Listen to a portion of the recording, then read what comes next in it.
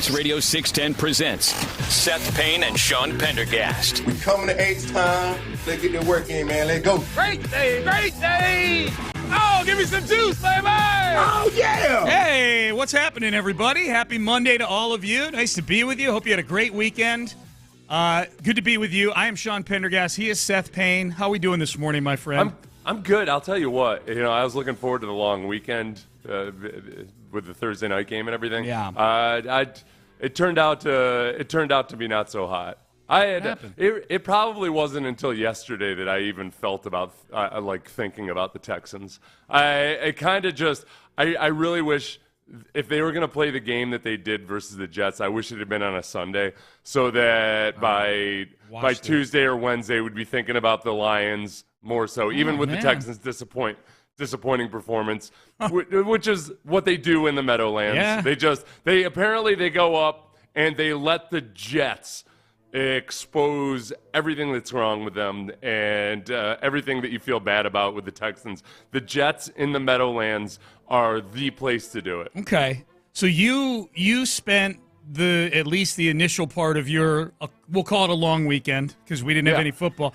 You were still scrubbing the taste out of your mouth from the Jets game still on Friday and Saturday this week. Yeah, I didn't even want to think about it. On Friday, I watched the game over again, and then I said I gotta take a break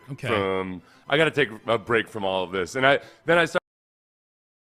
started in on some stuff defensively. Started making some excuses for him. Okay, so I'm back on the road to recovery. So you were still staying somewhat immersed in the Texans world over the weekend a little bit. Yeah, because I was at the Golden Nugget, my friend, and I got to tell you, I didn't think about them one time while I was there. It was a beautiful, glorious thing. The only time I really thought about them were times when I opened up my phone and I looked down, and what did I see?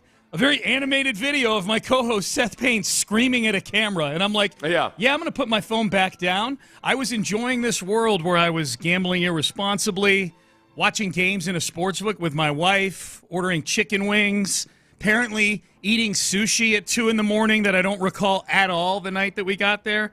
I woke up Saturday morning, and Amy's like, that was a good trip we made down to Lily's, back down to the lobby to go eat sushi. And I'm like, we did what?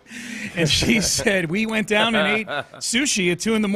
And I said, okay, well, what are those 2 cupcakes doing on the table? Literally, apparently I bought 2 cupcakes at the chocolate store on the way back up to the room. That's what they say goes best with sushi. Well, 2 in the morning, sushi, yeah. Apparently, the intent was to chase all the sushi we just ate with 2 cupcakes when I got back to the room. They never got eaten. Worse things you could wake up finding out you did. The next day. It's better that than you got arrested or married or something. I had a great time, man, just unplugging. And I realized once again how great it was to just sit and watch football wall to wall on a Saturday and a Sunday. It's not that I love my Texans game day stuff. I love what I do. But every now and then, once every 9 weeks or so, it is good to be able to sit. It's good to be able to sit down and watch all the other NFL games. However, it is very depressing seeing how easy it seems to be for even the bad teams to protect their quarterbacks for more than 2.5 seconds. That part's a little depressing. It was also it was kind of impressive how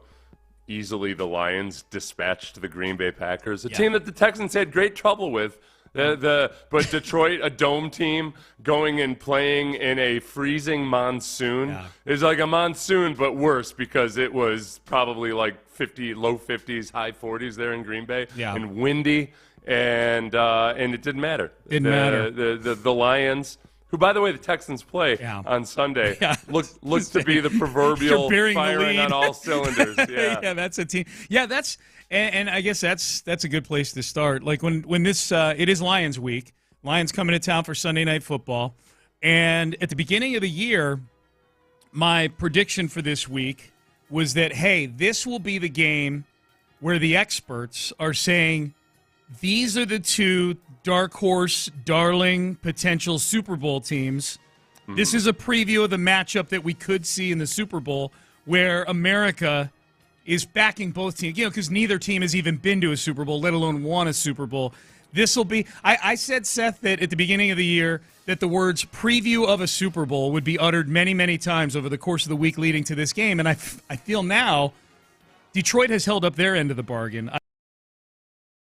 I don't know on Thursday that are going to have the talking heads on the various shows saying that we could see this again in New Orleans in February. Right. Yeah, this is... Let's say fix some things awfully quick. Definitely a moment of reckoning here as the Texans have 3 nationally televised primetime games in a row. Yeah. And their first effort at it didn't go so hot. But it was Thursday night football, which, it's not the same cachet as getting your butts beat on Sunday night football or Monday night football. The Jets, man. Who's the Jets? Yes, right, yeah. But, Sean, I think I trust it for the most part. I know you got to a happier place by Saturday or Sunday, but I'm not here for the excuses. Some of the excuses I was making for the Texans is I tried just for my own sanity. Not because I've got an agenda or anything like that. I just wanted to feel and believe, like, okay, the Texans allowed 3 straight touchdown drives in the second half.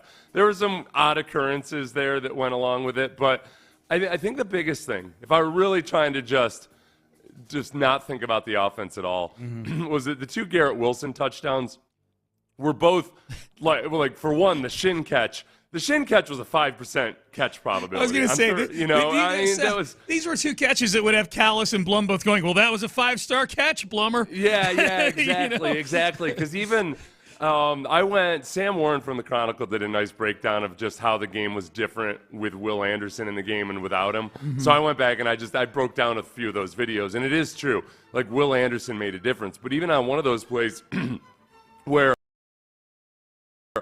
Will Anderson was in the game is that he commands an extra blocker. Yeah. So the Jets would keep a tight end into the block, which makes it a lot harder to find open guy. You've only got 3 guys out on routes. So even if the blitz didn't come home, it was still much harder for Aaron Rodgers. Right. When Will Anderson's not in there, they could send that tight end out on routes, and it got a lot easier for Aaron Rodgers to just pick and choose.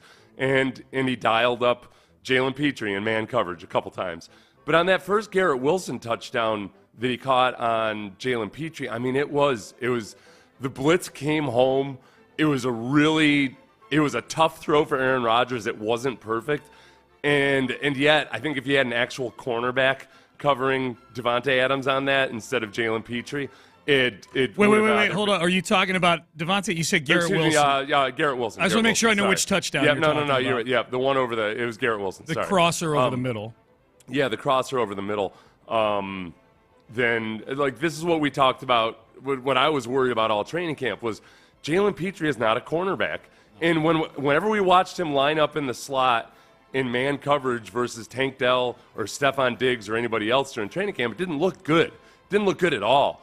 And if you're put in a position where, he's gonna be charged with that, you can't rely on it. It's not Jalen Petrie's fault. It's a team construction issue. Yeah. And honestly, if they went all through training camp and thought, yeah, we're cool with this, I'd be shocked. I'd honestly be shocked because we were there. We saw him. Jalen Petrie couldn't. You think he's going to do it against Garrett Wilson or Devontae Adams? Nope. No.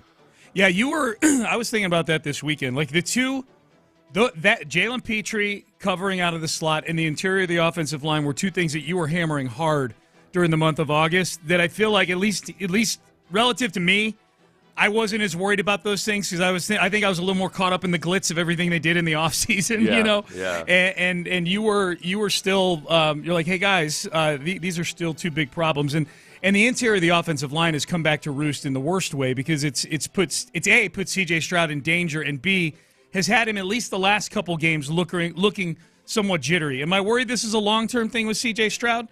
Not yet, but I don't like the way it's looked. I think if you watch that game and you didn't know anything about C.J. Stroud at all, you'd say, well, it looks like a young quarterback who's not quite sure of himself. Yeah. There's times where, man, I don't know why he didn't throw that. Yeah. I don't know why he didn't. And part of it, I sent you the one boot where C.J. ended up running, and he had both John Mechie and Xavier Hutchinson coming across the field.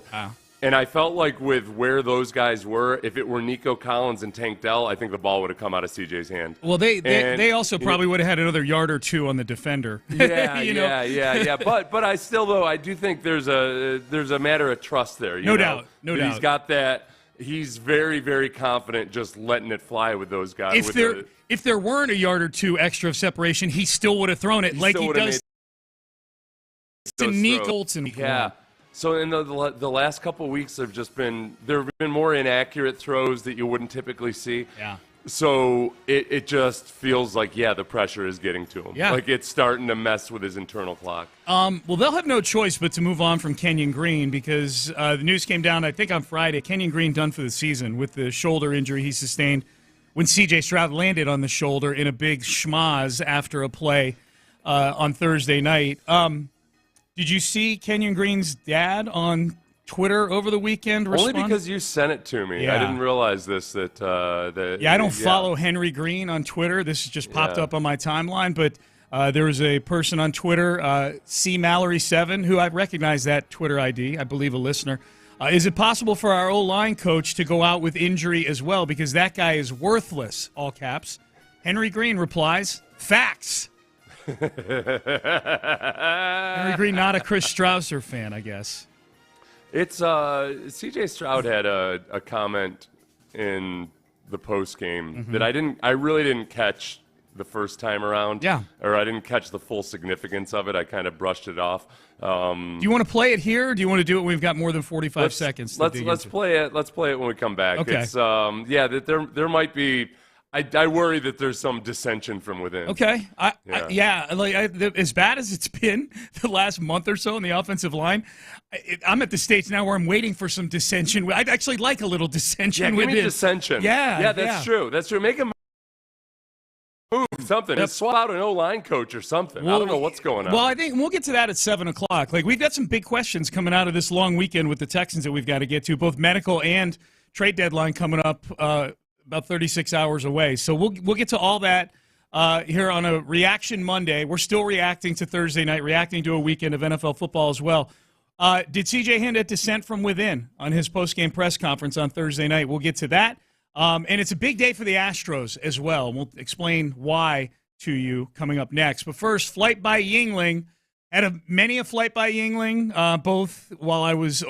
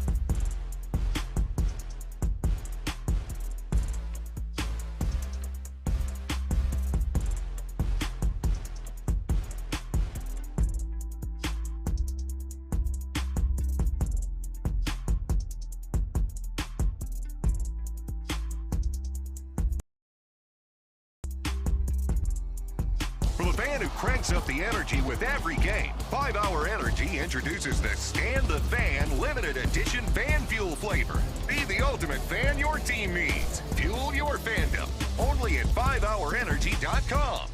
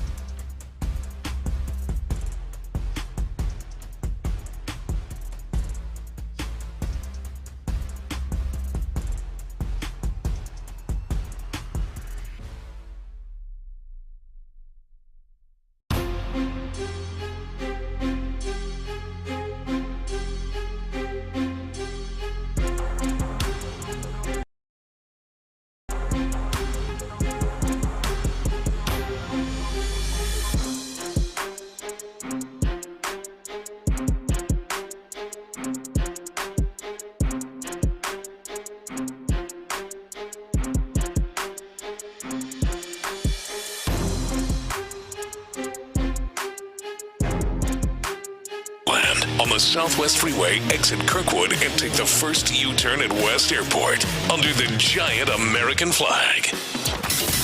It's a Shopper's John Deere Reaction Monday on Sports Radio 610. Here's Payne and Pendergast. Hurts in the gun. He backpedals. He's looking, still looking. He fires it out in the flat to Barkley, who beats one man, spins past another, leaps over a third, and comes down at the 30. What was that? I've never seen that move, and I've been watching football all my life. That was that audio courtesy of the Eagles radio network. I thought the same thing. I'm like, man, I've watched decades and decades. I've been watching football for well over 40 years now, and I figured I've seen everything when it comes to a move a guy can make or something that can happen on a play. I've never seen that before. If you saw it yesterday, you know exactly what it is we're talking about. That was, by the way, that was Saquon Barkley leapfrogging backwards over a Jaguar defender. That's your 5 Hour Energy play of the game. 5 Hour Energy, the official energy shot of Sports Radio 610 and football superfans. There was no Texans game on Sunday. That play deserved its own spotlight right there. I tweeted out that it wasn't, the NFL isn't rigged, but we are definitely living in a simulation. Yeah. This is, we are in the Matrix, which is cool because now I got some traction amongst various simulation truthers. I've got a few flat earthers that think I'm on their side now. So I might lean hard into that niche. I think I'm gonna go into that world. Put out some glitzy YouTube videos. There are clicks available in that world, I'm told. People do click on those things. That's how I want to live my life, Sean. Yeah, for sure. No way to prove that we're not in this simulation, but it was pretty damn impressive. It was impressive. It was pretty damn impressive. Yeah. Barkley's had a great year, man. He's had a great year for Philadelphia. They beat Jacksonville yesterday. Ooh. Yeah. They shout out to the Vikings. Did the Texans a solid last night against the Colts. Kept that gap at 2 games for the Texans. That was nice. We still don't, and the Vikings are in that world where, hey, they lost 2 games in a row, and all right, well, we just won a squeaker versus the Colts, I guess. Are we back? Well, are we back? If Darnold could have just protected the football, like the Colts sucked last night. The only touchdown they scored was on a Darnold sack fumble return for a touchdown by Grover Stewart, or by Kenny Moore. Grover Stewart had the sack. Yeah, the Colts. Yeah, Flacco. We'll get to that in headlines. Flacco might be a pumpkin. I'm just saying. Of course he is. Yeah. Of course he is. No, which is great because that means that there's huge dissent probably within the Colts organization, but the fan base is melting down. Yeah, I can't believe you benched Anthony Richardson just because he's an awful quarterback. Yeah. Yep. Oh, this was interesting. Did C.J. Stroud hint at dissent from within in his post-game press conference? Now, I did not. The dog whistle did not go off for me, but I'd seen you found this audio. I saw other people reacting to it similar to the way you did as well. Yeah, Jason Bristol actually from KHOU was the first one where I'd like, oh yeah, I listened to all these clips real briefly on 3 hours of sleep Friday morning, and I just didn't catch the significance of it, and this CJ he just kind of casually mentioned something that I don't want to read too much into, but I don't want to skate by it. Okay. Well, so listen to CJ at the beginning and about the first 10 seconds of this clip. Okay. Yeah, I always say that. We've had a couple wake-up calls this year. I would say, we just got to honestly just play football better, execute better, stop pointing the finger, and realize, at the end of the day, like, this is not winning football, and we can't keep squeezing our way by every game. We are a really good football team. We have a lot of really good football players. Once we buy into the systems and what is being, coached, and also we got to be able to have leadership to take over. I believe, this isn't the end, but this is definitely a great wake-up call for us to, tighten up the ship. And, this is now playoff football is November and December. So we got to be able to, this is going to be the chunk of our schedule. A lot of great teams we're playing on prime time, and, we got to be able to find ways to win. Okay, the pointing finger thing. The one thing that I heard in addition to that in there too is that CJ is just as sick of the winning on the last possession every week thing, right, as everybody else is, as everybody else is, and that group, which I consider myself part of, gets criticized often for like, hey man, they're winning at least, and it's like no. When you have the habits that allow Jacksonville and Chicago and these other teams to hang around in these games, it manifests itself in a loss to the Jets eventually on Thursday Night Football. No, it's like you're in high school football and you're in a horrible, you're playing out in your crappy league, and then all of a sudden you go to the playoffs and it's just a whole different deal. Get the doors blown off you. The two quotes in there, we got to execute better, stop pointing the finger. Stop. Okay. And then also, once we buy into the system. So I like, okay, so we got to stop pointing the finger. He didn't say we can't start pointing fingers. No. He said we got to stop pointing the finger, and once we buy into the system. So who's not buying into the system? Who's pointing fingers? Well, I'll tell you one, Kenyon Green's dad. He's definitely pointing the fingers and not buying into the system. The offensive line coach. I'll tell you, this is the thing, and this is where I'm torn. I'm the first to say, hell yeah, go ahead and get yourself an offensive guard somewhere in free agency. Yeah. But the problem is there are so many teams in the NFL that get by and they get the most out of those guys. And I think there's times where Kenyon Green or Kendrick Green or Shaq Mason or Juice Scruggs, there's times where I swear at times they'd be better off just standing in place because they're out of position. They're not getting to their blocks. They're doing all of these things, and it gets compounded when you have good defensive linemen like Quinnen Williams or to the Javon Kinlaw there from the other night. They wreck an entire play by getting penetration or beating their block. And that, at some point, as bad as this offensive line has been in pass protection and handling movement and any kind of chicanery from the defensive line, that comes back to coaching. And a combination of Chris Strausser and Bobby Slowick, they're just flat out not getting it done right now. Yeah. But when you say buy into the system, like as CJ said, does that mean CJ believes in the scheme and it's the offensive line's fault, or does that mean? I think from what you're saying, it sounds like maybe the system needs to change a little. Well, no, because he's saying we got to buy into this. This guy's got to buy into the system. Right. So I feel like he believes it. So it's a matter of who else on the offense isn't buying into the system or believing it. Right. Is it the tight ends? Is it the wide receivers? Is it just the offensive line? I have no idea. But I wish they would. Whatever the system is, I wish they would buy into it. We're 1.5 years into this system. Yeah.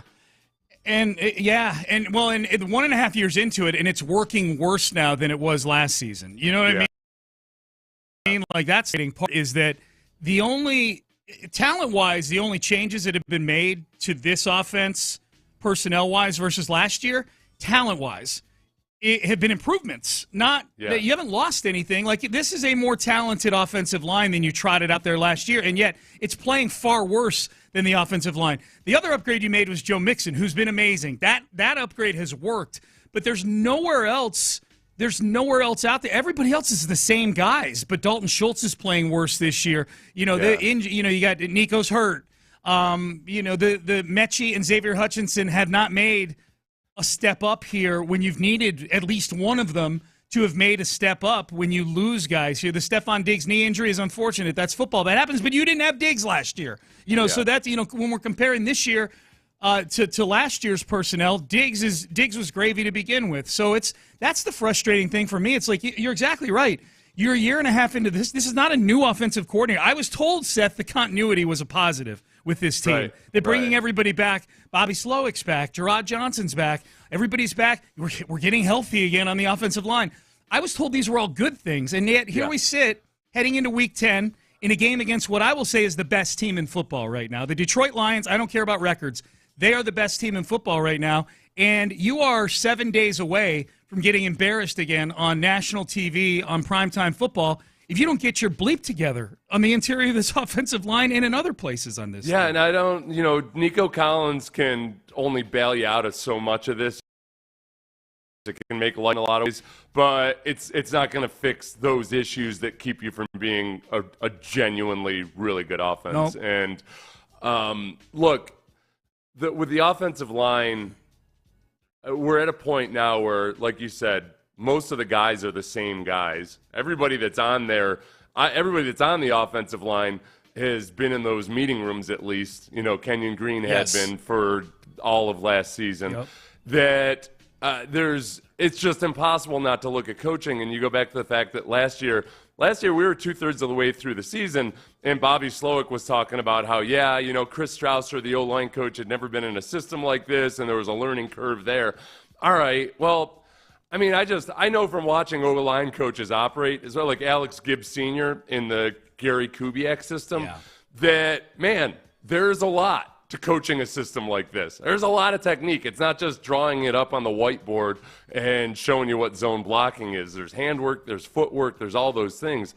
And right now, the offensive line looks like it's regressed in a lot of ways. Yep. So I don't know what's to be done about it in season or what the solution is, but it just, going back to like teams that have had subpar guards over the years, like the Colts forever. They had journeyman offensive linemen who would end up making the Pro Bowl year after year because Howard Mudd, the offensive line coach, coached the system so well.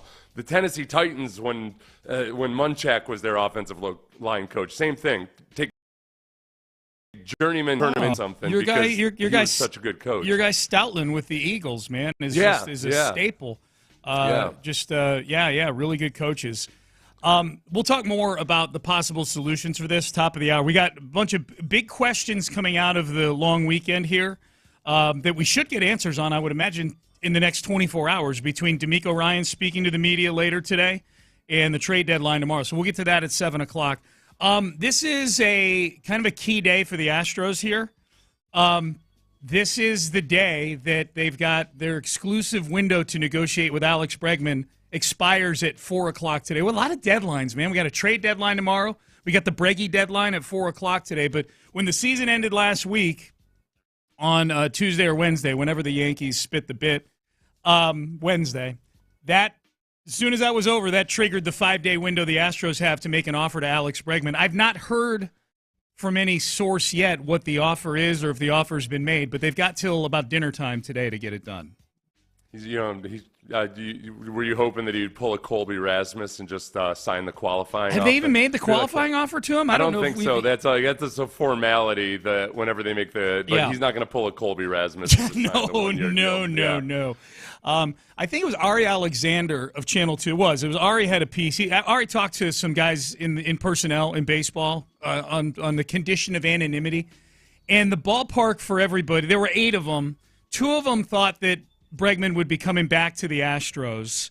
The other 6 all had 5 to 7 years for anywhere from like 130 to 180 million. You know what I mean? They were all like forecasting what Bregman was going to make on the open market.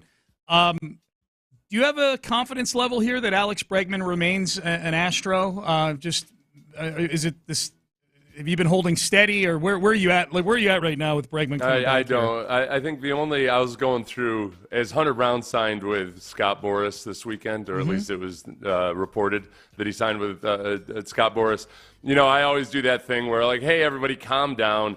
Like, not everybody goes to free agency with Scott Boras. Yeah. Because like Altuve has signed 2 extensions with Scott Boras, and yet when I look at Scott Boras's notable exceptions that aren't Altuve, all of them are 6 years or more. And, you know, like are the Astros going to break their long-standing rule against signing 6+ year extensions? I just have to say probably not. Until they actually do it, I'm guessing probably not. I wonder that we always talk about the Astros side on this. I wonder what Bregman's side is, just in terms of how he views the organization right now. How he views the window. They are in a bad situation right now with their, I'll call it, kind of salary cap, for lack of a better way to put, competitive balance tax, the luxury tax. They're in bad shape. They are spending tens of millions of dollars this coming season on guys who will play no baseball for them this year. Jose Abreu's on the payroll for another year. Rafael Montero's on the payroll for another year. That's $30 million right there. At this point, they're $17 million. Christian Javier's probably not going to pitch for this team this year. I'm going to assume he's not going to, because all these guys that get Tommy John seem to get pushed off. They get, hey, they'll be back in July or August. Oh, wait, no, they won't. So that's $12 million for Javier. That's $60 million right there that you're paying guys to do nothing for you this year. And you're already up against it. I guess the only counter to that is, all right, when it comes to handicapping which team you're going to go to, I don't think, outside of the Dodgers and the Yankees, is there a franchise where you think, oh, yep, no matter what happens, they're going to be competitive over the next several years? Probably not, but there's ones that are better set up to be competitive than the Astros and have a willingness to go beyond the luxury tax than the Astros do. Yeah, I don't know. That's a fair point. Yeah, like in handicapping it, like in the older you get, the more you realize it. Okay, like I can't try to pick the spot that I think is going to win a championship, because that's why Vegas makes so much money. Because it's really, really hard to do unless you're just flat out going to a team that is willing to spend oodles more than everybody. And even then, obviously, it doesn't always work out. All right, let's get to headlines. Up next, we've got a couple. I just used the word oodles. Ugh. It's okay, man. It's a 2-hour show. Hey, Sean, how do we connect with Gen Z? I don't know. They're a bunch of nincompoops, Seth. I'm gonna have Brandy get a beehive hairdo, and I'm gonna use words like oodles, nincompoop. Yeah. All right, let's get to headlines. Big day in the NFL yesterday. We will thank the Vikings again for doing the Texans a solid. Some big news for a soon-to-be Texans opponent as well that we'll get to in headlines. And there was one accolade for the Astros yesterday that we'll get to in headlines as well. Stay there. Hey, look, I don't know if you guys know or not. It's election season. It gets kind of stressful.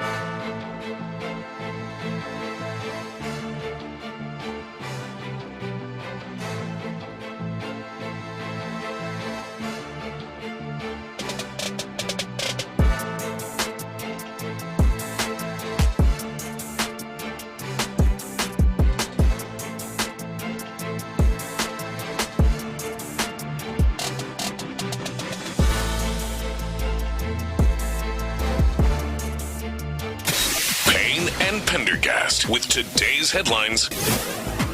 All right, let's start with the Texans. We'll make this part quick, then we'll get to the NFL Sunday. Kenyon Green out for the season. So safe from Seth, and I feel bad for Kenyon Green, the person. Anybody that gets injured and out for the season, he did work very hard to get back on the field this year, so that part does suck.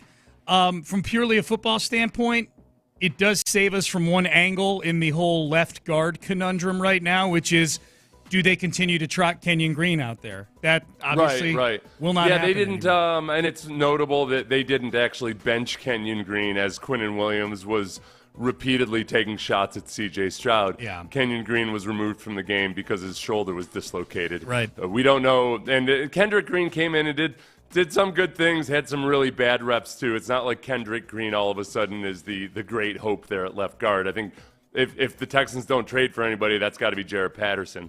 But I don't know. I don't know what they were thinking. I don't know what they expected to happen. If they were trying to get some kind of trade value out of Kenyon Green, I think playing him against Quinnen Williams was probably the dumbest possible thing they could have done. And now certainly he's not going to get traded for anything notable with a dislocated shoulder. Yep. So he's done for the season. D'Amico Ryans meets with the media today at 2 o'clock. So hopefully we'll get some answers to some things. We'll talk about the big. I've got at least 4 questions still that are kind of open-ended here that we should get some clarity on, I think, in the next day or so. We'll do that at the top of the hour. It was a fun day of NFL football yesterday, culminated by Sunday Night Football last night, where the Vikings were kind enough to do the Texans Indianapolis Colts in Joe Flacco's, I'm not going to say his first game as a starter. He has started a couple games this year, but this is the first Joe Flacco start where really the keys have been handed over to him, where he's going to be the guy moving forward. The other 2 starts were Anthony Richardson's hurt again, so he's just going to be a placeholder. This looked a lot like the Joe Flacco that we saw in the playoff game last year against the Texans last night. That was not good. 220 yards. 220 yards of total offense for the Colts last night. He's got a shelf life in any given season, and it looks like the shelf life was just shorter this year. Yeah. Than it was last year. And look, that Browns roster, as we've known, has been a really good roster for a long time, and he just doesn't have the same weaponry there with him with the Indianapolis Colts. I feel like Sam Darnold could have been Joe Flacco in that game too. There's flaws with the Vikings. I think there were a lot of things that were promising early on. But I didn't watch that game, and I didn't watch the second half. The first half was just a comedy of errors. It was uglier. It was almost as ugly as the Texans versus Jets first half. Yeah, it was bad. Where it just looked like 2 teams that just couldn't do anything right. Well, it was wild. Someone pointed out on the text page that the Texans led 7-0 at the half and lost 21-13. Yeah. The Colts led 7-0 at the half and lost 21-13. It was very strange. It's strange. Solidarity, AFC South. Yeah. AFC South. I'm with you on Darnold.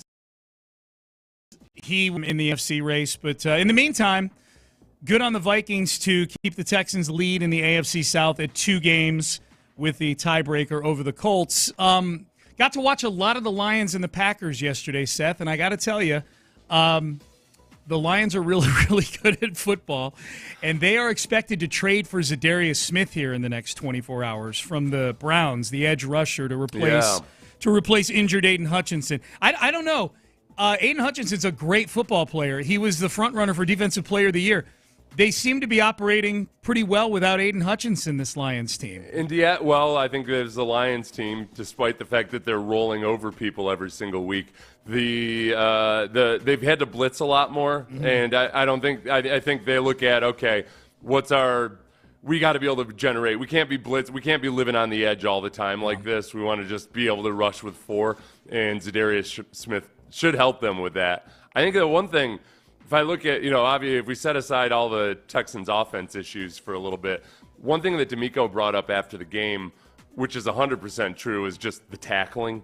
I mean, the Texans' tackling started off the season really good. They were really sound and secure, and it feels like it's just slowly degraded to the point where you're giving teams way too much extra easy yardage. Yeah. You watch the Lions play, and David Montgomery, who it seems like on average it takes like 8 people to bring him down. Yeah, get your tackling right before you play these guys on Sunday Night Football. It's a good team, man. It is a really good team. The Lions as a 5-point favorite over the Texans, which sounds more accurate than the 2.5 that the look-ahead line was about a week ago. So 5-point favorite over the Texans here at NRG Stadium.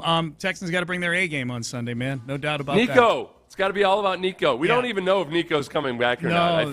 I feel like some people are getting a little too excited without actually hearing the news that Nico is definitely coming back. He's eligible to return, but that doesn't mean that he's gonna return. Yeah, we'll hit that. We'll hit that in the 7 o'clock segment for sure. The other bit of news with a future Texans opponent. Once they're done with the Lions on Sunday Night Football, it's on to the Cowboys and Monday Night Football. Dak Prescott pulled a hamstring, and the Cowboys lost to Atlanta yesterday. And no word yet on the severity of it. I think he's getting an MRI on it today. His rhetoric after the game was, hey, no, I'm going to do my best to be out there. It's a hamstring, though. We know firsthand. Nico Collins, hamstring, out for 4 weeks. So as of right now, the Lions are what is on the Texans' plate right now. So the Texans themselves aren't even thinking about the Cowboys, but I am.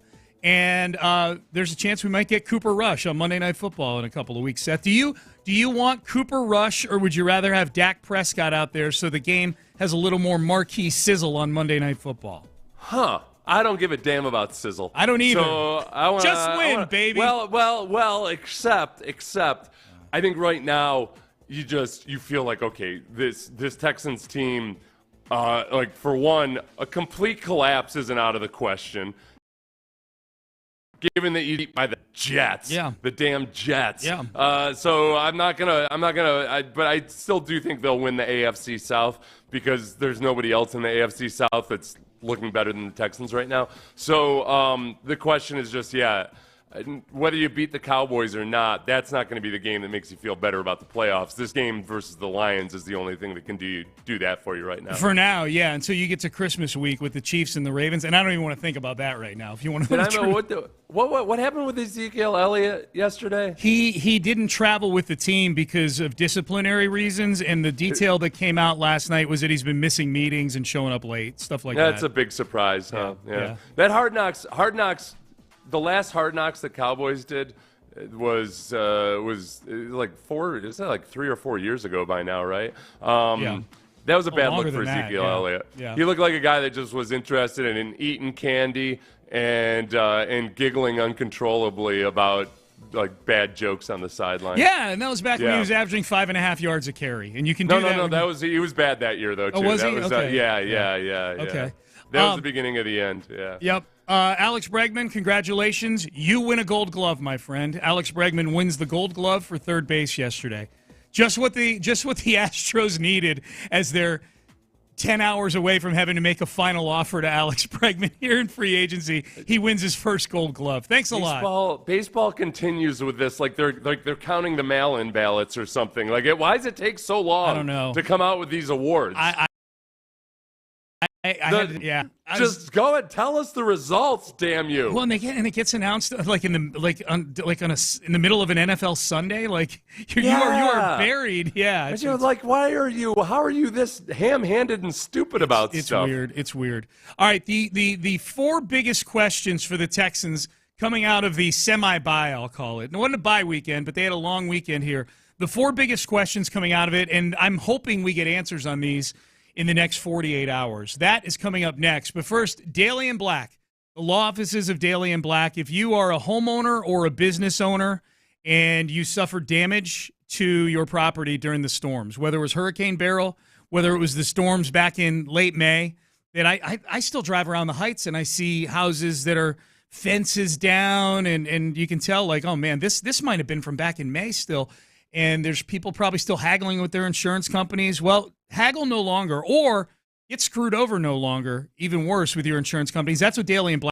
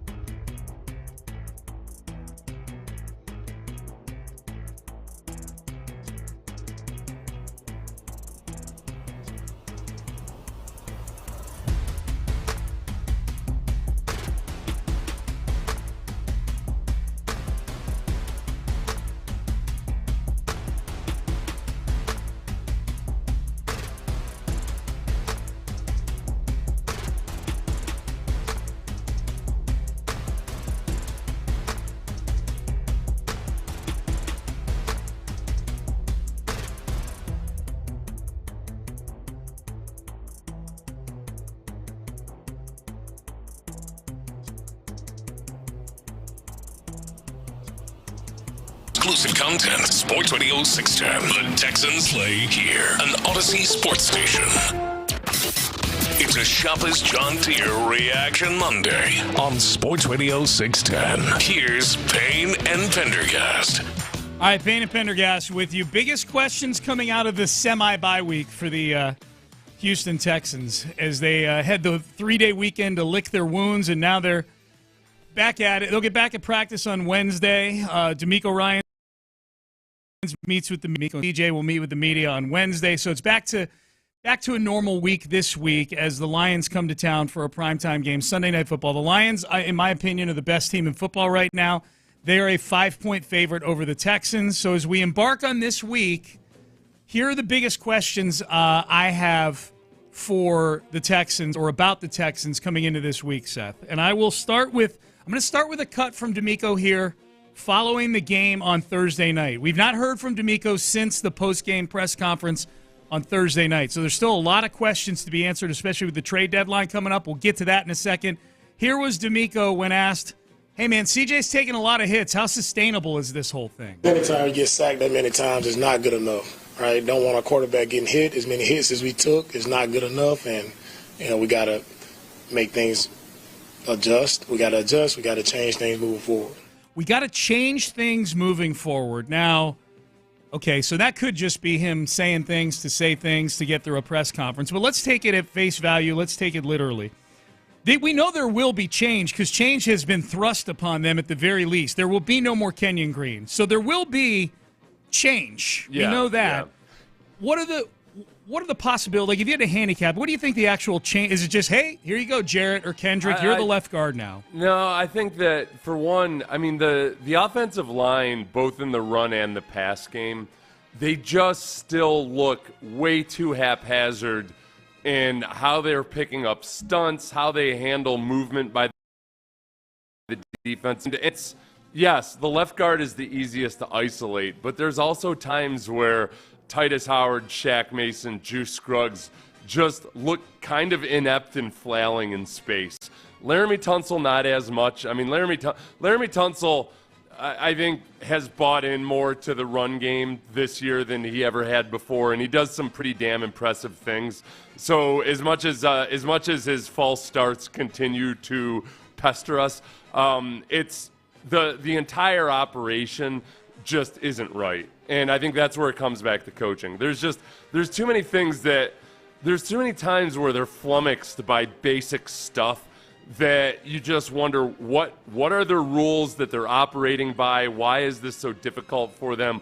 And is it also just the fact of the matter is that Shaq Mason and Titus Howard might not be as athletic as you thought they were, or Shaq Mason has gotten old? Yeah, I think when D'Amico said that after the press conference last week, we were at a stage, especially with the offensive line, where a lot of Texan fans were just trying to grasp for anything that was going to tell us something's going to be different moving forward. And after a loss like that on Thursday, people are naturally very angry. I was very angry, for sure. People want their pound of flesh. I think that there were a lot of people hoping the change would be something in the coaching staff. That, hey, okay, this is a fireable offense level performance by this offensive line. They are getting C.J. Stroud killed. They are making him jittery.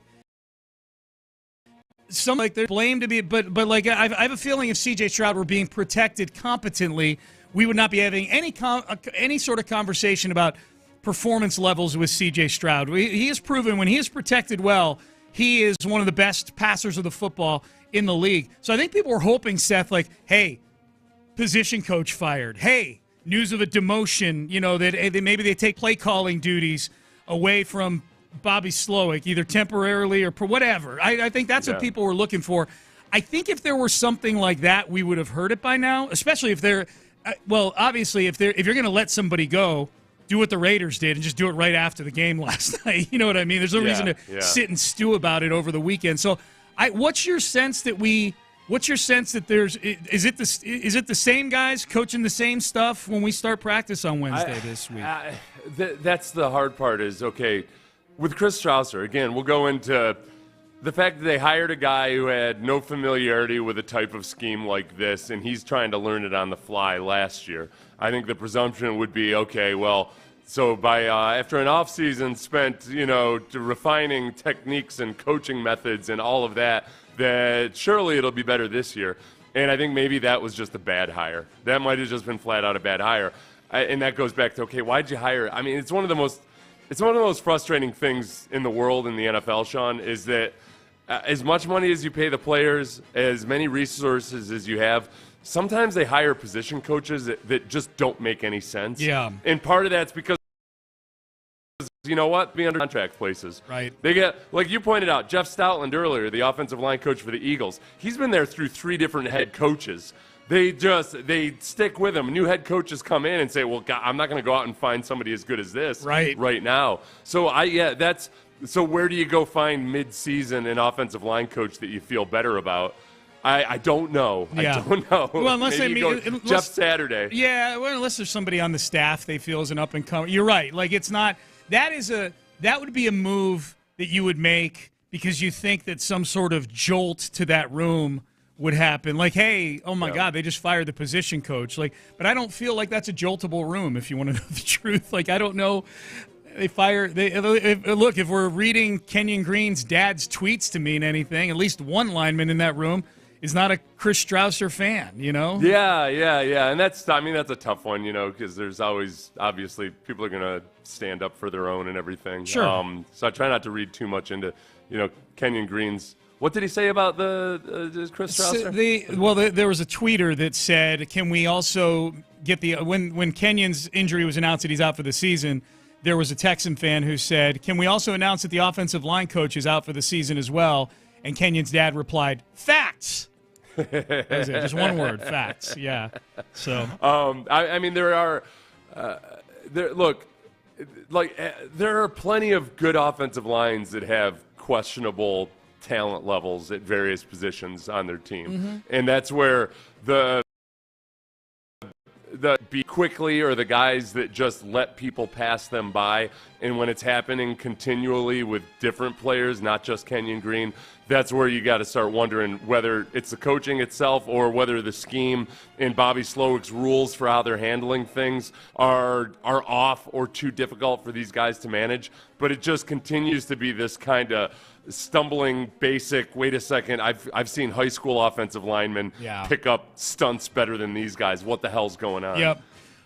Just for some context, the pressure rate that the Texans offensive line allowed through the first 6 weeks, 32%. The last 3 weeks, 48%. A 50% increase in pressure on C.J. Stroud. So that's false narrative, lazy narrative. Yeah. Lazy narrative. Well, and I do wonder too, like between Nick Caserio and D'Amico Ryans, like how they're feeling this weekend, like having taken up for that group the last, like they've taken some bullets for that group the last couple weeks, and it's not gotten any better, Like, right. I'd be pissed. Listen, we trust you guys to get this done. We believe in you. Yeah. And this is how you repay me. That's right. It's like, hey, once you're a cuckold you'll remain. It's just I trust her. It's all in the past. Like, yeah. There she goes again. She's got a new OnlyFans. Question number 2. The O-line went out and got themselves an OnlyFans channel. That is an OnlyFans I will not subscribe to. Question number 2. What does the trade deadline hold in store for the Texans tomorrow at 3 o'clock? Tomorrow at 3 o'clock is the trade deadline. Seth, I put up a poll, as I said I would last Friday, on what position they would like to see prioritized for tomorrow's trade deadline. No moves have been made yet by the Texans. You, of course, polled the fans informally a couple of weeks ago before we had Nick Caserio on the show, and the overwhelming selection then seemed to be a defensive back. You demanded that Nick trade for a defensive back. That has shifted greatly over the last 2 to 3 weeks.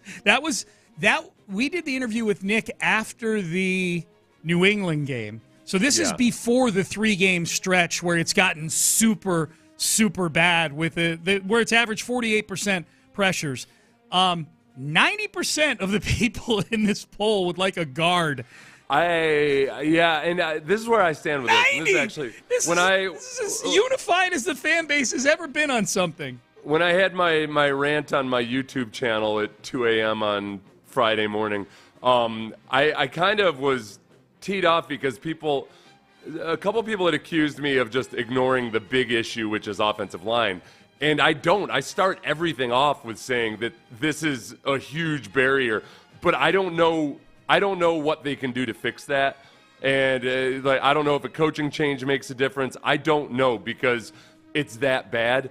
So I do know that trading for a cornerback that can come in and cover guys like Davante Adams in man coverage instead of Jalen Petrie would be a big boost to that defense. Like, at this point, this is what I'm looking at. For the Texans to be genuinely better, I don't know exactly in season. And I don't think that just bringing in a swap out for Kenyon Green solves a lot of the other issues they've had, both with the interior and Titus Howard in the run game and everything else. But I do know that if they had cornerbacks that could cover in man better than the safeties they have doing it now, and I think if just Nico Collins comes back, those would make the team better with or without a scheme change or anything else like that. That would actually make the team better. I don't know that bringing in a new guard at this point really makes that big of a difference, even if he's a veteran who knows what he's doing. Yeah. Because I feel like he could be corrupted by all the filth around him. To me, it's all about prices and like offensive line and guard. I'm with you on the chances of that, being some sort of elixir that solves everything.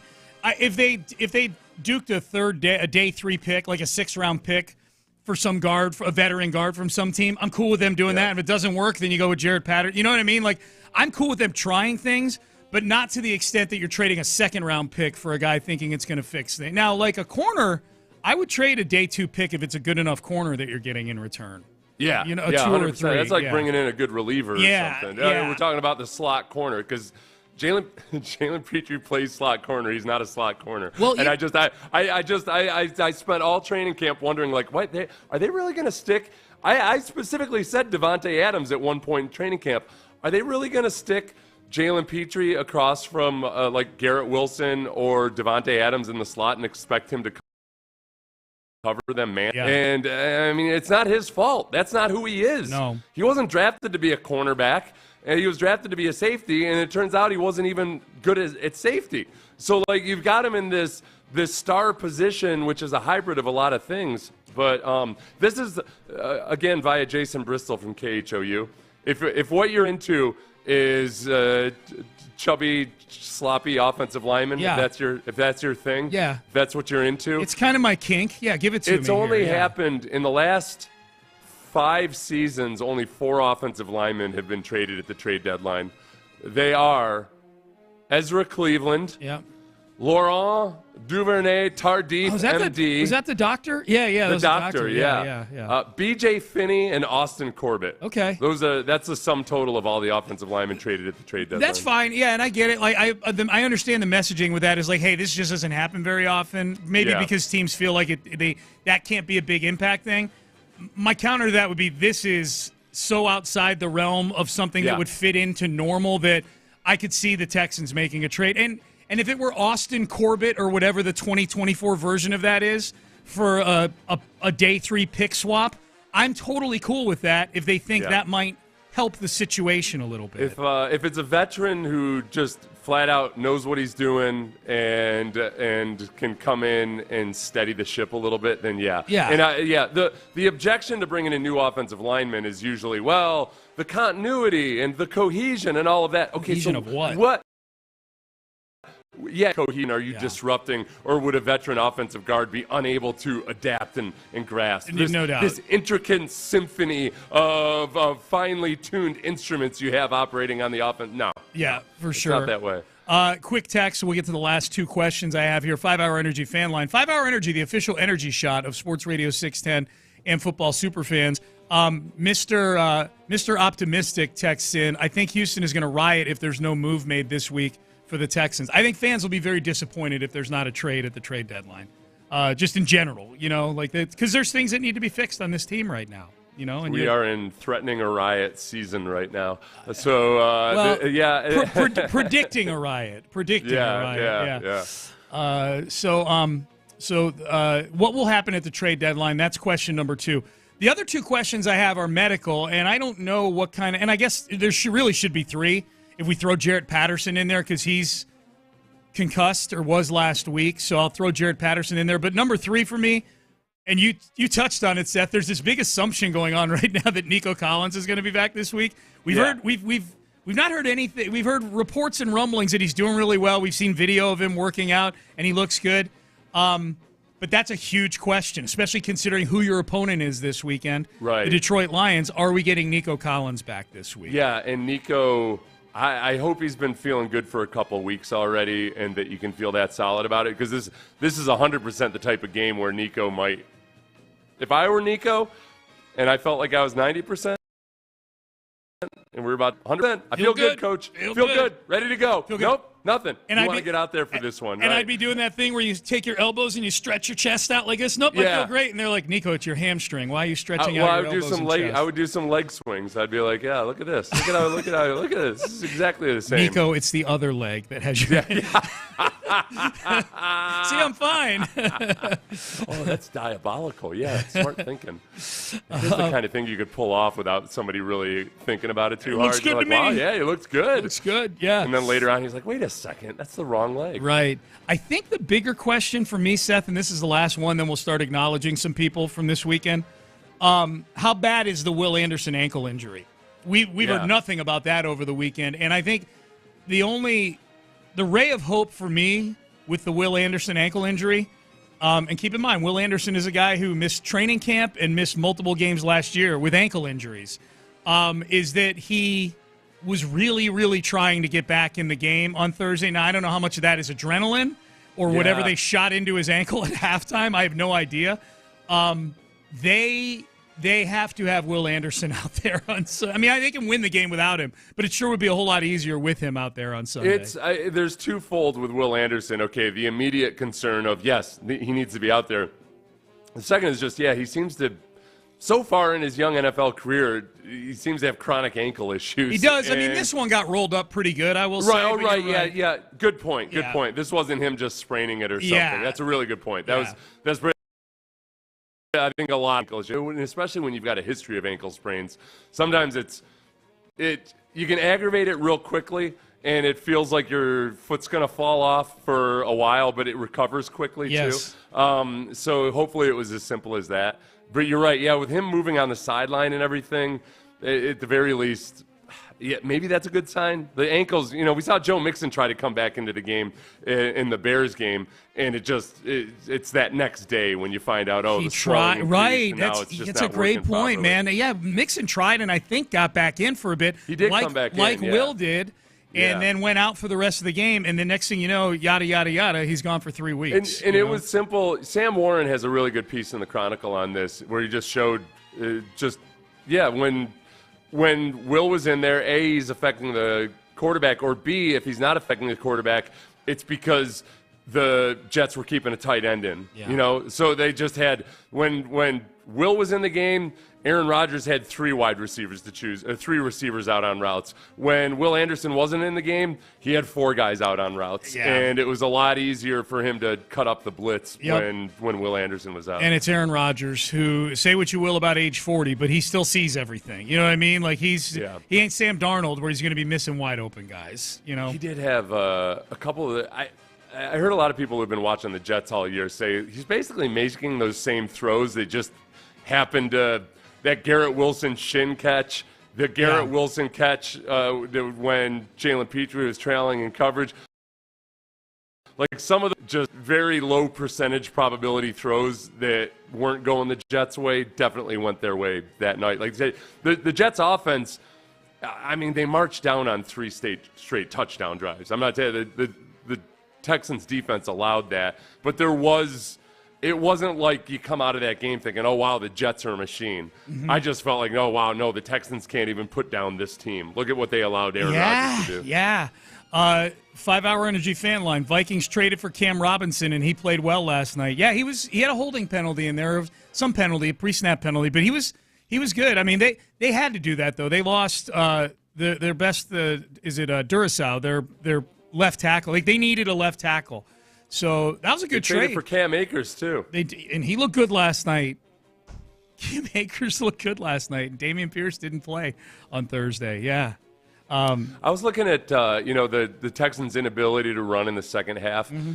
And And I'm like, okay, wait a second. I got to remember because they went. So I went back this morning and watched some of the runs again, and they actually ran the ball pretty well in the third quarter. It was in the fourth quarter when they got down into the red zone, and that's where it's kind of important to run the ball. That's where they fell apart. They can't run the ball in the red zone. No. When everything gets compressed, they got destroyed. So that part of it, I don't know if that's good or bad. Hey, in the middle of the field, they were still just fine. It was when they got down to where you have to run. This is why they're running Wildcat and everything. Yeah, yep. They ran that Wildcat really poorly.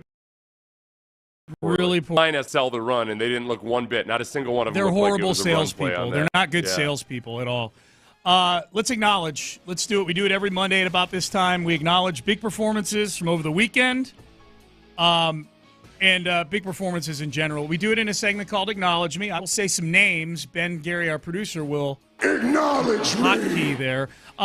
Veteran running backs that were cast-offs from their team this offseason. Acknowledge me. I'm going to acknowledge Derrick Henry. Give me another one, Ben, for Derrick Henry. Thank you. 23 carries, $106 yesterday on the ground, 2 touchdowns. In a blowout of the Denver Broncos. Both these teams are 5-3 coming into this game, and you really got to feel for like, okay, one's 5-3 where they've kind of lost focus for a couple of weeks. The other one is 5-3 because they've got an amazing defense and a rookie quarterback that can make a play here and there in Bo Nix, but they are a little fugazi. The Ravens destroyed the Broncos yesterday, and Derrick Henry was a big reason. He has scored a touchdown in every game this year so far, Derrick Henry. He's been an awesome pickup. and Lamar Jackson became the first quarterback in NFL history to have 4 games with a perfect passer rating. Man. So I think that the one-time potential running back project of Lamar Jackson, I think he's safe. I don't think he's going to be I don't think they're going to move him to running back anytime soon, Sean. No, I don't think so either. He seems to have found a home at quarterback. Maybe the front. I don't even want to think about the Ravens right now. No, I don't either this weekend. Oh, my God. Yeah. Saquon Barkley. Acknowledge me. 27 carries, 159 yards, 1 touchdown, and this crazy backward jump over a defender. Hurts in the gun. He backpedals. He's looking, still looking. He fires it out in the flat to Barkley, who beats one man, spins past another, leaps over a third, and comes down at the 30. What was that? I've never seen that move, and I've been watching football all my life. Okay. Audio courtesy the Eagles radio network, as you can tell. If you haven't seen it yet, go find it. Saquon Barkley with, I've never seen that before, a backwards leapfrog splits over a player. It looked like a football version of an and one tape. Yeah. It was like That's a wow. good way to put it. Yeah, you can get away with that in street ball, but not in the NBA. Yeah. That's okay, Saquon, go ahead and try that in the NFL. Oh, okay, you just did it. Yeah. Okay. That was pretty cool. It was awesome. Yeah. Cool. It was awesome, and he was really good in that game too. Saquon Barkley's been awesome this year. Derrick Henry and Saquon Barkley have got to be the front runners for Offensive Player of the Year. You know, while we're on these running back, the cast-off running backs, we'll call them, Joe Mixon. Acknowledge me. He's the only Texan I'm acknowledging today. That's it. He's the only one. Just Joe Mixon. Joe Mixon is a dog who brings it every week. If we could take whatever's inside Joe Mixon's heart and put it in the offensive line, Joe Mixon will be rushing for 200 yards every week, not a mere 105 or whatever he's averaging. And yet, I almost feel like just as CJ started to show some of the effects of porous blocking and protection, to where I think even on plays with the protection, it's a little rushed and hurried. You think Mixon's getting I think Mixon's almost starting to second guess some things. There's times where I'm like, gosh, it looks like you never want the running back to fall into that position where they feel like they got to hit a home run every play. And there's a few times, Mixon's got a little bit of that in his game because he's so good with his jump cuts and cutting it back across against the grain and everything. There's times with imperfect blocking where I feel like, oh boy, if he would have just hit it there.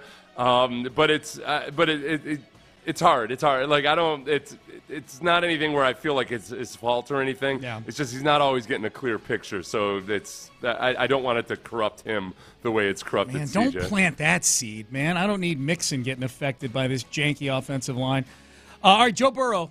Acknowledge Joe Burrow. He had 5 touchdown passes yesterday. And as I was watching the games yesterday, and I'm watching the Bengals continually score in their game, I I thought to myself, why did you dye your hair blonde before the season? That was one of the dumbest decisions. As his hair becomes more and more its normal color, he looks more and more like the Joe Burrow everybody anticipated. It's almost like whatever was put in his hair was what was keeping the Bengals down for the first month and a half of the season. I don't like that he dresses like Billie Eilish.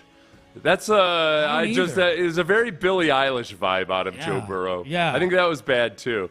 It's not like he's just dressing kind of like hip hop or anything. Right. He's dressing like a funky white dude from the 90s. Yeah. I just there's something going on with Joe Burrow. Got to be president.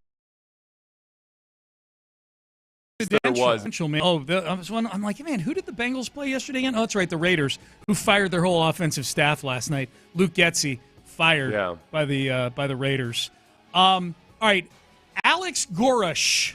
Acknowledge me. He is the head coach. This might wind up in the Pettycast tomorrow, too. He's the head coach of South Florida. And if you haven't seen the video yet, especially you Cougs out there, because I know the Cougs all hate Tom Herman like he's the plague right now. The handshake, the coach handshake after the game, after USF, South Florida's win over Tom Herman's FAU squad, Florida Atlantic, 44-21 was a blowout. The coaches normally shake hands and exchange pleasantries at midfield. Goresh was not sticking around for any pleasantries. He barely touched Herman on the hand and kept walking. This is the winning coach did this to Herman. What did Herman do? Well, take a listen here. Here's the play-by-play after that. They run for more than 300 yards. The defense ties a school record with 7 sacks. And Tom Herman and Alex Golesh getting into it as they're coming off the field. That is the definition of a rivalry right there. Yeah, that's a rivalry, folks. Yeah, that was Andre Ware and Anish Shroff. Golesh, not Goresh. Golesh. Herman is chasing him down and waving like, get back here. Hey, you get back here. You're going to shake my hand. Get back here. I should mention that FAU won the game last year between these two teams 56-14. So I saw the post-game press conference, or at least bits and pieces of it, with Golesh, and it's some hurt feelings from some things that happened at the end of the game last year. You know, I think Herman might have kept his foot on the gas pedal a little bit at the end of the game. Went for 2. Did he? In a blowout. Yeah. Yeah. So Golesh promised coming into the season that. So Herman wasn't happy with Golesh after USF went for 2 up big in a blowout. Last year, Herman had called an onside kick for FAU up big against the Bulls. Okay. So it's it goes back to. Dude, Herman is Golesh's face as he snubbed him. It was just like a quick stern look at him and then a walk away. Herman's the guy. Like Herman will reply to you on social media, guy. You know what I mean? Like Golesh did something that was passive aggressive and a little disrespectful to Tom Herman, and he's going to reply to your tweet 5 times as to why were you disrespectful to me. Golesh got exactly what he wanted right there. He got a reaction out of Herman. Was Herman surprised that Golesh would be, pissy about the last year? Herman he kicked an onside kick when they were up big, and did he expect no retribution whatsoever? Yes, I think Herman is. I think he gets uptight with anybody that doesn't treat him like he's the cat's ass. That's Tom Herman, man, in a nutshell. I am the Florida Atlantic head coach, and you will respect me as such. This state belongs to me. That's right. This state belongs to me. FAU and USF. Mm-hmm. Willie Fritz. I'm going to acknowledge actual Cougars head coach, not the guy who left for Texas. The Cougs beat Kansas State on Saturday, 24-19. It's a game that was delayed for an hour because of weather back here in Houston. I say back here. I wasn't here. I was in Louisiana. The highest ranked opponent the Cougs have beaten in a long, long time. It's the first win over any ranked team since 2019. And the Cougs have won 3 of their last 4. They're 4-5 on the season, so they've still got some work to do to get bowl eligible. But they've won 3 out of their last 4, and the 3 wins are over TCU, Utah, and Kansas State. Like, those are some really good college football brand names that the Cougs are beating these over the last month or so. So credit Willie Fritz, man. He's got the program going in the right direction. And especially, I mean, you score twice in the fourth quarter. Yes. It's a reinvigoration over there, Sean. Gutsy, yeah, gutsy. I like it. So props to Willie Fritz and the Cougs. Longer we're talking about college football, Lincoln Riley. Acknowledge me. I just have to acknowledge him. I saw somebody point this out. I'm like, this is too good not to acknowledge. Lincoln Riley, who left OU to go to USC. He had a great thing going at OU, but he left to go to USC because USC paid him a ton of money, gets to live in California, all that, this and that. He gets to USC, and within a year or two, they leave to go to the Big Ten. So now he's having to fly all over the country to play these cold weather games. OU, and there's a lot of conjecture that he didn't want to go to he thought that leaving the Big 12 for OU, like the OU leaving the Big 12 was the SEC is tougher than the Big 12. But you were the king of the Big 12 at OU. Yeah. As it turns out, those people may be right. OU is 1-4 in the SEC. I say what you will about Lincoln Riley. They'd be better than 1-4 in the SEC with Lincoln Riley as a head coach. Meanwhile, USC is 2-5 in the Big Ten. I am acknowledging Lincoln Riley because he managed to destroy these two blue blood programs single-handedly within 5 years, and he's making $100 million while doing it. Yeah. That's really impressive, you know? College football coaching, boy, I mean, it's a crapshoot in the NFL, obviously, but college football, it feels like it shouldn't be this big of a crapshoot. Right. And I know the landscape has changed, but you still do have natural recruiting advantages, whether it's with transfer portal guys or high school kids, that it doesn't seem like it should be this difficult to be a good coach at a school that's got a whole lot of natural advantages. And yet, here we are. Yeah. I feel like the USC job is one of those jobs where it's like, okay, if somebody wants it too much, then they might not be the right guy. Like this whole, I was the first to say, like, how much does, being in Southern California really appeal to an actual football coach? Right. Because the actual football coaches don't spend much time outdoors other than at practice. It really shouldn't be that much of a pull. And then you saw the house that Lincoln Riley got, and I'm like, I don't know, man. I think that might have been your biggest indicator was that, okay, this guy was a little too into Southern California. Yeah, and Southern California, like the USC fan base is not like the OU fan base is really a fan base. I feel like doesn't get SEC level angry, or they're way more blasé about it than most college fan they're like, bases. all right, on to the Dodgers, or on to the Rams or whatever. Yeah. Like as long as Lincoln Riley can sit through the pain of the press conferences after the game, it's like, I'm sitting on a pile of money.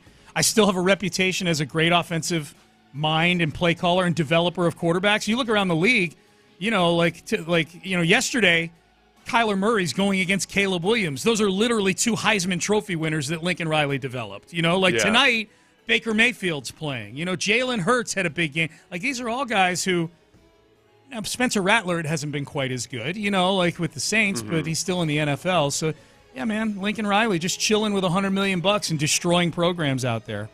Good job, Lincoln Riley. All right, that's Acknowledge Me.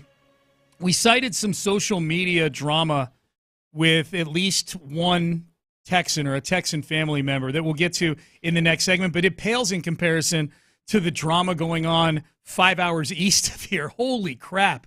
The drama going on with the Saints right now is some crazy stuff, and we'll tell you where the drama is with the Texans as well as we get ready to hand things off to Mark Vandermeer and John Harris at the top of the hour for a Texans Monday. Stay there. But first, Texas Star Grill Shop is what I want to tell you about right now, and that is the place to go.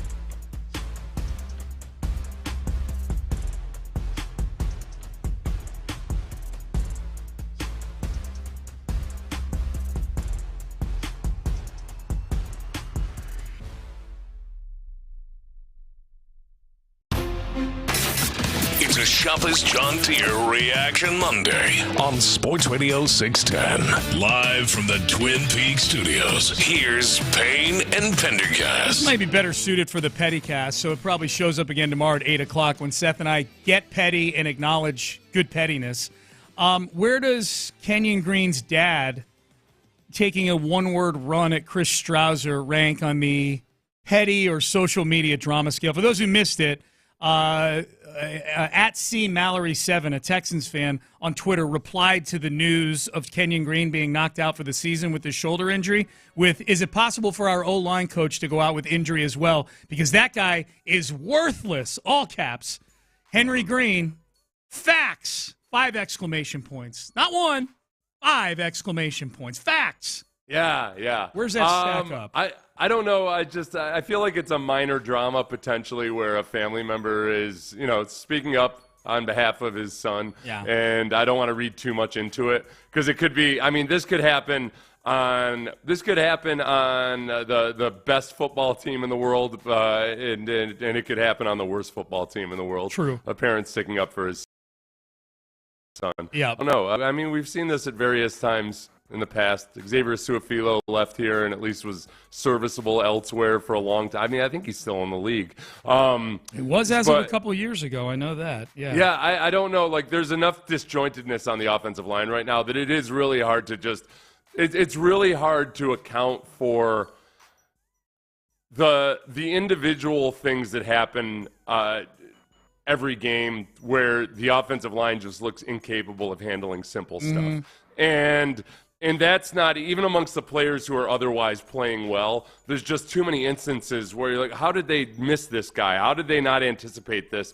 All of those things. And, yeah, I think a lot of that comes back to, for me, it's hard for me to pin it on anything other than the coaching, including Bobby Slowick. Sometimes with offensive linemen, you know how I always feel about this. They tend to be pretty intelligent guys. Yes. And usually if it looks like they don't know what they're doing, that's because the scheme is asking them to do things that are too difficult or it's not being coached up properly. Yeah. And not to excuse the players themselves, but there's just it's a disheveled mess a lot of the time. Yep. As far as social media drama goes, the Henry Green tweeting facts pales in comparison to what's going on in New Orleans right now. If you missed it yesterday, Chris Olave, Ben, we have the highlight. Chris Olave, wide receiver for the Saints, former teammate of C.J. Stroud's at Ohio State, almost died on the field yesterday, it looked like. He took a hit over the middle in the Saints. Caught a throw, does throw, up and incomplete. It's going to be a flag. Yeah, they went to the head of Chris Olave. 1, 2, 3, 4 flags, but Olave is down. He is hurt. He has not moved at all. A guy the last couple of games that have struggled with concussions, and Chris has not moved at all. Yeah, of all the people to take that hit, Olave, that's his 4th concussion. Michael Thomas, former Saints receiver, went on a tirade on Twitter at Derek Carr about this. Yeah. Derek Carr, for you, I've been told all bleep sad. Dude's scary and panic and just throws the ball. Get him the F out of there. He's ass. That year, his buddy went first-team All-Pro, talking about Devontae Adams in 2022. Carr needed 180 targets just for him to catch 100 passes. He's ass on my granny. On my granny. On my granny. He's granny ass is what he's saying. Dude tried to lie and say I was jealous of them making Olave wide receiver 1 the whole time. He can't even get him a decent ball. He needs his ass whooped. I think one of Olave's family members co-signed that They one. did. It was Olave's brother. He co-signed. I'll find it. He co-signed a tweet by somebody out there. So now there's family members in this drama as well. Weighing in on behalf of Michael Thomas, saying, yeah, he wasn't jealous of Olave. There's another dicey one because Michael Thomas has been kind of an erratic individual himself. Yeah. But I don't know, like Derek Carr's proclivity for throwing guys into danger it's not like it's a new thing or anything. No. He did become the first quarterback in history to lose to 31 different NFL franchises. Good for him. Yeah. Yesterday, which I'm sure he's lost to the Saints before. I don't know which one he hasn't lost to yet, but maybe he'll get there. Yeah, maybe he'll get there someday. I saw some stat like the all-time leading losing quarterbacks through certain seasons in the NFL, and it was like It was. I mean, I wish I had it. Like how many games they've lost by year 3, by year 4, correct. by year 5. Yeah. And year 3, David Carr. Year 4, David Carr. Year 5, David Carr. Year 6, David Carr. And then in year 7, Derek Carr. Year 8, Derek Carr. Like the Carr brothers had they had a stranglehold on this. Like the most losingest quarterbacks in NFL history through X amount of years was David Carr forever until Derek Carr took the title. Okay, so this makes sense. The only team Carr hasn't lost to is the Raiders. Okay. And they play the Raiders in Week 17. Oh, that's a clash of the Titans right there, huh? Saints and Raiders. If Carr is healthy and starting in that game, he'll have a chance to lose to all 32 NFL franchises. Which is actually, it's impressive. It's impressive in a way. You know, like to be around that long and to lose to that many different teams and still be the starting quarterback, it's impressive. That used to be the thing in baseball. Like if you lost 20 games in a season as a pitcher, your ERA was actually probably better, sometimes significantly better, than a guy who was 10 and 11 for some good team. You know what I mean? Like because they still kept trotting you out there for enough games to lose 20 games because you're actually a decent pitcher on a crappy team. Yeah. You know, so that's a fair you're right. That is a little bit impressive. He isn't happy with Derek Carr at all. I'm just pissed off. Michael Thomas is just out there right now, right? Yeah. He's out there. I had seen somebody tweet. I'm not reporting this as news. I've not seen any reports of this by anybody. But somebody tweeted out like, hey, Michael Thomas on his way to Houston for a tryout. Like, oh, okay, we'll see. I don't know if that's – he wasn't good the last couple of years. Like he was – I wonder if he's got a relation. I wonder if he's got an Ohio State connection with CJ at all. CJ, I feel like CJ has an Ohio State connection with anybody that went to Ohio State. That's true. I mean, I've definitely met each other at some event or something along the way. But, yeah, for sure. Let's see. A few texts on the 5-Hour Energy fan line. 5-Hour Energy, the official energy shot of Sports Radio 610 and football superfans. This is from Middle Screen. Middle Screen says the Texans needed Mixon to be the dynamic change-of-pace threat to an explosive passing game. Instead, the team is built around Joe Mixon. This is about as good as a team built around Joe Mixon can be. I think, honestly, if you're looking for hope with the return of Nico Collins, I would say look at A.J. Brown going to the Eagles, perhaps. And like when A.J. Brown left the Titans, in the modern NFL, even though running backs are making a resurgence this year, I think it's as often that it can be a wide receiver that's the straw that stirs the drink for everybody else. And that Nico Collins, even though it doesn't fix the issues you have with the offensive line, but it can spackle over some of the issues. The issues the Texans are having with dealing with the blitz over these last few weeks.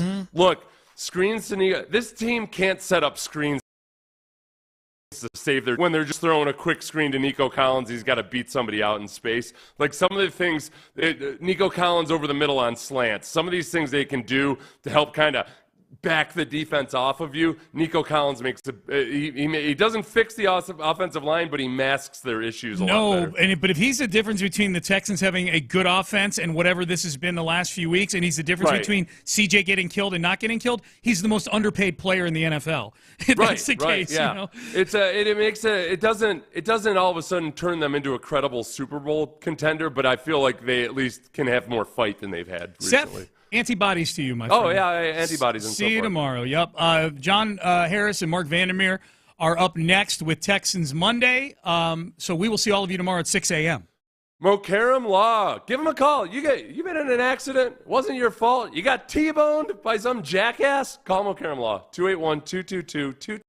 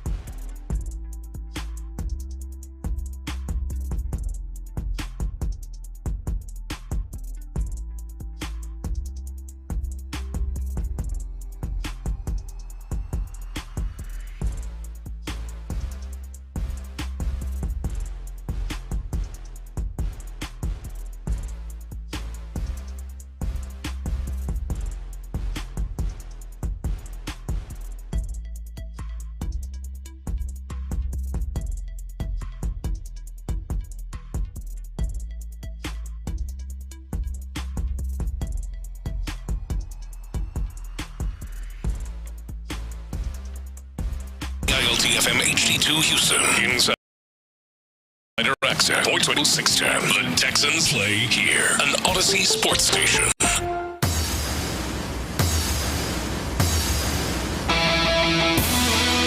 Now, time to dig in to what happened. It's Texans Monday, presented by Houston Methodist. No highlight. That's right.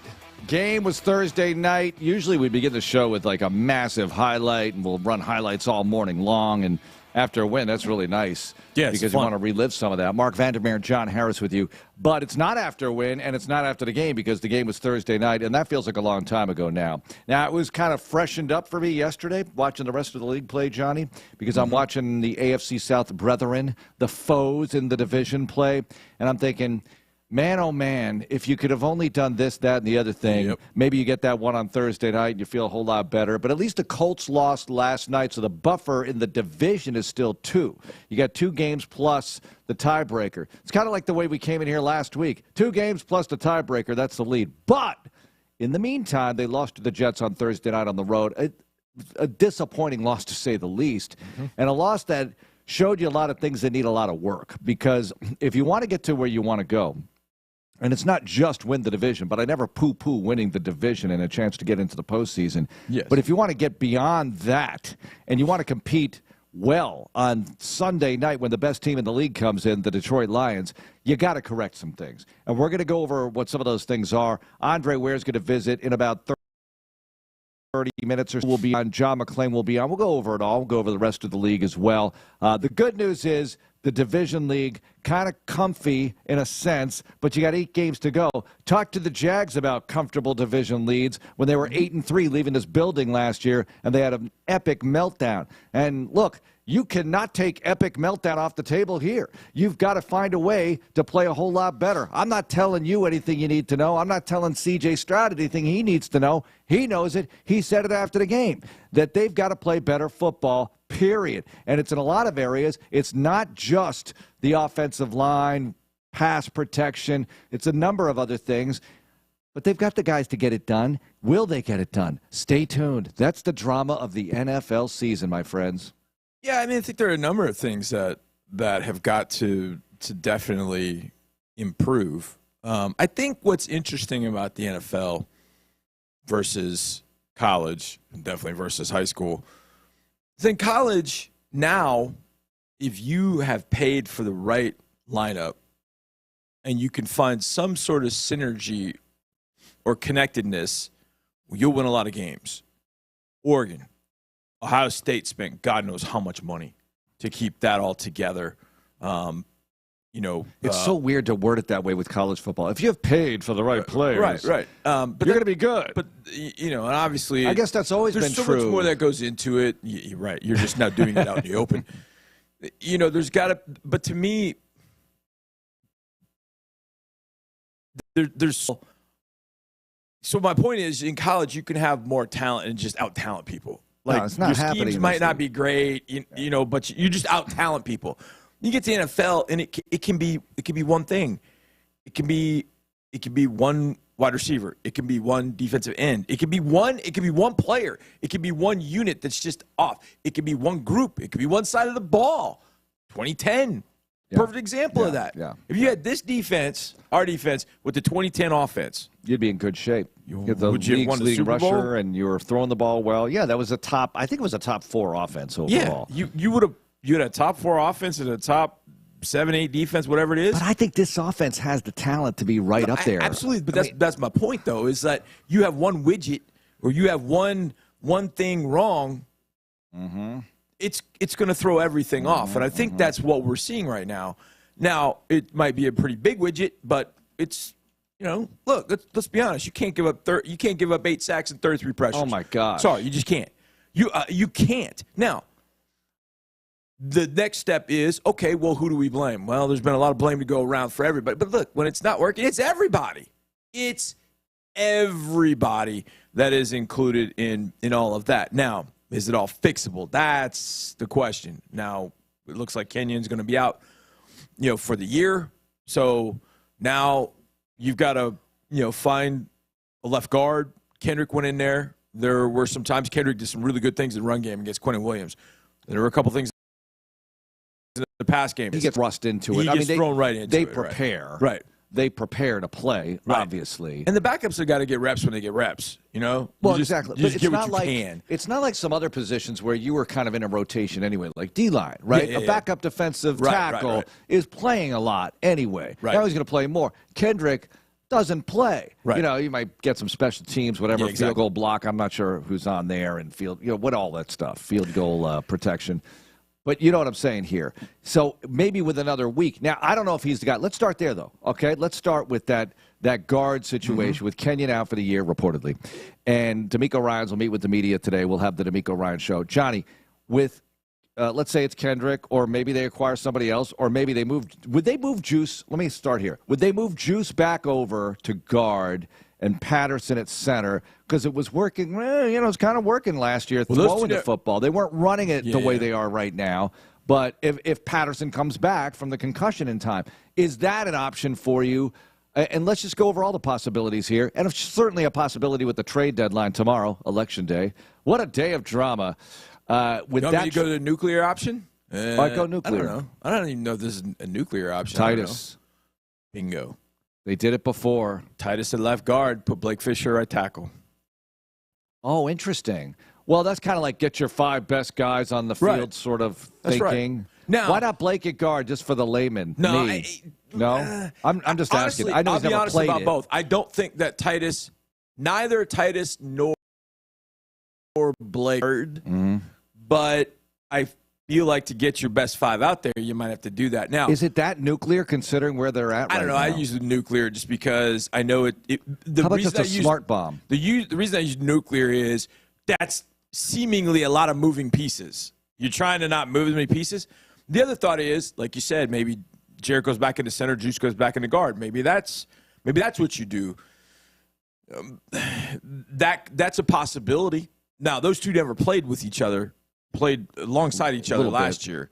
No, they didn't. Didn't they play this year? Oh, no, because he went in for Patterson went at guard. Yeah. So, I'm just saying flip-flop the two because you did it last year. I'm not saying that was the greatest thing to do last year, but they had a chance to actually put Juice back at center last year and move Patterson to guard, and they didn't do it, right? Well, no, Patterson was already hurt. Patterson was hurt in week 7. Juice didn't come back. Oh, that's right. Juice came back because Patterson. All right, never mind. So now, do I think that if I were to rank options, number 1, somebody not in his building. Number 2, the one we just talked about, Patterson at center, Juice over to guard. Number 3, Titus moving over to guard, Blake Fisher over to right tackle, and leaving everything else the way it is. Number 4, I don't know what number 4 would be. Somebody in the building. Somebody in the building. That we're not thinking of. Well, Broker. I've thought about Broker. Now, I thought in training camp that Nick Broker, now he played a tackle a lot. He did. He played a tackle a lot. But Laramie wasn't practicing. Yeah. And so they got Blake Fisher, a lot of reps. Did a decent job with it. And I think if you put Nick out on the field, I think Nick would sort of figure things out. That's just kind of the way that he plays. He's not gonna maul people, but he's not gonna get overwhelmed. If any of that makes sense. So of those 4 options of what you're thinking about on the offensive line, I'm not sure what I think is the best one, whether it's Nick or whether it's Kendrick Green. I don't like moving guys, but at this point, I'm ready for any kind of nuclear option. Hey, we're going to move Laramie Tunsil to left guard. Okay, great. Whatever. Whatever gets CJ from getting a hell beat out of him, I'm all for right now. Okay. You know what I mean? I'm all for it. Now, they're not going to do that, but I'll give you an example. You know what I mean? So they ran the ball well against the Titans last year, right? With the Case Keenum start? Yeah. That line was Laramie, Juice at left guard, Michael Dieter at center, Mason, and Charlie Heck at right tackle. So moving Titus to guard, even though, like you said, he's not really a guard, but that might be the best guard you have now in the building. How many sacks did we give up? Quarterback hits. You didn't throw the ball. Well, actually, you know what? You know threw it 36 times. I know who had the sacks. 3 sacks. Yeah, you know 2 of them? He plays for us now. Oh, really? Danico. Autry had 2 sacks. Yeah, Autry beat Juice. And Aziz had a ton of tackles in that game, right? Yeah. Aziz had a ton of tackles. Yeah. I'll tell you this, though. Keenum threw it 36 times, and you ran for 148. Now, look, this is not the litmus test. I'm just giving examples. look, we could go all over the place. We can go Charger game in 21. Oh, my gosh, look who's playing on the line in that game. What about Pittsburgh last year with Deculus at left tackle? Of a group that is supposed to be completely and totally connected, there's a disconnect somewhere, and I'm not sure what it is because it's I don't know.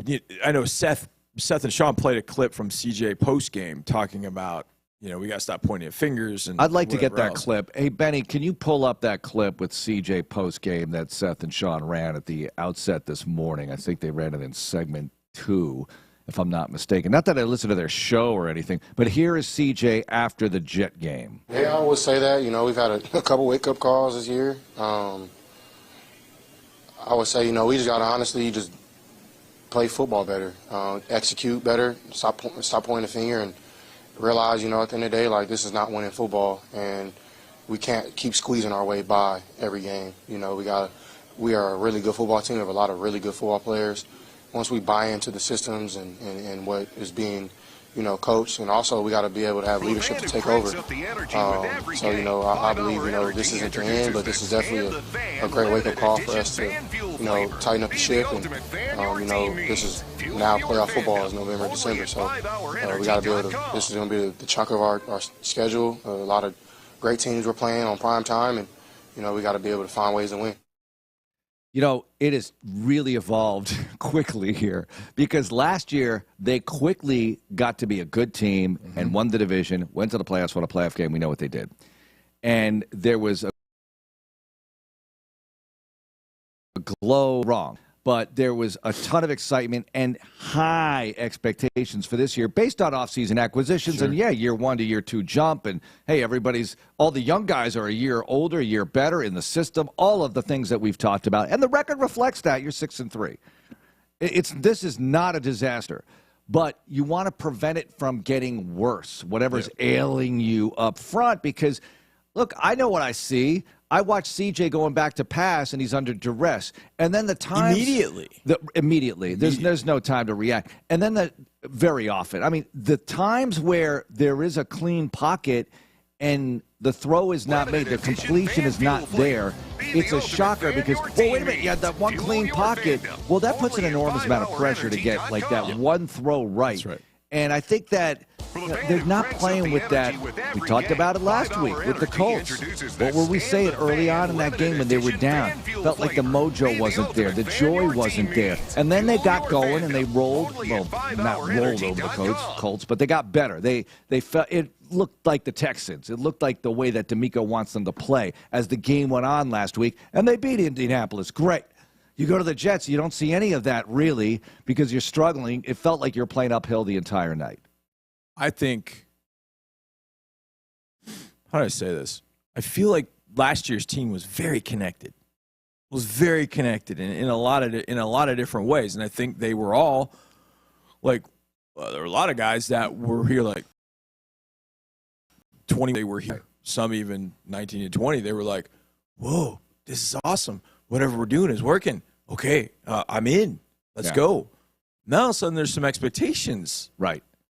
And that becomes, now the spotlight's more on because we played every game at noon last year. Nobody was paying any attention to what we were doing. Right. Nobody. It was after the fact. Nobody. Oh, wow, did you see that highlight? Now you're in prime time. This is only the second prime time game. If we would have won a game last year 16-9, it was like we won the game 16-9. Doesn't matter. We talked about the great things that happened in a 16-9 win. That's not happening because the expectation level has risen.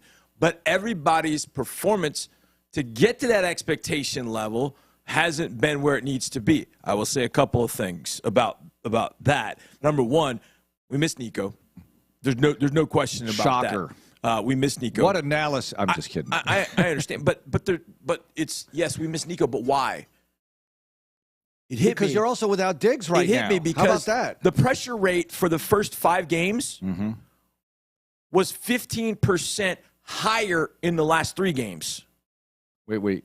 The pressure rate on CJ was higher in the last. Sorry, I think I said it wrong. The last 3 games was 15% higher than it was in the first 5 games. Now, all I know is for those last 3 games. Now, Steph didn't play in this last one, but Nico is the missing piece, and Nico is that guy that okay, I can deliver this ball too quickly, and he can do something. The little short, shallow glances that Nico can take and then turn it into a big gain, those are all out of the playbook right now because I don't know who you throw that to.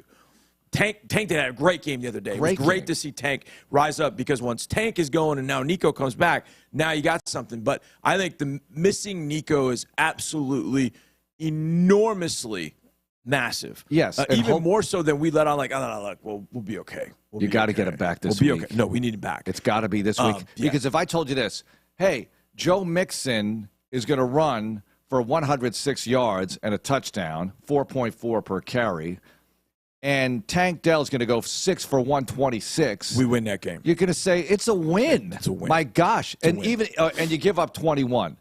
It's a win. It's a win. You're going to definitely feel that way. You at least went into overtime. Something happened late if you lost. So, yeah, they have some things going for themselves, but it's clunky without having two of those receivers who can really do that damage. Johnny, I love reliable Robert. I mean, I love everybody. Hutchinson, Mechie, it's great.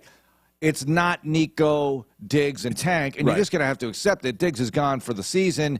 And to have Nico and Tank back in the game together, I think the tide is going to rise all boats. You are going to have much better production out of the rest of the guys. Yeah, no doubt. And I think, and like I said, it is obvious. Okay, we're missing Nico, but why? And like I just said, those are all plays that you really have taken out of the playbook in some sense. And you didn't want to do that, but you're forced to because you just don't have the number one wide receiver off everybody's team, and what happens to him? I mean, it changes everything. Here's the other thing. We've been focused on the offense. Yeah. We've been focused a lot on the offense. I feel like the defense has given it a yeoman's effort. They have played their guts out.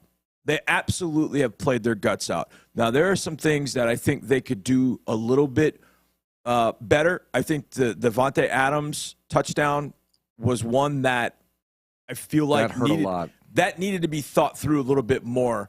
I think Kalen needed to know, okay, which matchup can I help? He's in cover one. He's the free safety, and I know Rodgers is going to look him off. Whatever. He looked right at Devontae Adams the whole time. So you got to start playing some of your cheats and your hunches in some sense because that's a ball Kalen probably should have gotten over. He's got the range to do it. He probably should have cheated that way and taken a guess that that's where he was going. Well, I'll give you another bit of possible good news. So one more thing. All right. Because this might lead to where you're going. This defense needs Azeez Al-Shire back. Yeah. Point blank, end of story. And Jimmy Ward. But Azeez, because Azeez is the CPU for that entire group. When the line doesn't know what it's doing, it turns to zero. When the secondary doesn't know what it's doing, it turns to zero. They look to Azeez, and Azeez is like, hey, you're here.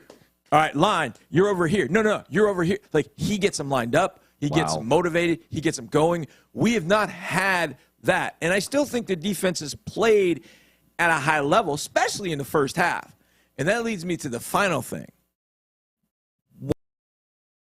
Why in the not fading, but why in the second half are we not finishing teams? Oh, yeah, they're not scoring. They're not playing the kind of ball they need to in the second half. Scoring, moving the football. I mean, they pulled out some late-game heroics. There's no question. Right. You can't take away the 6-3 record.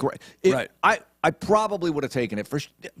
I for sure would have taken 6-3 after 9. If you asked me this in August, May, June, July, whenever, I would have said, yes, give me 6-3 versus whatever is behind door number 2. There's no doubt. And look, as you lose 3 games, you're going to lose them in a variety of ways. You don't know how that's going to look, if you forward project that kind of record. Exactly. Because here you are with 8 left, and if you go 4-4, you match last year's record, you probably win the division. All right? As bad as 4-4 can sound right now from where we sit, you don't want to go 4-4. But, hey, 2 years ago... Look, 2 years ago, I would have killed somebody for 4-4. Yeah, look at this. Not really. Figuratively speaking, ladies and gentlemen. Yes, law enforcement people listening. Wins. Yeah, no doubt. I mean, you know where we take it. How many times did we in the offseason go, man, with this schedule, would you take 10-7? Hell yes, I'd take 10-7. I said that. I said I would take 10-7. Now, I want more. All right, because greed, as Gordon Gekko would say, is good, and I want more. But I would have taken it because I knew it was going to be a really tough schedule. Now, the way the Jets are playing, going up there, did I presume they would beat the Jets? No, I never do that kind of thing. I knew the Jets could be tough. They still have Aaron Rodgers. He did some things. You know what this is, though? Like when you look at the fans, and the year was the honeymoon. Now we're in the marriage. We're in the marriage, and the marriage. We are married. The marriage is great. We're getting. That's right. We're getting home cooked meals. It's supportive. We love each other. Yet we're starting to notice some of the things, and you know, we've had our first fight, maybe more than one, and we're in the marriage now.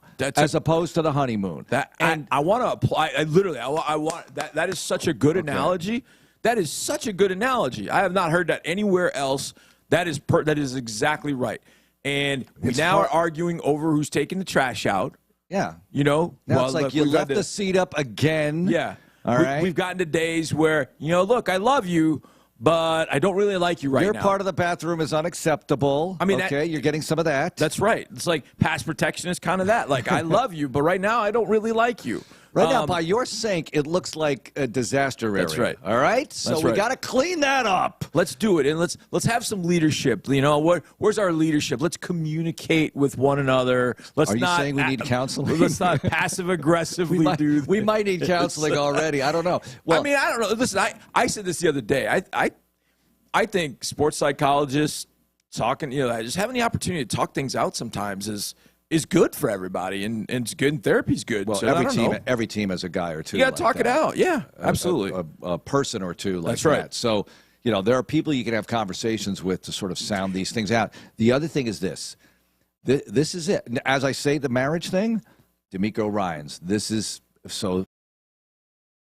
And this is a real major challenge. He knows it, and let's see how he can navigate through this.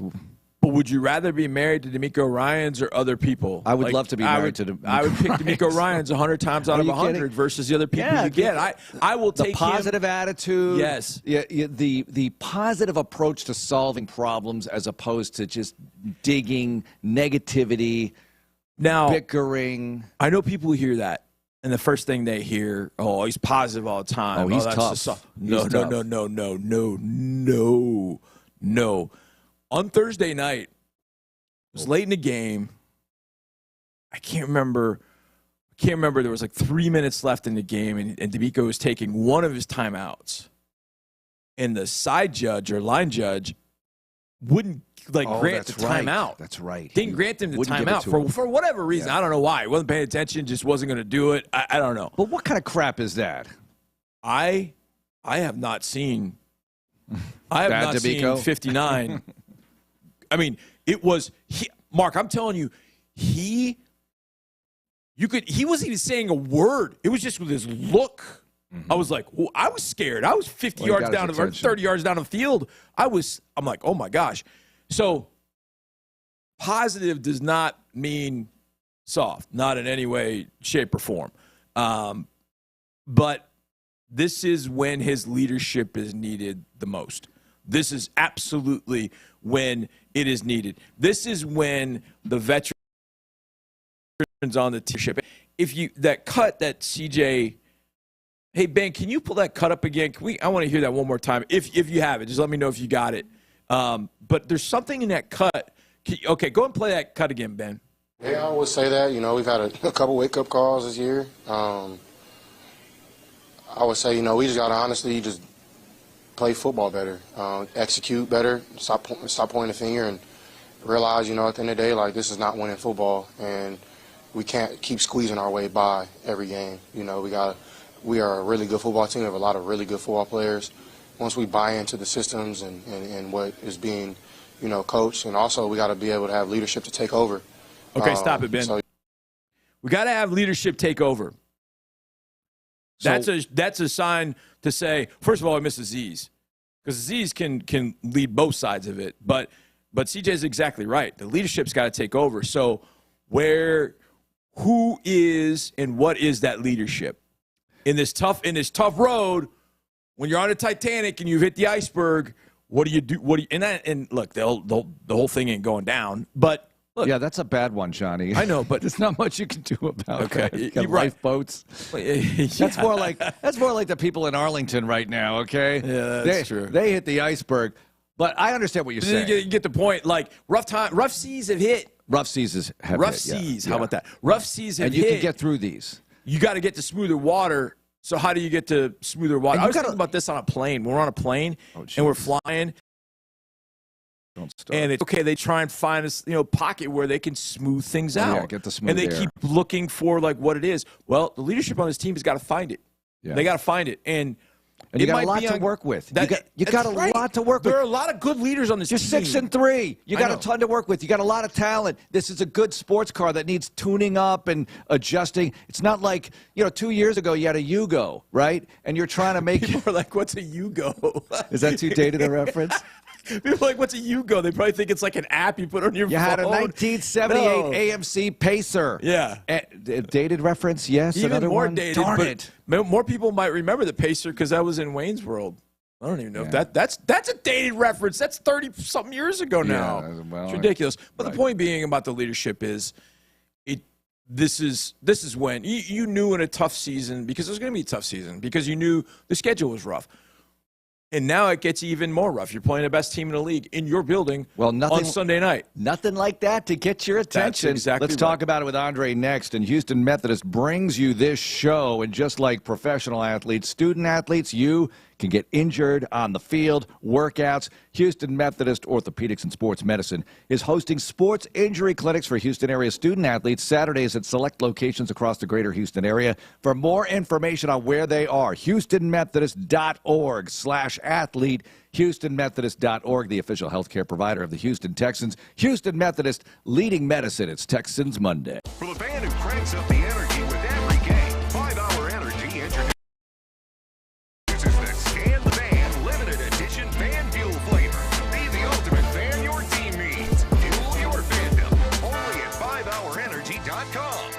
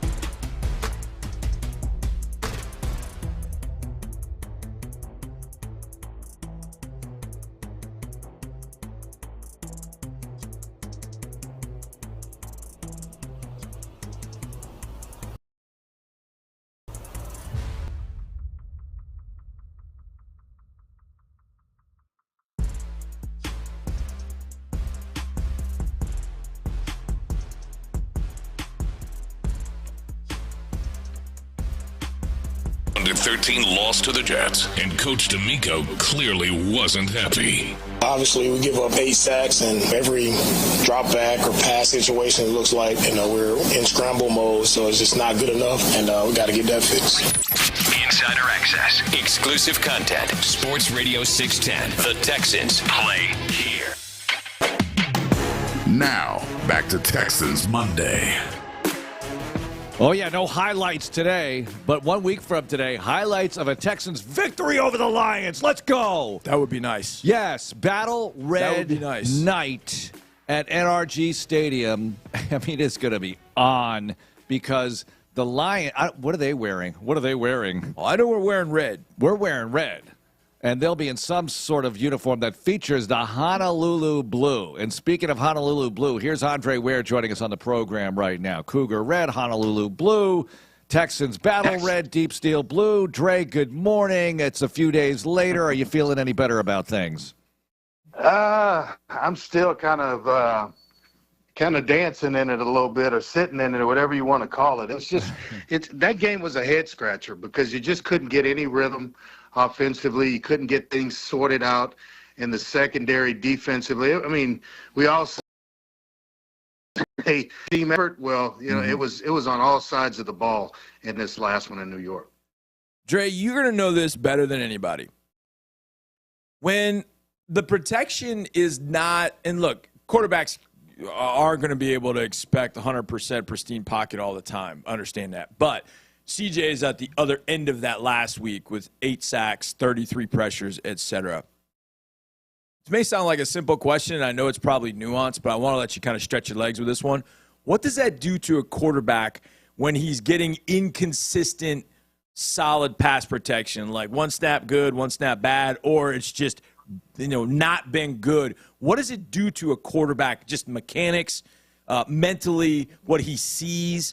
What happens for a quarterback when that is not where a quarterback would like it or a team would even like it? Well, the first thing you start doing is it messes with your fundamentals, especially your footwork, because now instead of setting, planning, and throwing, you're still drifting. So a lot of throws are going to be off a quarterback's back foot, and that's when pressure is right up the middle. They're getting it there as well, over the left guard, over the right guard. And then you think, okay, can I push up in the pocket? Nope, that's not available. Now I got to escape outside. Oh, by the way, they got a pretty fast edge rusher that can track me down. All that. It eliminates a lot of what good quarterbacks, good qualities in quarterbacks, because now you're, instead of eyes down the field, the last thing you want is for your eyes to be in the line of scrimmage wondering, where can I step? And, guys should really wait until after they see the film and how they've played before they speak. Just, we've got to do a better job overall. That's the message right after a game in the locker room, not, something else, whereas the film is going to show it to everybody else on the team where the leakage is, so to speak. And so just wait and not say anything that's going to be damning to you right after a game. Dre, Tank Dell has 6 catches for 126 yards against the Jets. He's a really good receiver. There's no question about that. That's hardly breaking news. But how much do they miss Nico Collins? Does CJ miss him? Just knowing that he's out there, being able to trust him in his patterns and things like that, as opposed to, look, the rest of the guys, good, but Nico Collins, great. No doubt about it. Nico is to the Texans as CeeDee Lamb is to the Cowboys. And other receivers. Justin Jefferson is to the Minnesota Vikings. I mean, we might as well accept that. Everybody's been kind of holding on to who's going to be the number one receiver, this, that. He proved it already. He proved it before he got hurt. He is a go-to guy that is physical, that's going to attack the ball in the middle of the field, or if coverage is on him, he's going to find a way to get the ball. And then the danger of him after the catch is just sensational. Watching him with the ball in his hands, being able to get behind coverage and deliver, he's missed and missed tremendously because you're not pulling a guy an extra defined in the run game. What Joe Mixon's been able to do without Nico Collins is unbelievable. But with Nico Collins back in the lineup, that should open things up even more for Joe. So, Dre, we kind of talked about different options for it appears Kenyon's out for the year. I don't think we've got a transaction notice on that, have we? No transaction notice, but reportedly. Yeah, reportedly, sources, things, all that kind of stuff. So I kind of threw at Mark like 4 different options. And one of them is to look outside the building, trade or a waiver pickup or something of that caliber. Moving Juice over to left guard, and when Jarrett Patterson's back, moving Jarrett to center, that would maybe fit a little bit better than the other way around. Moving Titus over to guard and moving Blake Fisher over to right tackle. Or number 4, I can't remember what I have for number 4. Oh, somebody in the building like a Nick Broker, Kendrick Green, who we haven't seen a lot of, that give that guy an opportunity because they've been here and they maybe know the system. Maybe not knowing all of what they know. Do any of those sound good? Do any of those moves sound like something that you might want to do at left guard to replace Kenyon? Any of those with Blake Fisher involved sounds great to me. Mm-hmm. So you kind of figure it from there. But anything with Blake Fisher playing and on the field sounds better than or as good as any option they could have. So if that takes moving Titus to left guard where he's right next to Laramie, then do it and put Blake in the lineup and never look back. If it's something else, but I don't know if everything is going to fix it for the short term. But I don't know if that's the long-term solution because I still think there's some other players on that offensive line that's got to step up too. I'll just leave it at that. Yep. And they're veteran guys, and I'm not necessarily talking about Laramie. The thing with Juice is Juice has played left guard before, so it's not a complete overhaul. I think all options are on the table at this point when you're trying to get things fixed in front of CJ. Dre, one thing we were discussing earlier. And everybody's got guys out, but getting Azeez back, and if that happens this week, great. Getting Jimmy Ward back, if that happens this week, great. But let's start with Azeez. What does he mean to the team? Now, I know he's not going to play, nickel like Petrie is and, get in some situations like that, but he's sort of the quarterback of the defense. So what would it mean to get him back for this Detroit game? Well, you're getting leadership back, and you're getting a guy that can lead by example as well as vocally. This guy knows what the offense is doing before they break the huddle, based on how they break the huddle, what formation they come in. He starts diagnosing things and then sending people the right ways. And so that's irreplaceable. Don't get me wrong. Neville Hewitt has played admirably. I mean, he has played some really, really good football in the absence of Azeez. But when you get him back, it kind of fixes everything. Special teams become a little bit better because now Neville can go back to his day job, so to speak. And now you get Azeez back next to Henry, and everything kind of starts to fix itself where you can defend the run a little bit better through zone. That's a little bit better, and just the overall leadership that he brings is tremendous. Dre, we were talking about this a little bit. You've been locker rooms, grew up in locker rooms. We were talking about leadership, and I always feel like leadership is this thing that we talk about, but do we really know kind of what it is? And it feels like, CJ had a clip that we've played a couple times now about, need some leadership to step up. On the best teams that you played on, what was the key in having leaders that stepped up, like for the players that responded to it? Because we've all been around teams in which there would be guys that stand up and speak, and you're like, okay, that guy's not a leader on this team. But when you had good leaders on the team, how much value was it to the team that you were playing on? It's a tremendous value because now you're basically a voice for the coaching staff. You're basically a voice for the program itself, and you are leading by example how the program should be run. That's why you're elevated to that spot by teammates or coaches or whatever. You're responsible for getting guys into the weight room on time and out on the practice field on time. And when mistakes are made, hey, you go over and put your arm around the guy and say, hey, it's okay. This is what you need to do. And some guys can do that. Some just simply lead by example. Hey, this is how I do it on a daily basis. And that's good enough. Andre Johnson, I think, was that kind of guy. He led by example, but you respected him. The minute he had something to say, it was all eyes and ears. So, when you boil it down, it's just a guy that is tremendously responsible, that is accountable through his play, not standing around watching plays happen as your quarterback's getting killed. those aren't leaders. You know, you want a guy. I want one that's going to show it more in his play than with his mouth, because anybody can say. I tell my son all the time, it's easy to say it. The hard part's doing it. Absolutely. Andre Ware joining us.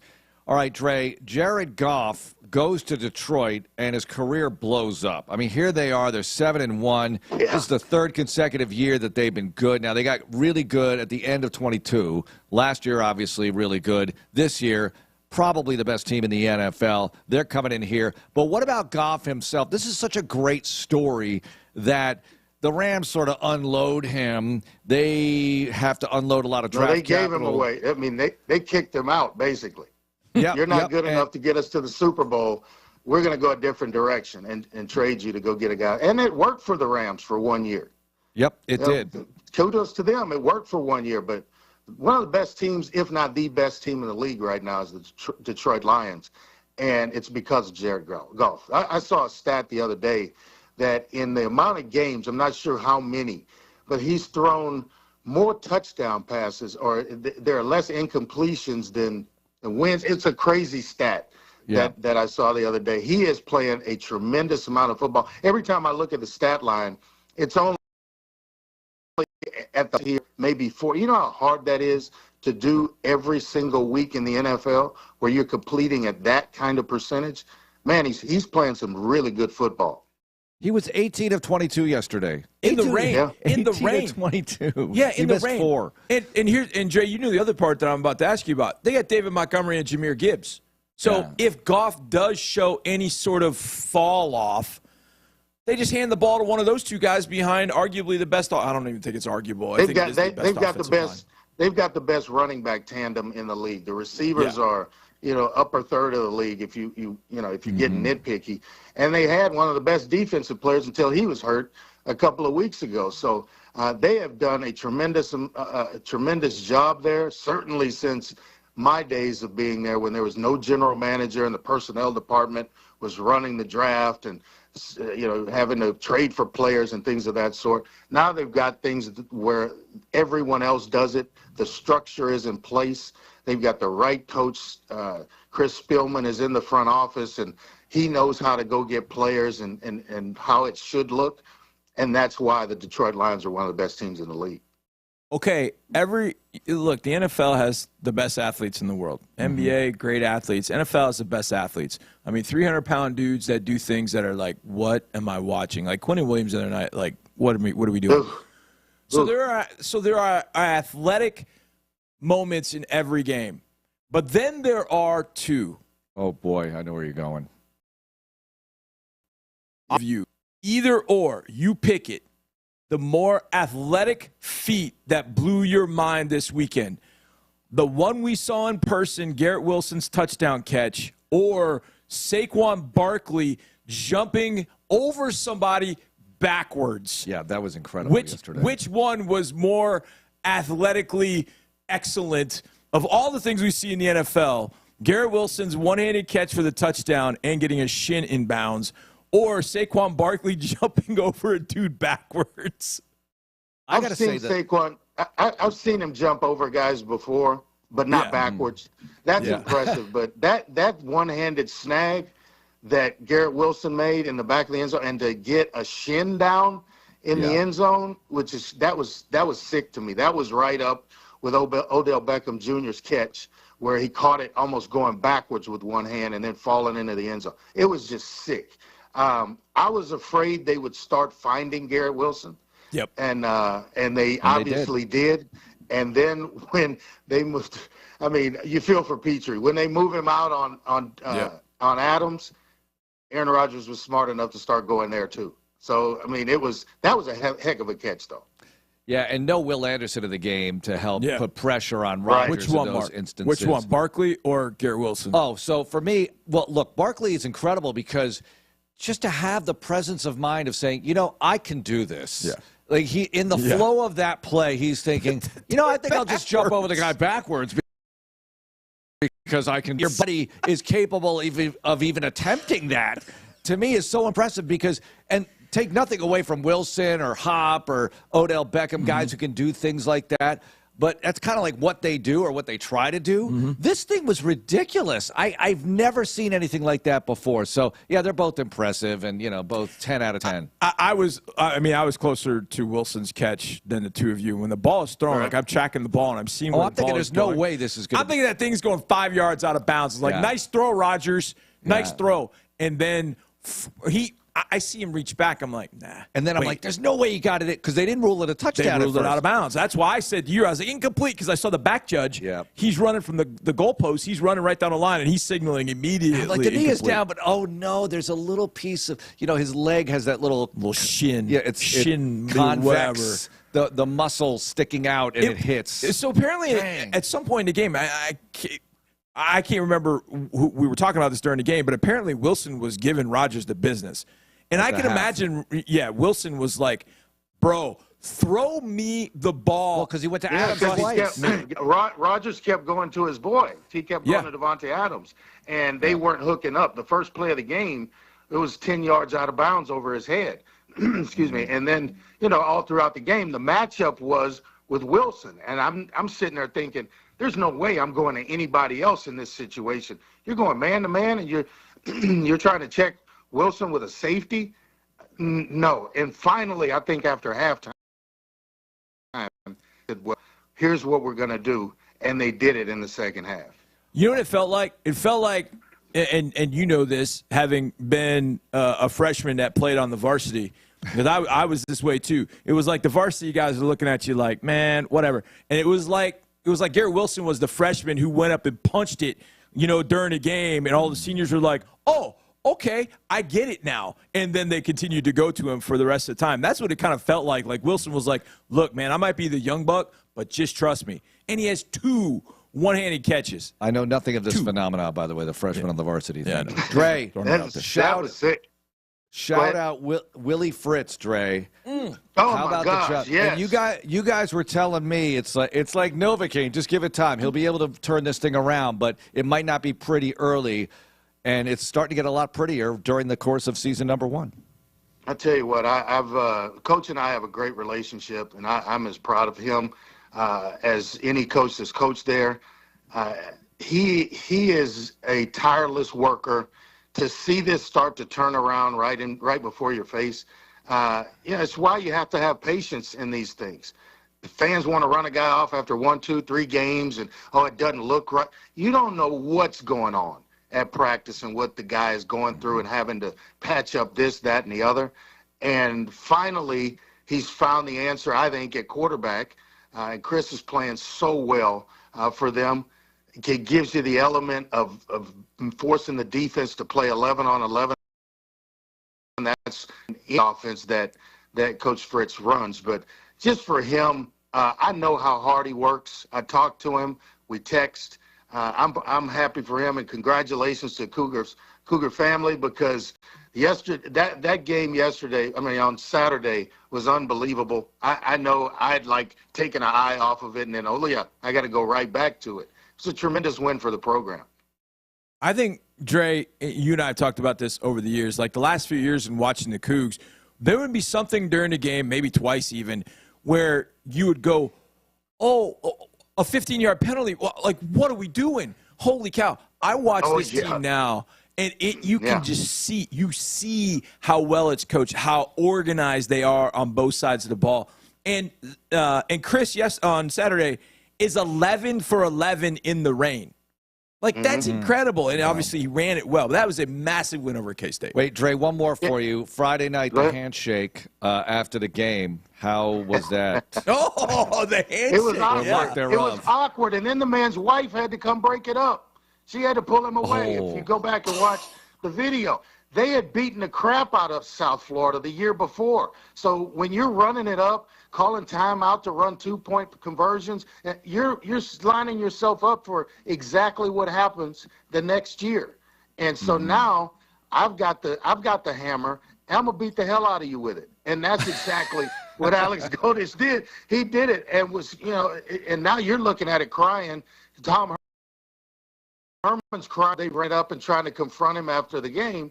No, you just take your medicine like you dished it out the year before and wait till 2025 to get your revenge. It's as simple as that. Well, you said it during the broadcast. Rivalry. Yep. There we go. Coaches have long memories, man. Oh, yeah. Long. I remember 20 years ago the guys that would run it up on me and on us, and if I saw them again, I'd run it back up on them.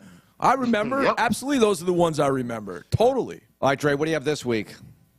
Going to Memphis, I got Rice, who had a big win actually after a big rain delay this past weekend. The coach, all of a sudden, Rice wins a football game, and they'll face Memphis, who has I think Memphis has scored 35 or more points in 36 straight games. So you're going to get some offense in this game. Yeah, they're the only team in the country that has that stat line. So it's going to be a good football game. I look for Rice to come out and have some effort in that game.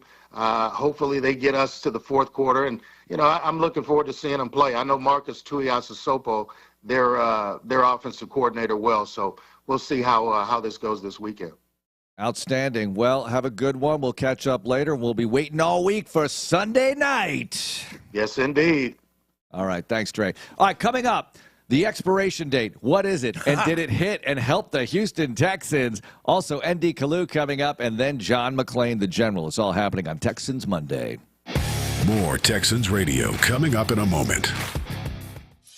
The Texans and SLB 10 Stats Challenge for our 9th consecutive year. This program is designed to help 6th grade students learn and sharpen their math skills using the game of football. With interactive worksheets and fun videos from Houston Texans representatives, the Stats Challenge presented by SLB makes math fun for everyone. Last year, over 340 teachers and 4,500 students across Texas completed the challenge. Help your local middle school be the next to join them. Visit HoustonTexans.com. Go Texans! Something amazing is happening. Data is powering insights and innovation. Network security has cyber attacks playing defense. Devices are improving the quality of work and the quality of life. That's what happens when you partner with CDW. Our experts help you get the most from your technology. We work with you to plan it, build it at scale, and manage it, so you can do amazing things. CDW. Make amazing happen. Learn more at CDW.com. We believe in champions at Texas Children's Orthopedics. The runners, the receivers, the strikers, the dreamers.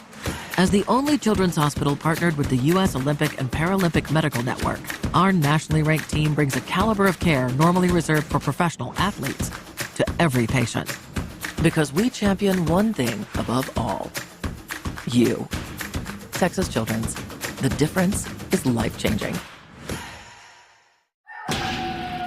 The Texans' Halloween trip to the Meadowlands ended in a nightmare. C.J. Stroud was sacked 8 times. The defense couldn't slow down the Jets in the second half, and at the end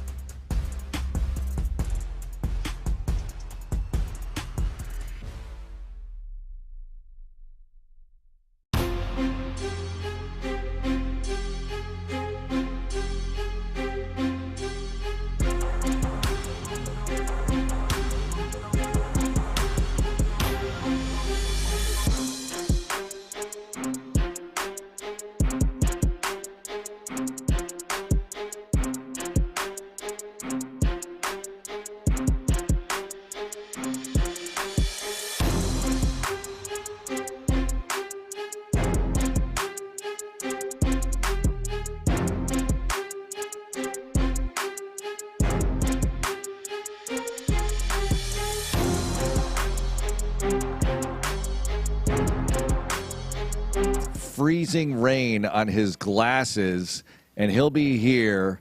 I mean, I love Aaron Glenn. Let me just tell you this right now. That's the first Texan I ever did a show with. Aaron Glenn back in 2002. AG and I on Tuesdays doing a program together and got to know him and the family, and I love Aaron Glenn. And this is really painful that he's coming here as defensive coordinator of the best team in the NFL. So you have a big role on Sunday. What is that? You got to soften him up. You're like, AG, come on, man. This is your former team. No. You got to be more subtle. You got to be, man, AG, this is to see, man. You guys are playing so well, man. What's your secret? You guys are doing so well, man. It's so good to see you. This building loves you. Texans fans love you. You got to butter him up. Like don't give him any kind of edge or anger. That's right. Yeah, that's true. Right. Now you win this game. Oh boy, this changes a lot of things. All right, let's get to ND Kalu joining us right now. ND, good morning. Oh, no, ND. Oh, we're not there yet. Not yet. Not yet. Not to the next segment.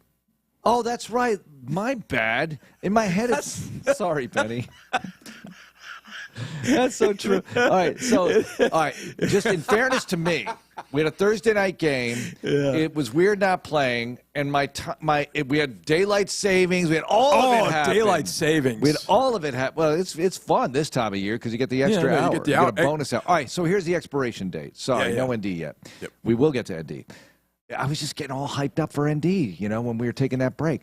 The expiration date is something Johnny and I talk about. When you get a backup quarterback in there and they get kind of hot, but there's an expiration date. You know it's coming. The reckoning is coming because there's a reason. Now, if Joe Flacco's got pelts, there's no question. I mean, this is a guy who's won a Super Bowl, awesome, whatever. Was great for Cleveland for a stretch and was great in this building the first time. The second time, not so much. That was the expiration date. Well, the expiration date for Flacco with the Colts hit last night as they went to Viking land, Vikingville as I call it, and they did not do well. 3 points for the offense, right? Because the defense scored the touchdown. Yep. Yeah, and it did not look good. That pick looked very Richardson-like to me.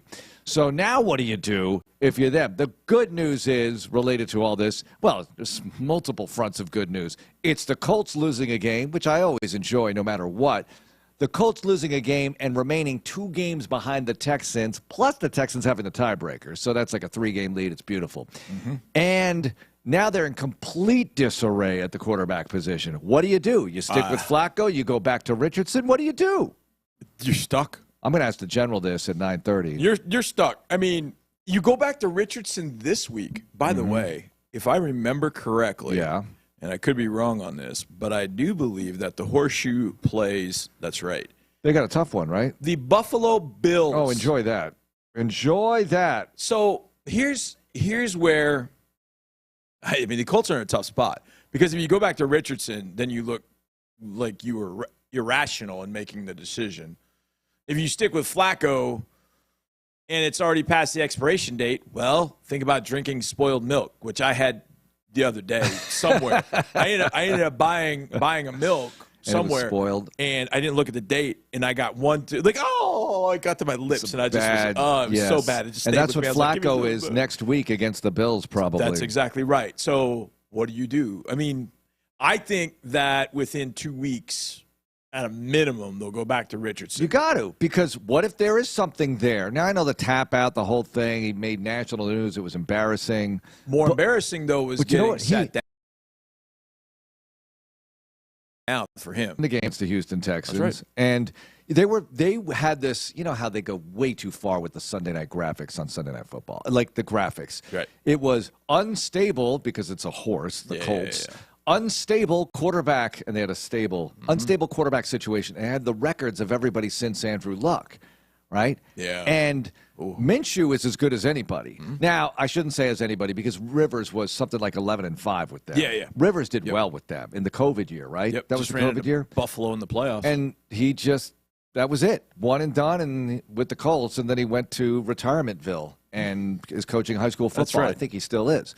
Coaching all 11 kids. But Wentz was 1 game above 500 at least, I believe. You have Minshew 1 game above 500. Minshew did okay for them last year, had them in it.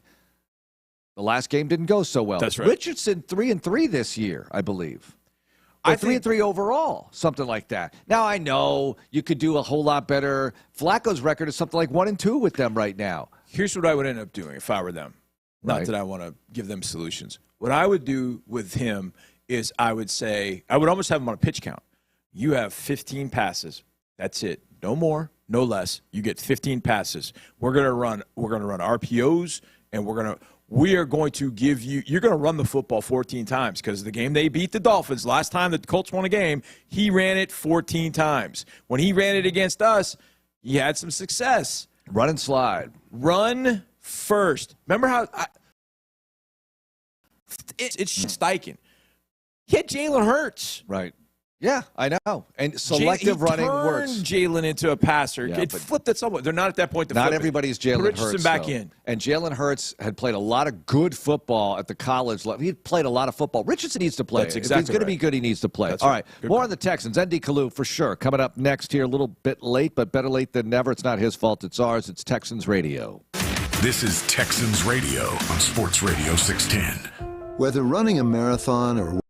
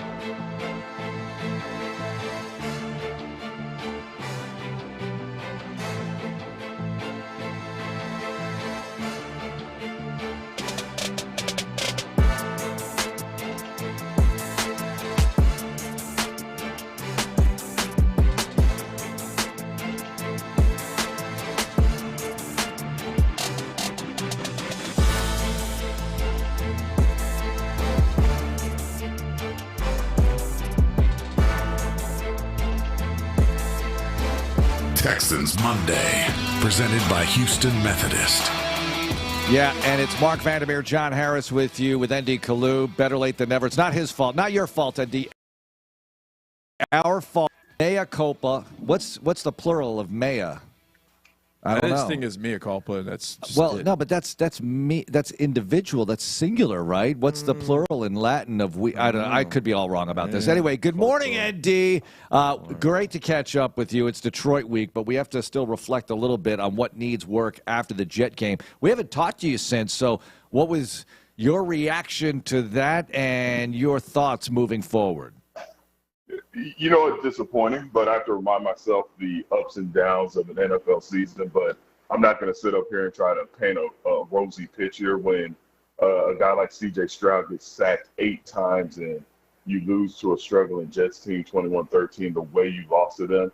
It was disappointing and disappointing, I should say. But it lets you know exactly what needs to be worked on, and it starts with the offensive line. Now, obviously, during the weeks of practice heading up to the next game, you're going to work on every weakness. But from a fan, from somebody on the outside looking in, I mean, there's going to have to be some drastic improvement from that offensive line.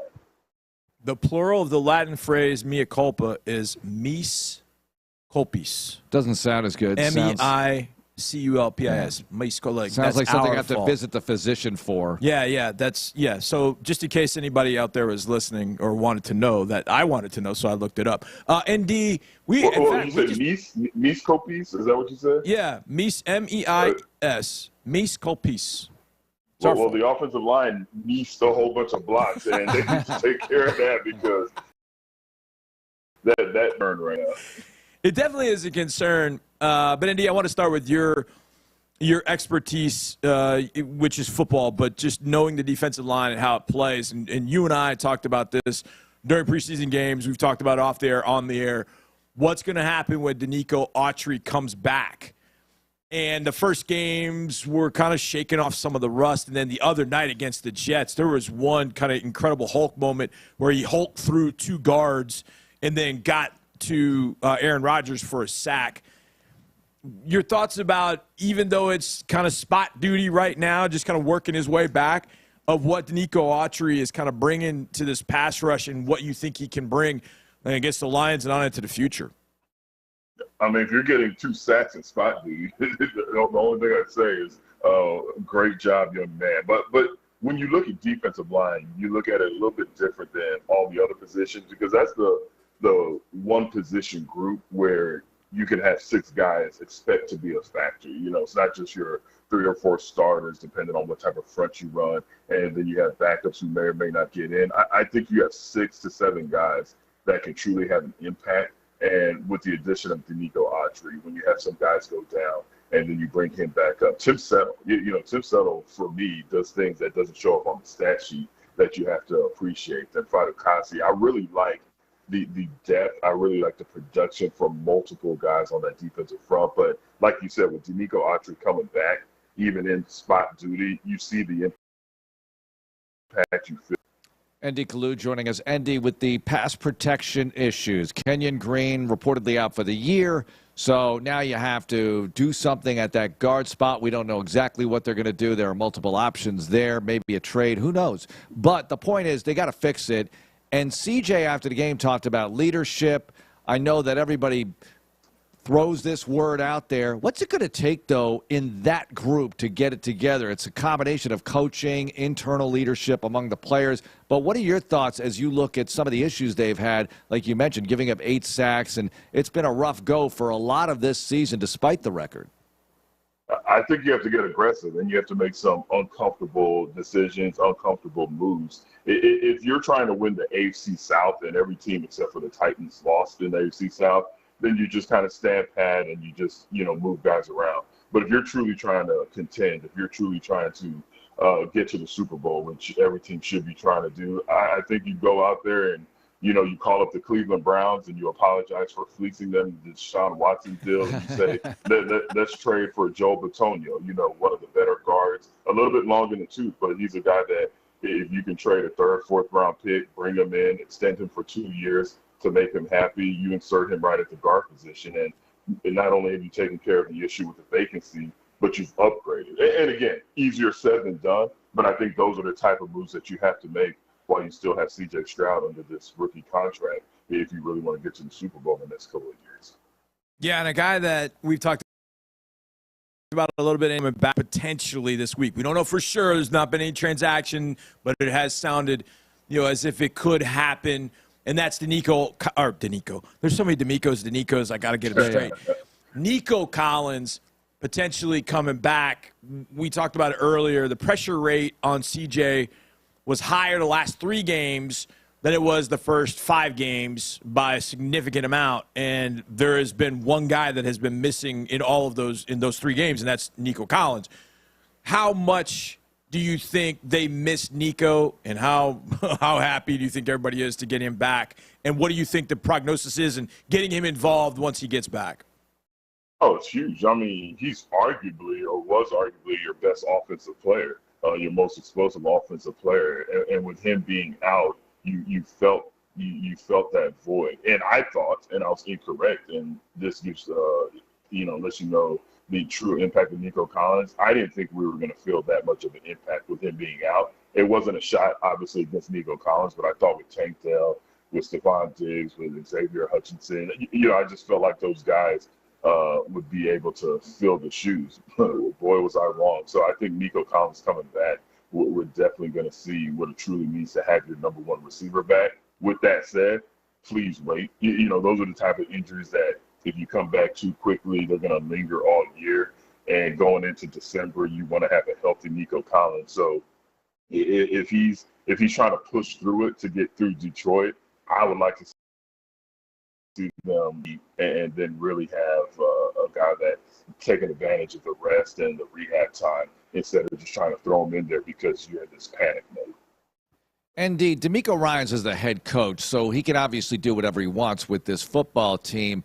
You played for a team in Philly that had Jim Johnson, not Jimmy, folks, not Jimmy, kids, Jim Johnson, who was a legendary defensive coordinator and a very good one. I know you liked him as a coach.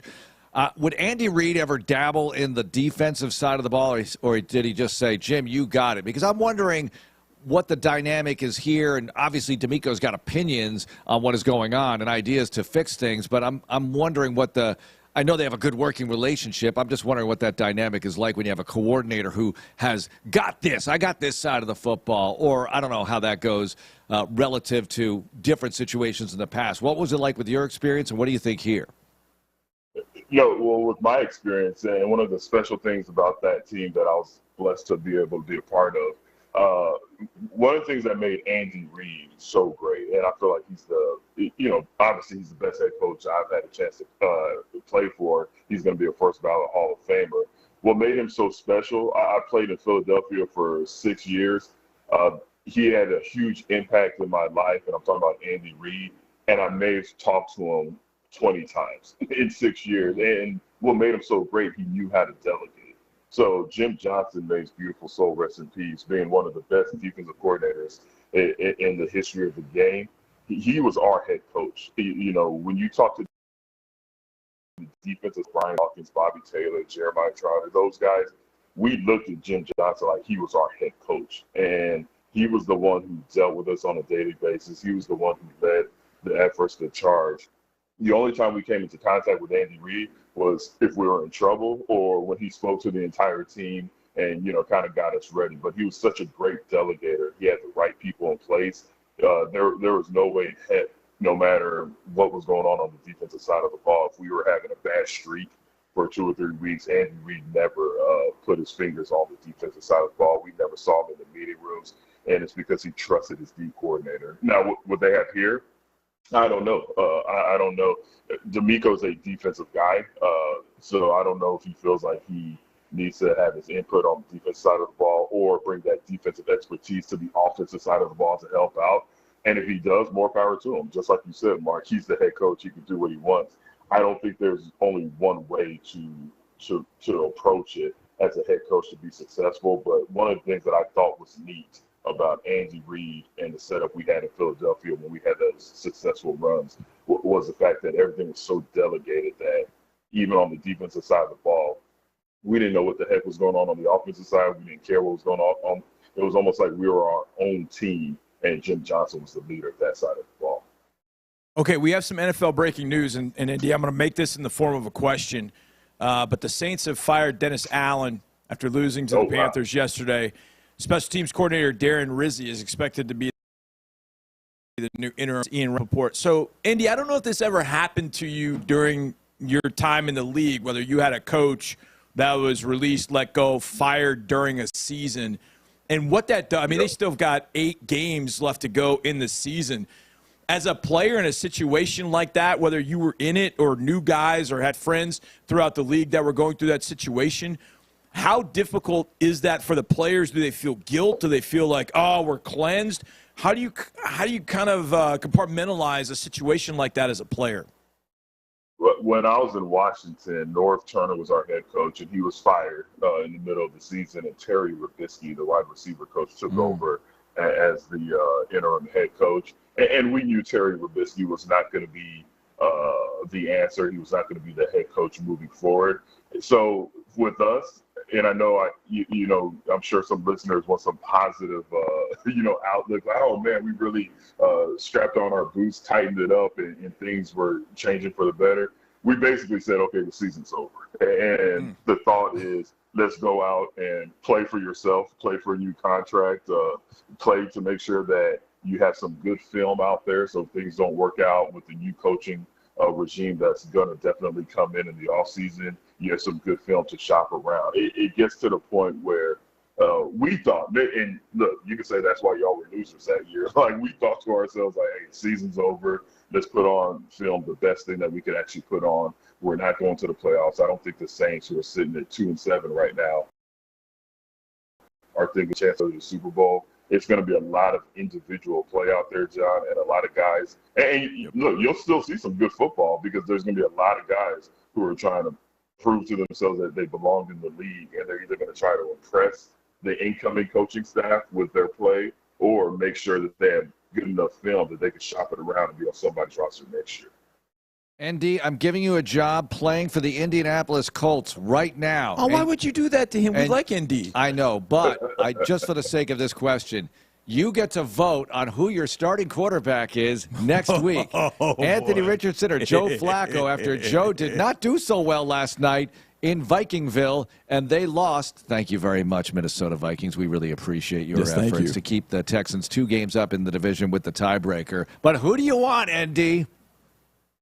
You know what? If I'm a young player on the Colts, I want Anthony Richardson. Like you have to let guys go through the ups and downs of becoming a starting quarterback in the NFL. You knew what type of player you got when you drafted Anthony Richardson, or at least you thought you did. But if I'm an older player, or if I'm a wide receiver, I want Joe Flacco, because I think Joe Flacco still has a chance to, turn it around. He's more your traditional passer. He's going to get the ball in the hands of your wide receivers more consistently than Anthony Richardson, who at times will rely on his legs. But it just depends. But if I'm a young guy and I know I'm going to be there for the next 4 or 5 years, I want Anthony Richardson in there so he can learn from his mistakes, so he can grow as a quarterback, because he's the long-term potential and advantage. But I also feel like Joe Flacco can catch lightning in a bottle like we saw him do last year and have a nice 4 or 5 game run.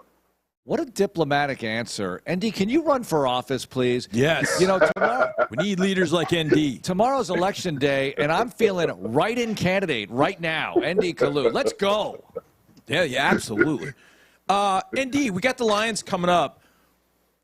I'm assuming this happened, that you faced him, but I don't know if he bit your kneecaps off. But when you played against Dan Campbell at any point, did you ever fear for your kneecaps? I'm assuming you played against Dan Campbell in your career, no? You know what? At some point, I know I did. And he was, from what I remember, just a hulking tight end. And as a defensive end, the last thing you ever want, you never want to get pancaked, but you never want to get pancaked by a tight end. That's almost like a kick returner getting tackled by a punter or a kicker. So when you see guys like Dan Campbell, you're like, all right, I'm not going to let this big, hulking, Viking-looking character pancake me. But at the time, I didn't know that he had, he enjoyed biting kneecaps, so I wasn't thinking about getting bit. ND Kalu joining us. Okay, couple of college notes here on the way out. First of all, Rice is nice, beating that? Navy. How about that, Andy? You proud of your Owls? Oh, very proud. I mean, we talked about a coach getting fired. I really liked Bloomgren as a person. Obviously, the results weren't there, but their special teams coordinator is the interim head coach, and it just looks like the team responded. Now go do that for multiple weeks. I just had one win against, the Navy. Let's get some multiple wins, but I am proud of those guys for the way they responded. A lot of them interned in my office, so it feels like, I'm watching my little sons out there because I know what type of men they are off the field. So it does feel good to see them get those victories. You say Navy like it's not. They were 6-1 going into that thing. I know they only lost it. Oh no! I have a lot of respect for Navy, and I've watched them play other games. So no, it's respect. But that's my point. You beat a team like Navy, then don't turn around and lose to a freaking Charlotte. Next week. Yeah. Like I want to see you take that momentum into the next game. Yep, Memphis. This would have been the perfect Indy Clue weekend had the Texans won.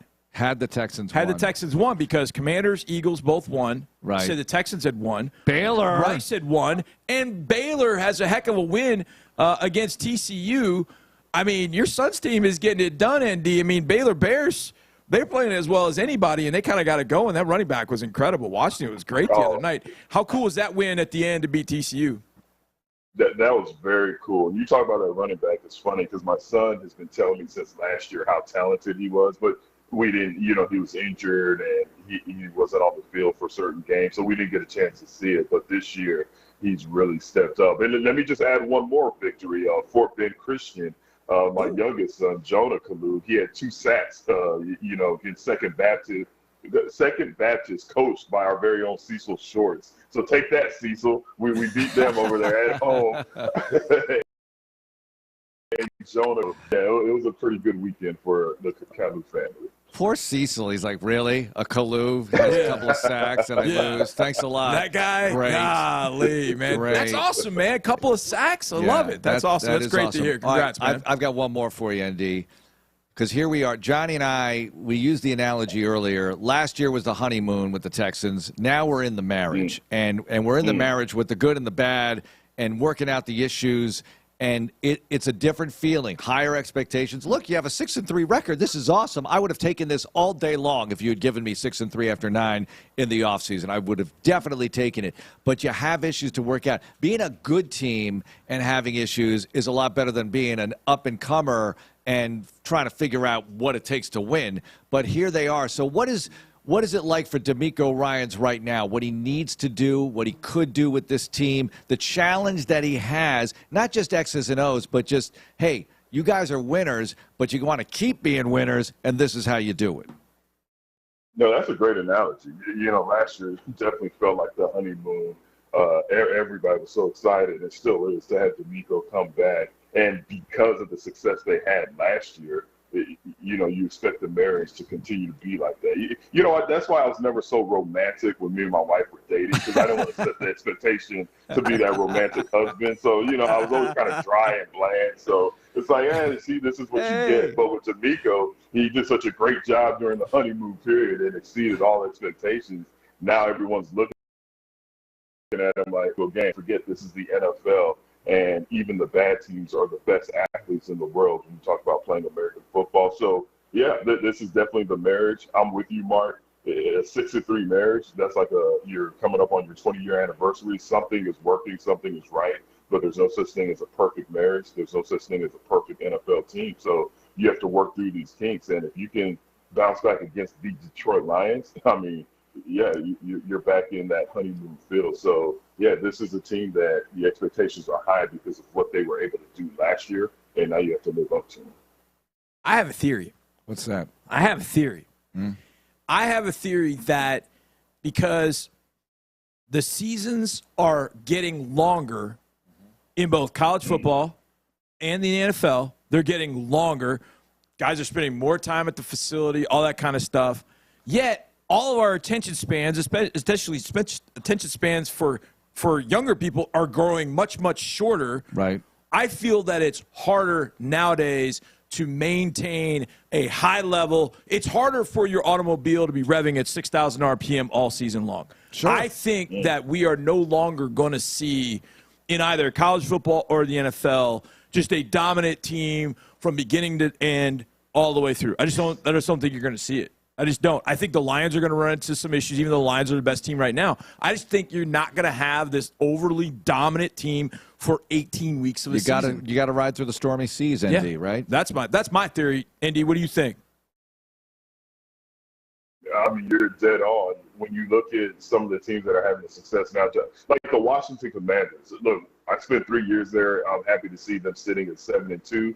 But would any of us be surprised if they go on a 2-3 game losing streak? You know, right now the Detroit Lions, I do feel like they're playing the best ball. There's only one undefeated team in the league, and it's Kansas City Chiefs. But there have been a few games where I'm like, ooh, they don't look good. And then I'm like, oh, well, they're still undefeated. So I'm with you. I mean, and that's the great thing about the NFL, college football now with the NIL. You know, I don't think there is going to be that one team that just dominates from start to finish like the New England Patriots used to.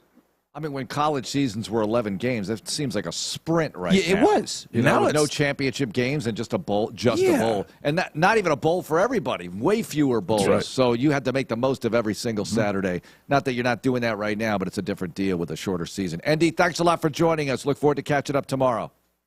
Thank y'all. Y'all keep up the good work. Andy Kalu joining us on Texans Monday. John McClain, the General. What does he have to say? Buckle up. It's next here on Texans Radio. More Texans Monday is on the way. Whether running a marathon or walking your dog, every movement matters. But when you're in pain, simple activities can feel unbearable. At Houston Methodist Orthopedics and Sports Medicine, our specialists can help you heal faster using the latest technology, minimally invasive procedures, and advanced physical therapy.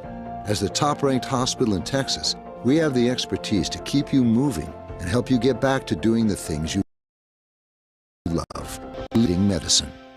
As the official ticket marketplace of the Houston Texans and the NFL, Ticketmaster has a wide selection of tickets available for every game. Whether you're cheering on the Texans at home or away, Ticketmaster has you covered. With Ticketmaster's interactive seat map, you'll get a 360-degree preview of your seat so you can make sure you have the best view of those pivotal plays. Plus, the Ticketmaster app makes it easy to sell or transfer tickets if your plans change. And mobile tickets make getting in on game day a breeze. Find tickets today at Ticketmaster.com/Houston Texans.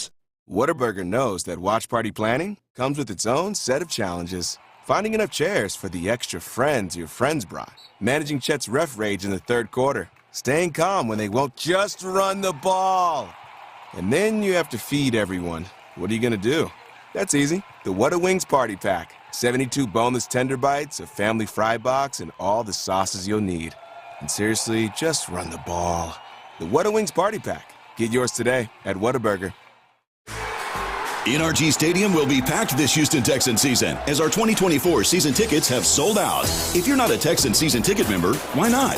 Join our priority list for the 2025 season and be the first to know when tickets become available next year. Plus, you'll have incredible benefits like front-of-the-line access to 2024 playoff tickets and last-minute Texans tickets, a one-time 15% discount to use at the Texans team shop in NRG Stadium, and more. Join now at HoustonTexans.com/tickets. More Texans Radio coming up in a moment. Sky Vodka is now made with water enriched by Pacific minerals and filtered through California limestone. Sky Vodka, a smoother, fresher tasting vodka that's also gluten-free. Just in case you've ever wondered what a subtle ocean breeze tastes like. Sky Vodka. Born from the blue. Sky Vodka distilled from grain. 40% alcohol by volume. 2021 Campari America. New York, New York. Please enjoy responsibly. This holiday season, spread a little extra cheer with BMW. For every new BMW bought in the month of November, we'll donate 200 meals to families in need through Feeding America. Over the last 7 years, BMW has proudly helped provide over 17 million meals to those in need, and with your help, that number will continue to grow. Visit your local BMW center for details or visit bmwusa.com/Drive to End Hunger today. Take advantage of exceptional offers during BMW's Drive to End Hunger event. The Houston Texans and Chevron have teamed up with the Boys and Girls Club of Greater Houston and the Houston Food Bank to create the Chevron Market Pantry at the Houston Texans Team Club. The partnership provides food to the local community and is run by Teen Club members and Chevron volunteers. Together, we're helping make Houston a better place to call home.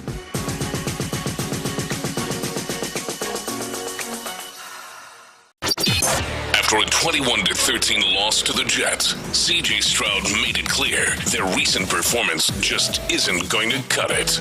You know, if we want to win, this is not the recipe for them stopping how to, just go with the flow and play in the fourth quarter. Like, we should be able to, play good in the first half and then roll into the second. I think we got to have a better mindset as a whole. Insider access, exclusive content, Sports Radio 610. The Texans play here. Now, back to Texans Monday. Oh, yes. We're back, and we're in Detroit week. Just like that, the Texans have a date with the best team in the NFL on Sunday night, Battle Red Night. Carrie Underwood, she won't be here, but she'll be on TV, and we'll be on the radio. And in the pregame show, among other things, you'll hear the General, John McClain. Like you will right now, General. Good morning. Your thoughts a few days later and heading into Detroit week as the Texans have a huge outing this weekend. Well, I watched the Lions and Packers in the rain and the hail yesterday and saw how awesome Detroit is, the best team in the league right now. Especially Detroit and Baltimore, to me, are the two best teams. And Baltimore's lost 3 games, even though they've been dominant at times. So I think Dan Campbell coming back to Texas, playing this game, I think it'd be a lot of fun. They're exciting. They're physical. It's going to be tough. One of the things they have not done really well since Aiden Hutchinson went down is rushing the passer. But with the trade deadline, there are reports that they're trying to get Myles Garrett or Max Crosby, given 2 number 1 picks. I wouldn't do that because they're going to be low pick to be able to trade for one of those guys and then have them come in and play their first game on Sunday night football. So the thing I'm most eager about, of course, like y'all, seeing what Nick Caserio does. Nick's not going to be sitting on his hands. You know that. This team is too good to continue to have the pass protection issues they have, so I can't wait to see what Caserio does. If I'm him, I saw where Shaq Mason's given up 7.5 sacks. I'm thinking about 2 interior guys and hoping Jarrett Patterson's back because, as you guys know, they need major changes in the interior line. And so you hope they get all the injured players back.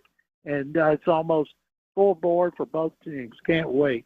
Nothing like Sunday night football. I was fired up about the next game, Monday night football, but I'm losing interest in that because the Cowboys are so bad. No, we won't lose interest in that. But, General, I want you to address, if you can, this question that I posed for Mark. You kind of got into it a little bit there. And I was just talking about left guard. You mentioned right guard as well. But let's stick with it because we have heard from sources out there that Kenyon Green will be out for the year. So here are your options at left guard. Trade for somebody, move Juice to left guard, Jarrett Patterson to center, or vice versa. Move Titus Howard over to left guard, put Blake Fisher at right tackle, or stick in somebody, Kendrick Green, Nick Broker, that's been here, just hasn't had the opportunity. Which of those options, I'm not even thinking about, but those are the 4 we came up with. Which would be the best option, in your opinion, to move into left guard? First of all, Titus Howard has shown he's not a guard. And so I would not move Titus. He might be hurting right tackle even more. Even though Titus and Tunsil gave up pressure in the game the other day, Titus gave up a sack. The problem's been the interior. And Juice Scruggs has struggled. All 3 guys have struggled, whether it's getting beat physically or it has to do with stunts and twists. And so I think he's got to bring in at least one veteran. It better be somebody that's physical and plays good technique. I don't care if he's in the last year of his contract. This season, the Texans, they were very fortunate last night that Joe Flacco was terrible, and they lost to the Vikings. But, you're trying to win the game. You're trying to get a bye for the first time. So I think I would, if I'm Caserio, and I don't care what draft picks he's got to trade, but 3rd round on down, get a left guard and then I would get another DB. Do you guys know how many touchdown passes Texans gave up last year? 17. You know how many they've given up now? 19. And they're getting all that pressure, so they got to do something in the secondary and bring in, considering Jimmy Ward's always hurt, I think they need to bring in another safety. And so I'll be surprised if Rosario is not wheeling and dealing. Yeah. Defense number 2 in the league behind somehow Tennessee Titans number 1 defense in the league. But you get it. They slow people down. They just tend to lose games. I know they won yesterday against the New England Patriots. But, General, let's talk about the Colts for a moment because they went to Flacco and the expiration date hit. Flacco didn't play well. What do they do from here? And I am not officially going to pronounce them dead just yet in the division, but they barely have a pulse right now. I didn't think they were going to win that game, but I didn't think they were going to look so bad offensively. Taylor was healthy. Flacco, they got pressure on him. He just didn't look good. He looked like a 39-year-old guy. He'd been playing a lot of pickleball and watching a lot of games on his sofa. I'm guessing pretty soon they're going to go back to Anthony Richardson. There was one report they've given up on him. There's no way they've given up on him at this point so early in his career. I know this. If I'm a defense, I'm rather go up against a stationary Flacco than I am Richardson, who you got to worry about running on every single play. So Jacksonville loses again. The Titans win, but it's amazing the discrepancy in Tennessee between a pathetic offense and a great defense. And they're number 1 by far.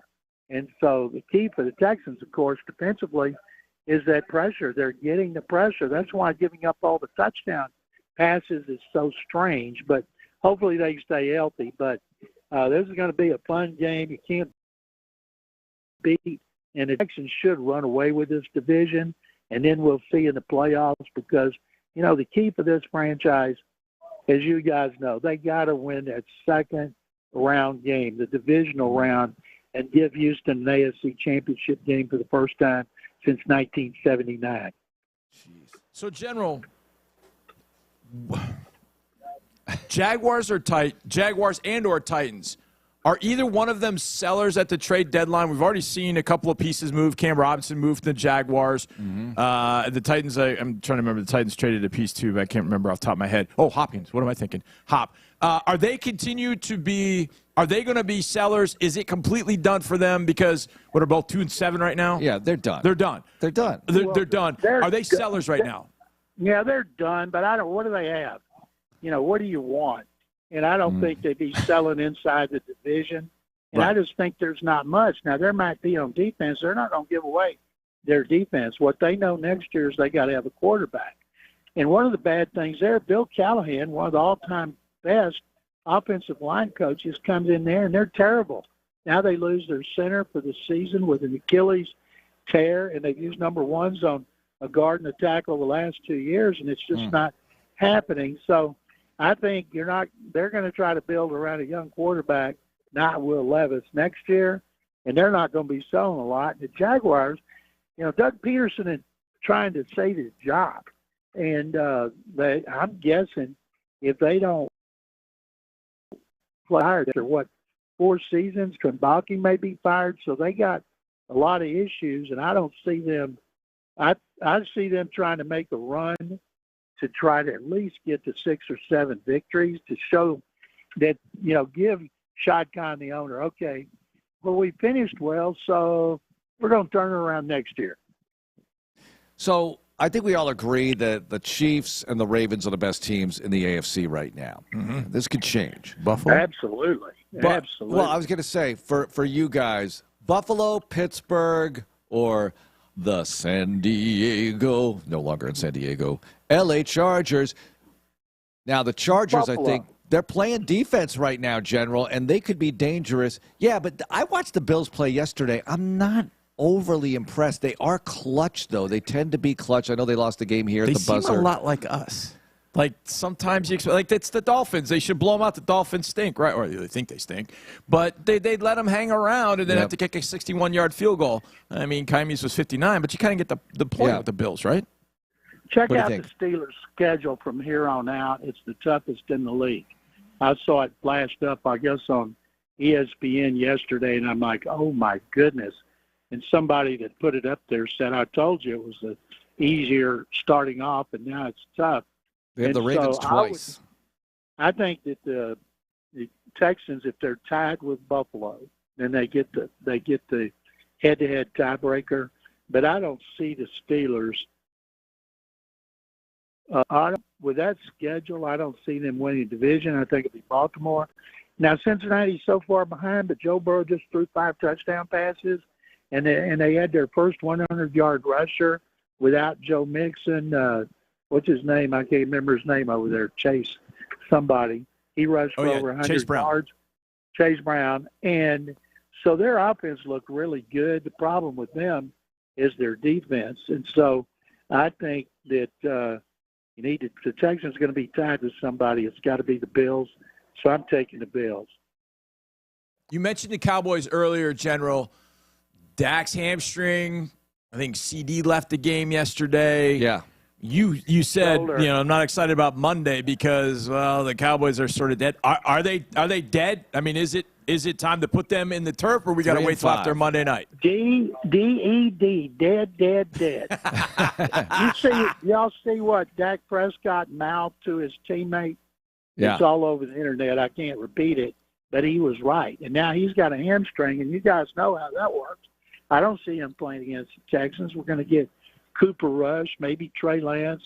And with CeeDee Lamb gone, they have problems. Now, maybe the defensive players like Micah Parsons will be back, but the Cowboys' offense, it was struggling big time. They ought to cut Zeke Elliott, who was late numerous times. That's what you need out of your leaders, right? And so I think the Cowboys, right now, they're competing for a top pick. I see people saying, what are you going to do with your quarterback making $60 million? There's no way you're going to cut him. Anybody's going to take on that contract, and you can't cut him for cap purposes. John, one more for you from me. This Sunday, obviously huge with Detroit here. They've got to get this passing game going. We all know that. C.J. Stroud, you've got one of the best trigger men in the league, but it's been rough in the pocket. What are your thoughts on C.J. midway through year 2? When you see how many times he's been hit, and the opponents have 21 tackles for loss in the last 2 games, that means you're getting killed up front beyond just the sacks and the pressure.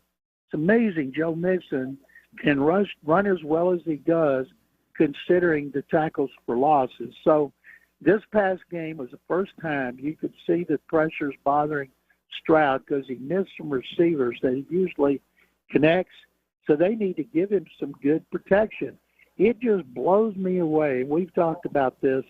Some of the starters they had last year when they beat Jacksonville by 20 and Pittsburgh by 24 in the offensive line, and they were great on pass protection. The teams have discovered something, whether it's blitzing, whether it's stunts, until they stop it, till Stroud hits the hot receiver consistently, keep those corners off the blitz. When they start picking them up, it's amazing the problems they've had up front with what teams are doing. He's way too good to have to waste his time. So with this long layoff and with trades and maybe Jared Patterson coming back, we're acting now like Jared Patterson's an all-pro after one series. But the fact is, it was a successful series. So changes are on the horizon. Can't wait to see what they are. Sounds great. General, thanks a lot for catching up. We'll catch up later in the week. My pleasure, guys. Thank you very much. All right, coming up, we normally do smoking hot players of the game. Who's going to be smoking hot 1 week from today? 1 week from today, who are the players who could and will make a difference against the Lions? It's Texans Radio. More Texans Radio coming up in a moment. In H-Town.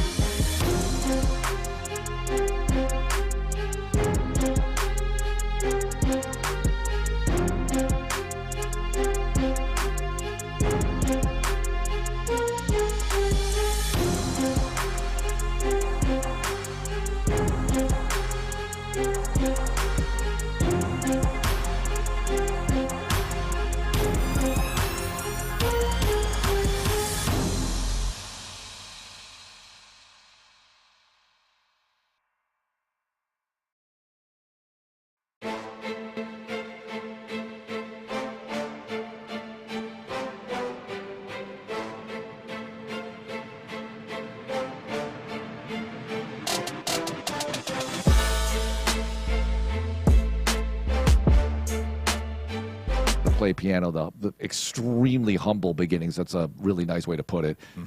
Incredible life, incredible musician, and rest in peace. All right, Smoking Hot Players next week. 1 week from today, who are we announcing? Now, look, I hope for great news as the day goes on. Aziz Al-Shire. I mean, he was back at practice last week, was he not, Johnny, for a minute?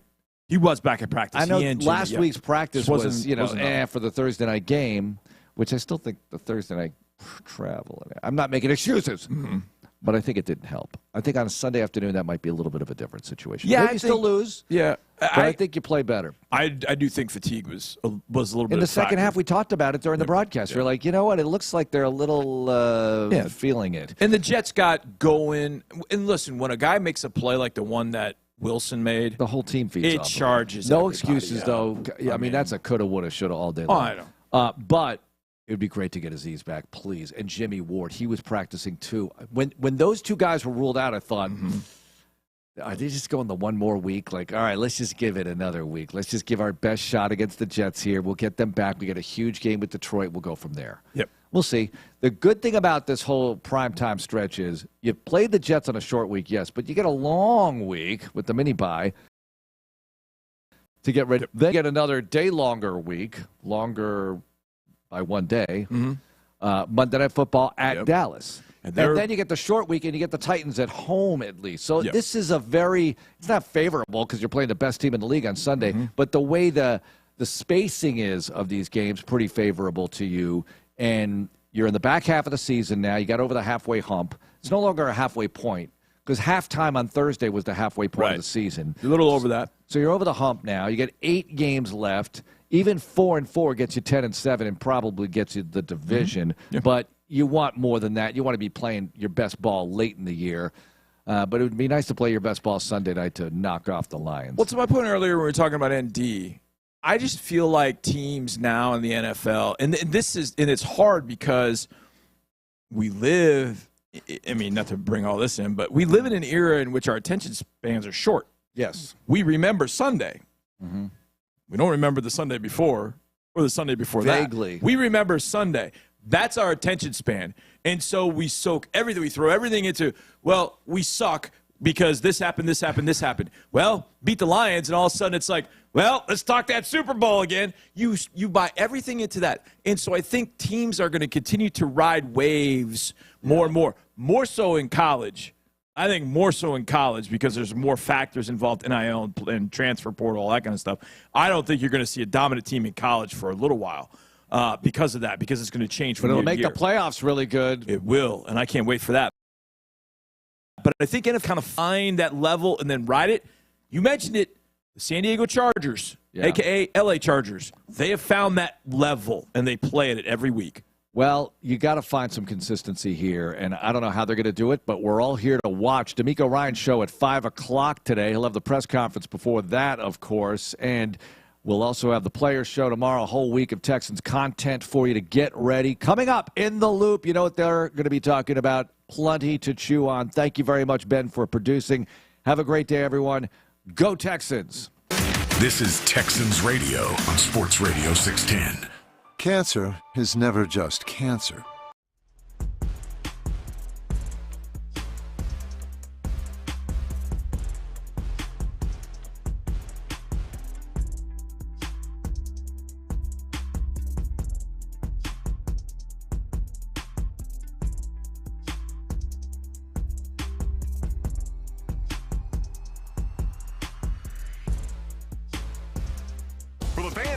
Up the energy with every game. 5 Hour Energy introduces the Stand the Fan limited edition fan fuel flavor. Be the ultimate fan your team needs. Fuel your fandom. Only at 5hourenergy.com.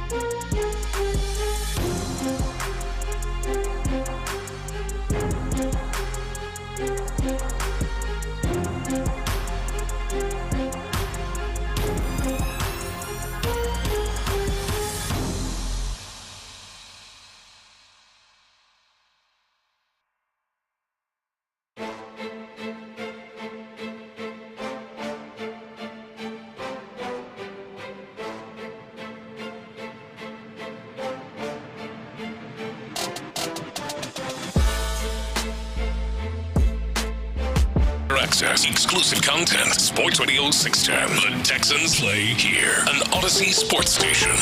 Figgy, let's hit him big time.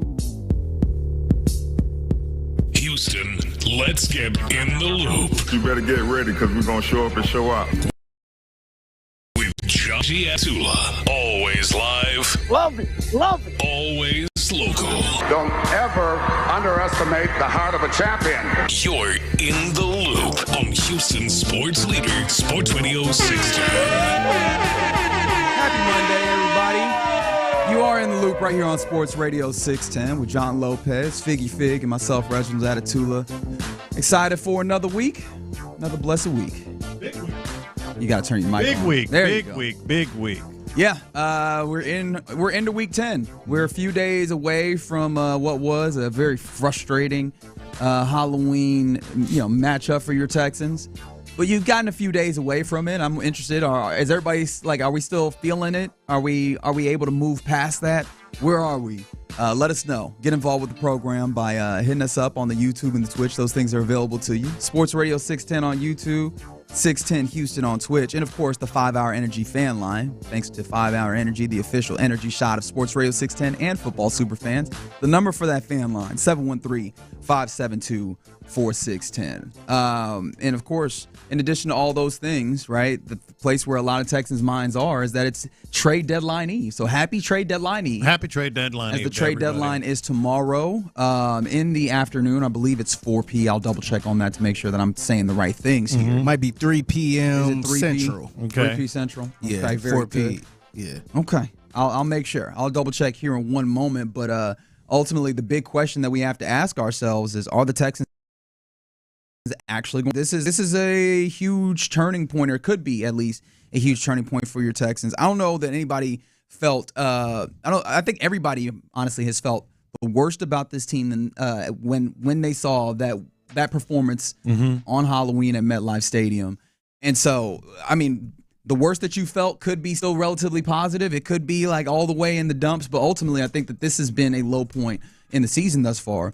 And so the deadline, the trade deadline rather, offers you an opportunity to get a little bit of positivity, address some things that desperately need to be addressed. So first of all, let me ask you out now, are the Texans going to do anything? Well, look, to answer your first question about are we over Halloween yet, the answer is no. But I think in a weird way that's kind of a good thing, because with the trade deadline tomorrow, trade deadlines past, it was just kind of like, well, maybe the Texans can do this to get a little better, maybe that. But now the standard is so high that I feel like the Texans have to do it. Like it's almost a non-negotiable on the offensive line. You have to come up with something. Now, to be fair, the Texans did add a center/guard today to the practice squad. That's not what we're talking about, right? Well, that is Jerome Carvin added to the practice squad, and I think there's some people that are wondering, could that be a sign of a possible lack of movement in that way at the trade deadline for the Texans? No, I mean, it could be, but I feel like it should not be. This is the first time in a long time where the Texans enter the trade deadline, and it's not like you have to. You have to. For no other reason than your quarterback. Maybe the standards are not fair, because clearly there are other teams in the AFC and the NFL that are just flat better than the Texans, and maybe you can't, you ultimately can't get there, but you better try with this quarterback. And he's been sacked the second most of any starting quarterback, any quarterback in the NFL. I mean, he's been sacked 33 times. It's a non-negotiable for me, Reggie. You have to bolster the offensive line with the trade deadline approaching. Yeah, you really need to.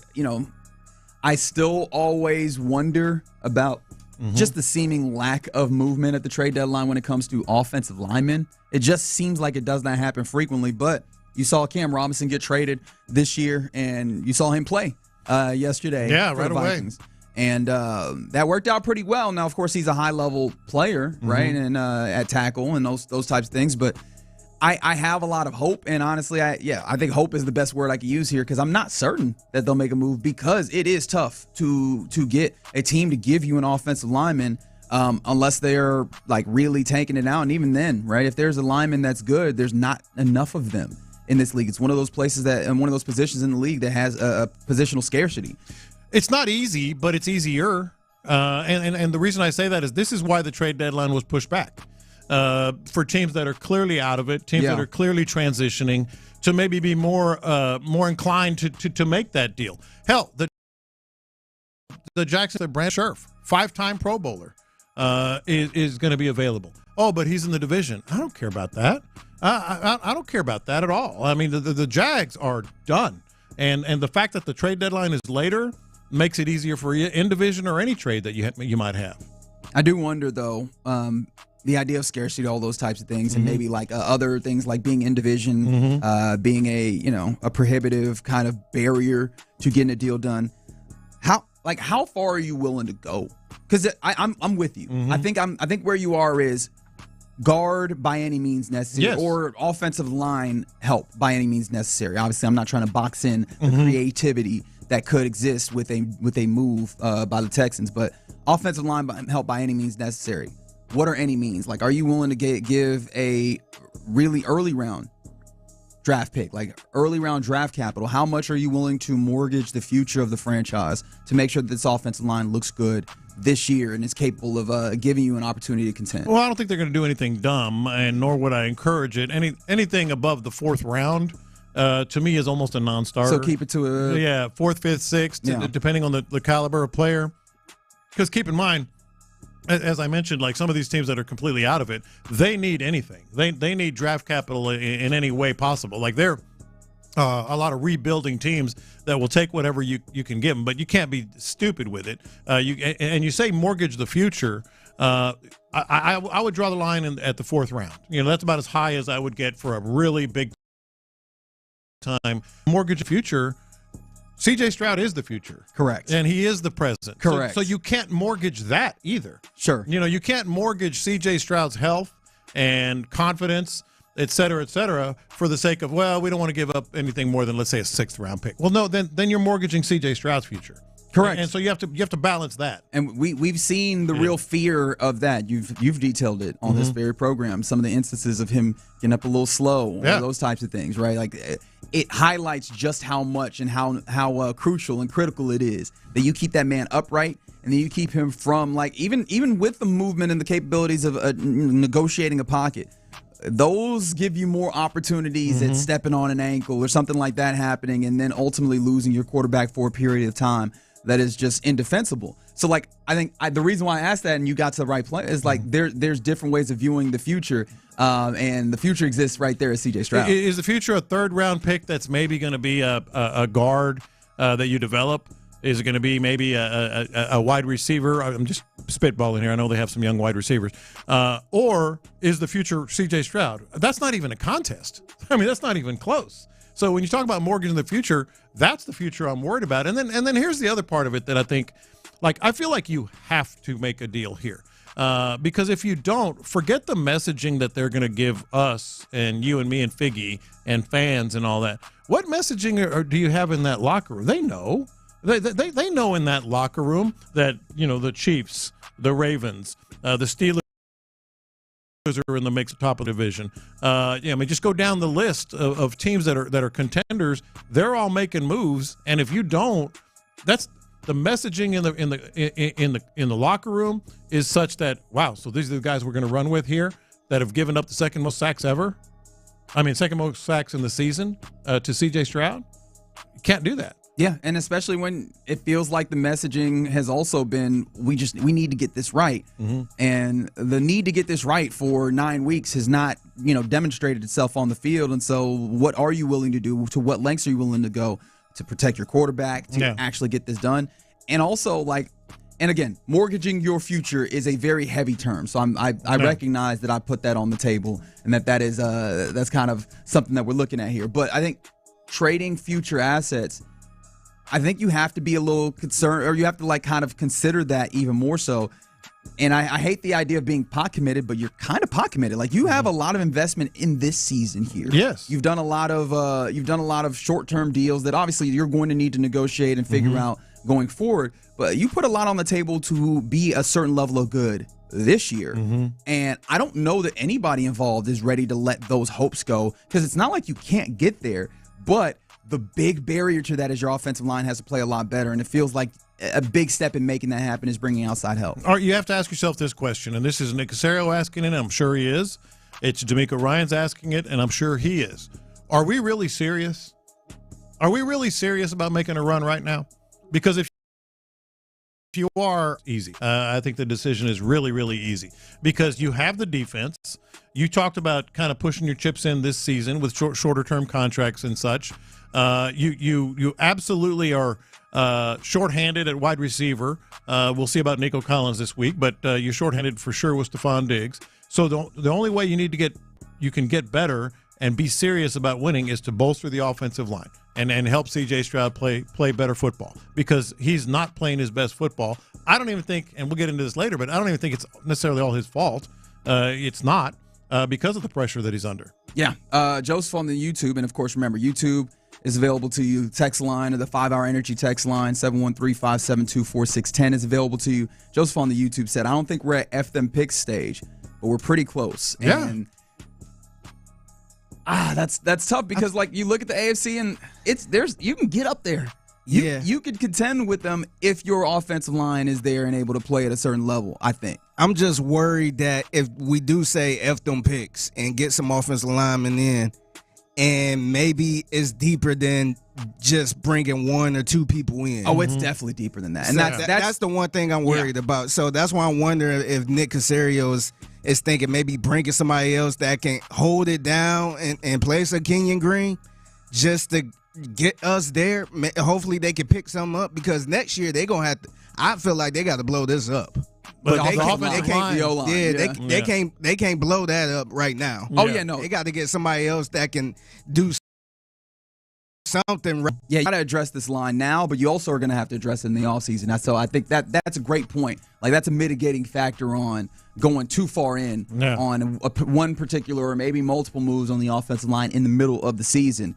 Matt Young of the Houston Chronicle put together kind of a short list of some of the guards that might be available if you're looking there. And we haven't even talked about any of the other positions where you might have to which might be on the table on the trade deadline. We might have to circle back around to that. But some of the names, Brandon Scherf continues to pop up. Jaguars, you mentioned him. One of the things is he plays right guard. And I saw someone on Twitter ask, like, is moving from right guard to left guard, like, how tenable is that? And I know offensive linemen have likened it to like wiping your keister with the other hand. Apologies if that's too graphic. But, like, it's not impossible, but it just feels real weird. Yeah. The thing that I imagine, and I want to preface this and put a disclaimer, I am nobody's offensive lineman. I've never played offensive line, and if you had seen me play offensive line, you would have feared for the quarterback or running back behind me, right? But I imagine because guard is so much, you're more in a phone booth, right? Like, you don't have as much of the athleticism in the pass setting outwards in the same way that you do as a tackle. I imagine that it's a little bit more transferable. You're dealing a little bit more with power as opposed to like the speed and athleticism that you are on the tackle. So I imagine that it's a little bit easier to get that on the other side at guard as opposed to tackles, where you're really switching up a good amount, where your set is entirely different, back legs different, all of that. Not to say that again that it's going to be a perfectly easy move for guard, but I imagine that makes it a little easier for any of these you might play. And a guy like that, guard, used to go into his right and his left, no matter, from the right side or the left side, in terms of getting leverage, getting angles. I don't feel like it would be that big of a deal. I'm sure it's something you consider, but it's not something that would necessarily prevent you from doing anything.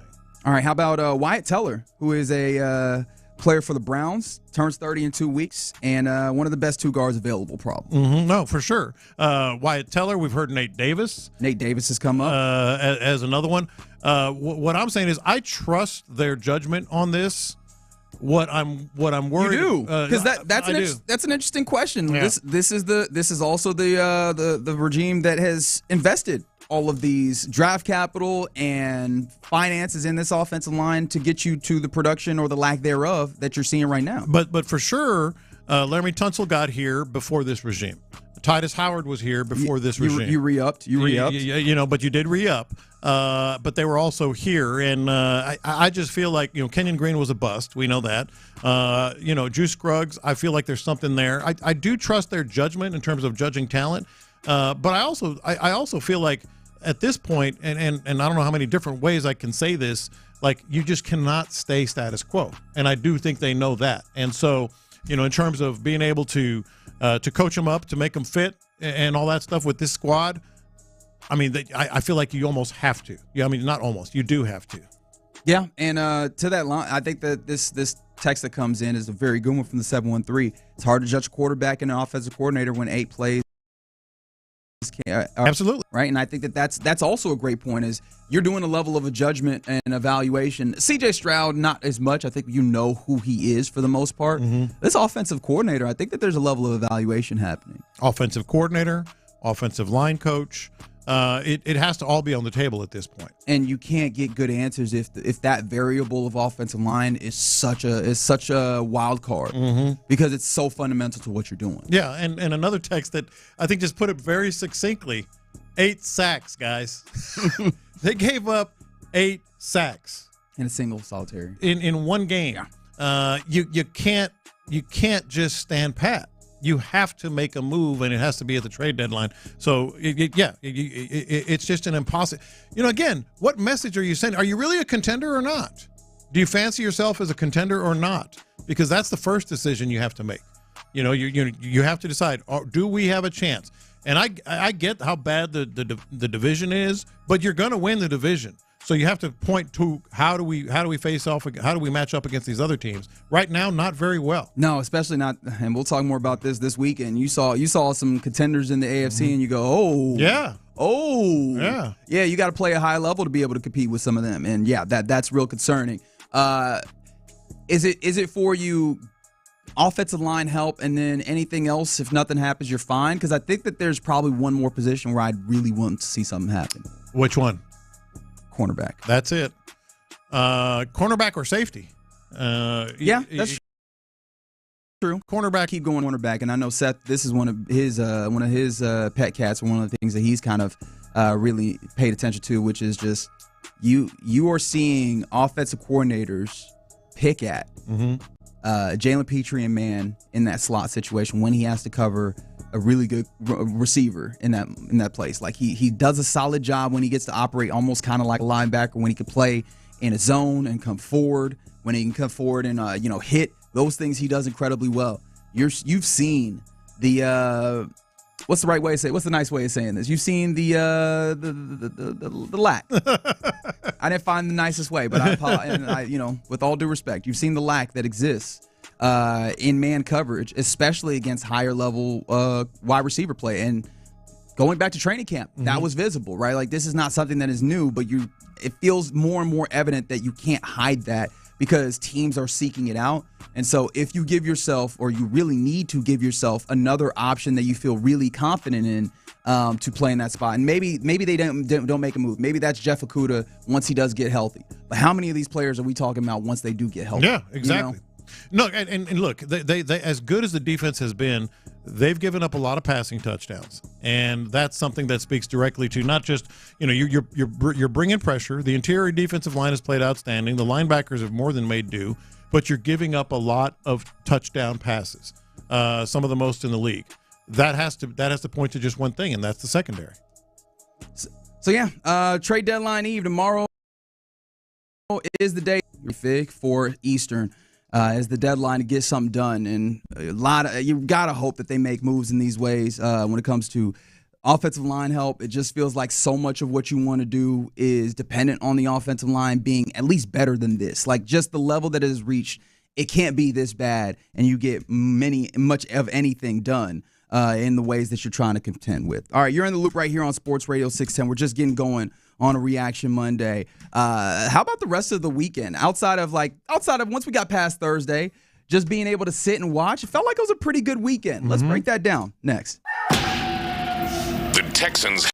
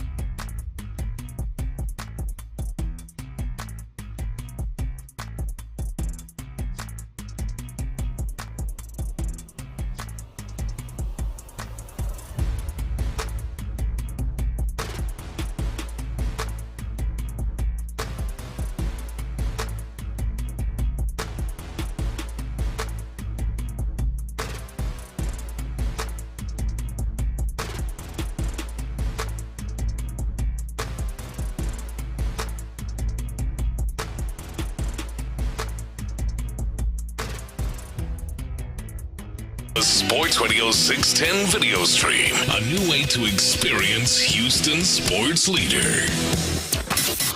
It's a Shopper's John Deere Reaction Monday on Sports Radio 610. Here's In the Loop with John Lopez and Reggie Atatula.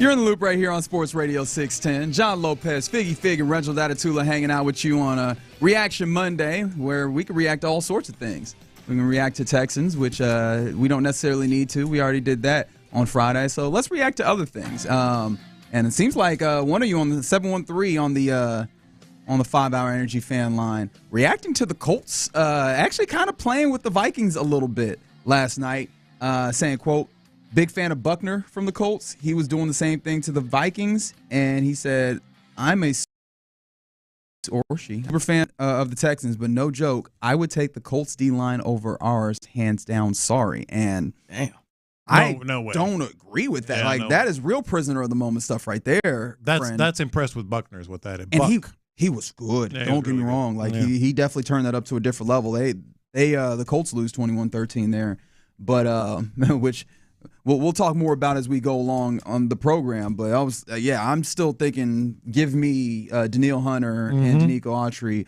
with the strength and the potential defensive player of the year that is Will Anderson, right? The AFC Defensive Player of the Month for October, Will Anderson. And you saw just how important that was. Sam Warren wrote a really interesting piece about just like how much more effective this team is with Will Anderson on the field, and that sounds like just intuitive, but it looks different. And as much as DeForest Buckner does that, Will Anderson does that as well. Plus, you have the other guys like Tim Settle and Autry and obviously Danielle Hunter.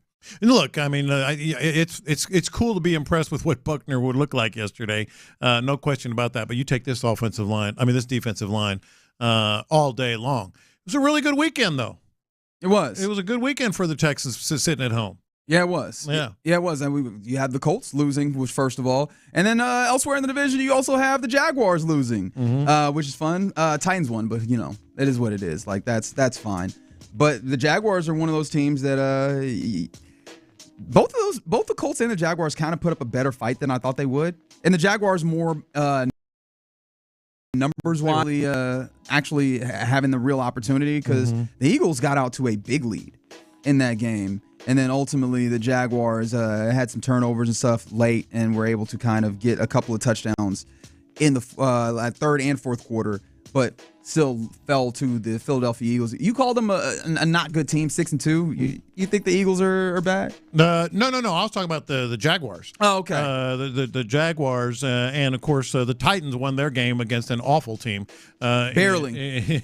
Overtime. Barely. Yeah, barely in overtime in New England. But the Colts lost. The Titans, who cares? The Jaguars lost. Hell, the Cowboys are going to be facing here pretty soon. And they've got Dak with the hamstrings. Didn't CeeDee Lamb get something too? Had a little injury as well. So, it's setting up for the Texans in terms of the next couple of weeks outside of that little team in Detroit. That's the thing. To be pretty good. Like the division sets up real nicely, and this weekend highlighted that as we just talked about. Hell, you said this, man. Doug Peterson might not make it to the end of the year the way that team is playing. However, out of the division, there's some real eyebrow raisers. I mentioned that the Lions and Packers, when we were drafting the weekend on Friday, that was one of the games that I found really interesting. And unfortunately, it was really interesting for all the wrong reasons for your Texans. Man, this Lions team looks like they get after it. Especially get after the quarterback. Right? With that is one of the things that I found to be really interesting is that, they could still make this happen. Now they're blitzing in order to get some of that done. Tomorrow might be even scarier because they're going to get an end. They get a pass rusher, and now they can go back to not having to blitz in order to get that pressure and affect the quarterback. In addition to the fact that Jared Goff is out here playing pretty damn well, all things considered. Is 83% good? Isn't he shooting? Isn't he completing like 83%, something like that? Something like that. He is good. That's good. They had one. This was the first of their outdoor games, and they traversed that territory very well. Jared Goff doing the two-glove thing. Yeah. Yeah, the Lions look downright terrifying. They jumped into their first outdoor game, in the deep end, like literally. That was a mess out there, and it didn't faze the Lions at all. But you can almost counter it with what the Texans are doing now. And someone confirmed CeeDee Lamb did get a shoulder injury. Yeah, he had a shoulder. Dak with a hamstring. But like the Lions, they're in another stratosphere than the Texans. I think we can all agree. Yeah, their offensive line is the best in the league. Offensive line, best in the league. Defensive line is really, really good, even without Aiden Hutchinson, and they're going to add a piece. Their run game is ridiculous. Their quarterback does not, miss passes.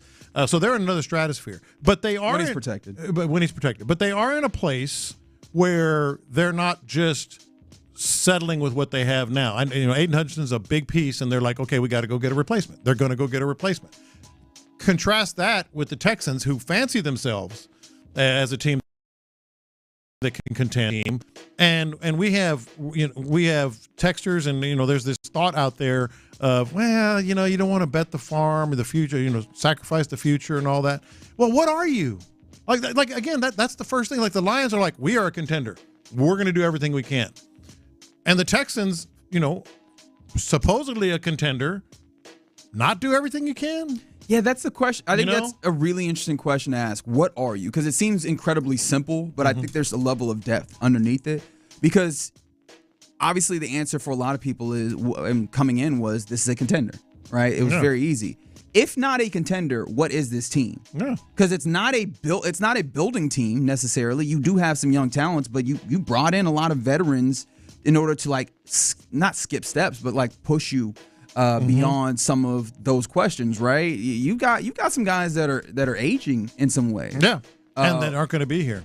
And that are not going to be here. I don't know the things that what are the developmental parts of this Texans team? Developmental? Yeah. What do you look at this team and you go, this is developmental?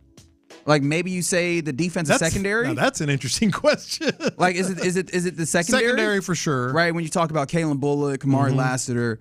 Outside of that. Receiver, Tank. Mechie. Nico's still relatively young. Mechie, Hutchinson. Yeah, but this is the thing. Nico is young. He is not developmental. No. He's getting paid. He exists as a top 5 receiver but as a in the group, league right now. As a group, you've got relatively young, unproven pieces that are trying. Right. Yeah. Is that as far as we go here? Not the line. Right? So, I can't look at this and say, all right, well, you're building towards the potential of winning a championship. You've kind of put yourself in that place where you should be going for a championship. Yeah. And so if you did not move towards that, I don't know what the benefit of this season would be, if that makes sense. Right. The A32 says the Texans need to focus on the construction of their roster for the 2025 and 2026 seasons. They're not ready. We just talked about it. That's not what this roster is. This roster is built to win now, and that's why when you compare and contrast what the contending, forget the Lions. Look at the Ravens. Look at the Steelers. They're going to go out and get a wide receiver. It's a win now. Must go in on it.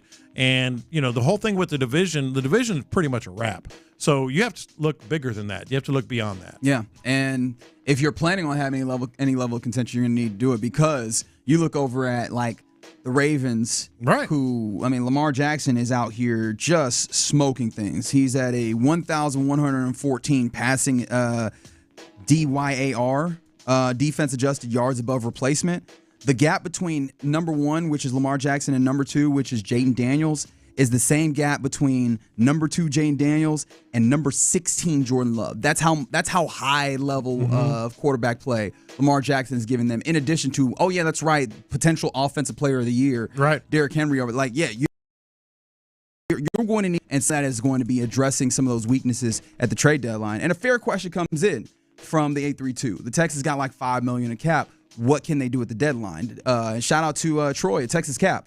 $5.5 million is actually closer to the exact number of projected cap space.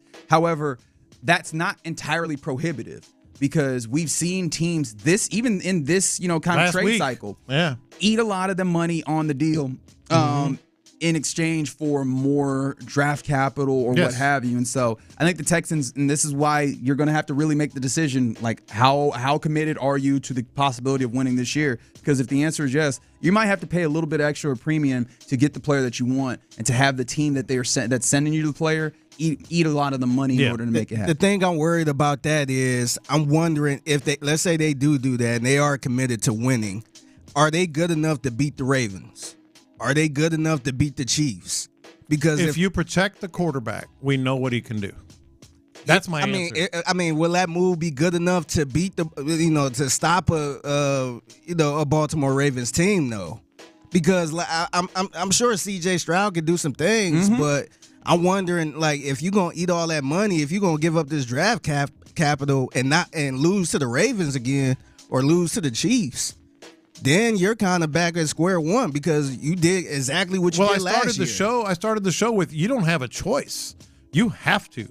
For not just for C.J. Stroud's sake and health, but because of what we're talking about right now. Like, you're built for now. So what is your choice?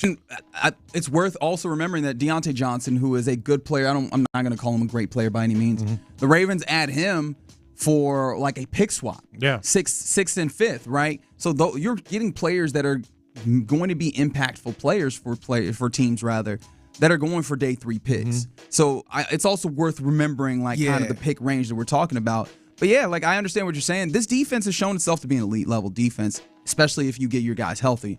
Now that is a big if. Yeah. I recognize that, and there's a lot of guys that we're looking at. We're going, hey, do we have information? Hell, even Nico Collins is eligible to return this week. Yeah. Are we certain that he will? And I'm not saying that to sow doubt or discord, just acknowledging the fact that what have we heard to the ends that Nico will definitely return? Yeah. Christian Harris, still radio silence on that front. We were assured that we would silence. We were assured that we would be. They'll let us know. They would let us know. Yeah. I haven't heard anything. Have you? Aziz, we haven't heard much on that. He's kind of still been out there. Jimmy Ward, there's a lot of. I understand that, but when this team is largely healthy, not even entirely healthy, this defense has really stood on its head. And if you can get the offensive line to a place where now you can actually do a few things, you have the talented players to make some things work. Joe Mixon has been out here giving you 100 and a touchdown every damn time, regardless of what you have. You have a lot that you're capable of. There's a few things you need to address, and one of those I think is offensive line at the trade deadline. You're in the loop right here on Sports Radio 610. Appreciate you hanging out with us on this Reaction Monday. Coming up next, inspired by what was an incredible play in that. What for you is the most incredible athletic thing that you have seen? The most incredible feat of athleticism you've seen in a sporting event? Let us know. 713-572-4610. We'll talk about that next. After a 21-13 loss to the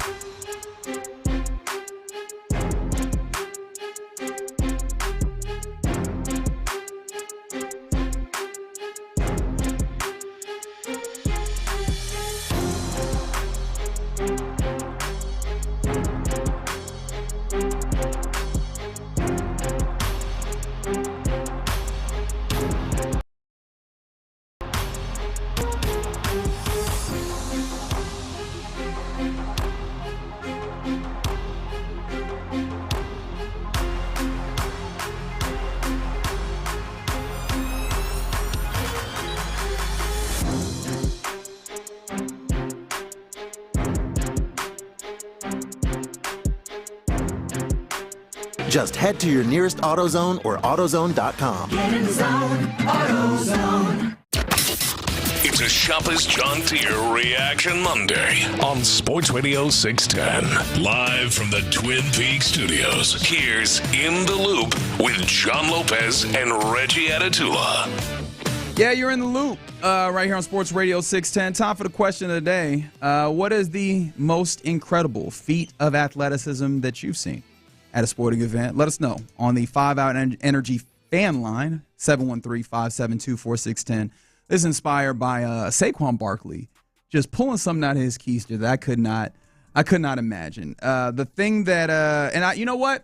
Let's go ahead and give him the audio because I was like, first of all, I want you to hear how the astonishment, the amazement that people that watch people do incredible things in the sports realm had in trying to describe what was happening on the radio call. Hurts in the gun. He backpedals. He's looking, still looking. He fires it out in the flat to Barkley, who beats one man, spins past another, leaps over a third, and comes down at the 30.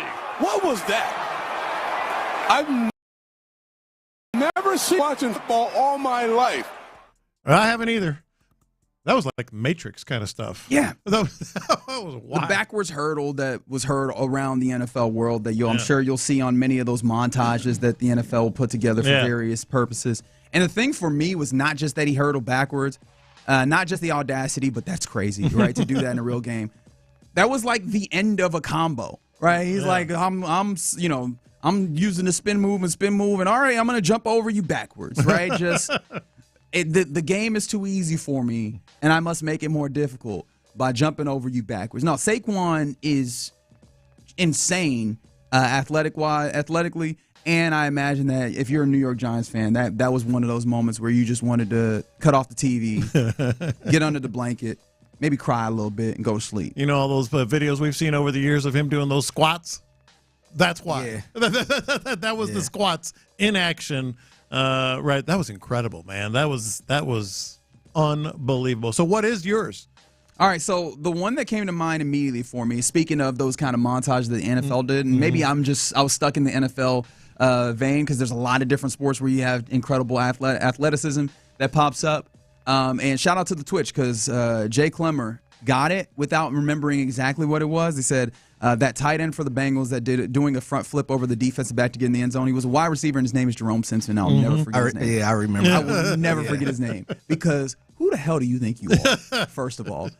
Like, running towards the end zone. And then he did a pose. Yeah. Yes, landed as if he was in the Olympics. Like a gymnast. He stuck the landing. He did the vault in the Olympics, and then he stuck the landing, and he showed to the Russian judges, right? Like it was insane that you're going and someone's about to meet you at the pylon. Instead of thinking I'm gonna lower my shoulder and go through him, or I'm gonna stop him, in the moment. In the moment, he just goes, "How about a front flip?" and lands it right on the sideline, 2 feet on the paint, and then for good measure. Why hands? Yeah, let man. You know I stuck the landing. Just wild. I didn't think of that one, but it's a great one. I thought of the other one you're going to say, so I'm not going to steal your thunder. But the first one that popped into my mind was beast mode. Beast mode in the playoffs. Yeah. I mean, that was power, Beastquake, speed, the Beastquake. Yes, balance. I mean, just the most athletically freakish thing ever. And then another one that immediately I thought of had nothing to do with football. Well, it had something to do with football. Bo Jackson climbing the wall. Yeah. God almighty. There's so many athletic catches that you can maybe bring up. He took 4 steps up a wall. On the wall. He turned off gravity. Remember that one, Figgy? Yeah. He's going, it goes all, it's like, what is going on here? How do you do that?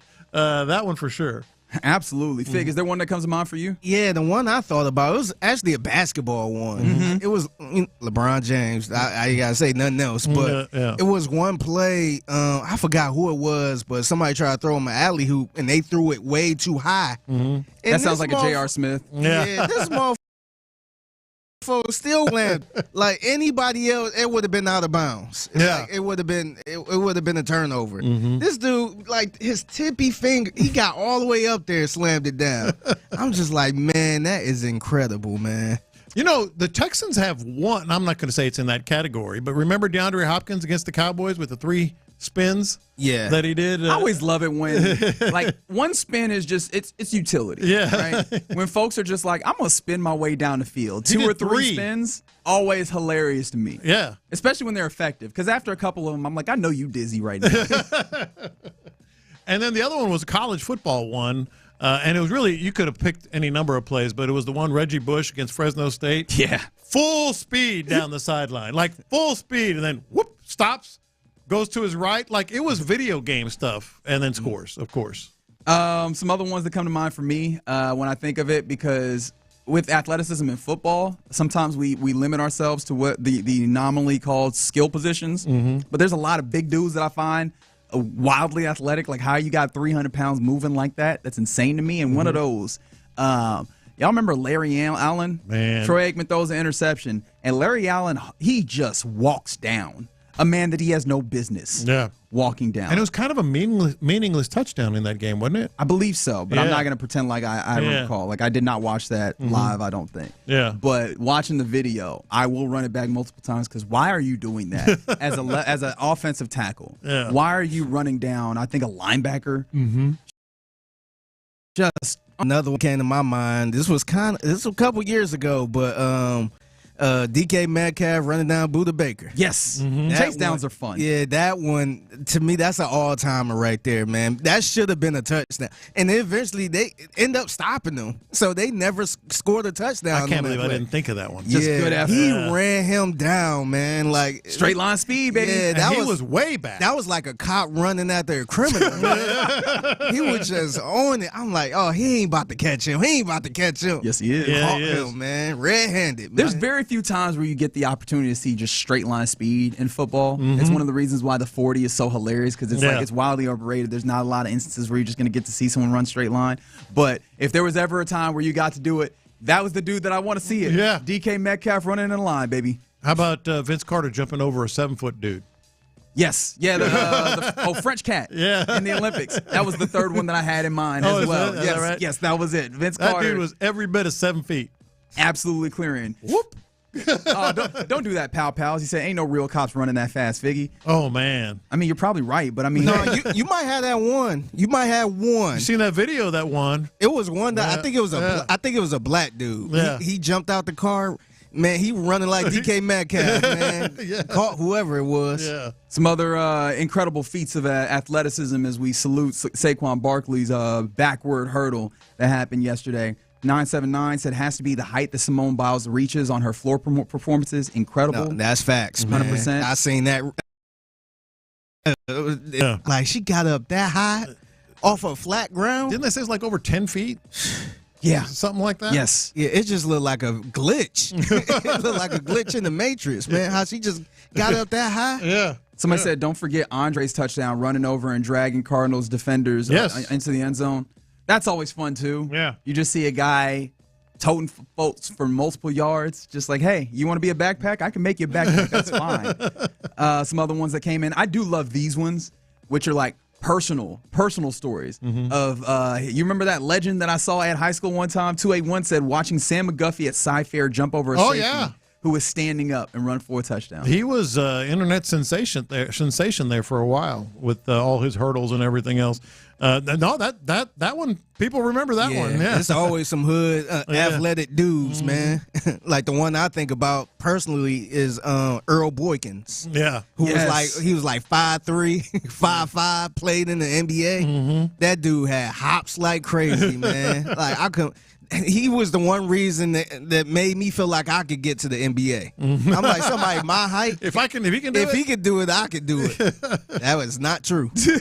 But you had that hope for a moment. Yeah, for a moment. Earl Campbell smashing the Rams. Yep. Let's see, Nate Robinson dunk over Dwight Howard in the dunk contest. And someone said, scratch that. I'm a Rockets fan, but does anyone remember Kevin Johnson's dunk on Olajuwon? Yes.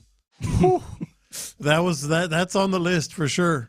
That's on that, and then James Harrison's intercept. And of course, I don't have to, but I'm going to give this person a little bit of credit here. They said most amazing thing was once watch the Texans not give up a sack in a game. All right. Now we're just being mean. Yeah, all right. Now we're just being mean. It always comes back to that for us. Oh, and Ken Caminiti throwing a guy out from a line down position. Yep. Seeing dudes throw from like places that they throwing like 60 yards on a knee, or just like, hey, I am on my back and I'm just going to throw this. Somebody did that. Mahomes was sideways. Remember that one? The horizontal. The horizontal completion. Didn't C.J. Stroud do that? I think he was like falling down and threw a long pass or something like that. It might have been last year. I can't remember.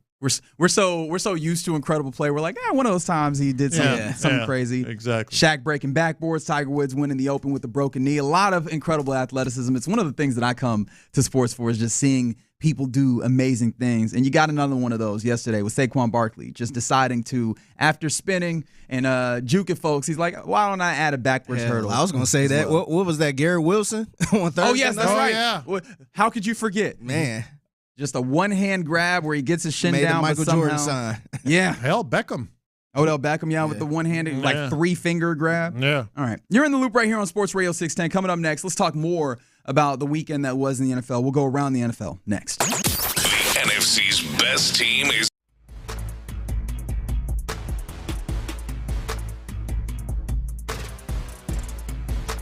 For the fan who cranks up the energy with every game, 5 Hour Energy introduces the Stand the Van limited edition fan fuel flavor. Be the ultimate fan your team needs. Fuel your fandom. Only at 5hourenergy.com.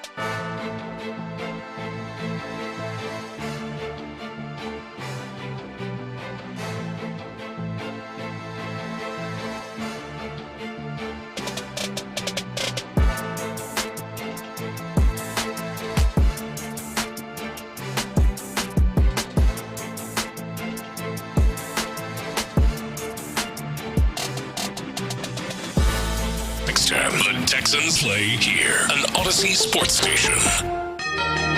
Let's go around the NFL in the loop style. Why are you smiling? Because I love football. Brought to you by Quick Assist. Here's John Lopez and Reggie Adetula. I'm going to tell you all about how much fun you're going to have this season. On Houston sports leader, Sports Radio 610. NFL here on In the Loop with Lopez, Figgy, and myself, Reggie. We begin with some news that happened earlier in the day. The Saints, maybe years late, but they do get it done. Dennis Allen has been relieved of his duty. That is a Saints team that after winning their first two games have lost 7 straight, capped off by a loss to none other than Bryce Young and the Carolina Panthers. Like, you know your team is in a bad place when as soon as a team loses to you, they're like, all right, we got to get the coach out of here. No, that's it. That's why he was fired. You're losing to Bryce Young and the Panthers? Yeah, that's enough. I've seen everything I need to see. Yeah, and in doing that, the Saints outgained Carolina by over 150 yards and won the turnover battle. And over the last 20 years, a team that has done that was 275-0.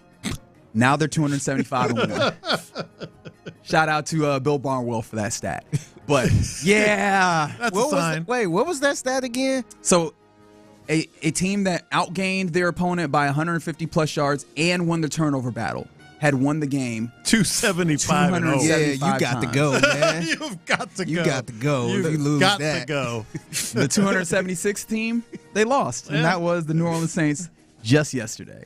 Man, and the Saints are just – see, here's the other part, and we've talked about this a little bit here and there. Like, there's no future. Like, the future is mortgaged. Talk about mortgaging the future. Salaries, quarterback, just all of it. Now, and Derek Carr, by the way, I saw somebody mention this during the highlights, and this is exactly what it was. Throwing that hospital ball across the middle. Well, yeah, there's a little contention on whether or not it was a hospital ball, but ultimately Chris Olave leaves the game with a concussion in that one because, He had one of those situations where the ball was out there, he catches it and immediately gets into just a really tough, nasty hit. And he's down on the turf. Michael Thomas, former Saints wide receiver, took umbrage with that, and maybe there might have been more involved here as well. But he went on a little bit of a what are we calling these? A rant, tirade. I don't know. I always feel weird. Twitter rant. Because sometimes people are like, "Oh, that's a Twitter rant." I was like, "That was just a thread." They just had some things to say. This one definitely felt a little bit more like a tirade or a rant or whatever. And I'll read verbatim. This is 5 tweets in quick succession. Derek Carr, for you, I've been told y'all. Bleep sad. Second tweet. Dude scary and panic just to throw the ball. Get him the F out of here. He's so ass. Next tweet. He's so ass. That year his buddy went first team all pro in 2022. He needed 180 targets just to catch 100 passes. He's ass on my granny, which that means it's serious. Yeah. He's willing to put it on his granny. Fourth tweet. Dude tried to lie and say I was jealous of them making Chris number 1 wide receiver. Whole time, he can't even get him a decent ball. He need his ass whooped. Fifth tweet and final tweet. They fired all them coaches trying to cover his flaws up. So safe to say, Michael Thomas, not a big fan. Not a big fan. Of Derek Carr as quarterback. How wrong was he? That's the tough part. He wasn't wrong. Yeah, I think Chris Olave's, I don't know if it's Pops or somebody weighed in on the tweet too. Yeah. It was like, yep. They definitely liked it or something to that effect. I can't remember exactly what, but I remember exactly. I remember that did happen. That I think someone attached to Olave was in agreement with Michael Thomas's assumption or assessment of the situation. So yeah, Michael Thomas, he has had some like kind of bitterness in that organization and around there. Like so.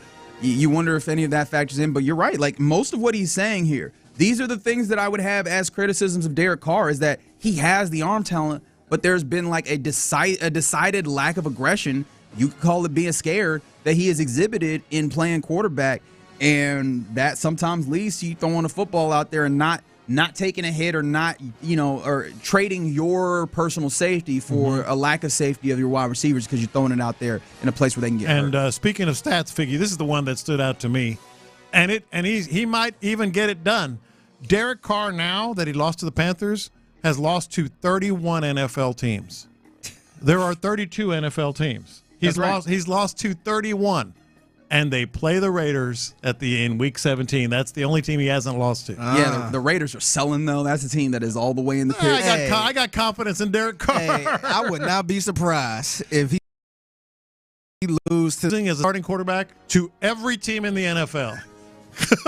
I know the boys on the morning show, Seth and Sean, were talking about it. It's kind of impressive, though, to like be good enough that a team is not going to go away from you as you have an opportunity to play, because you don't play every team every year, right? It takes a time to be able to accumulate. And in theory, you're not just losing to every team that you play. So, like, it takes a lot of time and a lot of snaps. You got to be really good at it. Yeah. Like, he's been a starting quarterback for a long time, man. Yeah. And say what you want about him, you either like him or you don't. Yeah. Well, but this is the thing about Derek Carr. Like, as a football player, you either like him or you don't.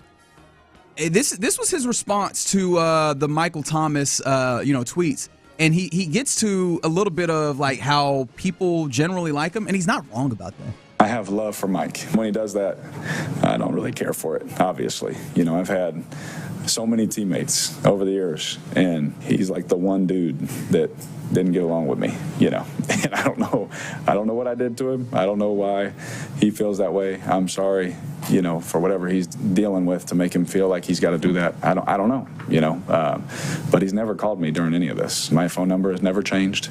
I've in fact called him on different occasions. It's something I just would never do to a teammate, because it was single high. The ball went to where we talked about it going, and Chris got hit in the head. Unfortunately, that happens in our game, and I would never do it on purpose. I didn't throw him into a bad, look. It wasn't a different coverage where that guy was just, all that kind of stuff. So when it comes to the football aspect of it, I really don't have an answer for it.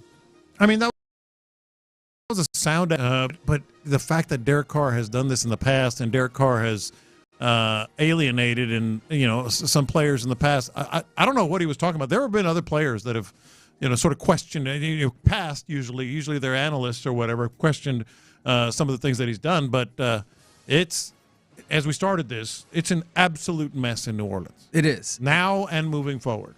And he's not wrong. Like, Derek Carr seems to be like a really solid dude. Like, as a human being. Players seem to like him. However, that explanation, you said it sounds solid. Yeah, I don't know that I love it as like the actual pass wise. No, and exactly. That's the thing that will ultimately get you hemmed up. Like, you could be a great dude, but if the production is not there, especially if you ended up getting people hurt, I imagine that's not going to go well. Yeah, and then the way he explained all it, he tried to make Michael Thomas sound like he a crazy man. Yeah, he did. Like, whatever things he got going on, it's out of his brain pretty much. Yeah. So, yeah, I don't know about that. And the Saints have a job opening, and a lot of people are mentioning our friend Aaron Glenn. Why the hell would Aaron Glenn want to go to the New Orleans? I know he played there. I know he coached there. That's the only reason why. They probably looking at Houston. That's not what they look at. They look at what's the first thing a prospective head coach looks at? The roster. Can I win? Can I win there? And that roster is upside down in terms of salary, upside down in terms of talent and future and all that. That go way back from Sean Payton. Yeah. But they've managed to keep doing things, and so something in me goes, they'll just find a way to circumvent all of this. But yeah, that's not a good spot. Now, obviously, I think a lot of Texas fans are operating as scavengers. Whenever a team shows a level of being bad, everybody goes, "Oh, do they have something that we can take?" I think the only offensive line wise, there's not anything I think of great benefit there that I think you could go and get. Marshawn Lattimore supposedly. A possible, trade, target. Yeah. I don't know that is the level of cornerback that you would be willing or be able to kind of get. No, but I do think, kind of what we talked about a little while ago. I think this is why the trade deadline moving back is such a good thing. Whether, there might be, but it's not just the Saints. There's a lot of teams that are in the same boat they see the writing on the wall and they can maybe deal. So, speaking of the trade deadline, I saw an interesting piece from Schefter a few days ago. Now, the Commanders, they got a win, and they are 7-2 for the first time since 1996. Just a real highlight as to where Washington is. However, Schefter wrote a story about players seeking to end up in Washington. So, apparently, according to Adam Schefter and his sources, which is kind of where I want to go with this conversation, players are trying to wind up in Washington and play for the Commanders. Now, some of this, I imagine, Dan Quinn seems to be big-time players coach that players love playing for. But some of this has to be the idea that they have figured something out organizationally, and they have a lot of nice young talent. I guess they've added some veterans on the cheap, but they have a nice group of guys coming together. Do you, one, believe that there are players clamoring to go to Washington? Who does it benefit to have this story leaked? Who are we getting this information from locally? Well, it's clearly from the Commanders, but I do believe it because of Daniels and because of what they can do there. It's just like the coaching thing. Coaches look at the roster, players look at what's the quarterback that can help me win. Help us win or whatever. No, I do believe it. Yeah, I found that to be real interesting that you had a story of that was that particular. It was planted, but still, it's very true. Planted. I was like, all right, we're mere days away from the trade deadline, which, if you don't know, again, tomorrow at 3 p.m. Central is when the deadline hits.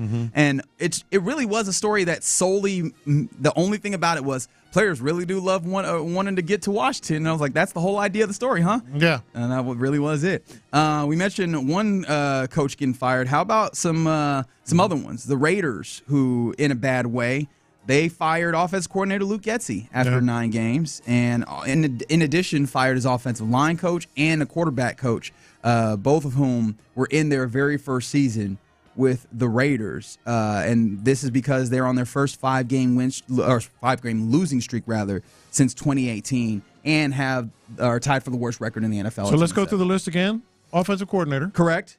Quarterbacks coach, that's right. And what was the other one? Offensive line. Offensive line coach. Huh. That's a sign, isn't it? That's a sign when you're that's a sign of desperation, a sign of the walls sort of closing in on you. But. That I would not feel very comfortable with the Raiders. No, you shouldn't. Yeah. I'm not gonna go there. Yeah, I was gonna say he probably shouldn't even got that job, to be honest, man. He came in as an interim coach. Oh, you're talking about, Antonio Pierce. Mm-hmm. Yeah, and that's always kind of iffy, seeing somebody. It's a sign. Rile up the team the last couple games of the year. When was the last time that the interim came in and it was a good hire? Like the problem with, this is always the problem with hiring the interim. The interim is there to kind of just be a caretaker, and you get a little something good, and you just let the good vibes get in the way. Wasn't Dennis Allen an interim too? Dennis Allen was also the interim. Was he? Yeah, he was. Yeah, he was. Who did he take over for? The now head coach of the Broncos, Sean Payton. Yeah. Yeah, he was previously the defensive coordinator under Sean Payton. Oh, yeah, that's right. And they were just hey, yeah, you'll take over. And then they just kept it. I guess technically he wasn't termed as an interim because that happened in the offseason. Oh, okay. But they were just like, yeah, well. The next guy in the room. Yeah. Yeah. It felt very much the hiring process of an interim where they're just like, who's in the room? Yeah, you got it. Yeah. He managed to stay. You got the same thing going on in New England, too. Well, Gerard Mayo, that felt a little bit different because it felt like for a while that he was kind of being groomed to be the next head coach, as opposed to Dennis Allen. That felt a lot more like, well, you here. But regardless. Like I said, next guy in the room. Next guy in the room. Yeah. And when it comes to future opponents of your Texans, yes, the Lions played well, and you'll have them next Sunday here at NRG Stadium. And then after that, you'll be traveling to Dallas to face off against a Cowboys team that looks like they are not only they're beaten and bruised. Both lose to the Falcons, and it was really embarrassing, 27-21, and I don't think that it was really as close as the score seems to indicate. However, Dak Prescott leaves that game with a hamstring, and then CeeDee Lamb, who is going to have a MRI on his shoulder. They're still Micah Parsons didn't play in that game.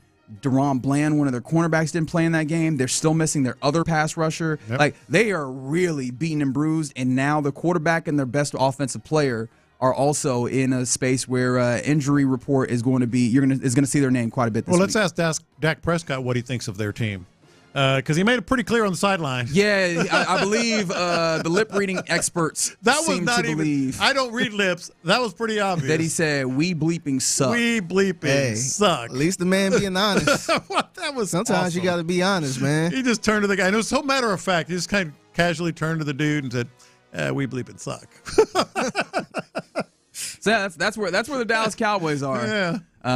So hopefully that at least guarantees one win of this run of primetime games, because unfortunately you lost on Thursday, and it's going to be a tough one on Sunday Night Football against the Lions coming up. But yeah, that's around the NFL, which is brought to you by Quick Assist. If you got extra game day tickets, turn them into cash with Quick Assist. Download Quick Assist from your app store today to find H-Down fans looking for seats. That's QUICKASYST. Quick Assist, your ticket everywhere. All right, you're in the loop. Coming up next, we're going to do a little segment that I like to call Judge John Lopez. Determine if these things that happen in the sports world this weekend, who is the winner, or who is in the right, rather. Is it the player, or is it the other people? We'll talk about it next. The Texans O-line struggled and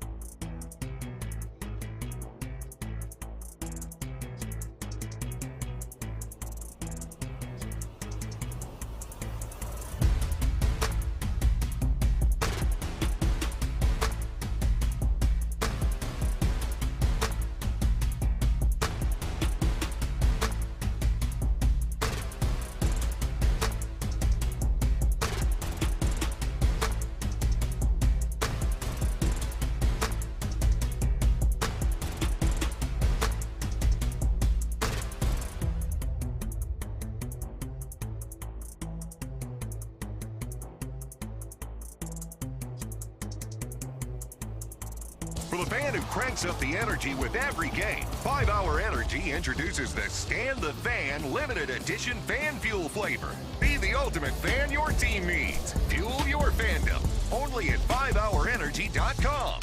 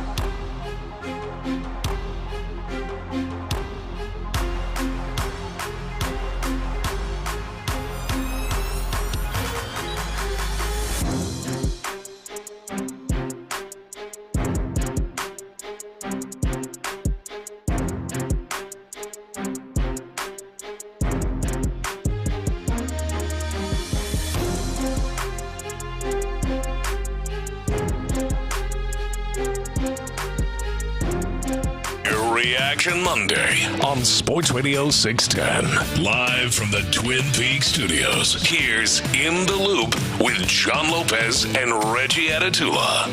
Yeah, you're in the loop right here on Sports Radio 610. Appreciate you guys hanging out with us on this Reaction Monday. John Lopez, Figgy Fig, and Reginald Atatula hanging out with you. Always get involved with the program by hitting us up on the 5 Hour Energy fan line. Thanks to 5 Hour Energy, the official energy shot of Sports Radio 610 and football superfans.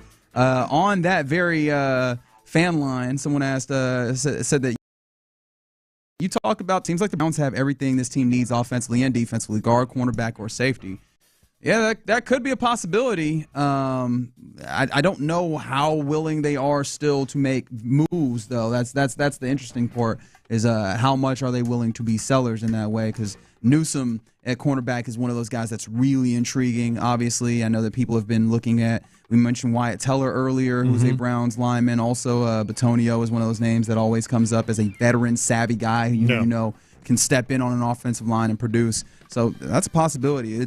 We're chugging along just over, 26, 27 hours? Something like that. Till trade deadline. So I imagine Nick Caserio and the rest of the front office really plugging at it to make sure that they're ready for the deadline. They did a little bit of work today, but nothing I imagine or I hope that's going to make a big deal for this team, as Jerome Carvin was signed to the practice squad. He is a guard center kind of combo guy. 24 years old, 6'5", 307, but I can't find a single snap that he's played in this league yet. So that's not the move we're talking about. I sure hope not. Yeah. Because there is a thought amongst some that it's possible that might be something that's an indicator where they're just adding another guard to fill that spot on the roster, maybe not on the 53 man, but to have another guard to go to if you need to, and then it's next man up. That would be very disappointing if that was the case. It's going to be very interesting to see how they play this, just in terms of the next however many hours, because we've talked about it. I'm firmly convinced they have to do something. I don't think that's it, though. I hadn't even considered the idea that maybe we could get news today, because I mean, look, nothing says that you can't make trades before the deadline hits. But it really does feel like if we get news, it'll probably start happening tomorrow. But only God knows. We'll keep our eyes and ears peeled for that. All right.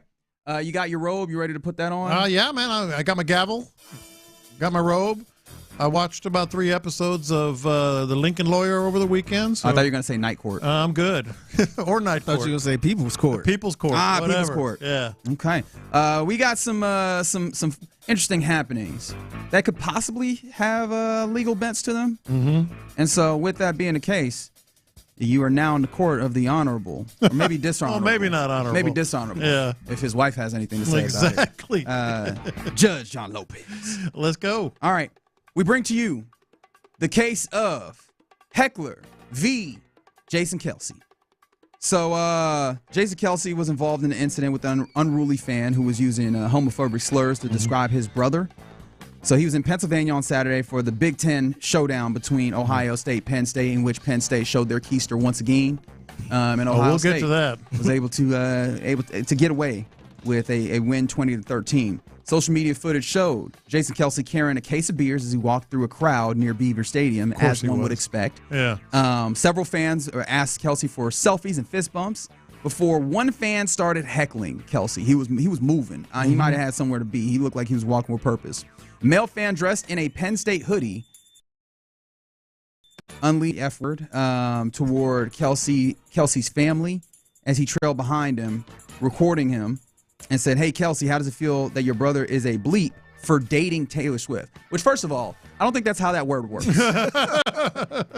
Right? Like, I'm not sure if you understand what it means or what have you. Yeah. I don't think that's how it works. However, that was what was lobbied at him. In response, one Jason Kelce turned around, grabbed the fan's phone, and spiked it into the ground as if he was Rob Gronkowski before picking up the phone and continuing to walk.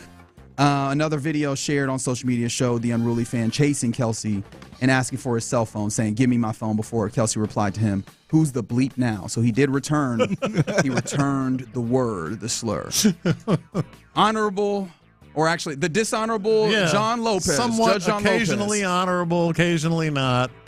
Whose favor do you rule in? I feel like this was stand your ground. This is a football family version of standing your ground. This is bleep around and find out, isn't it? Yeah. I would have to imagine so. Right? Yeah. This is exactly what that is. Now, look, we all know. By the way, if you're wondering what word, it was the F word, but not that one.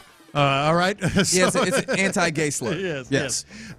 Which, maybe he should have had a little more discretion with his retort, so to speak. But I'm going to have to rule in favor of... He actually was somewhat restrained, just breaking the dude's phone. Dude, you come at my family, my brother, and everything else like that, and chasing, like literally picking a fight almost. I thought that was somewhat restrained. Restrained. That's the thing for me. I had no sympathy for that guy that was doing that, man. None. Like, that was ignorant. Yeah. Like, dog, why is you you clearly doing this for attention. Now you got some and attention. had the camera going. Yeah. So my favorite phrase is play stupid games, win stupid prizes. That is correct. Yeah. That is right. Yeah. And one of the things about this for me is that it felt emblematic of a larger issue that we have with folks just feeling like they can run up and accost folks. And I know a lot of this has also been further pushed by dudes doing social media, and not just dudes, but it feels like a lot of them is dudes. Yeah. But folks doing social media type things where they're doing pranks or something at other people's expense, or just like trolling folks to get the reaction and then record it. Hey, man, I felt like there was a time in America, not that I am being full Joe Mazzulla, where that lesson of, hey, you're not supposed to just be running up and accosting people was taught by you getting tapped on your chin, right? Like, but people seem to have no fear of that happening. And so, yeah, if he had tapped him on the chin, I'd have been like, that's kind of what typically happens to teach you the lesson that you don't just go up accosting people out of nowhere. And this is before we even get to the idea of like him, bashing his family or whatever. Just like, get out that man's face in the first place. And I'm with you. Like, what did Taylor Swift have to do with anything here? Like, that's his brother. Yeah. You know, he just wanted to rise out. Yeah, this was also like someone who wanted to sue someone. Like, he wanted Jason Kelce to punch him. It was bait. Yeah, he was baiting him. Yeah, and a special F off to TMZ, by the way, for tweeting this headline. New graphic video shows Jason Kelce using the F slur multiple times in rage. Click here to read more. Yeah, what was the circumstance? Yeah, so I'm glad the community notes pretty much got on him about that headline. Yeah, so case closed. It was stand your ground, football essence, kind of stand your ground. Okay, very good. Yeah. And on top of that, this is a great point that comes in on the text line, or the 5-Hour Energy fan line, I should say. Dude is a Hall of Fame NFL lineman, which is basically a professional bear wrestler. That's a good point. Like, why are you out here antagonizing him? Like, that is I believe that you and the decorum that you believe you have to have by being a public celebrity. Some will keep people me are safe nuts, here. man. They're not only nuts, but I think he wanted a 6-figure settlement and was willing to sacrifice his jaw. Thankfully for him, all he has to do is buy another maybe $1,000 phone. That's probably about it. All right, we move on to the next case.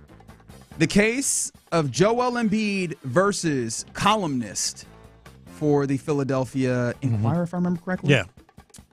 In this case, Joel Embiid was involved in an altercation with a Philadelphia columnist in the locker room after the Sixers lost to the Memphis Grizzlies on Saturday night, apparently shouting at the journalist, actually pushing him. Yeah. The Sixers said that they were aware of the incident and what have you. So the journalist, or the columnist, Marcus Hayes, has a column for the Philadelphia Inquirer, and in his most recent column, he mentioned Joel Embiid's son and late brother. So his son is named after his late brother, Arthur, and he mentioned them while questioning Embiid's professionalism. Basically, to make it short, the piece that I saw was like, Joel says that he plays for his brother, his late brother, and his son.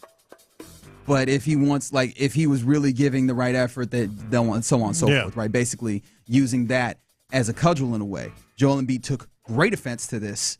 Apparently, as soon as reporters entered the locker room, Joel Embiid stood and confronted Hayes, saying, "The next time you bring up my dead brother and my son again, you're going to see what I'm going to do to you, and I'm going to have to live with the consequences." He said that's not.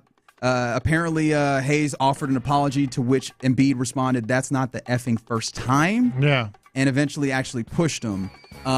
Reporters apparently, not reporters, rather, PR people for the Sixers apparently then went to reporters and tried to get them to not publish this. At which point Embiid yelled out, "They can do whatever they want. I don't give a bleep." Yeah. So with all of this being the case, who is in the right or the wrong here? Is it Joel Embiid physically pushing a reporter, a columnist, and confronting them, or is it the columnist himself? All right, so this is a complicated one, right?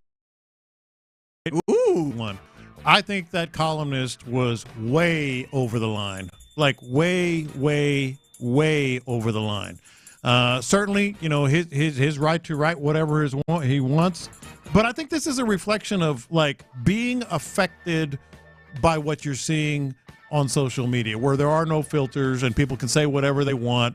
And he just sort of he felt like, oh, I can say that in a column. No, you can't. Like, there are lines. There are lines that you should not cross. And to connect his brother and his kid to his play, over the line. That is absolutely over the line.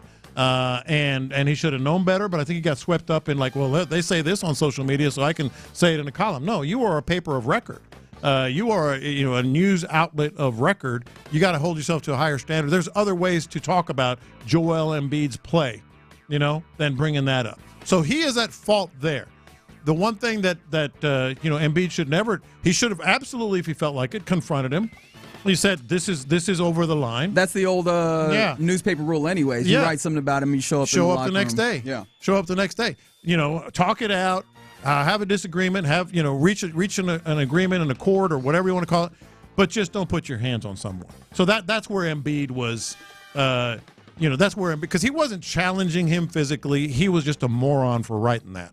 So that's where Embiid maybe crossed the line as well. A small thing, because I think you covered it well, a small thing within this as well.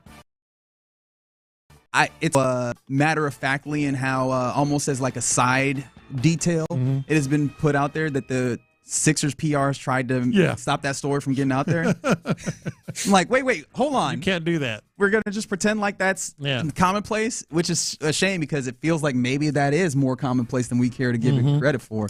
But yes, all the way around. I immediately was like, yeah, Joel Embiid, I understand the fire and the passion there. The worst of them all, I'm glad you brought it up, was the Sixers PR staff. Like the worst, really? Well, because like that. I thought the editors should have played in here. Oh, right? No, for sure. The editors should have corrected him. But what I'm saying is to go there when the locker room, once you allow the media in, is on the record. So you can't say, it's on the record once the locker room is open and you're having these discussions and interviews and such. So to say, can y'all not print that? That's just dumb. But I'm embarrassed for the columnist, Marcus Hayes. Should have known better. Should have never gone there and written that. So this is going to be a complex judgment here. I think we're going to put Joel Embiid on probation for putting his hands on that guy, but we are certainly, let's say, sensitive to why he did it. So is it a mistrial, the 832 asks? Not a mistrial. I think it's just a lesser penalty. Okay. Yeah. Give Joel a fine. Yeah, give him a fine, a little probation. Yeah, community work or something like that. Yeah, a little ankle bracelet. Yeah. All right, well, that's a lot. That's pretty far. Okay. I don't know about that. Have him do like maybe 24 hours of community we'll go service there. Yeah, we'll do like that. How do you feel about this? Because you're in the same vein. Yeah, I was amazed that the story got published. You can't write that, man. Like, as an individual, you got it. But I think also this points to the devolution of our media space, because I do wonder if there was if there was a specific sports editor. Sports editors are supposed to know kind of the rules, right? I wonder if this went to a general news editor, like just a general editor desk, because companies are really consolidating where they're like, we don't need specialized editors. What you do in this moment, because I think a regular editor is like, okay, all of this looks fine. No. It's composed well enough and there's not typos or whatever. Fine, send it off. Yeah. Whereas somebody should have been another level of, hey, recognize that getting after people's family is a bridge too far. That's something that we have long held as something you're not supposed to do. Absolutely. Yeah, my thing is, if you brave enough to feel like you can write something like that, you got to stand tall, man. Like, you got to be ready just in case somebody come at you. Yeah. Like, that's why I never attack anybody personally on social media, because they'll catch you off guard, man. They'll step to you, man, and you can't get mad at how they react. Yeah. But I don't think Joel should react that way. But you can't control people, man. Like, watch what you say. Exactly. There you go. The court of the dishonorable John Lopez, Judge John Lopez, is now out of session. Thank you for joining us here on the In the Loop court on Sports Radio 610. All right, coming up next, let's get into what's popping, including an accolade for now free agent Alex Bregman. What will that affect? And we'll The Texans' Halloween trip to the Meadowlands ended in a nightmare. C.J. Stroud was sacked 8 times. The defense couldn't slow down the Jets in the second half, and at the end of the night, the score was 21-13 New York. There's plenty of issues to address.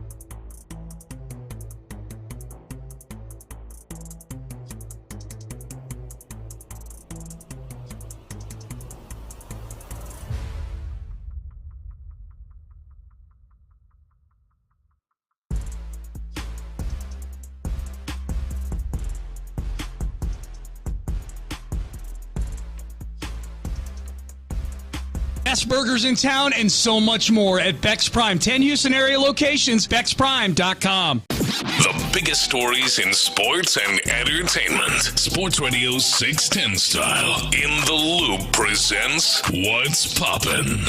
All right, let's get into What's Poppin' here in the Loop on Sports Radio 610 on this Reaction Monday. But thankfully, we don't have to react to the Texans game because that happened last week. And it's stuff that is still affecting this team, and that's why everybody is looking so much towards tomorrow. If you're wondering what tomorrow is, I guess technically it is Election Day, but more importantly for you Houston Texans is Trade Deadline Day. The deadline hits at 3 p.m. Central Time, 4 p.m.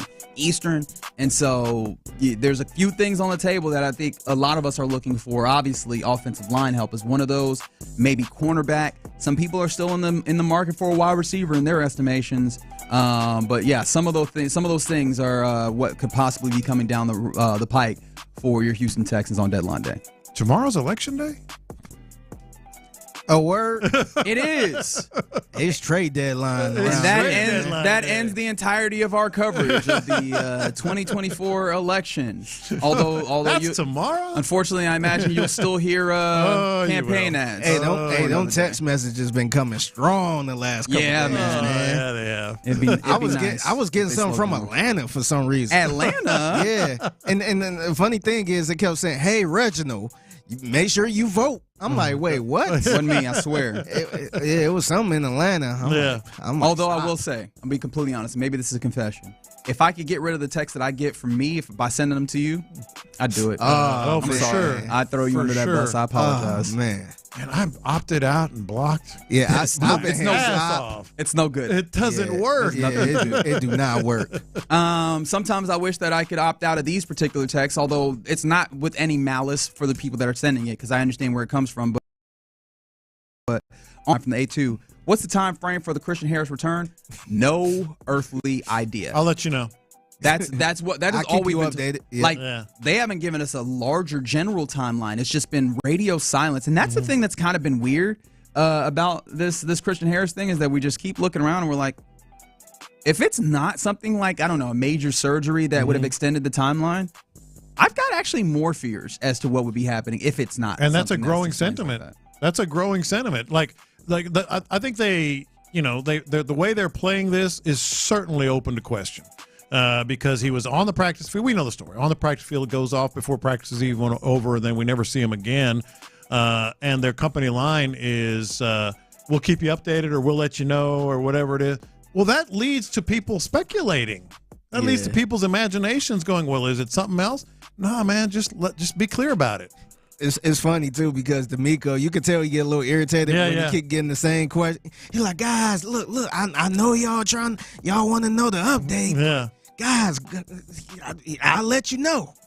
That was actually pretty good. You've been working on D'Amico? Very good, D'Amico. I like that. We're gonna have to break that a little bit more. Very good, D'Amico. We now go to. I'll let you know. Yeah. You got to add a little chuckle in there too. A little chuckle and a right. We were working on something real good there. I'm on every snap. Limited every fake snap. D'Amico Ryans. I like that. Yeah. Another thing that I like: third baseman, technically a free agent, Alex Bregman. Will hit free agency now with a Gold Glove on his resume. How about that? He Good won timing. On Sunday, yesterday. Gold Glove for third base. Obviously, if you're not familiar, Gold Glove goes to the best player in each league in every position. It's his first time winning the award. He joins five-time winner Doug Rader. Am I saying that correctly? Doug Rader. From the 70s, 74 in the NL, obviously, when the Astros were on that side of things in baseball. They were the only two Astros third basemen to win the award. He beats out Ernie Clement of the Blue Jays and Jose Ramirez of the Guardians. And then Ken Caminiti didn't win a Gold Glove. Not according to what I'm seeing here. I'd have bet money. I'd have bet a lot that Caminiti did. But I was also a little surprised that that's just his first one. Weren't you? I mean, he's been automatic over there. Good timing. Yeah. For him. Yeah. I do wonder what it does for the Astros. Yeah. That's actually really shocking he haven't won one. Yeah. I thought he did, because that's the first thing people go to whenever they talk about Bregman is he's a good defensive third baseman. Yeah. And now you have a accolade to defend such a thing. So yeah, it'll be interesting to see what this does for his market as he's going towards free agency, and it seems like he will fully engage in that. It does not seem like we've gotten a lot of information on the possibility of that a deal being done before like the fullness of free agency hits. General manager meetings, I believe, start later today. And I imagine that this is going to be a big thing on Dana Brown's plate is trying to get him back to the Astros. And the number is going to be the one. I mean, we were talking about it off air. You seem to be a little more inclined that it's doable, and I'm just yeah, it's a big number and a big number of years. Yeah, I've found it really interesting seeing the various kind of assumptions from other media folks a little bit closer to the Astros. Ari Alexander of KPRC2 yesterday was put up some numbers from some insiders, 8 insiders around baseball at various levels, right? Kind of asked them to give their projections on Alex Bregman, maybe numbers-wise, or just where he will return to. 2 of the insiders themselves just said Astros without giving numbers, but they seem to have confidence that he'll get there. While a lot of the numbers that were thrown out there, 6 for 180, 6 for 172, 6 for 150, 5 for 125 with the 1-year option, 5 for 135, 7 for 175. All of those seem to be relatively around that high water or high bar of years. Yeah. With all of those, a lot of those numbers feeling somewhat doable, largely doable. Obviously, you would still need to make some moves because you already have carried a lot of payroll thus far with the Astros.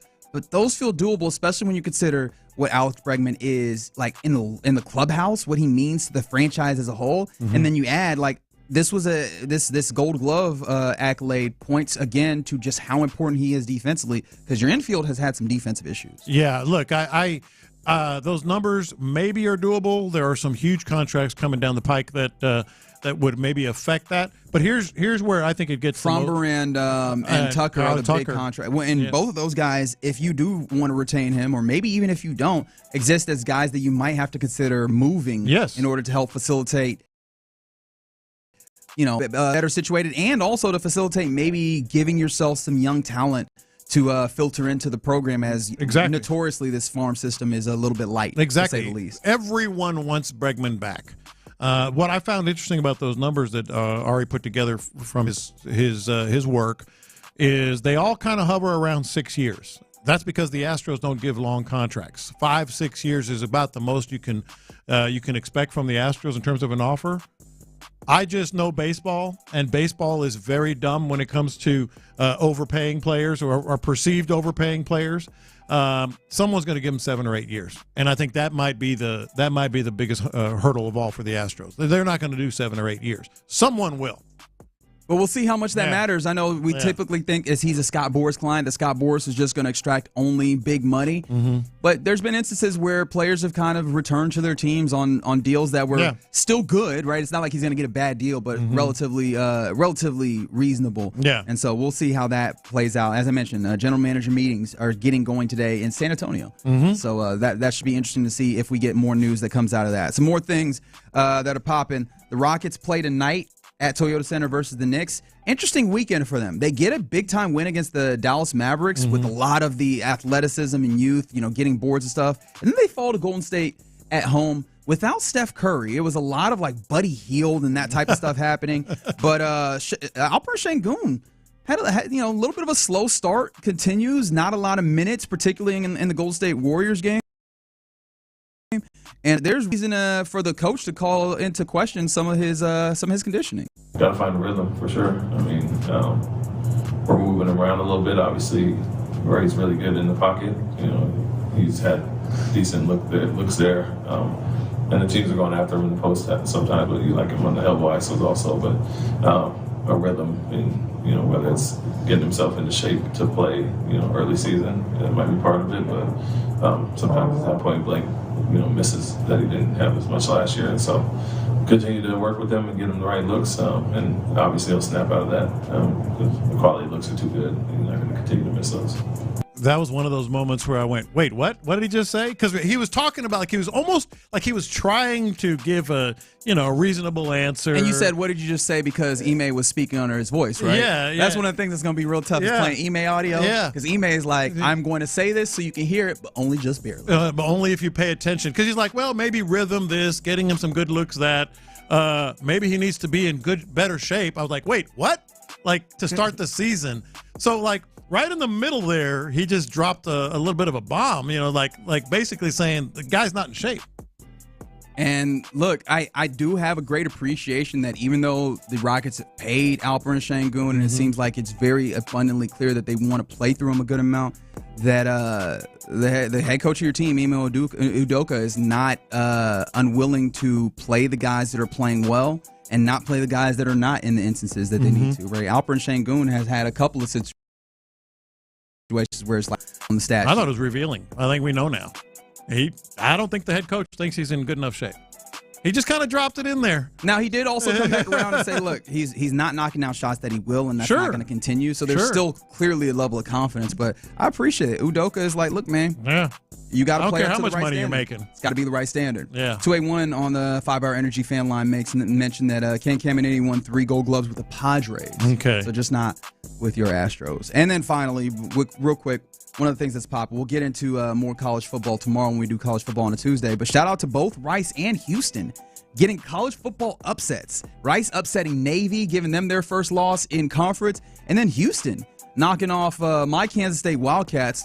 They're starting to find a little bit of something. They've 3 wins now in conference and on the season. Got some work to do to get bowl eligible, but Houston definitely finding some defense as well. Like that seems to be, if anything, if any calling card exists, a little bit of what they're doing under Willie Fritz in year 1. I mean, you can't call them signature wins, but clearly those were the 2 biggest wins, that the Cougs and the Owls got. I mean, beating Navy is bigger than U of H beating Kansas State. I agree. I feel especially first with the first game on the interim coach, and getting it done with an undefeated squad that's been really putting up big points and all that. So those were 2 big. Well, wins. they had one loss, one undefeated in conference at the undefeated, right. So there you go. That's what's popping. James Franklin escapes our wrath for this moment. We'll circle back around to you tomorrow, buddy. Bald head. You will not. You will still pay for your crimes. You will still pay for your crimes. That's like that parent. Oh, you still getting a whooping? Yeah. I'll let you know when. Don't think because it's happening. Don't think because we in public now that you're not gonna get that whooping. I'm still gonna whoop your ass. Wait till we get home. Wait till we get home, James Franklin. All right, in the loop right here on Sports Radio 610. This offensive line clearly is a big issue for the Texans, and we're really hoping that a trade can be made to address it. But look, as Figgy has said, it's not just one trade that's going to fix this all. So what can be done to make this offensive line tenable? I think I have some things that we can look at, and we'll discuss that next. After a 20.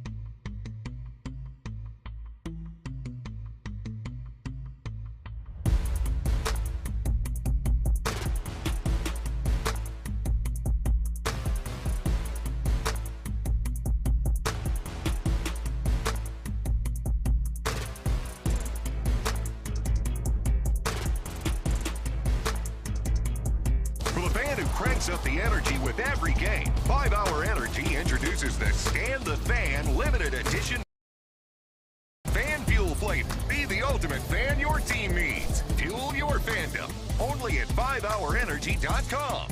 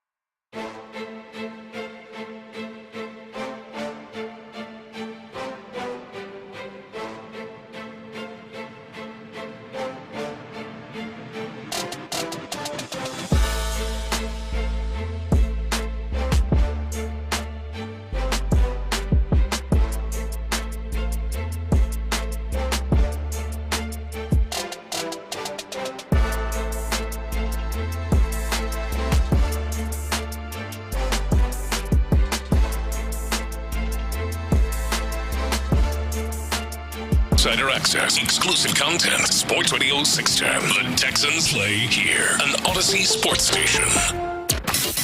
It's a Shopper's John Deere Reaction Monday on Sports Radio 610. Here's In the Loop with John Lopez and Reggie Atatula. Yeah, you're in the loop right here on Sports Radio 610. John Lopez, Figgy Fig, and Reginald Atatula hanging out with you on this Reaction Monday.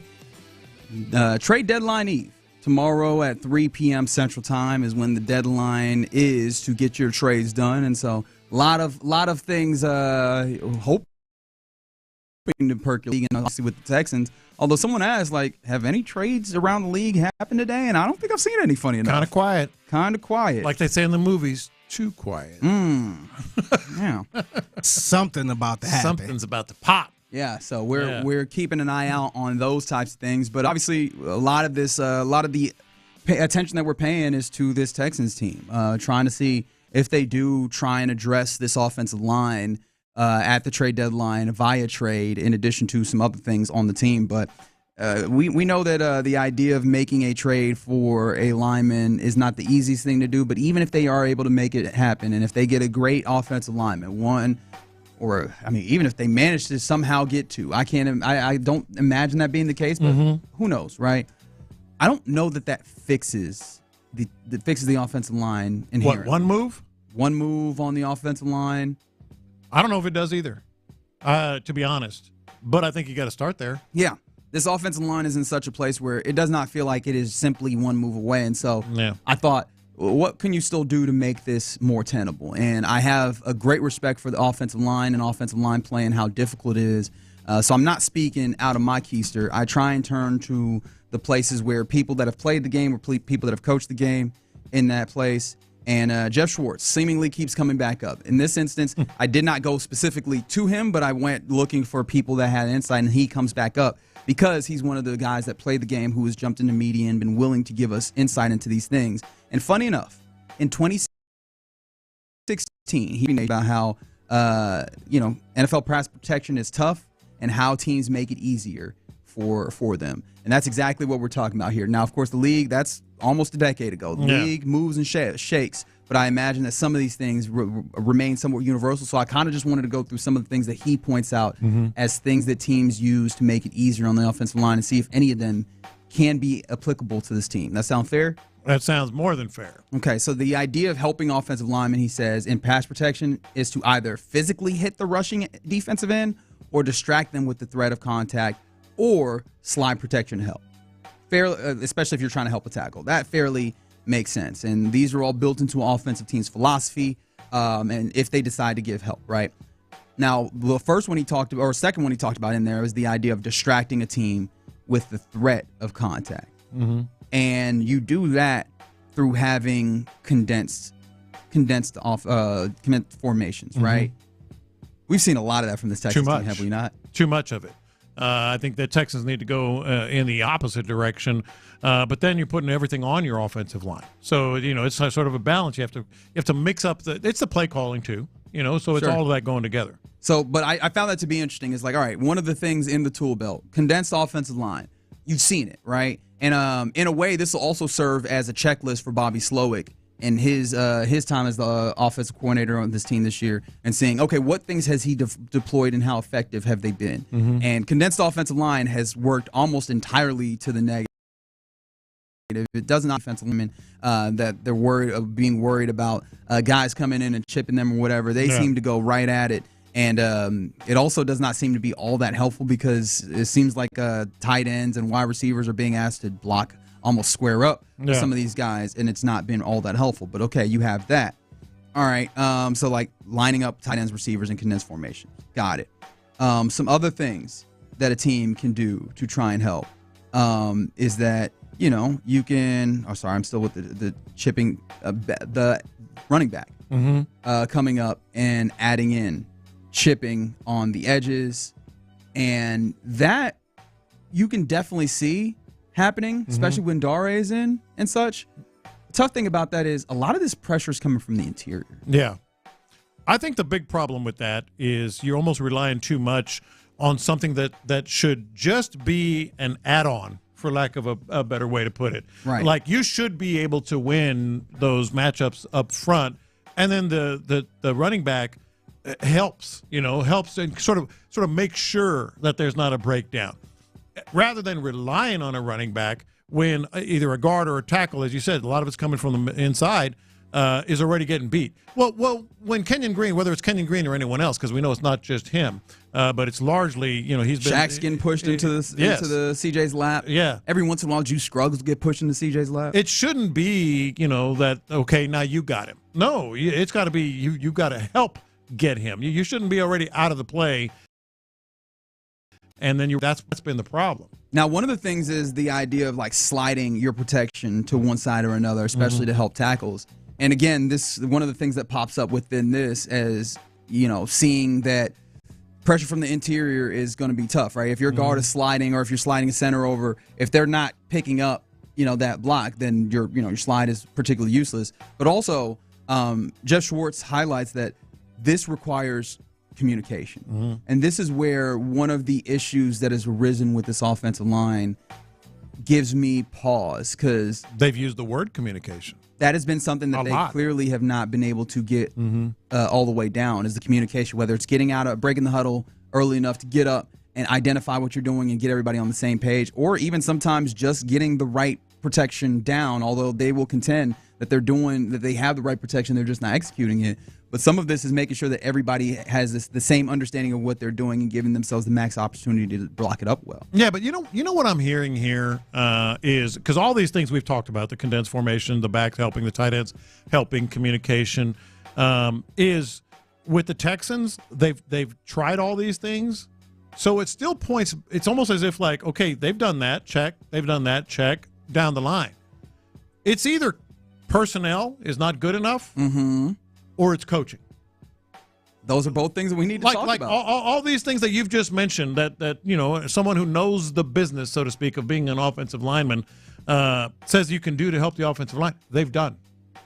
They've tried. They've done these things. I want to say these are all the things that are available, but you see some of them, the main things that we're talking about that an offensive play caller has at their disposal to try and help an offensive line if they are blocking poorly, are showing up. And this is one of the issues, is that it feels like you're not covering for one or two offensive linemen. It's the whole line, and that makes it problematic. Now, one of the things that also you can do within this is design of the offense. Quick passes, play actions, boots, screen passes. We've seen a little bit of that. We've seen a little bit, but I think that there's some things that you can work with within this. Yeah, no, I think that go ahead. You could use the screen a lot better. I think we only saw the screen one time really in the game against the Jets, and that was in 3rd and long, where you picked up a lot of yards, but you didn't pick them all up. And of course, you can say that you picked up a lot of yards maybe because the Jets are playing off because it was like 3rd and 21. Yeah, that's possible. But it feels like they either don't use enough screens or they don't screen well enough, right? Like they don't have the right execution of the screen in order to go and pick up yards. But it feels like that's something that maybe they have not made the best use of. And then quick passing game. Yeah. It feels like, and I went to look at some of the plays within this Jets game. The Jets game, a particular outlier of bad play for your Texans. But it feels like with the quick passing game, you were a lot better when you had Nico Collins because he has that big body where he can get the ball. No matter if somebody's trying to play through him or whatever, he has that size in order to give a barrier and catch the ball.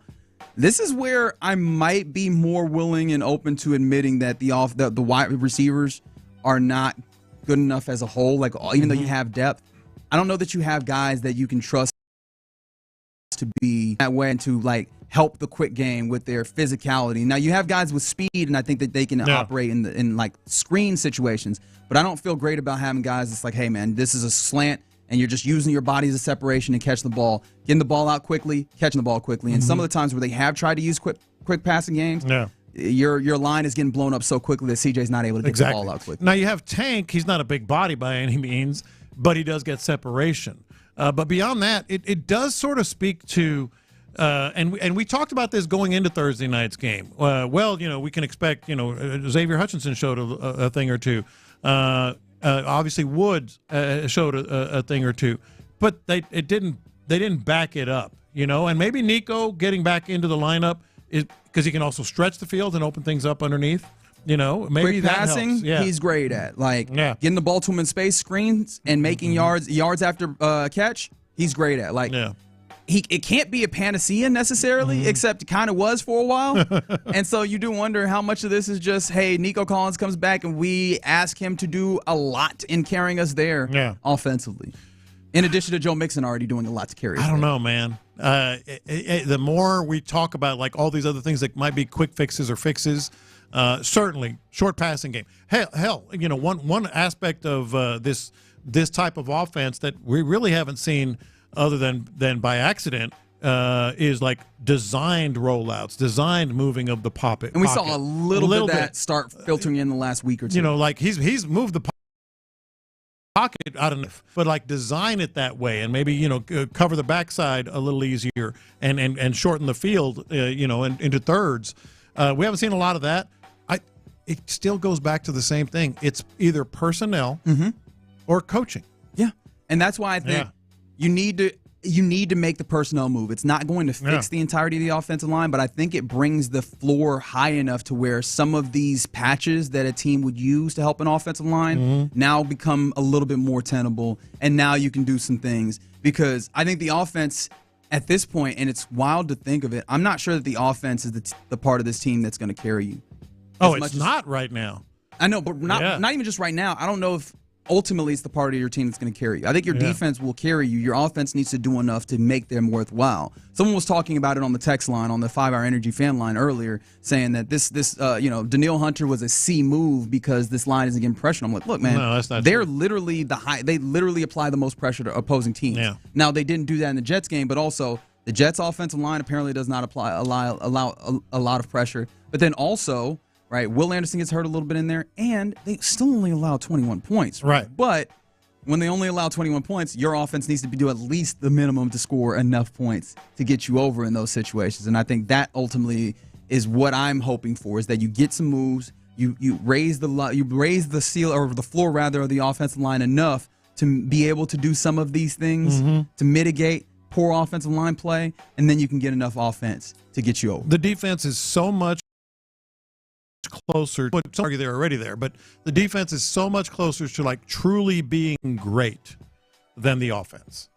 Like you would have thought it would have been the other way around. That the offense was going to have stand a chance to be great this year, and the defense, you just wanted it to be really good. The exact opposite is true. So it also speaks to maybe you don't sleep on a big move on the defensive side of the ball, because if you're that close defensively and you add another piece, maybe the defense can reach an altogether even higher level, and it can help your offense that much more. Maybe the defense is where you look. But here's the thing, and John McClain was, I think he tweeted it this morning. He thinks Nick Caserio should make 2 moves on the offensive line. Okay. And while that might be a little bit unreasonable, I think with the right moves on the offensive line, the personnel just has to get better. And with a move on the defensive side, then your defense can be that much better and carry the load, so to speak. Yeah, but once we start talking about moves, and not to be a negative Nancy, but it is worth remembering, you have about $5.5 I get it. million in space, in projected salary cap space. Now, here's the thing: if a team wanted to do some moves that create salary cap space, 3 p.m. today Central is the deadline to make those moves. Appreciations to Troy of Texans Cap for highlighting that. So that could also be a level of indicator if we see some level of moving and shaking salary cap wise for your Texans here as today progresses. That might be an indicator that something of a larger magnitude. Willy-nilly about it, and I don't want to be casual about, make this move, make that move, because we all know there are restrictions, there are salary caps, there are certainly ways to work around it, as we've talked about, with the other team, taking on some of the salary. Ultimately, though, there's an old line that I've used occasionally: "Don't tell me about the waves, just bring the ship in." Yeah, and that's kind of where I am. Nobody wants to hear about, well, this is a hurdle and this is a hurdle and that is a hurdle. It does get done.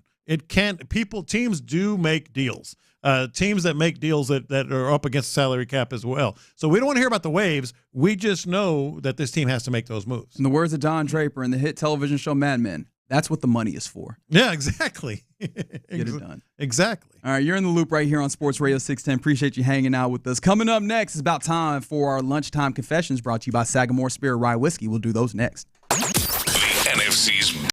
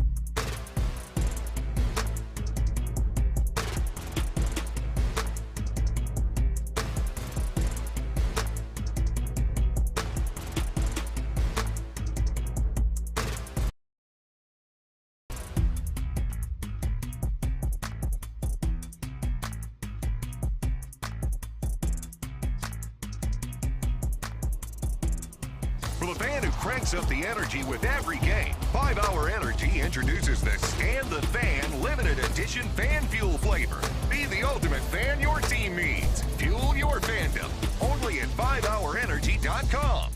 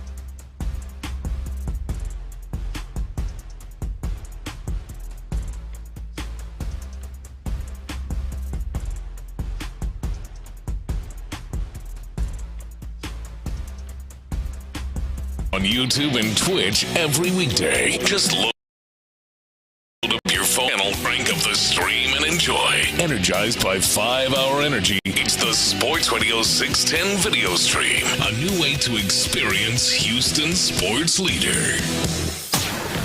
Sometimes it's sports, sometimes it's not. Whatever it is, Reggie and John are keeping it real. It's In the Loop's Lunchtime Confessions, brought to you by Sagamore Spirit Rye Whiskey. Watch this.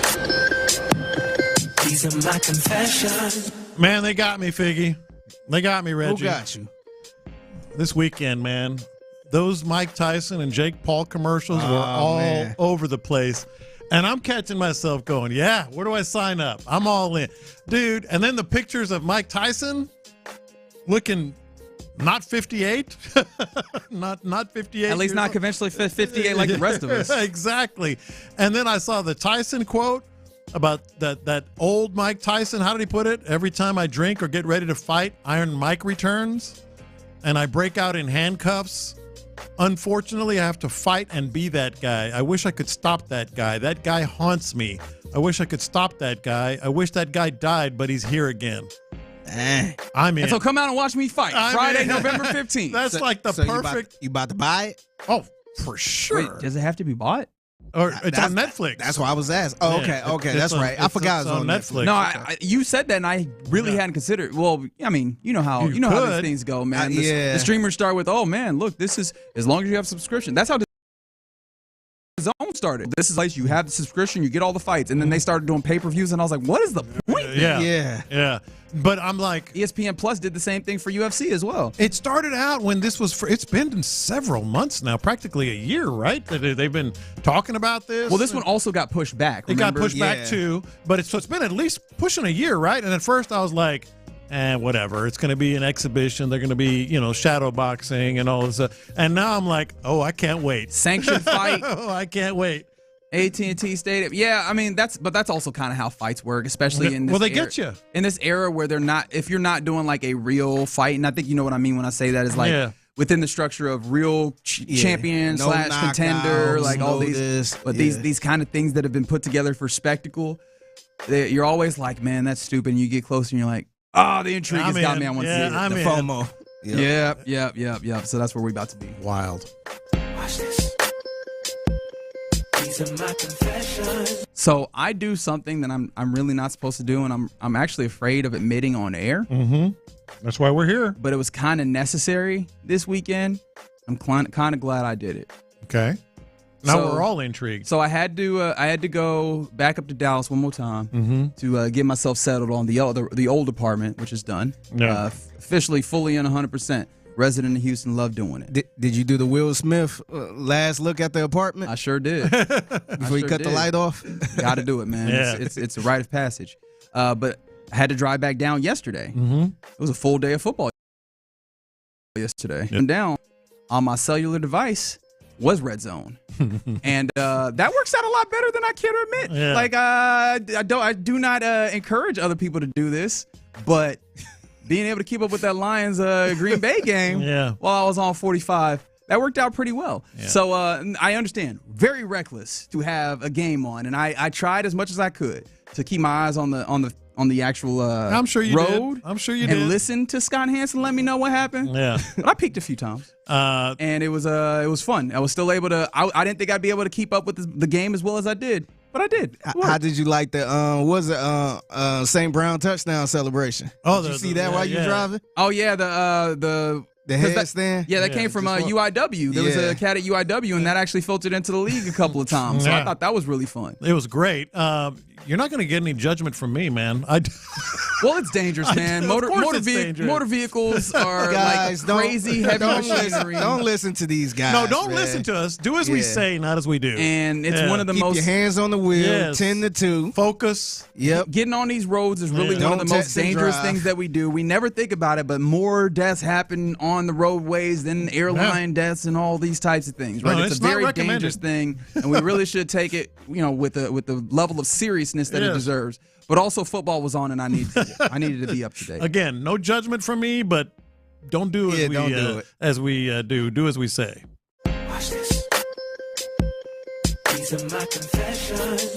It's up, man. What's that? The Christmas tree is up, man. No. She put the tree up, man. Couldn't stop it. Last night she put it up. So Mariah Carey is going around your house now? It was. So I went to the Dynamo game yesterday, and it wasn't up during that time. Yeah. By the time I got home, Christmas music was going. She had a candle that had the scent of hot cocoa. Oh God! And she put the tree up, man. Wait, all right. So is that good or bad?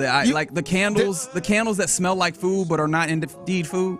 Man, HEB sells one that smells like a buttered tortilla. I hate those so much. Really? It's not awesome. buttered tortillas. It's awesome. The candles that smell like food. Because now I want the food, and now the food's not. We have a blueberry pancake smell, and it smells good as hell. Yeah, it does. But you'll be pissed off if you wake up and there ain't nothing cooking. Exactly. But back to the Christmas decoration. That's right. Yeah. What is she doing? Look, this is my confession. I'm actually fine with it this year, man. It kind of put me in the mood a little bit, man. But you shouldn't be yet. It's so early, man. It's so early, man. I mean, maybe even like next week. She wasn't rolling, man. Man, what are we gonna do? Man, I don't know, but we ain't even had Food's birthday yet. I'm so mad. No, we have not. The tree is up, though. We have not. Yikes. Watch this. These are my confessions. So I'm watching the god awful AFC South yesterday. Correct. And it got me. I don't know. Buck was out here hooping, man. Buck was hooping, but that's still yikes. But anyway, and it got me thinking about something that I should never think about again. But I sure hope the Texans don't start talking about, well, we won the division title. Because that reminds me of someone. Let me find this. Bad memories. This division is so bad. Doesn't matter, Brian. But AFC South champions 2 years in a row, Brian. Please don't. Doesn't matter what it looked like. Please don't. But it does, though. It does. But it does, though. I've said this before, Reggie, and I've always believed it. If you are hanging your hat on division championships, that's a losing organization. Isn't that kind of what we were making fun of the Colts for when they hung up the AFC Championship participant banner? Division championships are nice if you haven't won one in a while and all that, or if it's a really heated battle. That one last year was really nice. Yes, because nice. We was not expecting that. I'm not dumping on the division titles, but if you're hanging your hat on, hey, we won the division 3 years, that's for losers. Especially with the expectations that this team came into the season with. Please, I went to a very dark place when I saw this, and Texans struggling. All these other AFC teams are making moves, and I'm like, man, they're going to say we won the division, aren't they? Better not. Better not. Better not. These are my confessions. I think I am coming to terms with a level of mortality that I did not really, completely different word, that I did not think that I was going to have to do in my soaring naivete. My back hurts because I played pickup basketball yesterday. Welcome to the club. You still out there trying to play with the young bucks? Man, I was doing this as recently as like 4 months ago, and it was cool, like on a weekly basis. Did they call you OG on the court? Hey, OG. Pick up OG over there. No, man. But I did not play pickup basketball for like 3 months. Yeah. And my back was like, oh, we don't do that anymore. I got Unc with the bucket hat. Unc. We don't do that anymore. So yeah, man, my back is letting me know that either I need to get a lot more work, or I need a foam roller, or I need to put that massage gun to work. But yeah, I'm not in a good way right now. This ain't back in the day. No, it is not. Back in the day, 5 months ago. I'm gonna think about the old days. The old days. Yes, Yeah. I'm gonna have your back, no pun intended, on this for a little bit. I think if you start playing some more, you'll be all right. Maybe not like old days, but you got about 4 or 5 years left, and then you're gonna have to retire. I mean, just stop playing. Just stop. For your own damn. I'm just good. gonna say that I'm out of shape. I'm just gonna say I'm out of shape and that it's not over yet. I think if you work at it, play a little more, you'll be all right. But I am enjoy at that, it while you can, because you don't got much time left. Yeah, I am at that level of hooper age where it's like you can't just walk in and hoop. Exactly. You got to have the pregame routine. Yeah. And I did not. You actually got to stretch. Yes. You can't just jump out of bed and hoop. Yeah, exactly. Watch this. These are my confessions. So tomorrow I'm supposed to be shooting some content for a dog resort. Yeah, so it's a place called Canine Pet Resort. Nice. And I needed a dog, so I hit up close friend of the family and got a lot of people might be familiar with this dog. I used to watch this dog a lot. His name is Jackson. So he came over yesterday. He's still over at the crib, and I gotta confess, man, I don't know if I'm gonna get this dog back, man. Keep it. I might just have to keep the dog. Because see, the thing is the person dog that I'm watching, she don't really want the dog. She only got the dog for a kid. The kid is growing up and don't really care about the dog. And the only time she complain about giving the dog away is somebody bring it up. So it's like, little girl, you don't want this dog. Like, give me this dog. Yeah, I'm glad you explained that because you sounded really mean for a second there that you were going to steal somebody's take this little dog. girl's dog. I'm going to just keep it. I'm going to just keep it till she say, hey, I want the dog back. She got to come get it. But I've met Jackson, and Jackson's an awesome dog. I'm looking at a video of him right now that you posted, and he's awesome. Look, I think you got to negotiate this. Just how old's the little girl? She's going to the 6th grade next year. So I think you need to. I think in front of the parents, not behind their back. Say, look, I don't know if your parents really want this dog and they've been keeping it and they don't want to keep it. Oh wow! And I think you're very emotionally attached to Jackson. I'll give you $100. I think you love Jackson very much. But would you let me have him for $100? That's what I was thinking about. I was going to actually negotiate behind her mom because the mom is fine with it. The mom like, hey, you can have it if you want. Like, she ain't even trying to charge me. She like, hey, you can have it. Yeah. But I think I'm going to offer the little girl like $100. Yeah. And then tell her, anytime you want to see the dog, you can come get it. Yeah. Anytime. Just got to bring it back. Yeah, you need Jackson. Yeah, it could be mine and yours. There you to go. use Red from Friday. This our bike. You know? Yeah. So I think I'm gonna do that. I'm gonna keep it as long as I can till she actually come and get it. All right. Those are our lunchtime confessions right here on In the Loop on Sports Radio 610. We just too old for pickup basketball and stealing dogs and all that on a Reaction Monday. Appreciate you hanging out with us. Coming up next, let's go around the AFC South. Let's see the division that the Texans should win, what they did this weekend. We'll do that next. The Texans O-line.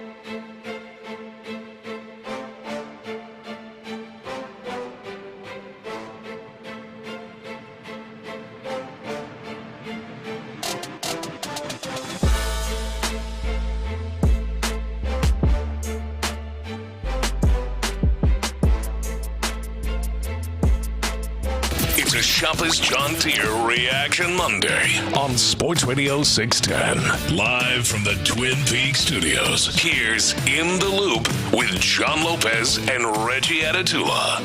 Yeah, you're in the loop right here on Sports Radio 610. Appreciate you hanging out with us on this Reaction Monday. Reggie Atatula, as we continue and we move into Week 10. D'Amico Ryans will speak to the media at 2.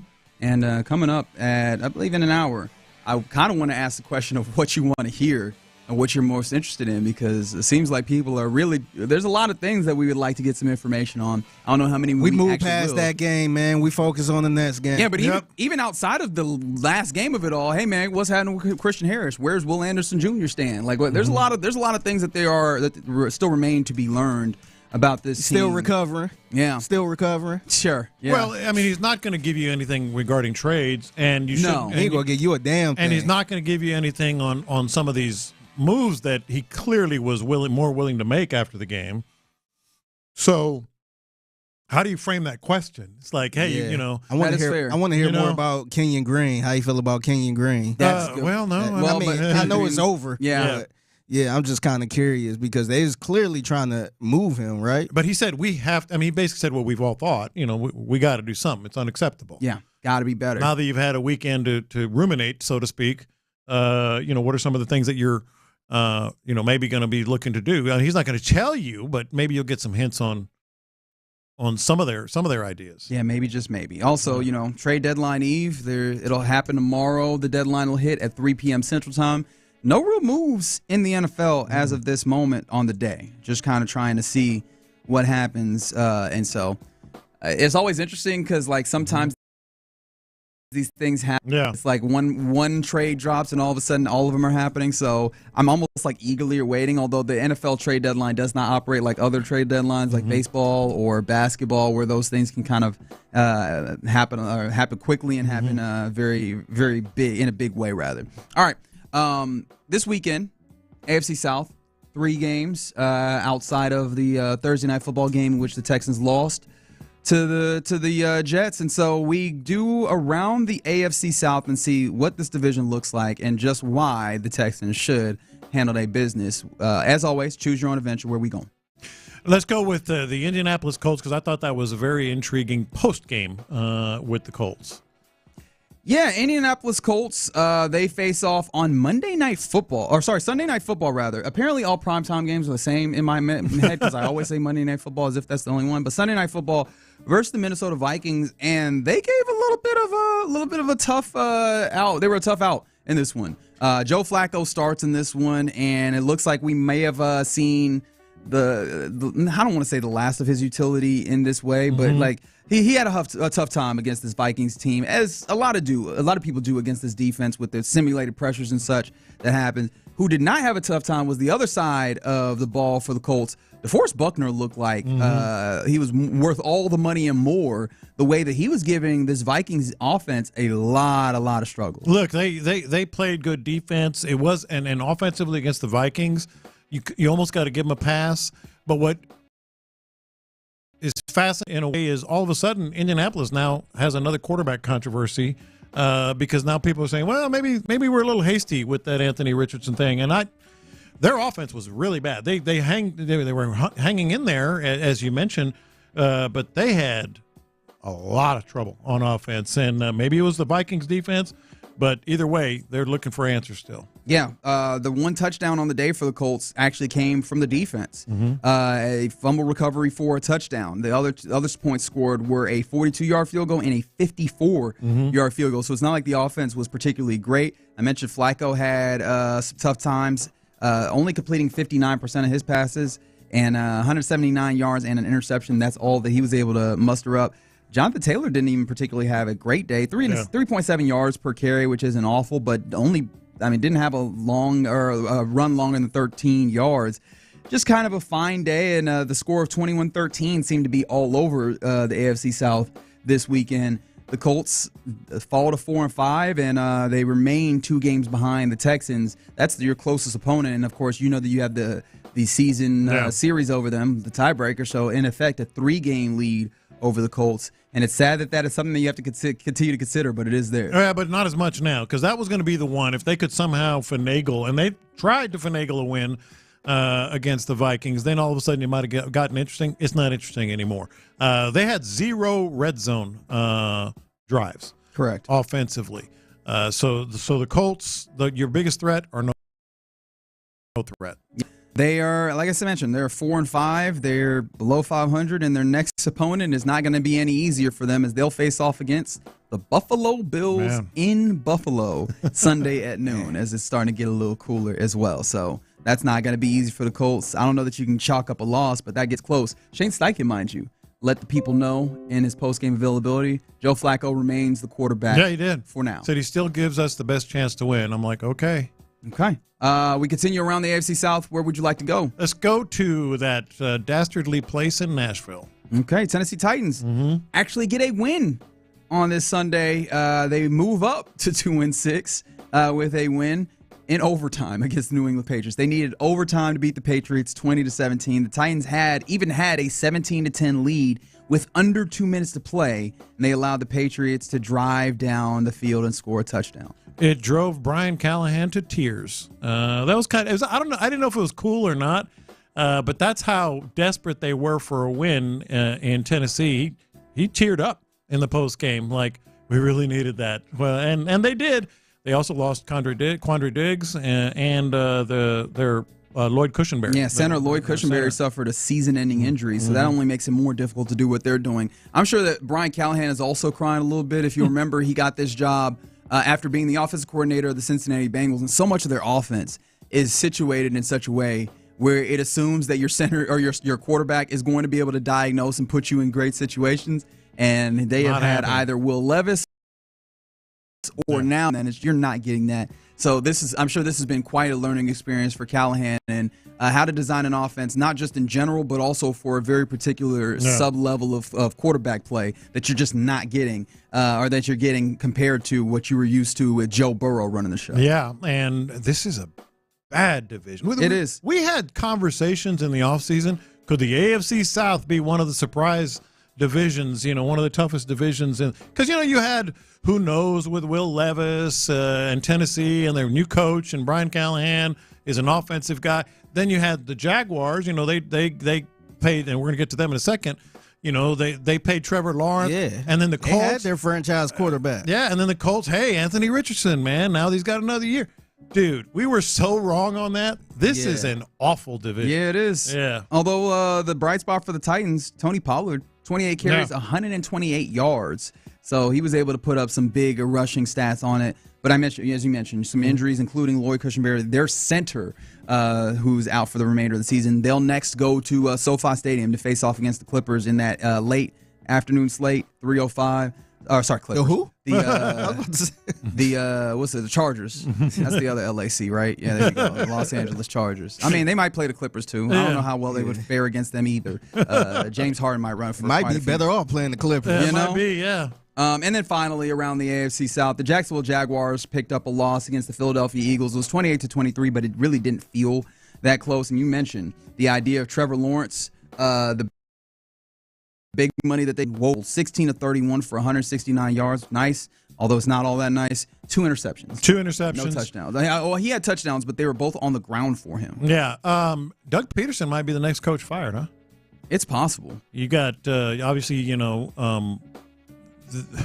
I was going to say the second coach fired him, but the second coach was fired today, Dennis Allen. Yeah, if you missed that, Dennis Allen was relieved of his duties from the New Orleans Saints. I actually still haven't seen who the interim would be down there. But no, they have to pay your quarterback like that and have this type of result. It's going to point back to the coach. Yes, it will, and of course, it never helps when you can have one of these types of stats attributed to your team. The Jaguars were netted only 31 yards of offense in the first half. That is the second fewest first half yardage in franchise history. That's somebody got. Yeah, unfortunate. He gonna be the one that loses his job. Yeah. Well, especially when you're the offense guy. Yeah. Right. Like Doug Peterson is an. They brought you in to elevate to fix Trevor Lawrence. Yeah. Or fix, but make him better. Yeah. Help him be and he is only gone in a way that it kind of makes you question. So inconsistent, man. Yeah. The contract that you gave, and it doesn't get any easier for them either. That's one of the things that's the common refrain for all the AFC South teams. In Week 10, it gets a little tougher, as the Jacksonville Jaguars will host at Everbank Stadium the Minnesota Vikings. All right. Sunday at noon. All right. And so you'll get, if you had any questions about Trevor Lawrence as inconsistent, I imagine it only gets more inconsistent-er as a coin of term. They probably wish they played the Timberwolves at that where Brian Flores is going to come in with all those simulated pressures and make it real tough on them. So, yeah, the AFC South remains not very good. Best record of the three other teams. It's 4 wins, 2 wins, 2 wins. So the Texans are in a good place, but you're facing off against maybe the best team in the league in the Detroit Lions in Week 10 yourself. So the AFC South in a very particular place. All right, you're in the loop right here on Sports Radio 610. Coming up next, we're about an hour away from handing over to our guys on the drive. But this came up from a reporter in San Francisco. A criticism of the quarterback of this Texas team. Is the criticism fair? Let's discuss that next.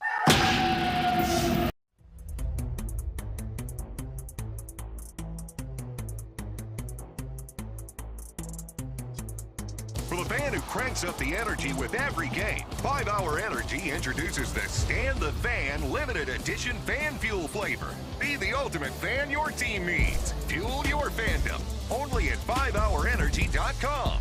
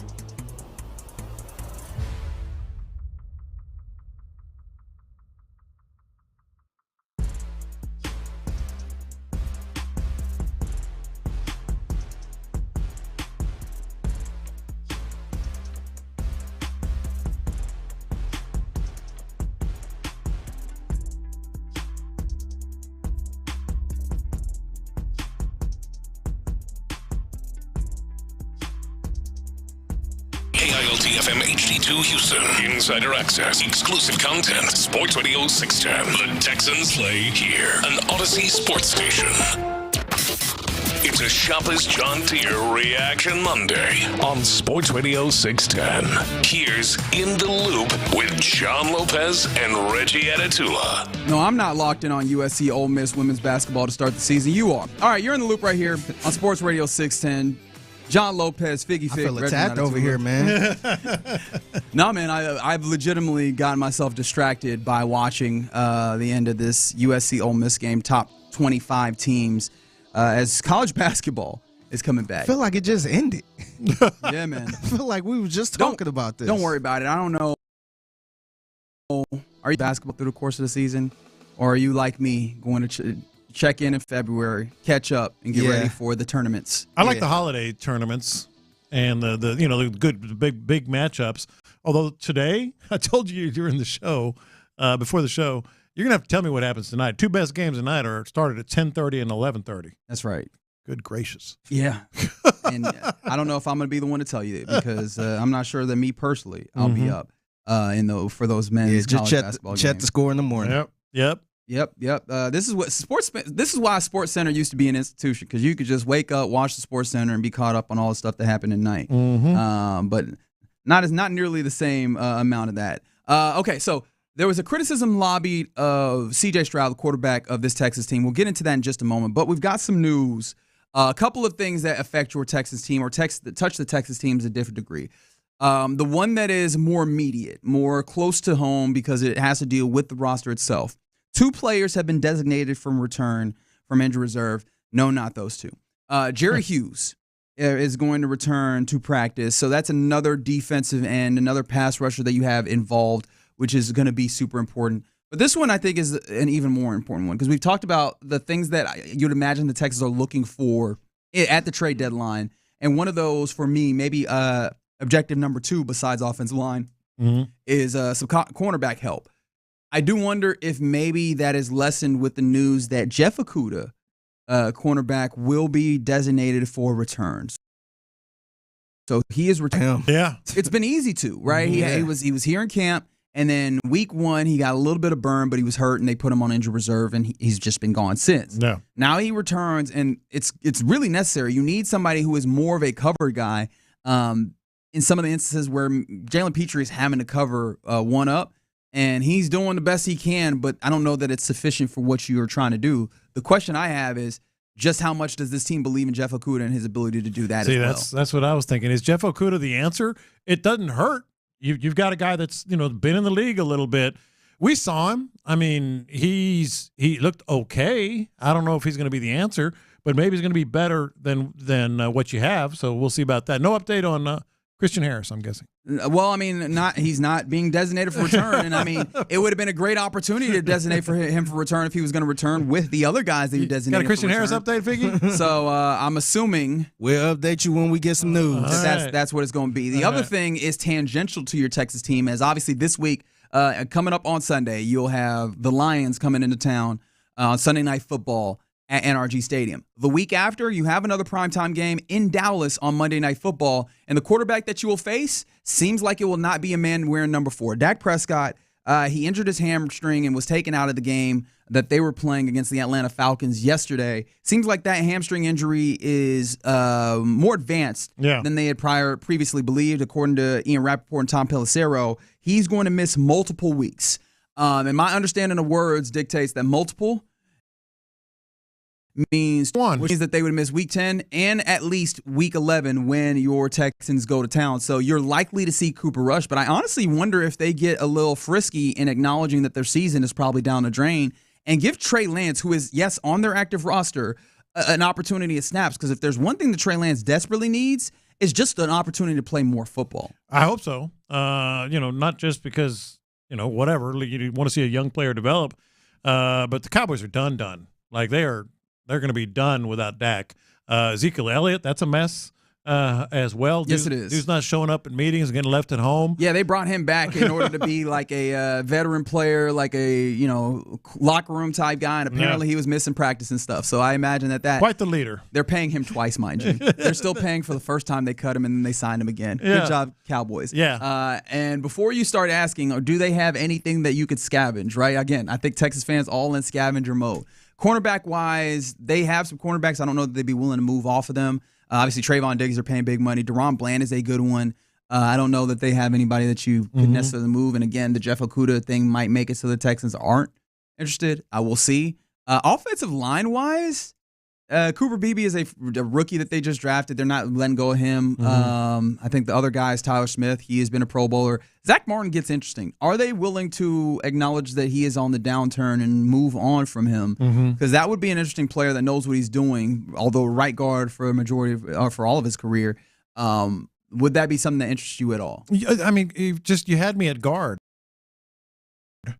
You're like, bring guards to me. You had me at guard. Yes, absolutely. But they are completely done in Dallas, and so after this Detroit game, I mean, you got three if you make the moves, if you show some improvement with your approach offensively, and the line gets a little bit better, and the defense gets a little healthier, you got Dallas, Tennessee, and Jacksonville in consecutive weeks. Winnable. After winnable. Detroit. That should be 3 W's right there. We're about to play the not yet. We'll play the scheduled game tomorrow. Yeah, Let's play the scheduled game tomorrow. But like it gets a lot easier if you can just figure something out on the offensive line and protection. All right.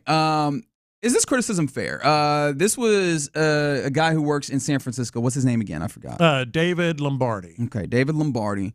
All due respect. Covers the Niners. Did not remember your name, but yes, he covers the Niners. And he levied a little bit of criticism of C.J. Stroud. So C.J. Stroud was absolutely terrible last night against the good Jets defense. Statistically, it wasn't all too different than Brock Purdy's bad game a couple weeks ago against the Chiefs. But here's the thing. Seems to me already that Stroud is getting a bit of a pass for not just that bad performance, but for 4 straight bad to mediocre games. While Brock Purdy struggles to get a pass from some people for just 1 bad game. And Purdy has not had more than 1 consecutive bad game in his entire career. Oh, this is just a call for fairness. This is a call for, why don't we have some objective report analysis of the quarterback position? The draftism has to stop.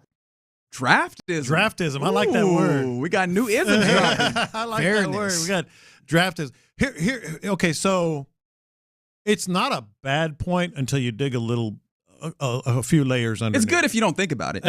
Exactly. That's a better way to put it. Because Brock Purdy doesn't get any pass whatsoever. It's the system, it's the line, it's the running game, it's the et cetera, et cetera. You mean he don't get no credit? He doesn't get any credit. However, he gets a lot of it is a great system, and it is a veteran play caller, one of the ones that has created the tree of play callers in this league, and it is an incredible offensive line, and it is really great playmakers. Like he's playing well on top of all of that. I don't want to.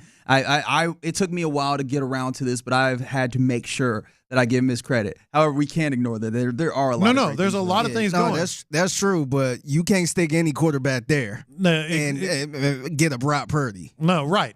So he in that case, he's probably right because Brock Purdy and C.J. Stroud, whenever they have bad games, C.J. Stroud's like, oh, he's great. It's not his fault. It's the line. It's this and that, whatever. But the thing is, that's true.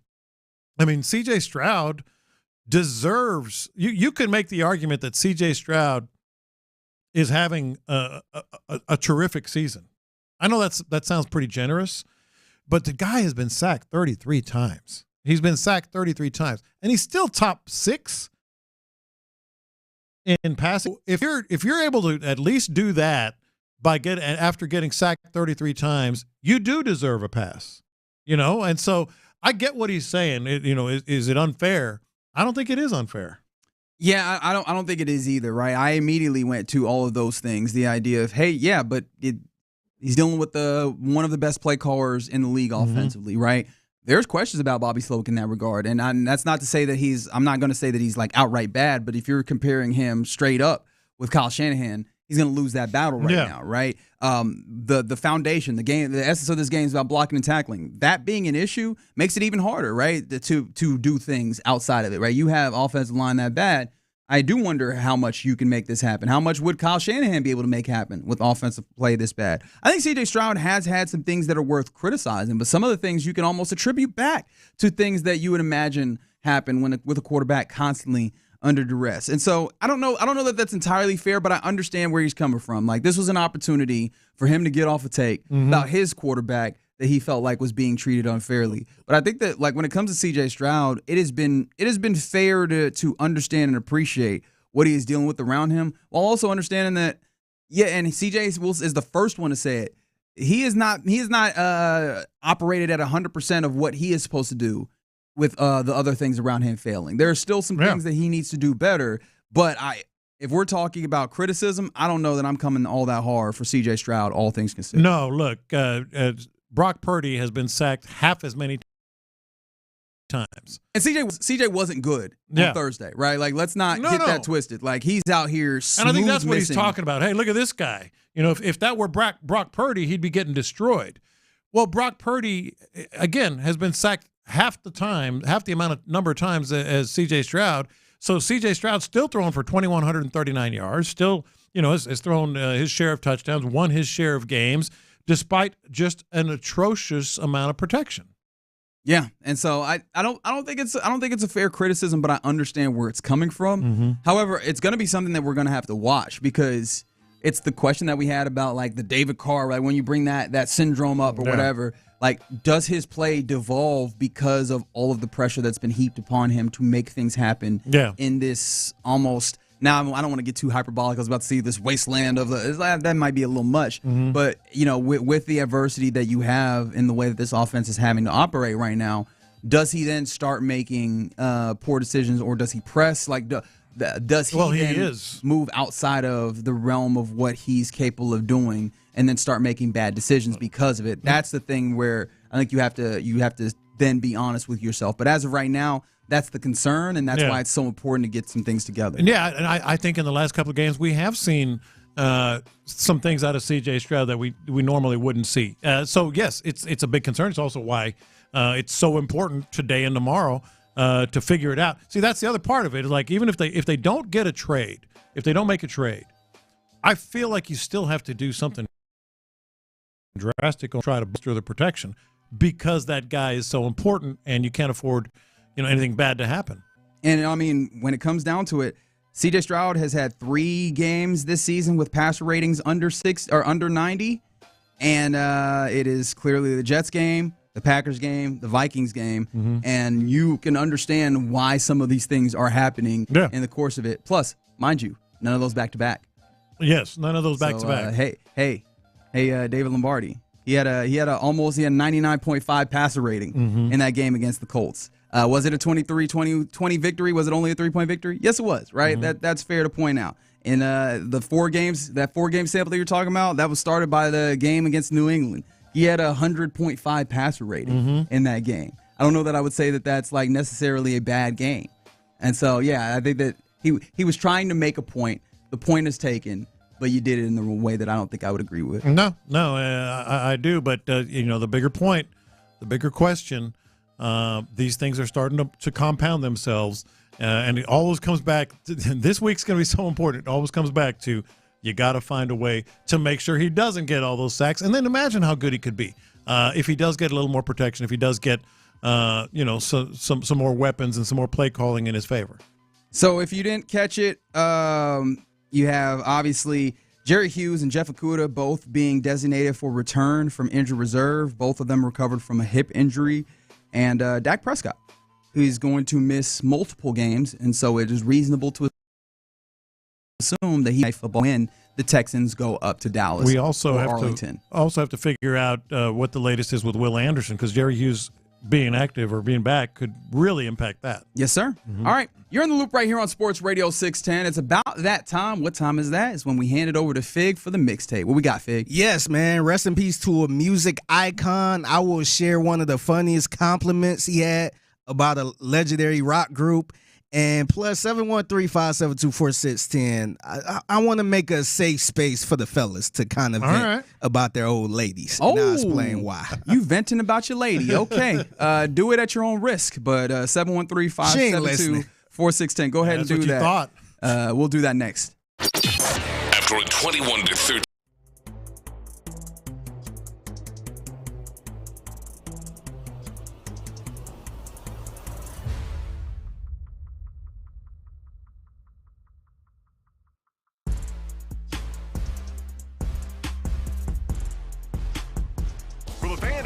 Up the energy with every game. 5 Hour Energy introduces the Stand the Van limited edition fan fuel flavor. Be the ultimate fan your team needs. Fuel your fandom.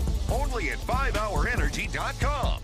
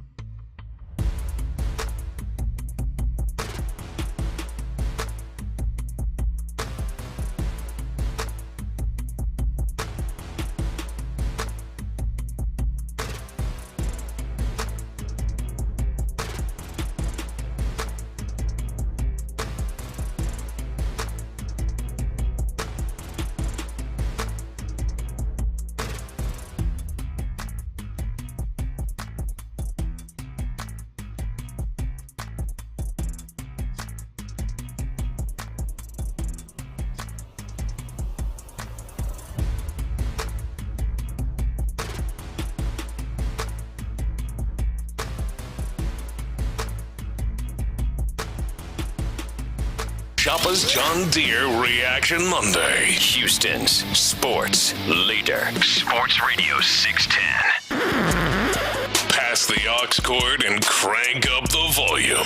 Figgy Figs in the driver's seat. Sit back, relax, and enjoy the ride. It's time for Figgy's Mixtape on Sports Radio 610. Yes, it is Figgy's Mixtape on Sports Radio 610. It's your man Figgy Fig holding it down on a Monday. Happy Monday to everyone out there. Hopefully you guys had a good weekend. I was at the Dynamo game, and we gonna talk some Dynamo. Let's get it. I ran into a couple people out there. Why y'all never talk about no Dynamo? We gonna talk a sec, man. Okay, so it's a good thing I didn't get out there, so I didn't get shook down like you did. Yeah. People pulled me to the side. Y'all never talk about no Dynamo. We gonna talk about some Dynamo. Yeah, but today's not the day they want us to talk about the Dynamo. Yeah, I know we picked the wrong day. But before we get to that, I just gotta say rest in peace to a music icon, Absolutely. Quincy Jones. He passed away at the age of 91. For those who don't know who that is, shame on you. Yeah, I was like, I don't know how. Yeah, I'm about to say shame on you. You know, but you don't know, right? Yeah. Like as soon as people start talking about it, you'd be like, oh yeah, I know that, and I know that, and I know that. I will say this about him: he had his hands in everything. Correct. Yeah. A lot of stuff, from movies to TV shows to music. Obviously, helped create and produce one of the best albums of all time, Thriller, Michael Jackson Thriller. Did We Are the World? Yeah, I think he was part of that He too. did that too? He had his hand in a lot of stuff. He worked with Frank Sinatra. Yep. Fresh Prince of Bel-Air doesn't happen without him. Yeah. Yep. Yes, I think Will Smith told the story how he made him audition right in front in a party, which is kind of weird or something. But yeah, man, rest in peace to a legend. But the one thing I'm gonna always remember him from, and this is a damn shame, because you can remember him for a lot of things. Oh, he got some mess. Yeah, he got a little messy a couple years ago. But that's the beauty, right? Like he lived 10 lives, and he so many stories with people of great consequence. And so, some people with all those stories would bottle him, let he got him out in some ways, because otherwise we would not have them with his passing. Like they just leave the earth with them. Yeah, so it was a couple years ago, back in 2018, he did an interview with Vulture. And this interview kind of got off the rails a little bit, man. Sure did. Where I want to say this might have been the last time he did an interview. I think his family probably sat him down and said, you know what? Yeah, we're done. Yeah, let's stay away from you. You're going to create a lot of drama going on. So he did an interview with Vulture, and the interviewer asked him how he felt about rock music when he first heard rock music. This was Quincy's answer. Rock ain't nothing but a white version of rhythm and blues, mother bleeper. You know, I met Paul McCartney when he was 21. So the interviewer said, what was your first impression of the Beatles? This is the one that I always This is it right here. Yep. So this is what he said. Those were the worst musicians in the world. They were no-playing mother bleepers. Paul was the worst bass player I ever heard. And Ringo, here it is. Don't even talk about it. Yep. I remember once we were in the studio with George Martin, and Ringo had taken 3 hours for a 4-bar thing he was trying to fix on the song. He couldn't get it. We said, mate, why don't you get some Lager and lime, some shepherd's pie, and take an hour and a half to relax a little bit? So he did, and we called Ronnie Varel, a jazz drummer. Ronnie came in for 15 minutes and tore it up. George, can you play that back for me one more time? So George did, and Ringo says, that didn't sound so bad. And I said, yeah, mother bleeper, because it ain't you. That's right. Wait for it. But the last thing he said was, great guy, though. Great guy, though. Right, nothing against him. He just stinks at playing the drums. Right? Sorry to that man. They sent him away they were like, go get some beer and something to eat, brother. He's a really nice guy, but great guy, though. Trash music. But that's the thing, is like, this stuff was serious to him. Yeah. Right? Like, and the thing is, he was around during that time. Oh, yeah. So he was right. This kind of remind me of that interview. Funny enough, I think Bob Costas interviewed Ray Charles, and he asked him about Elvis, and Ray Charles was just like, like, I don't know if he's the best. Like, okay. He was iconic. Yeah, he was just kind of like, well, he ain't want to really give Elvis no credit. Reminds me of another interview by a music great, Beautiful Gowns. Right? That was that Aretha? Oh man, she kept it real all the time. Who was she asked? Who was that about? I think that was about Taylor. She was like, Taylor Swift, and she was like, beautiful gowns. Oh man, had a great personality. Yeah. Rest in peace to Quincy Jones, man. Yeah, I think there's a Netflix. I don't know if it's a movie or if it's a documentary. Quincy. Mm-hmm. That's a great place to start. There's a lot of great Quincy Jones media if you want to learn about just the way that the tentacles filter all through media. Yeah, he's this interview. If you get a chance, just check out this interview. Oh, the Marlon Brando in there and everything. Yeah, and I think he mentioned about was it the JFK assassination? Maybe. I don't even remember. That I don't remember. He said the one thing he hate that he knew who did it. So the interview. He didn't tell us though. No, I think he did. I think he said some type of mobster. All right, I'm gonna need to go back and read the. Yeah, I think so. I think so. So he was giving it up in his interview, but rest in peace to Quincy Jones, man. So the Houston Dynamo, we gonna talk about we gonna talk about some Dynamo, man. I was out there yesterday and. They lost, man. They lost. How do you, penalty shootout? Yeah, I'm about to say, how do you score this? Because they kind of make it a little confusing. It's like 0-0, but then 5-4. And then parentheses. Yeah. So how? It was more than 5. I think it was like 7. It was like 6. Whatever. It was like 6-7. But yeah, they lost in the shootout. Yeah. So for some reason, MLS has gone to a playoff system where it's best of 3 in there instead of like doing a home and home and then the aggregate score determines the winner to move on. So Seattle won in Seattle on Monday. Yep. In the similar fashion, way. It was 0-0. No score in the regular 90 minutes. Then they went to a shootout. They won on shootout. So in this game, the score was 0-0 through regulation. They went to a shootout, and it was actually interesting because one of the shots was blocked, but they determined that the keeper came off his line early, so it was a free kick, and then the Dynamo would have lost this a lot earlier, but ultimately at the end they have like a defender take a penalty and he misses. But the big talking point, wasn't the big story. Yeah. Before we get to that, I just want to say salute to the Dynamo for a good season. Absolutely. It was fun being out there. I was getting a lot of love.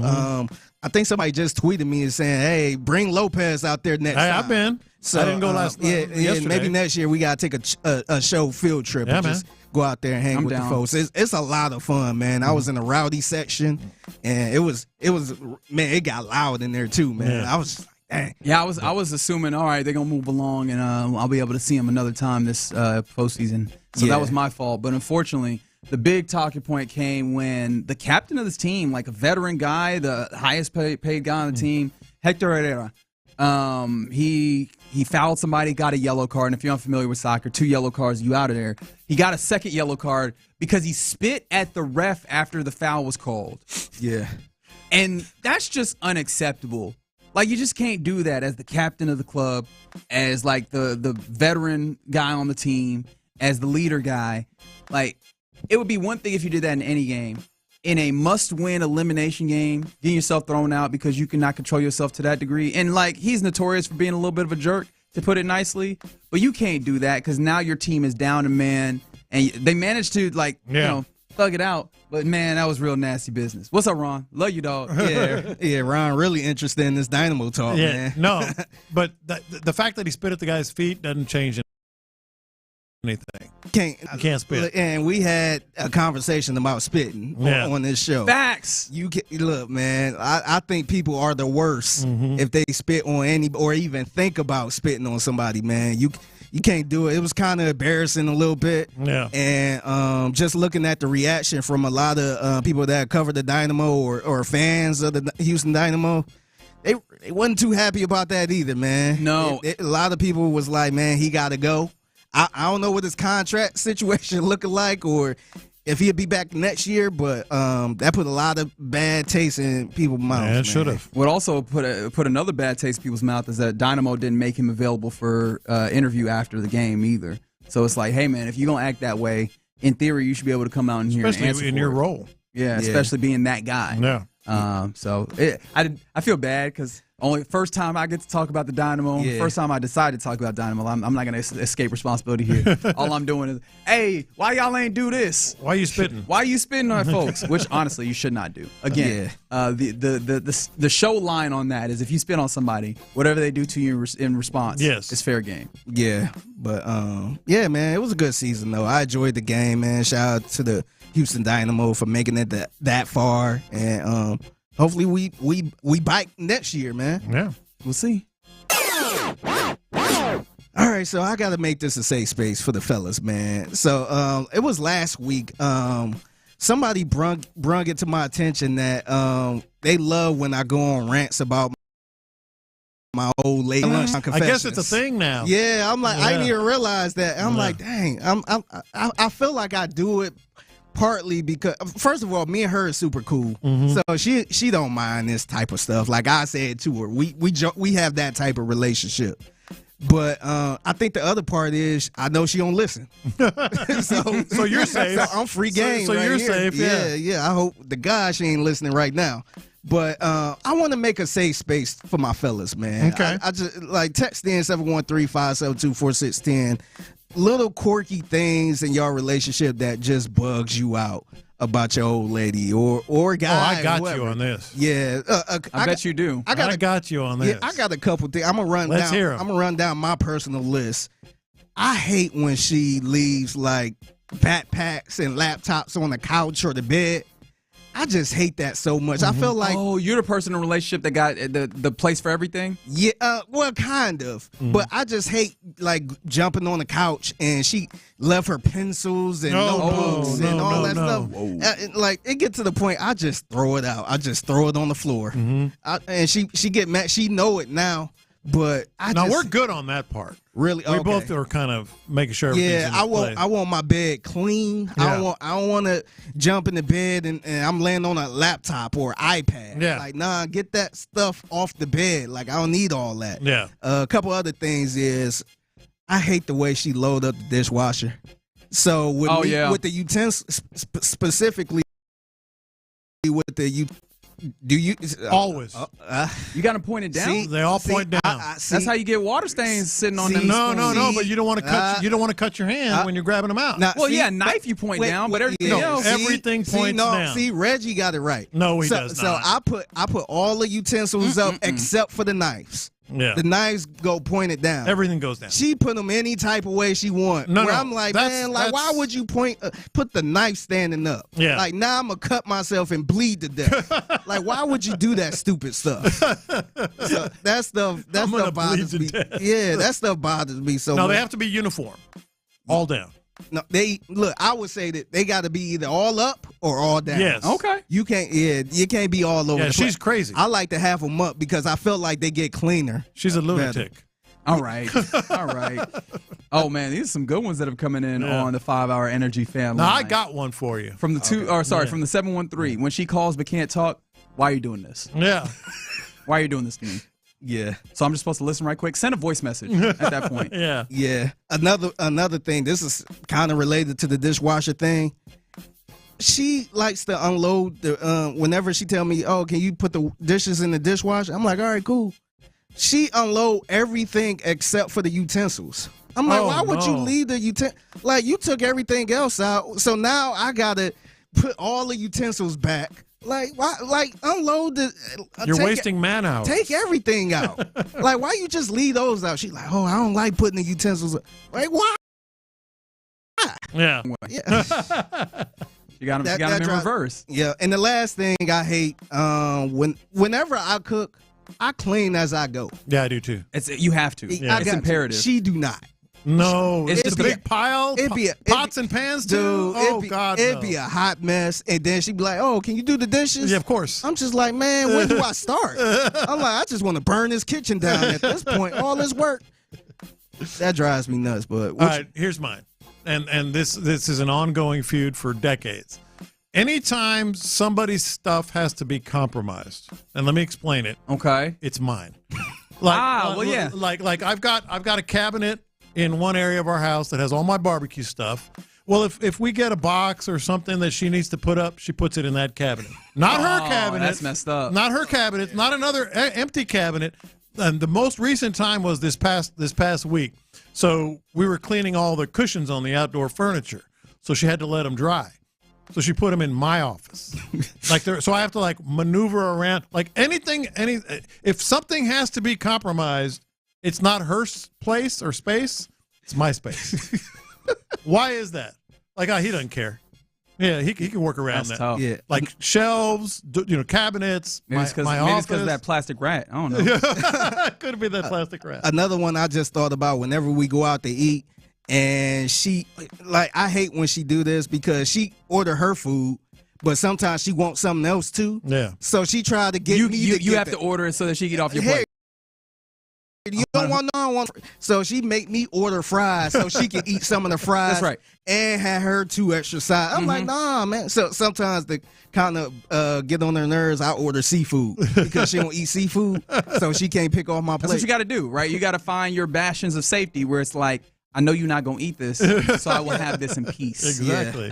Some other things that come in on the text line, I'll wait for you to eat together. Yeah, just oh my God, why? Why do we have to do this? Yeah. These are separate things that we're doing simultaneously. Or for no we got to reason. eat the same thing. Mm-hmm. Worse, like nah, worse. man. Like what do you want? You get what you want. I get what I want. It'll be great. Let's see. From the 806, my girl has a freaking forest of 3/4 to half empty Sonic drink cups on her nightstand. Oh, just finish it or throw it away. And then throw it away. Don't even take it to the room, man. I'm not a big bring food to the room. Yeah, that's tough. Nah. Last thing. For the love of God, stop hanging crap on the shower rod. Oh, that's real specific. Stop hanging stuff on the shower rod. Yeah. I felt that. He put some bass in his voice. I did. Yeah. He felt that from deep I don't within really go himself. through that. I kind of go through something similar. So we have like a dresser where we split. She got one side, I got one side. Yeah. Every single morning, she put her clothes on the hanger and put it on my side. Of course. So That's my thing. I gotta move it every time to get to my underwear. If somebody's stuff gets compromised, it's the guy. Yeah, I'm like, why you ain't put it on your side? Heaven forbid you compromise your own space. He's so mad. I am so mad. You gonna get him? You know what you need? That's where your stuff's got to stay. Yeah, keep venting. I hope y'all feel a little bit better. Yeah, hopefully this is a safe space for y'all, man. It's the Figgies Mixtape, always a safe space for you right here at 120 on In the Loop, Sports Radio 610. All right, coming up next, D'Amico Ryans is speaking at 2. What are you hoping to learn from D'Amico at 2 p.m.? Because there's definitely some things that we need to hear about. We'll talk about it next. All right, D&M Auto Leasing, guys. Let's get that new vehicle.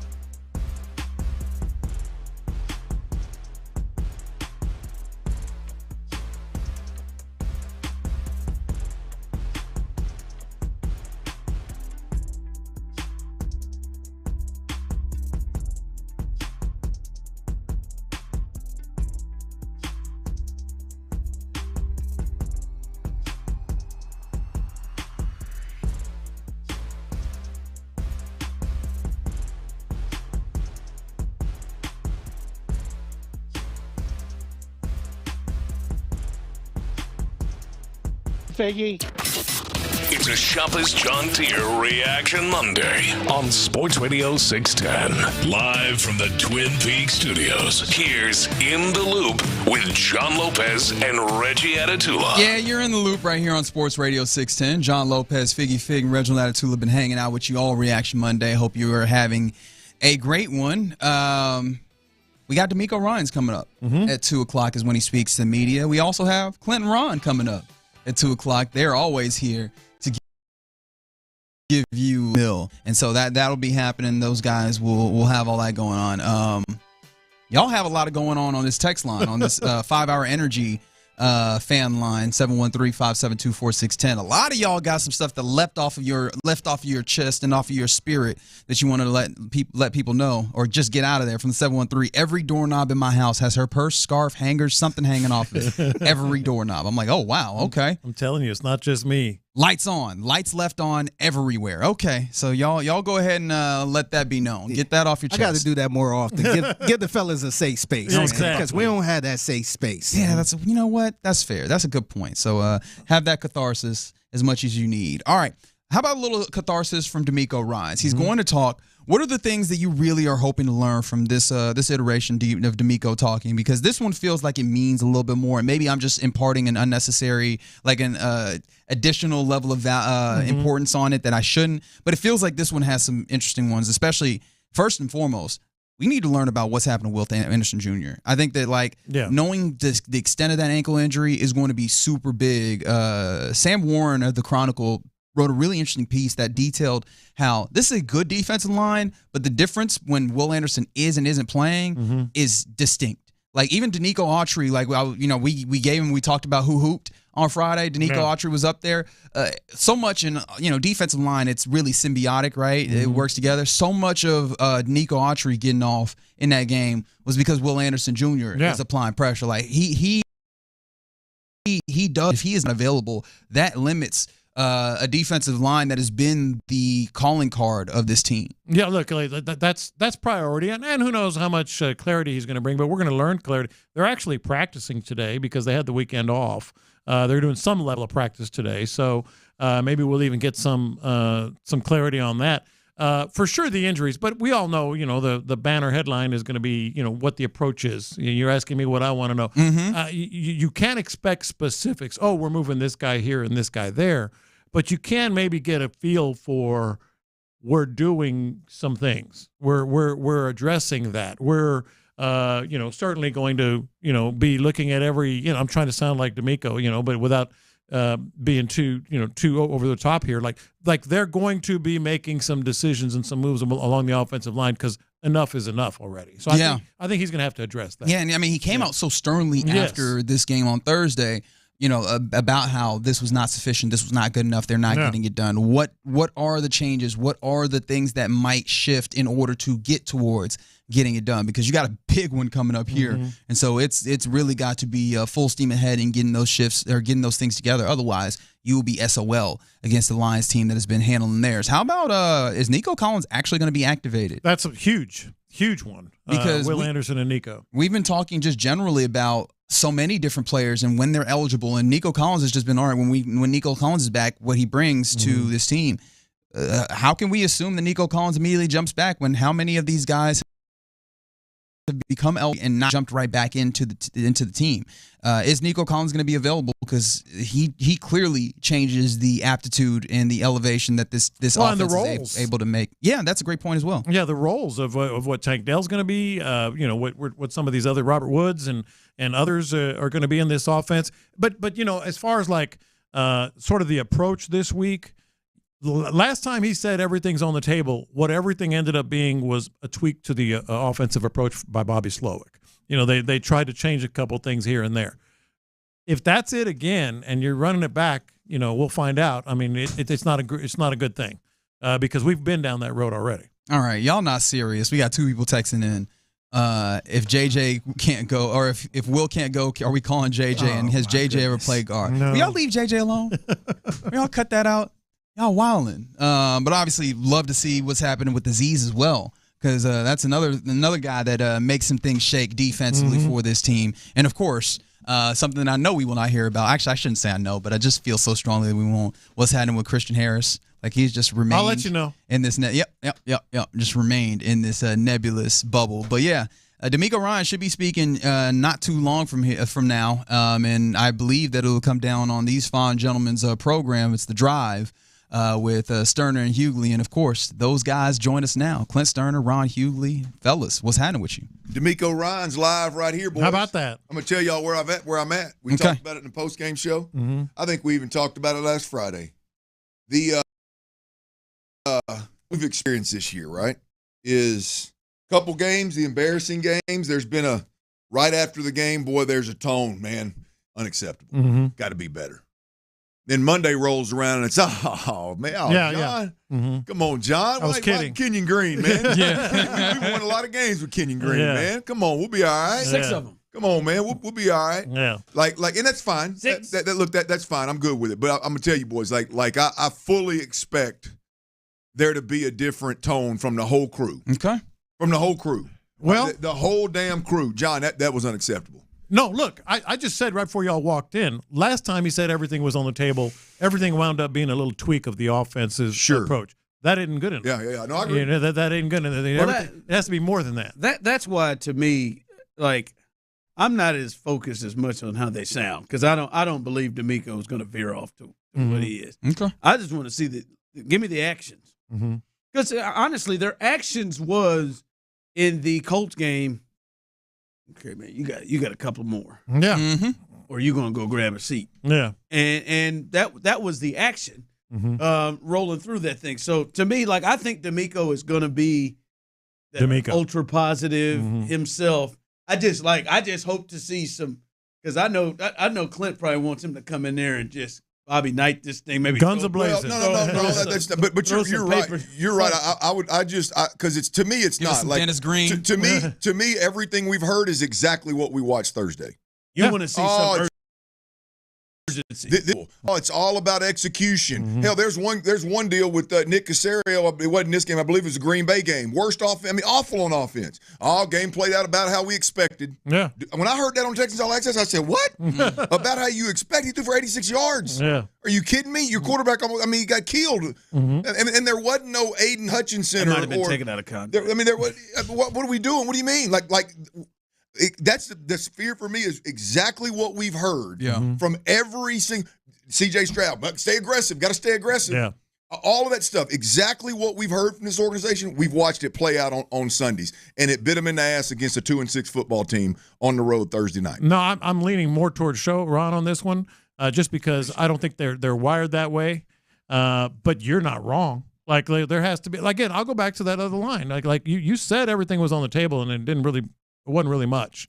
I'm at the point where I feel like even if you don't make a trade, you got to be drastic up there, and that includes Titus Howard guard. Especially if you don't make a trade, you got to be drastic. Yeah, you got to be. You can't just run it back. I don't know how you feel comfortable just going with what you got, what you've had rather, without making a trade, or if you didn't. Close, man. Well, Kenyon, that was last year. They hadn't said that. My bad. That was last year with the running. There's going to be a change. Close. Kenyon will be rolling through. It'll be out. So there'll be a change. Yeah, I guess technically there will be change. Got you down. Some other changes that are happening. Jerry Hughes, Jeff Okudah, both designated for return. The Jeff Okudah one is a real interesting one because obviously Petrie in coverage is something that is something that offensive coordinators are. Jeff Okudah is sufficient when it comes to adding a cover guy, or do you guys still want to see something at the trade deadline there? Oh, I love it. I wouldn't be opposed to some of the trade deadline, but I love Jeff Okudah coming back. Now you've got 3 true corner cover guys that at any point in time the game, maybe it gets out of hand a little bit, maybe it's just a situational thing, but you can throw 3 true cover guys out there and give yourself a better shot. I love that. Absolutely. Yeah, Eric Murray or Petrie, somebody's got to come off the field. Yeah. They both can't be on in the passing, field true passing situations. But somebody's got to come off. No, hell no. It's always going to be true passing situations. If both of them are on the field, then they're going to be more apt. If both of them are on the field, yeah. We watch Aaron Rodgers talk the play. Most important play of the game. We watched Aaron talk Hey, Mike Williams, just stay. Thumbs down. step. Right You stay there. You go this way. We got the duck right here. Don't go 5 yards. One step that thing. Let me read it right now. The ball game right here. Third. We watched him talk his way through. So no, Jeff Okudah, that's the big one. I'll be honest with you. I said this to the guys before, and I know the people will judge me. I did not know Jerry Hughes was on Ohio. I missed that. I like right now. You think he was cut? You didn't think he was on the team? I just thought he wasn't playing. Yeah, he was rotating in there somewhere. I never even. I did. He has just been didn't off. check the snap count. He has been off for 4 weeks. I have been in there. I don't even remember. Oh, because he doesn't show up on inactive because he's on IR. Yeah. I had no idea. What's the Jerry Hughes injury? What was his Jerry Hughes injury? So it's time for the drive and take. And nobody got Jerry Hughes. I did not. He was dealing with a hip thing. Was that a hip thing? Yeah, he was dealing with a hip thing. He was. It was both him and he had a hip. He had a hip. All right. Got two of them. I know Jeff had a hip. I know somebody got a calf that's been out longer than Kyle Tucker. I just want to say that. Maybe a calf. We'll see if we get any information on Christian Harris or any of the other things that we've discussed as these guys take over the drive. You're listening to KLT HD2 and Odyssey Sports Station, and right now the drive is indeed live. That's right. The drive is live on a beautiful Monday. We are waiting, and we will go right out there live. We are awaiting the head coach, D'Amico Ryans, to get his thoughts. We have not heard him since late Thursday night in that game after they took that L against the Jets. So a new week, and this is arguably the toughest game they have on their schedule coming up on Sunday as they face the team that many believe is the best team in football, the Detroit Lions. So we'll hear his thoughts coming up as soon as he jumps on. We will go right out to NRG to hear from him. By the way, you're going to get a lot of D'Amico today as it is Monday. We are out early. At 5 o'clock, the coaches show with D'Amico Ryans.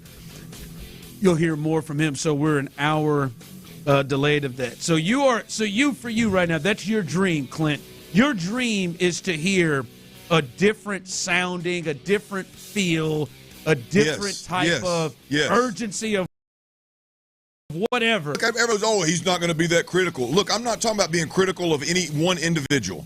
I'm talking, it's very simple. The way you feel, everybody listening out there that roots for the Houston Texans, and I mean, you got a damn hat.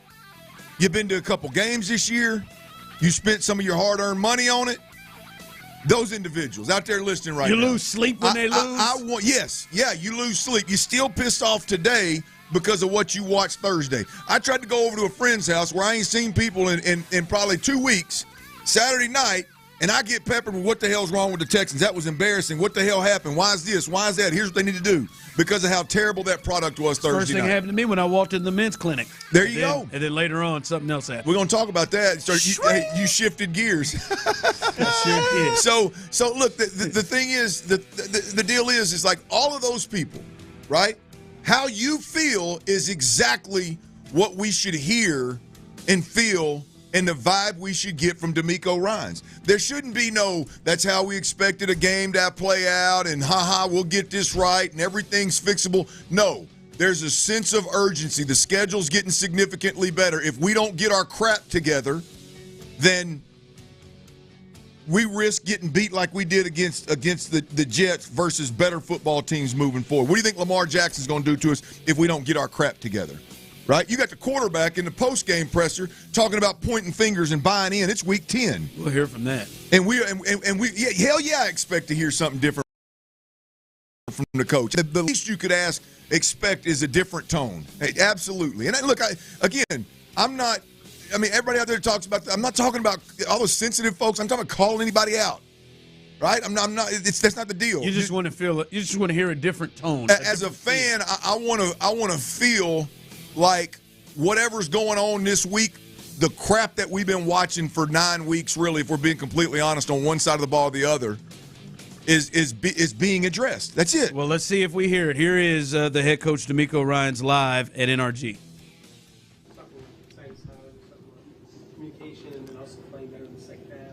What are some common threads you're seeing with the line and strategies you guys try to get this score? Yeah, for our team right now, we all have to play better. Every position, we all have to play better. It's not one position. Everybody has to play better. For us to win games, going forward, is everybody playing better. Do you anticipate making changes to the offensive line? We'll look at that as we continue to go throughout the week. But as of right now, again, everybody has to play better. What's available to you that maybe you haven't tried to help the pass blocking get more on track? Yeah, it's not just, everybody's focus is just on the pass blocking. And, of course, we've had some bad reps in the pass blocking, but it's everybody working together. It's an entire offense working together, right? It's never just one thing, right? And I know it's easy to point the finger at one thing. It's never just one thing. It's all 11 guys working together, being in sync. How much do you think utilizing his check down just a little bit more could help mitigate and alleviate some of that pressure? Again, when I talk about everybody playing better, it's everybody. It's the quarterbacks, the tight ends, it's the receivers, our entire offense, right? Our entire defense, our special teams unit. That's where I'm at. And we can hone in on different spots and all those. It doesn't matter. Each position, no matter what it is, from top to the bottom, we all play better. We'll be in position to win games. Nico, the other line, obviously the pass blocking is getting a lot of attention, but the run blocking's been pretty good with Joe. Can you put that in perspective, what he's been able to string together these last several weeks? Joe's been dynamic for us. I think every time he touches the ball, he's going to gain some type of positive yardage, and that goes to, right, all that credit goes to how the guys are blocking up front. They do a great job of blocking it in the run game. We had a lot of lanes available in the run game, and Joe runs the ball with that, relentless mindset, physical, running guys over, playing the game the right way. He brings a passion. He brings an edge to the game that I think everybody can feed off of. During your time as overseeing the defense, it seems like whether there's injuries, whether it's putting guys in the right place, they seem to step up and you put them in the best place to succeed. Do you have the confidence on offense that when it comes to these protection things, the staff can do the same thing? Yeah, for all of us, it's as coaches, right? It's all of our job to put our guys in position, right, to be successful, right? And it's our players' job to go out and execute and play to the best of their ability. And when their opportunity comes, one-on-one plays, because that's what the game ultimately always comes down to, no matter how you slice it up. Right? In the league, are your players making the plays they need to win games? That's what it always comes down to. We talked a lot about culture here in Houston and the swarm mentality and sense of pride that's been brought back here to Houston. The team that's coming in with Detroit, what have you kind of seen from them over the past few years with their culture and how revitalized Detroit is with their team? Yeah, seeing Detroit the past couple of years, I think you see the culture, you see the energy that Coach Campbell has brought to that team, right? You see the mindset, the toughness, physicality, right? Their style of play, it shows up on tape, every week. So, and they got really good players as well across the board. They're able to add a lot of good players, a lot of good young players that are exhibiting, right, that mindset and that culture. And it's a really good team coming in here this week, and we're very excited about the matchup. Update on Nico Collins and whether he'll be able to play soon? Yeah, we'll continue to evaluate Nico throughout the week, see where he is. D'Amico, can you it's a two-part question. So the offensive line has been doing obviously a better job of run blocking. Are you surprised that there's some challenges? I know it's different with pass blocking. Is it something that you think you guys collectively is a fix that you guys can handle? Right, our guys up front, like you said, they've done a good job of blocking. They've had a lot of good pass reps too. I think everybody highlights the bad reps. Of course, that's where the focus goes. On the bad, really good pass rush snaps, and where are we with the timing, with the progression of the routes and all those? Are we open? In the timing of the play. So all of those things matters when we do have good protection, and all of that is a factor as well. Coach, you talked about second half adjustments, and on the offensive side of the ball, what are you seeing as far as maybe some of, I don't want to say the play calling and some of the inefficiencies that they're having in the second half as far as scoring? Yeah, for us, we've done a great job of moving the ball to get across midfield, and I'm very encouraged with that progress of us moving the football, because we can move it when we need to. It's just when we've gotten across midfield, we hadn't been able to, get points. In those red zone opportunities, they come up very slim, in games. And when we are there, of course, we want to capitalize and be better. We haven't been really good in the red zone and on third down, right, where you sustain those drives and score points. So that's been a focus. We understand that, and we understand we have to make some adjustments and put our guys in a better position to score points. It looked like you guys but put Stingley in a lot of one-on-one situations, and he obviously was able to thrive in those situations. What kind of give you guys the confidence to leave him one-on-one against Devontae, Garrett, Mike Williams, and what kind of allowed him to be able to hold his own against those pretty good receivers? Yeah, Stingley he's a good player, good young player. He competes. He challenges receivers down the field when the ball is up, in a position where he's panicking, right? He's calm at the catch point, allowing him to, kind of go up and defend those passes. And he's confident in himself, and that's what allows you to be a good player. Anybody you want to make plays in this league, you got to be confident, and you have to have that belief in yourself, right, that you can make those plays and you thrive on those one-on-one matchup opportunities. And Stingley has done a good job with those. Do you have an update on Will Anderson Jr.? How's he on? Yeah, we're still evaluating Will, see how he progresses throughout the week. I think you asked in the past about whether you need to make a move at the trade deadline, and you expressed confidence in the guys that you have right now. Just given last game, as well as the injuries that you all have sustained, is your opinion the same, or do you think Yeah, my opinion is always the same on that. I mean, we're with Nick and his staff, we're always looking to make our team as good as we could possibly be, right? Do we have a heightened sense of just making a move just to make? No, we're always looking to add to our team, add to our depth. That's something we do constantly throughout the year. So there isn't just a mad rush now at the trade deadline for us to change our approach and how we go about managing our roster. Right? Our roster management doesn't change. Right? We're always looking to upgrade. Kenyon going down, just what you make of your options with Kendrick and Jarrett both being utilized at that level? Yeah, we'll see who steps up at the offensive line position. We'll see who steps up, see how we go out there and get the job done. Coach, you said that. Coach, you've always expressed that it's not easy to win in this league. It's week you're some professional football players. Going up against the Jets, coming in, they were 2-6. They had lost their last 5. Is this kind of like a wake-up call maybe for some of your players, or is it just something that you all were, saying you got to make sure that you stay focused? Yeah, for us, I feel like our guys are focused going into the game, and just because the record says one thing, I don't know, everybody falls into the mode of just because a team's record is one thing that you're going to go in and automatically beat a team. That's not how the league works. Right, you have to earn the right to win, and to earn the right to win, you have to work the right way throughout the week, and you have to make plays in the game to win. Right, the Jets are a really good team, top 10 defensive unit. They got playmakers, Aaron Rodgers, Adams, Garrett. It's not like they don't have playmakers on their team, and they were just going to lay down because we showed up. That's never the case. So you go out and you earn the right to win by making the plays you're supposed to make, no matter what the record is. It doesn't matter who you play, what the record says. How well are you playing on game day? Thanks, all right. Thank you, guys.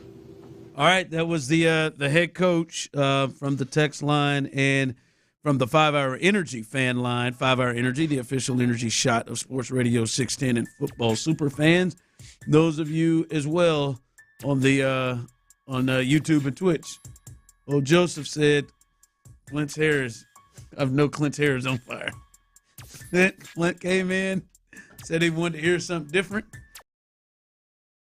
Thought out here, even keel, same D'Amico. Your reaction to what he had to say there, Clint? Did you? I'm gonna guess you didn't get what you were looking for. No. It's same old, right? Everybody's got to play better. Yeah, we get that. Hell, you got embarrassed by a 2-6 football team, right? I mean, it's we understand everybody's got to play better. Yeah, I don't like it. And again, I don't expect to have a 20-minute call-out fest of jersey numbers. But at the end of the day, just You know, he had a good little thing going until all of a sudden he starts talking about we had some good offensive pass protection reps too. We don't need to hear that. All that kind of crap. We Like don't need to I hear don't know. that whatsoever. I just. Which end was he looking for? If I my problem with it is that I believe that's the same message that team's getting. That's why I said I want to see actions. I want to see if we see major changes in actions on Sunday night. Like what? Just, I mean, them doing something different from the lineup. We know the lineup will be different, but if they're just running Kendrick Green out there, if that's what the answer is, should we, expect to see something more max protect? So I want to wait and see if we see some real adjustments. And I'm with you, Clint. I don't know that I think we will, because this offensive line protection thing has not been just a problem. That's the question I want to ask him is, and I don't think it's out of line, is, hey, D'Amico, what would you say is the reason that it is taking so long to find answers? Like, why is it taking so long? Like, when he says, like, nobody want to hear nothing about no damn good pass protections. We saw the 5. Nobody wants to hear that. He's got C.J. Stroud has been sacked the same amount of times the last 3 weeks that Patrick Mahomes has been sacked the entire season. And Patrick Mahomes has bad tackles. Wow. He's running for his life with these tackles. He's been sacked 12 times in 8 games. Stroud's been sacked 12 times the last 3. Yeah. Like, nobody wants to hear about the 6 good protections that were had out there. Like, I know they happen, but nobody needs to hear that. Like, well, I mean, look, the part I do, and it's not that it's agree or disagree, but he was on a really good track, in my opinion, when he's talking about, he's trying to emphasize to the media that it's not all about the O-line, right? In other words, it's the quarterback, it's the play calling, but there's nothing wrong with going into depth right there, talking in terms of what you're talking about. Like, again, my only, or I'll tell you, my complaint, my concern as a Texans fan is 100% with the fact that now I just firmly believe that's the message that the team's getting behind closed doors. Text line coming up, agree with Clint. I bet this is how he's addressing the team, is what Clint just said. Someone else on the 5-Hour Energy fan text line, Clint and Ron, what do you want D'Amico to say? Give me a break. You guys have no clue what's going on behind doors. You can let us know then, friend. You let us know. Listen, wherever the hell you are. Like, I don't have a problem. Like, I understand where Clint's coming from. You want to see there's a change of something. For me, you just ain't got to come up here and say, tell us about the good protections. Like, come on, man. But that's silly, defensive, soft ass way of thinking. That's just like, you have no idea what's going on behind closed doors. I don't need to know what's going on behind closed doors. I watch what goes on Sunday. I watch what went on Thursday. And whatever's going on behind closed doors is continuing. Yes, I hear a quarterback talking about staying aggressive, and that's their messaging. He stays aggressive and gets his ass sacked 8 times. Right? It's he stays aggressive and he gets sacked I don't know how many times against Green Bay and throws for 86 yards, has the worst game of his career. Like, it's the same old. And when you have this lackadaisical approach and no sense of urgency, it at some point, right? At some point, you got to believe what you're hearing, right? If the messaging we're getting seems to be exactly what plays out on Sundays, and the disconnect is whatever we don't know that D'Amico's saying behind closed doors isn't getting through to Bobby Slowick. It isn't getting through to C.J. Stroud. It's not getting through to the offensive line, right? Because that's just that we have no idea what's going on behind closed doors. I know this. Whatever's going on behind closed doors ain't working. Yeah. Like your quarterback, he is literally getting killed every game day. It's been the last 3 games has been the worst 3 games of his career in terms of how much he's getting pressured. Yeah. It just led to you losing to a 2-6 football team. No. What the hell do you think is going on behind closed doors? Yeah, man. If you cheat on your wife and you tell her, "Hey, I turned down 3 others," that's not softening the blow. That's not. Oh, you know what? All right, good. I'd like to hear about those 3 others you shot down, not that one that you've been knocking off for the last year and a half in rental properties. No, that's not it. I don't know where the rental properties came from. All right, coming up, he did drop some news there, and there's some other news of what there could be potential answers for the Texans. We'll discuss that coming up. All right, before we do that, though, I got to tell you about the Academy.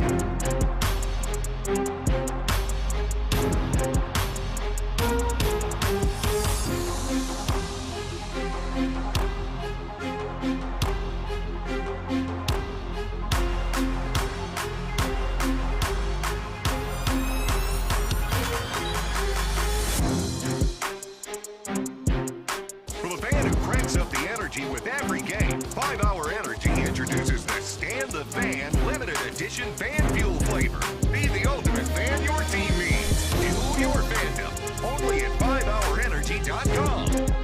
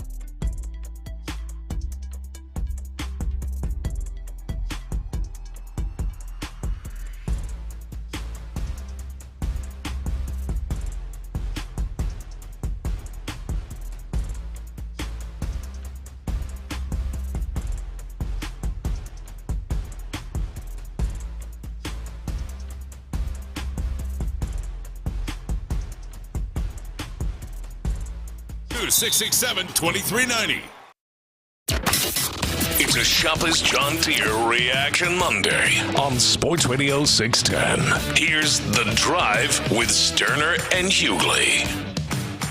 All right, we just heard from the head coach. A little news health-wise with the Texans as they got a little mini bye, 10 days off. They'll play, and then a little longer because they got Sunday Night Football where they'll play the Detroit Lions, who arguably had the best win of the season on the road at Green Bay in that weather. And to be honest, it was 24-14 that game. Watching it wasn't even that close. For those of you who are watching soccer, it was a game 17-3 at the half. In the third quarter, they come right out 24-3, and they never really looked back. So, but they've got them coming in. Some health concerns, or I think some good news as well. We'll start with the good news. As we said, they did bring Jerry Hughes as well as Jeff Okudah off the injured reserve, so they should be able to join the team and play on Sunday, which is big. We can get to that. Also, they talked about the two injuries there to two cornerstone players on this team. One, Clint Will Anderson, they said they're going to continue to evaluate his ankle. You remember late in that game in the second half, fourth quarter, he was not in as much, very, very in and out of the lineup, and it felt like more out of the lineup. And then Clint, the one that I think a lot of people are expecting is Nico Collins. We'll continue to evaluate Nico throughout the week and see where he is. That is what D'Amico Ryans had to say about Nico Collins, who is eligible to come off of IR and join the team. Said he had been running 20 miles per hour in a training session, according to Aaron Wilson. So those are very, very important things that we need to be looking at all week long to see what that shakes out for in regards to the Texans on Sunday. Because Nico, we'll see about Azeez Alshire as well, another one who's been out. But Nico, Will, those guys, those are big, big stories to watch all week. Those two guys, man. I mean, to me, it's the impact players on both sides of the field. Big time impact players. Like will determine whether you have the firepower offensively to keep up, or the dude on the defensive side of the football to make enough plays to give you a chance. I mean, they're just flat out difference makers, right? So, yeah, look, Nico alone's not going to be the answer. It will be an improvement, but Nico alone is not going to be the answer. There's going to be some major adjustments, even with Nico in the game, for you to stay on the field with the Detroit Lions. Even in prime time in your own backyard, it's going to be tough. I mean, that's to me, that's the best team in football right now, the Detroit Lions, and they're going to be a tough beat. Yeah, they are. Let's not get aggressive. They will be a tough beat. Listen, that's that red in you talking right there. Yeah, I'll admit. For good reason. But no, I want to bring this to both of y'all because, tell me if this is Houston Astro in me, or if I'm overthinking this, and I've been an overthinker a time or two. So you all tell me if I'm overthinking this. So we know Jerry Hughes and Jeff Okudah are able to be eligible to come off IR, and they have come off. We've heard that this morning. But when he was asked about Nico Collins, we're going to keep evaluating. We've heard him when guys are able to come off IR. He'll talk about, he'll return to practice. Yeah. Because I have some concerns that I'm not sure if Nico's going to be able to go on Sunday. Just based off how he is handling this, if Jeff Okudah and them are eligible to come off, I'm sorry, Jerry Hughes, I'm going to stop just calling you and them. Jeff Okudah and Jerry Hughes are able to come off. We've heard him do this with other players. He didn't seem as confident about where Nico could be gamesmanship, could be messing with the Lions. But it made me pause and think a little bit, what does this mean about Nico? Is Nico going to be ready to play on Sunday? Well, look, I don't know if he's going to be ready or not, but it would. I'll be honest with you, I will be surprised if he's on the field Sunday. I would lean to cautious, to being cautious. Absolutely, 100%. The whole time you're talking about Nico right there, I'm thinking, is Detroit really the team that you want to bring him back against a week early and risk it? I don't know if that's the case, right? I mean, this is one of those NFC games that in the big scheme of things doesn't really mean a whole hell of a lot. And so I don't know that you chance it anyway with Nico. Yeah, you just don't want to have any kind of a re-injury. Damn sure in a game that don't mean nothing. Take your other. I mean, because you're going to end up in a dogfight. I mean, you positioned yourself with some cushion with the 2 wins over Indianapolis and getting that 2-game lead, plus the sweep of the Colts, getting that out of the way, and you've given yourself a little room, margin for error, if you will. But with your schedule getting more difficult, it's going to get interesting down the stretch. And I don't know that Colin early just to hopefully right the ship against the Detroit Lions. Now, if he's right, he's 100%. Hey, or however roll cool, because he is absolutely a lift. Like the worst thing you need to have happen is, hey, like Christian Harris, who we didn't hear from him again. I guess we just ain't gonna hear about Christian Harris until he's ready to hear about Christian Harris. To talk about Christian Harris, but Christian Harris stepped out on the field and then. Whatever, they thought he was ready to go through at least kind of roll with the team. We have not seen him since. That was in training camp, Jack. Yep. That's the worst thing. You don't want to see any kind of re-injury because obviously with Nico, you got to have him. All right, coming up, I play some audio from C.J. Stroud, and this was coming off Thursday night's game, and it is, to me, it says a lot potentially of where this team is, at least where they were Thursday night. We'll discuss that coming up next. All right, before we do that, though, I got to tell you about Orchard, y'all. Look here, if you found your dream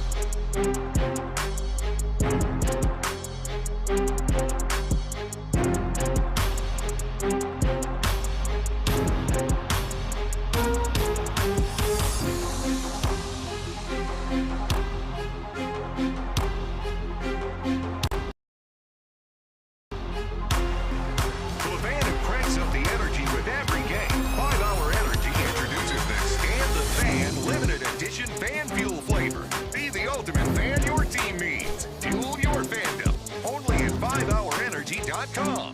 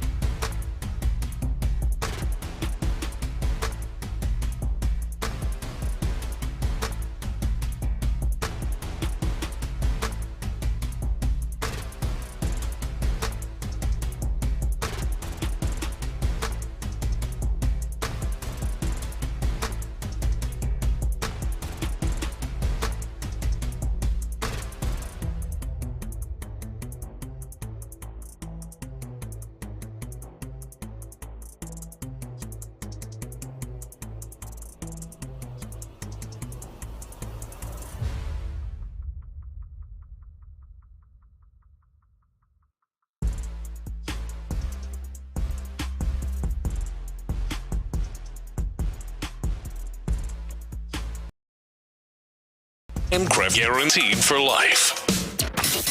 It's a Shopper's John Deere Reaction Monday on Sports Radio 610. Live from the Twin Peaks studios, here's The Drive with Stoerner and Hughley.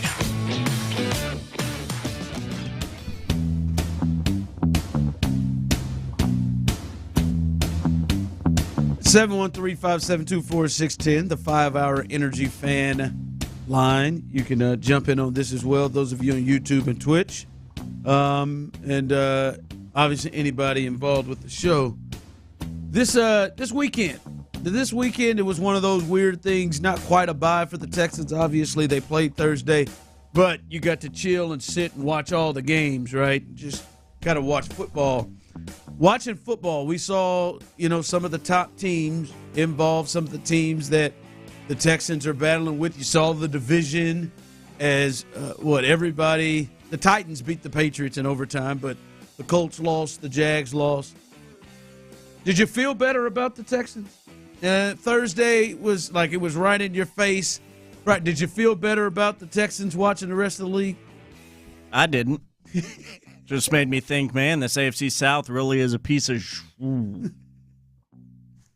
didn't feel better watching the Ravens-Broncos game? That was a game that had no. Did it make you feel any better? Didn't have you? That's a negative, Ghost Rider. I think there are a couple of things that could make you feel better. That made me feel better. Personally, and as a Texans fan, the wheels are coming off the Cowboys, and the Texans are going to catch them when the wheels are coming off. What's your point? And possibly without Dak now, so that is no possibly. He's going to miss several weeks. Have they already announced that? Yeah, okay. Yeah, well, there you have that. So that game looks a little bit different now. The Bills winning another ball game, sitting at 7-2. That win for the Houston Texans looks better than it did at the time. They won 4 in a row since. Yeah, it looks better than it did at the time. So there's a couple of. If you're one of those that just looks at the record, the 6-3, and you feel really comfortable with that, and then you just really look at the division. If you're not into looking at kind of how you stack up as a Super Bowl contender and how you stack up against the better teams in the AFC, if that's not your cup of tea and it's just kind of ho-hum, let's get through the week, then you're all right. My man Joseph said, Ron, nope, seeing Akers being able to easily navigate when he was on the field made me mad. Right, Cam Akers did play last night on Sunday Night Football for the Vikings against the Colts, who did the Texans a favor. No, listen, that one was tough, to go and watch the Lions, to watch the Bills. I didn't realize that. Cam Akers, 7.7 a carry. Yeah, no. To watch the Lions, to watch the Bills, to watch the Ravens, to watch some of these other teams that are tenders coming off of your game against the Jets. I'm sorry, I can't get Cam out of my mind. Take a second. That's that point here. But I look at this, and I'm watching these other teams. You named them, the Bills, the Ravens. Like, listen, they have flaws like the Texans do, but you could see there's a connection there. There is something off with this team. And we wondered what that would look like coming in year two after everything they put together. There was never anything off about the team last year. You felt really, really good about just, not even on the field stuff, but just how this team operated and how they were. You never thought there was any kind of issues there. Well, C.J. Stroud, after the game, had this to say directly after the game against the Jets that kind of brings the thought of things feel like they're different. We felt that, now we may be hearing things are different inside that locker room. Yeah, I would say that. We've had a couple wake-up calls this year. I would say, we just got to honestly just play football better, execute better, stop pointing the finger, and realize, at the end of the day, like, this is not winning football, and we can't keep squeezing our way by every game. We are a really good football team. We have a lot of really good football players. Once we buy into the systems and what is being, coached, and also we got to be able to have leadership to take over. So, I believe, this isn't the end, but this is definitely a great wake-up call for us to, tighten up the ship. Clint, now he said 3 different things there where I'm like, things are different this year as opposed to last year? And I'm not just talking about on the field. They're 6-3. But things are, but it just feels like the way they go about their business feels different. And right there, my man said, we got to stop pointing fingers. I don't feel like that was ever a thing from last year. We got to be bought in. I felt like them jokers were bought in from day one. Every last one of them, it felt like it. And then as he said there, like, we've got to, hell, I've just lost the last thing he said there, but. Talking about the part where he's talking about people buying into the system. Well, there was a third one he said at the tail end that had just lost me. I'm sure someone on the text line. I really had the 3 right there ready too, and I just only got the 2 for you right now. But no, it's just different. It feels different. It seems different, and now he is kind of alluding to something being different. I can't put my finger on it. I mean, there are some different players from last year. Obviously, the guys they've added from free agency and from the draft. But something's off about this team, and something's off when you compare it to the other teams that feel like they got a chance to win big, and they gotta fix this thing, whatever that is off. Because last year there was a togetherness. They were right there. All of that stuff. That is not the same right now. Well, look, I mean, adversity is a bad dude. Now. Thank you. Real quick, he said leadership. Got to find leadership. That was the third one. Got to find leadership. When the hell they have problems? I mean, adversity exposes a man's true character. And the truth of the matter is, expectations were low. And when they did hit adversity last year, one of the things that this team, which is one reason why I felt very strongly about the staff and CJ, when they hit adversity last year, they were very quick to adjust. They were very quick to change what they were doing to overcome the O-line issues. They were very quick to change what they were doing early in the year. I think it was like halftime of the Baltimore game, or maybe it's halftime. Actually, the Baltimore game was a wake-up call. Halftime of week 2 versus the Colts is when it seemed like it was a light bulb moment for C.J. Stroud. And everything they were doing, the quarterback's mentality, the play calling, everything was to overcome issues up front to protect a young quarterback that was in his first few games of the NFL. And then all of a sudden all the receivers get hurt. They adjusted. Nico Collins is running screens out of the backfield as well as, and he becomes the do-everything guy, and they're finding ways to get him the ball. You could watch this offense run, and you could see where adjustments were being made.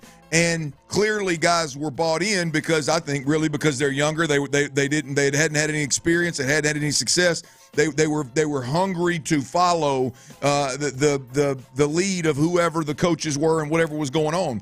And now they've tasted a little bit of success, and they don't seem to be adjusting offensively even remotely close to the rate in which they were adjusting last year. And that's where I get to the point of talking about pointing fingers. Like, to me, that's the one thing here that makes sense. Like, and again, all that stuff he brought out, can't put a finger on it. That makes sense. No, hell yeah, it makes sense. If you stack it up against what we've watched, it makes perfect sense. But Ron, the pointing finger thing, right? And I'm talking about the offense as a whole from a 30,000-foot view on the outside looking in. It looks like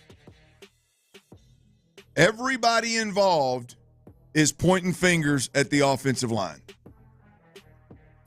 Everybody involved is, I'm the quarterback, I'm going to stay aggressive, damn it. Offensive line's got to protect better. Bobby Slowick, we've worked on being aggressive from the first day of training camp, and this is how we got all these explosive weapons, and this is how we're going to run our offense, at least from a pass game perspective. We got to execute better, quote unquote. We got to pass protect better. Everything's about those guys changing instead of them adjusting in a way in which we saw them adjust almost on the fly last year multiple times, right? So when I hear him say, I don't know if that's what he meant or not, but when I hear him say pointing fingers, again, you can look at how they've not made adjustments offensively and just kept talking about guys up front have to execute better. You can look at all that, connect the dots, and say that's exactly what C.J. Stroud's talking about. I know we got to go to break. But like the thing that we were hearing was, hey, we're year 2 in the system. Bobby's staying. Continuity is great. And I just hit that. You're all right. They had bought in. We still got people. We got to buy in. How the hell did we get to that point? Who the hell needs to buy in? I think there's a couple of names I can think of that you wonder if they completely are, but man, that's wild. It's really about the 69.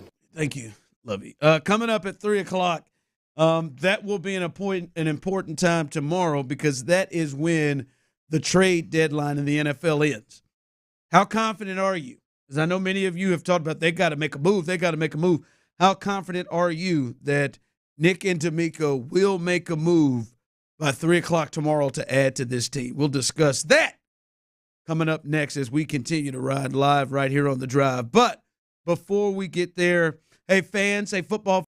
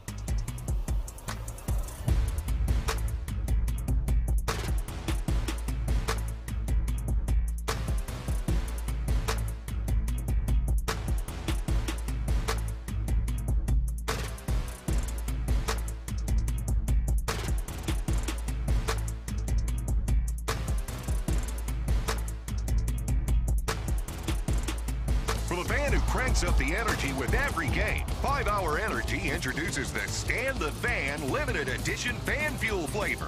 Be the ultimate fan your team needs. Fuel your fandom. Only at 5hourenergy.com.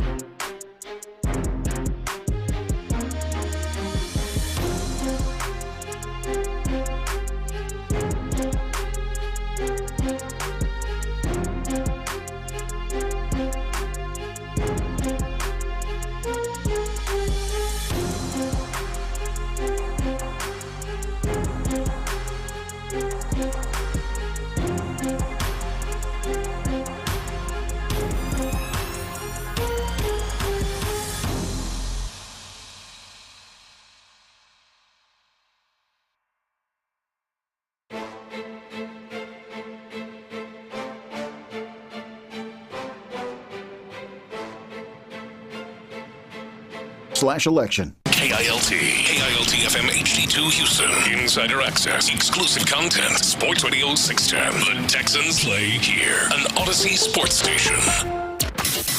It's a Shopper's John Deere Reaction Monday on Sports Radio 610. Here's The Drive with Stoerner and Hughley.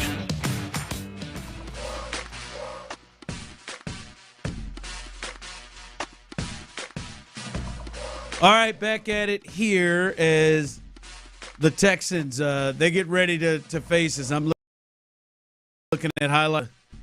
The Detroit Lions, they moved to 7-1 after winning on the road in that rainstorm in Green Bay. And that's who they got calling next week. And the hope is maybe there was such an emotional game they put so much into, Clint, that Dan Campbell bringing his team back to Texas may not, maybe they kind of don't put as much focus into this. Well, you want to get back in the tops in the AFC, tops in the NFL conversation. Show up Sunday night on primetime television and beat the Detroit Lions, and there will be absolutely nobody that can hold you out of that conversation. That's the good thing. That's the good thing is, as rough as it's been, you could look a lot different if you go on national TV. You betcha. You betcha. And you go on national TV, handle your business against the Detroit Lions, hand them their second loss of the season, you will be squarely right back in the conversation of the top teams in the AFC. Yeah.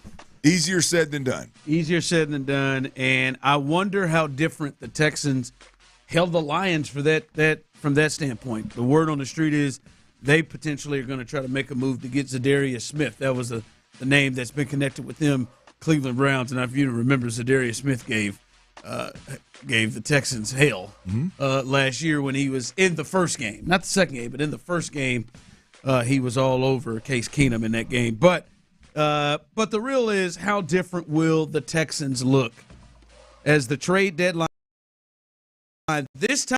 Ladies out there as well, shout out to the Fighting Melissas. The Texans, their ability to add to this team via trade will end at this time tomorrow. They will not, if they have not made any moves, that will be it. Now, Clint, I do want to say they have made a couple of moves on the offensive line, signing former Rams guard and 7th round pick Tremaine Atram Jr. to the practice squad. They signed somebody else to the practice squad that's an offensive lineman as well. So they've signed 2 to the practice squad in terms of offensive linemen. I don't think that's what we're looking for into thinking of big moves for them. But I threw this out to people, and I've seen some people respond here on the 5 Hour Energy fan text line, those of you on YouTube and Twitch as well. How confident are you that D'Amico and Nick will make a significant move? A significant move. Not this, what we just talked about, signing people to the practice squad, 7th round picks. How confident are you that they will make a significant move to add to this team before 3 o'clock? That big Nick energy. Oh, my. I'm confident that they're trying. I mean, sometimes it's out of your control, right? Yeah. I mean, sometimes it's out of your control, but I'm fairly confident that they're trying. I say this all the time. Like, if they're watching the same film that I'm watching, benching Kenyon Green and replacing him with Kendrick Green is not the answer, right? I mean, can it be a Band-Aid that may work, and can you play to some strengths? Sure, but if you're looking at this offensive line right now, you've got a guard problem that is long term. You don't have anybody in the pipeline that's going to fill that void. And I'm going to be completely honest with you. I think the one interior lineman that's probably getting a little bit of a pass here is Juice Scruggs. I thought you were going to say Shaq. Well, look, Shaq hasn't been great, and so I really think everybody not named Kenyon Green is actually getting a pass. If we're being completely honest, the O-line coach is getting the biggest pass of all. But I don't know. I've said this from jump. The first time Sean and I talked about it after Kenyon was benched a couple of games ago, you and I talked about it all week long. I don't know that the better answer isn't a true blue veteran, long in the tooth, you know exactly what you're getting center and then Juice plays guard. I don't know if that's not in the cards. I only say that to say that if it is a guard, great, go get him. If it's a center, that's an option as well. Obviously, I don't think they're going to do anything with Titus, Laramie, or Shaq. No matter how good or bad they play, those guys aren't going anywhere. But those two youngsters inside, I think we could see some movement with either. I don't know if it's going to happen because I don't know the market. I don't know what's available. But I am confident that if Nick and D'Amico are watching the same film that I'm watching, there is plenty reason to go make an aggressive move for. And it could be offensive line. It could be in the secondary, like you talked about. It could be receiver.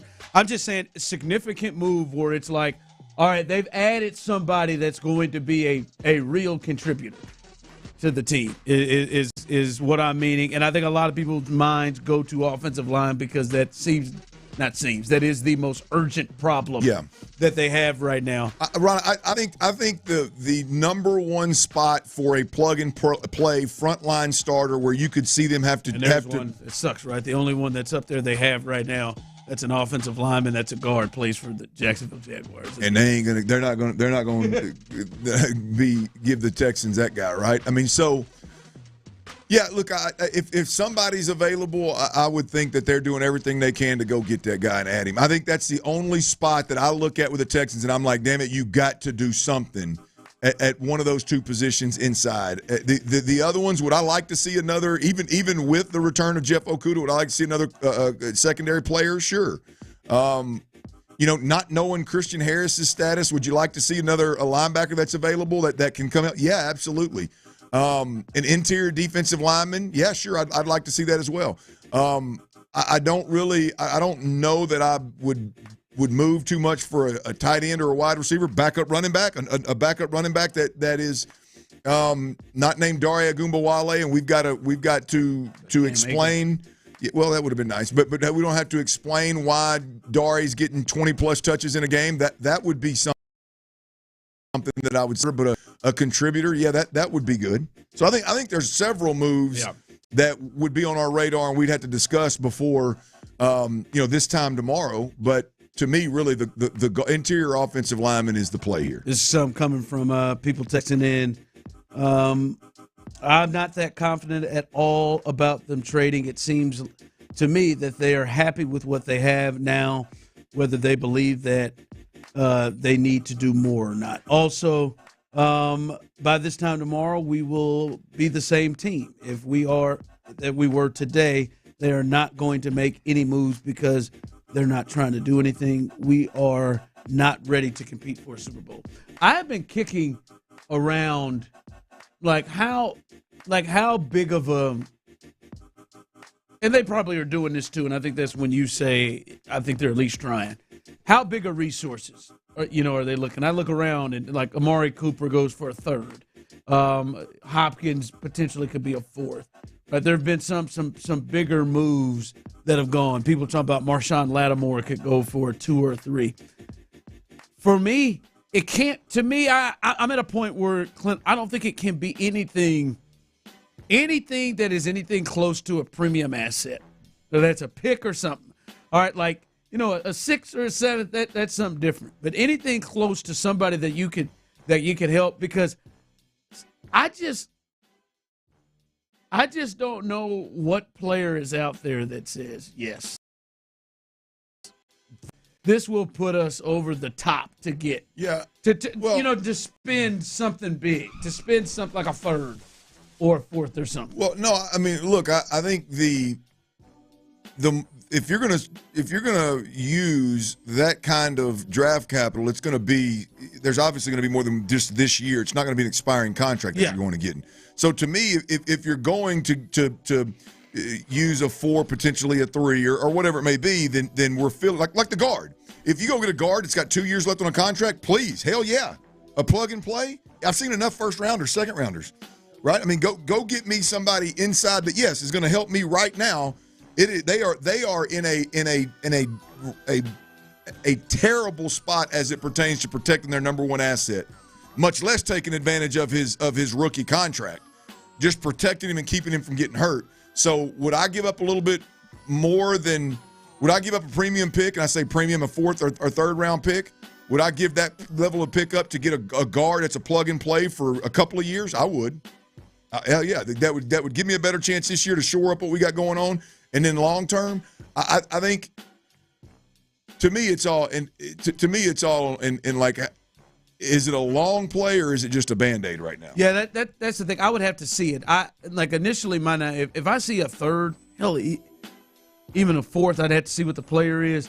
There'd be a level of like, I wonder. I wonder if that makes sense, because to me it does feel like, all right, this offseason, a lot of things that they gotta maybe tear down, rethink, redo with some of those guys, and I don't want to see, if I'm a Texans fan, I don't want to see some of those assets go out to. Well, what I don't, Ron, for me, I've talked about this before. Like the part of it for me is and we're in the middle of it right now. Like passing up on players that are available right now, any way, shape, or form, and hoping that they're going to be there this offseason and you're going to be able to land those guys in this offseason. Like if it comes across the table and a team that's not in the AFC South has an interior offensive lineman that they're willing to deal, and it's a guy that's got a contract, or a guy that you feel like you can extend, a plug and play that's going to shore up your offensive line, your interior offensive line, and you not things, I don't want to give up that kind of draft capital.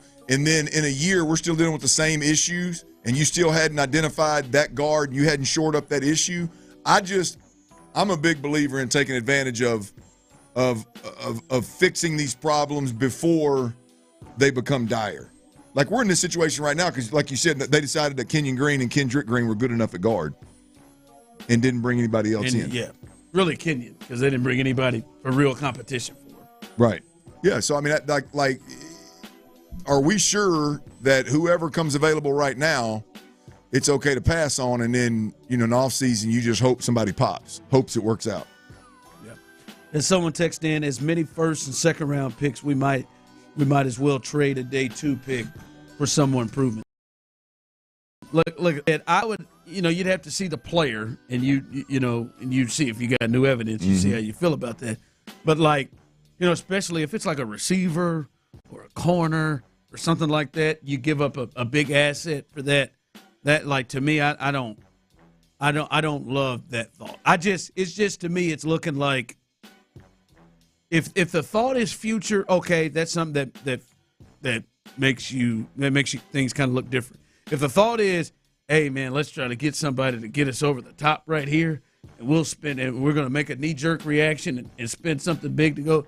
I just don't know if there is a player right now that can get them over the top or to get them to the space of where, the teams of the upper echelon are right now. And I'm not saying to just punt on the season. My expectations have changed on this team this season here in the last couple of weeks. To me, I don't know if you're in go for it mode. I guess that's more or less where I am. I've heard a lot of people say that let's go for it. I don't think you're in go for it mode. I just don't. I think that's a good conversation for us to have, Ron, because as pissed off as I am right now of what's going on with the Texans, really, to be completely honest with you, most of my frustration is because it's like unacceptable, easily fixed, very avoidable issues.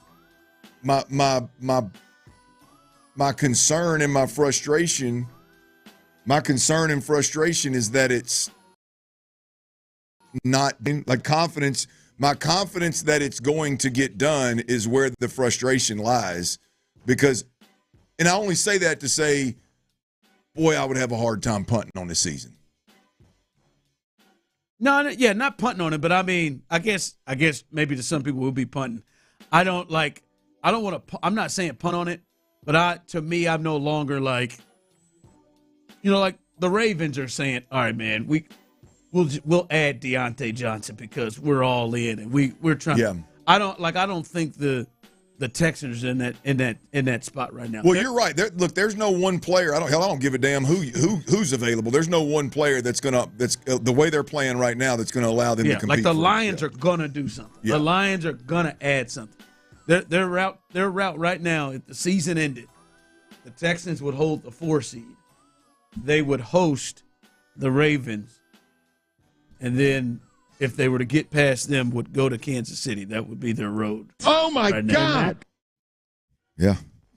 And here's the thing: if they don't tighten it, if they don't get it right, if they don't make the adjustments we're talking about, they ain't gonna get there. Yeah.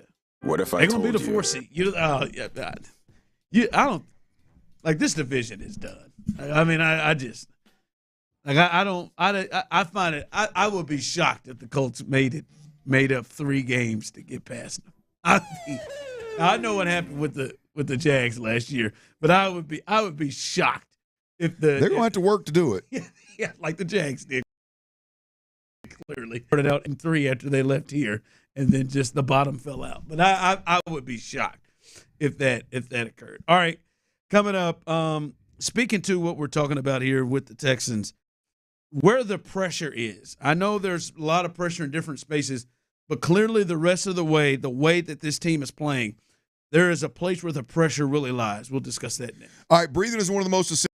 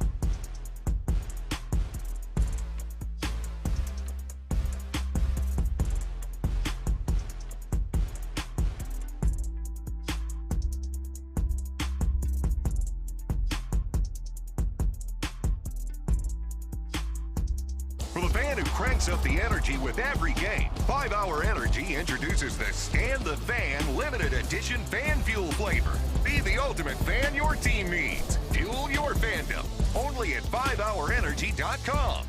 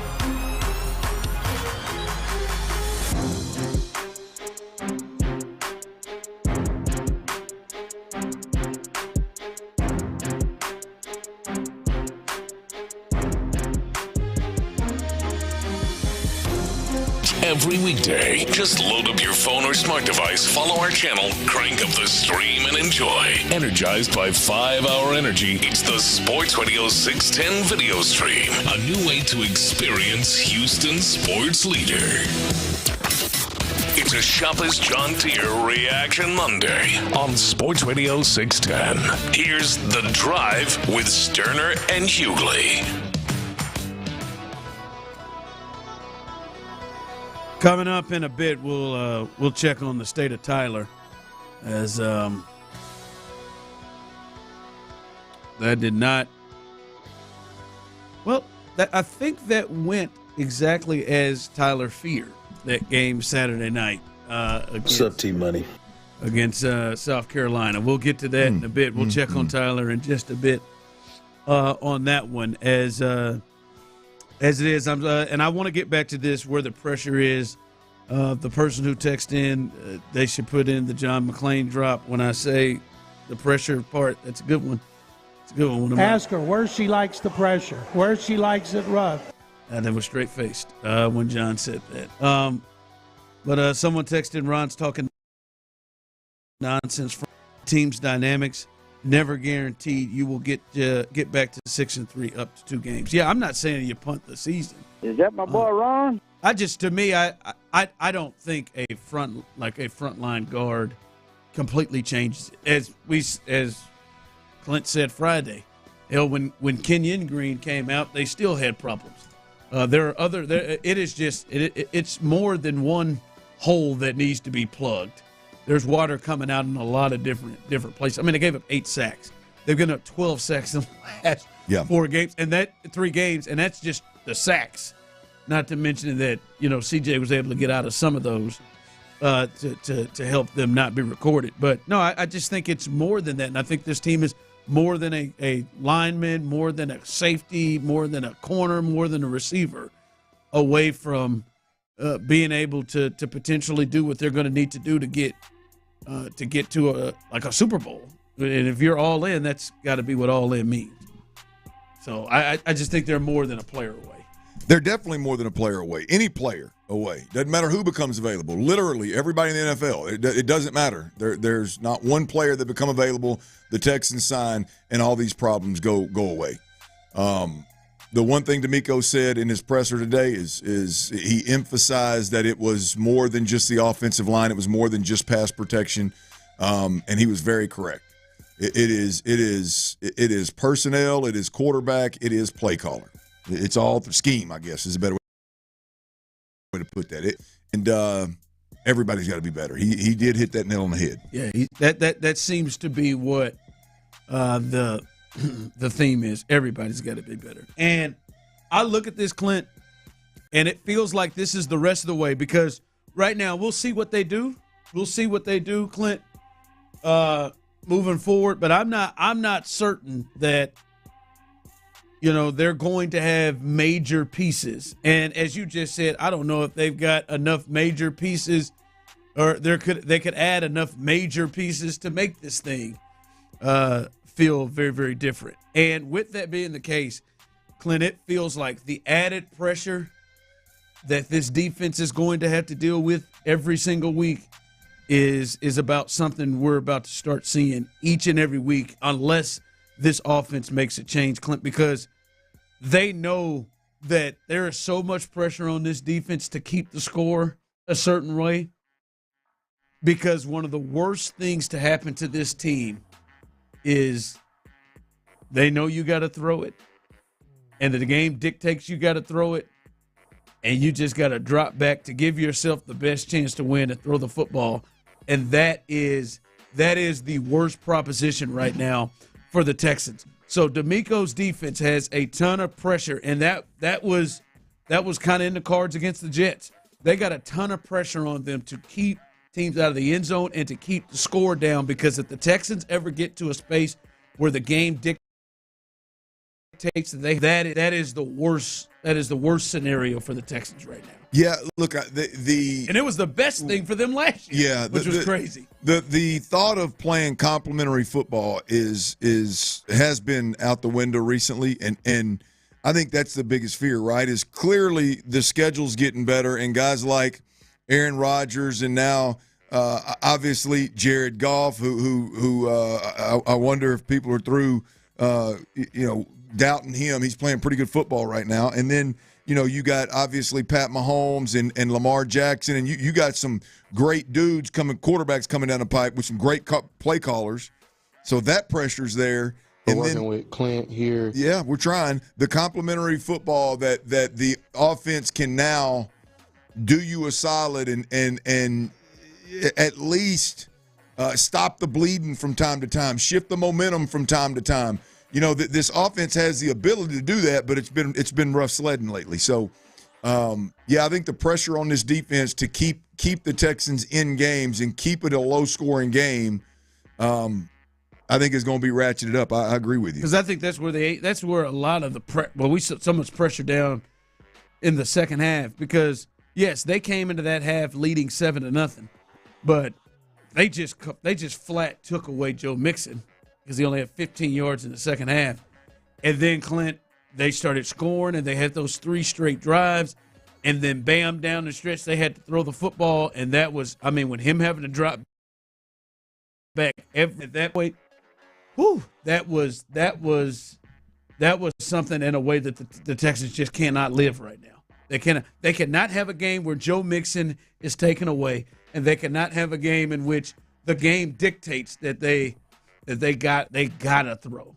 They gotta throw, because right now, boy, whew, that is. I'm watching that game towards the end. I'm like, damn, man, he's got to drop back every time. I'm thinking, like, I know the lead's 11 right now. Maybe we should just call this thing here, because him dropping back. Because how many times did we see CJ hit the deck and look like he needed way too damn many? He needed a couple of minutes, a couple of ticks before he had to get. He didn't want no help up. Let me get up my damn self. He did that to Laramie. Is that what that was? He did to Laramie. Don't touch me. Don't touch me.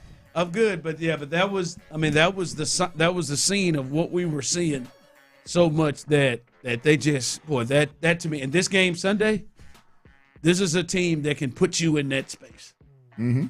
And that like, that's the one to watch this game on Sunday. This is a team, the Packers, who probably don't have a problem throwing the football. They're down 17-3, and bam, they had to throw that thing. They had to throw that. That's going to be a thing to watch to me. Right now, the Lions, they didn't have any sacks in that game. The Lions' pass rush is not great. Well, if they come in here and they look the way that other teams have been, it's just like, good God. Well, I would anticipate teams have looked, just simply because the level of physicality, I don't know that the Texans have seen this year. That the lines across the board are going to bring. Defensively, too. And look, and it's when a big part of, I think, the protection problems, personally, I believe, is they are ridiculously soft up front. And I don't mean that soft as in the individuals are soft. I mean they snap the football and they're giving ground, and they're not holding any level of, like, all the offensive linemen being on the same plane. The center's kicking so far deep if nobody's on him that whether it's coming from his right or his left, they've got a free 4-step lead to literally knock the guard off of whoever he's locked into blocking. Like, we're going to back up and we're going to give a D-line all the room they need to get running starts to pick us and knock us off. And that's just – it gets them beat time and time again, one snap after another. It's just at some point in time, I'm waiting for Juice Scruggs to snap the football, and when a guy flashes across his face to go pick the guard off, to go pick the guard off of his defensive tackle, just decleat him, ear hole him, knock him off course. No, he just keeps on drifting back and lets him run right by his face and go over there and just knock the hell out of old Shaq Mason. And then create an opening when he. Oh, yeah, it's clean. Well, there's just no, like, at some point, stop giving ground. And stop giving, as a center, you've got to stop giving defensive linemen free runs at your guards when your guards are engaged with a defensive tackle. They don't even do that. So egregious that it's like they're coached to do it. And I just, even if that was a tactic or an approach, at some point you got to go, hey, let's adjust this a bit. Let's adjust this. Let's quick set these guys. see if we can't win that way. It's interesting. Yeah, that's the weakness of the Lions team is their pass rush, and we'll see without Hutchinson. We'll see what that looks like. All right, let's check on Tyler. Big game this weekend, South Carolina. Nice. They defeated Texas A&M on Saturday night, and that game surprised you? You surprised by that performance? We'll discuss that coming up next. All right, Mokaram Law Firm, y'all. They've been helping Houston, Texas for over 25 years, man. You can contact them day and or night, 24/7, 365, 281-222-2222. Look, you contact.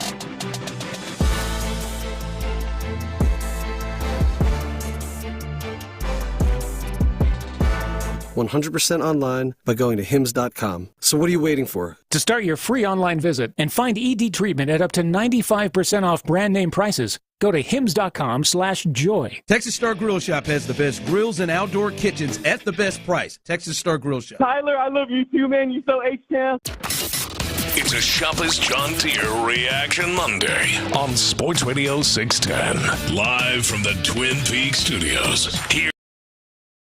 Here's Stoerner and Hughley.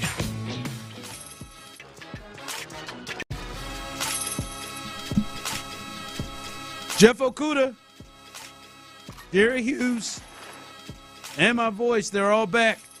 Yeah, girl. They're all back. They'll be back on the team. We'll see about Nico Collins. They said they'll keep evaluating him. Those of you scoring at home, no words from Christian Harris. What a day. Seen Christian Harris one time. No words from Christian. No words about Christian Harris. So that is the latest there. But a little reaction Monday. We got to react to what's going on in College Station. What happened in Columbia, South Carolina? You said, Clint. Do we have to? Oh yeah. Oh hell yeah. Oh yeah. We had fun with LSU last week. We're gonna drag your ass right on in here and do this too now. Tyler had some concerns about this. Clint, you said, now this ain't Jimbo's A&M, baby. This is Mike Elko. Different A&M. How would you describe that performance? I was surprised that it went like that. I was surprised. I was literally about to text you two like, hey, Reed is the right one.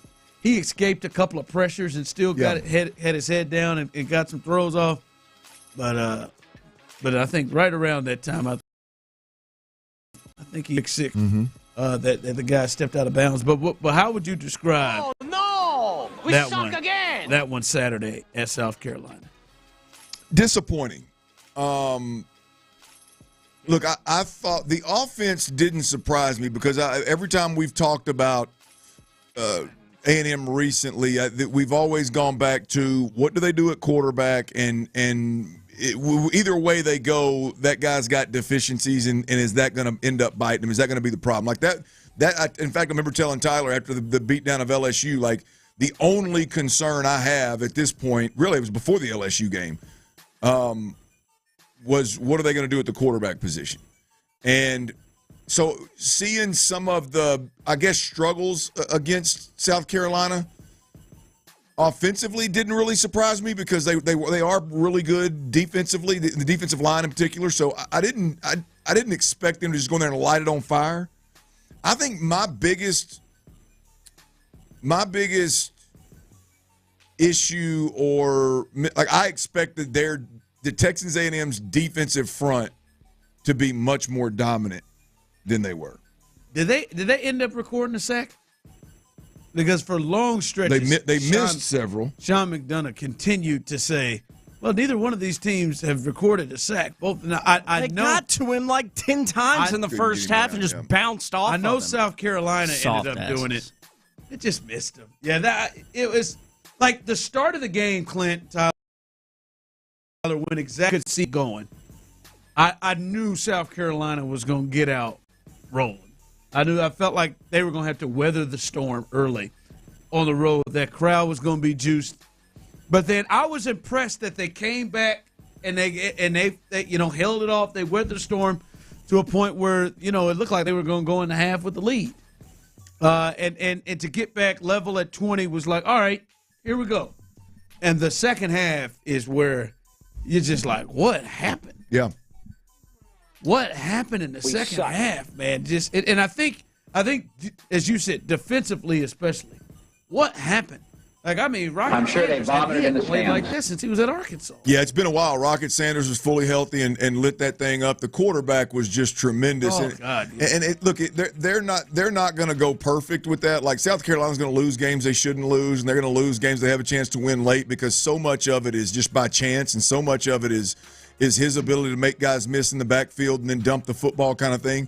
But when it's working and when they're dialed in, which they were early, to your point, man, my boy Dow Loggins, the offensive coordinator for the South Carolina Gamecocks, ass kicking chickens, he was dialed up, and in critical situations he called a hell of a football game. And I did not know.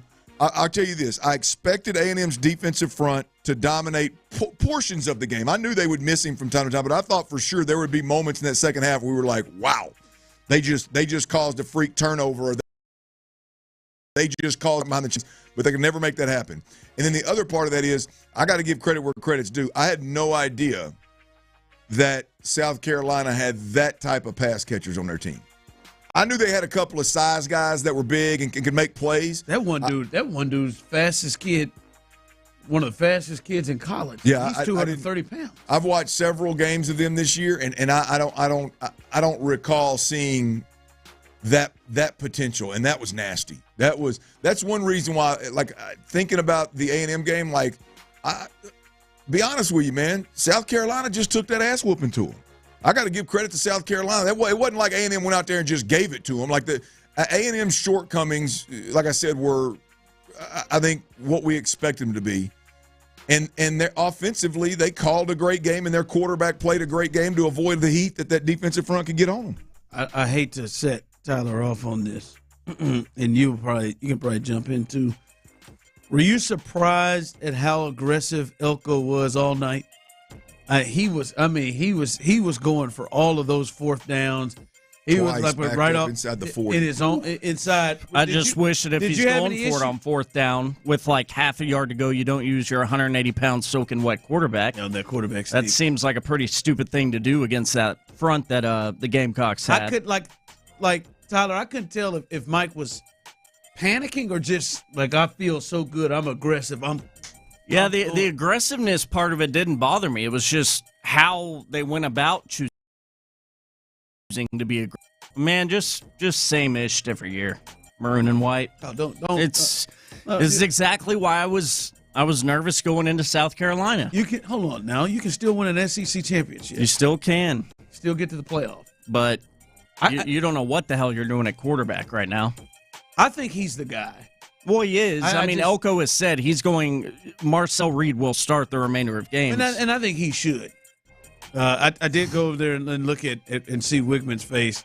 You talk about somebody trying not to crack a smile of excitement when things are going bad with the other quarterback that looked like Connor Wigman a couple of times. Yeah. His stuff was switching. Can I tell you the thing that really jumped at me? Please. Roster per roster, guy for guy. I mean, they looked almost identical in terms of the same. Like, it was not an advantage. I watched Missouri. You said this. I watched Missouri play A&M. It was a clear advantage of just dudes. Yeah. That they had. Mm-hmm. South Carolina's built a roster now. South Carolina, I would dare say that they may have a couple more dudes. Like, I mean, they did Saturday. Yeah, just like it's definitely the receivers. They got backs. They had A&M, everything looked comparable. A&M should get, and look, Reed's playing for his job the rest of the way, because if not, A&M should be the number one destination for whatever quarterback gets in the transfer portal, and the top 2 wide receivers that get in the transfer portal. I mean, that's just the reality of it. Like Texas went out there and replenished their wide receiver room with 3 transfers last year, and hell, I think 2 of them. I know one of them is going to be a first rounder, or expected to be. Anyway, they got some dudes. This year, the school that should be the quarterback wide receiver destination is in College Station. Now, like I said, Reed can go out there and play his way into, hey, you need to shut the hell up over on Sports Radio 610. It's very possible. He's got some games to go out there and quarterback. But if not, that's the destination right there, boss. I got to be honest, and I'm not obviously an Aggie fan. I felt very disrespected from what's Beamer's first name? What's the Shane? Shane Beamer. Shane was over there with his headset off celebrating a little too damn early. There was a little too much time left on the clock. He was over there around 3 minutes hugging. He got his son, hugging his dad. He could have started that kickoff second half, man. Just had his headset off. I'm like, hey, man, hold on, man. It ain't under a minute yet.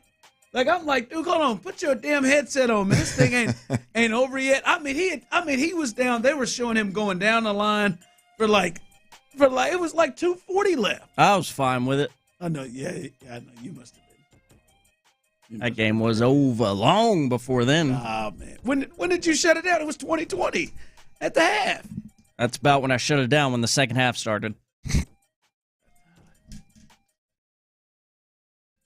Called back, thought, okay, they're still I thought they got a chance because it was all the way back to the 16. Yeah. But then when he punted with down 10 with like 5 minutes left, I thought, it's over. Yeah, it was. No, it was in his defense. It was 4th and 20 something. I mean, it wasn't like you're going to get it at that point. So I think it changed the decision. But that's when I turned the lights out, boys. Yeah, we sucked. They got to tackle. They got to tackle a little bit better from Saturday's game. What you got coming up at the 4? All right.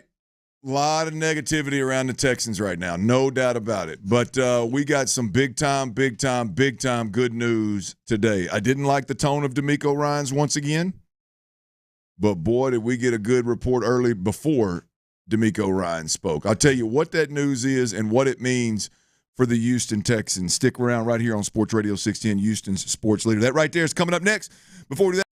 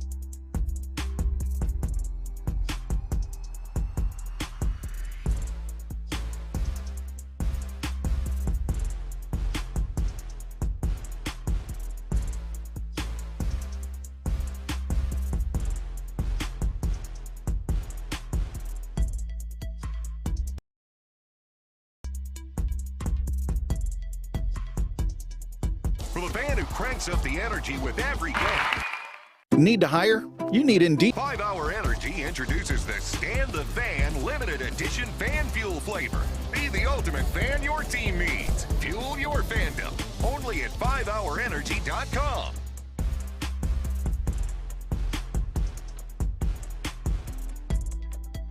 Content, Sports Radio 610. The Texans play here. An Odyssey sports station.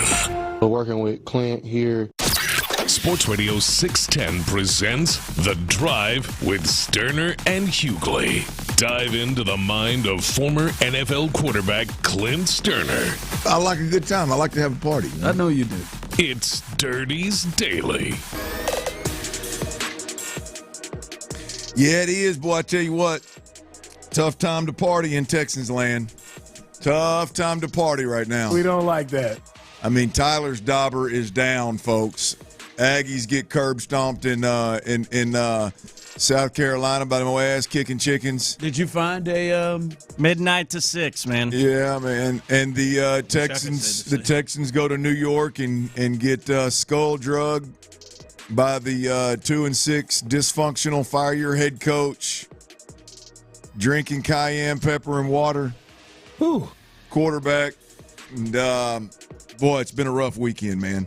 By the way, if you listen on the Odyssey app, we greatly appreciate it. If not, make sure you download it on your phone. Keep it where it takes. You can use that rewind feature. Heck, you can use it right now. You can catch a D'Amico Ryans Monday presser, Monday media meeting with all the media. He spoke at 2 o'clock in our 2 o'clock segment today, so use that Odyssey app. Again, Odyssey or something like that? That's right, the Odyssey app, AUDACY. Download that app and plug in. Plug in. If you're plugged in already, we greatly appreciate however the hell you're doing it, but make sure you download that Odyssey app. Got a little news on the Texans front, which this should come as no surprise. NFL Network's Mike Garafolo, Garafolo, I'm sorry. There it is reporting that among 4 offensive linemen working out for the Texans today, veteran offensive tackle La'el Collins sounds like a TBD, to be determined on whether he'll sign there as of now. Well, he had a stint with the Cowboys, didn't he? Yeah, Eagles, and too? Recently I think he was injured last year, so definitely a guy that's got a ton of talent. Now, whether he can hold it all together and get to a point where he can help this team if they do end up signing him, we'll see. But nonetheless, I think all we can ask as fans at this point in time is that they are working guys out, which tells me if they're interested in bringing guys in off the street, they're damn sure flipping stones trying to figure out if they can acquire an interior offensive lineman or any offensive lineman for that matter in a trade as well, I would think. So trade deadline, what is it, 3 o'clock tomorrow, boys?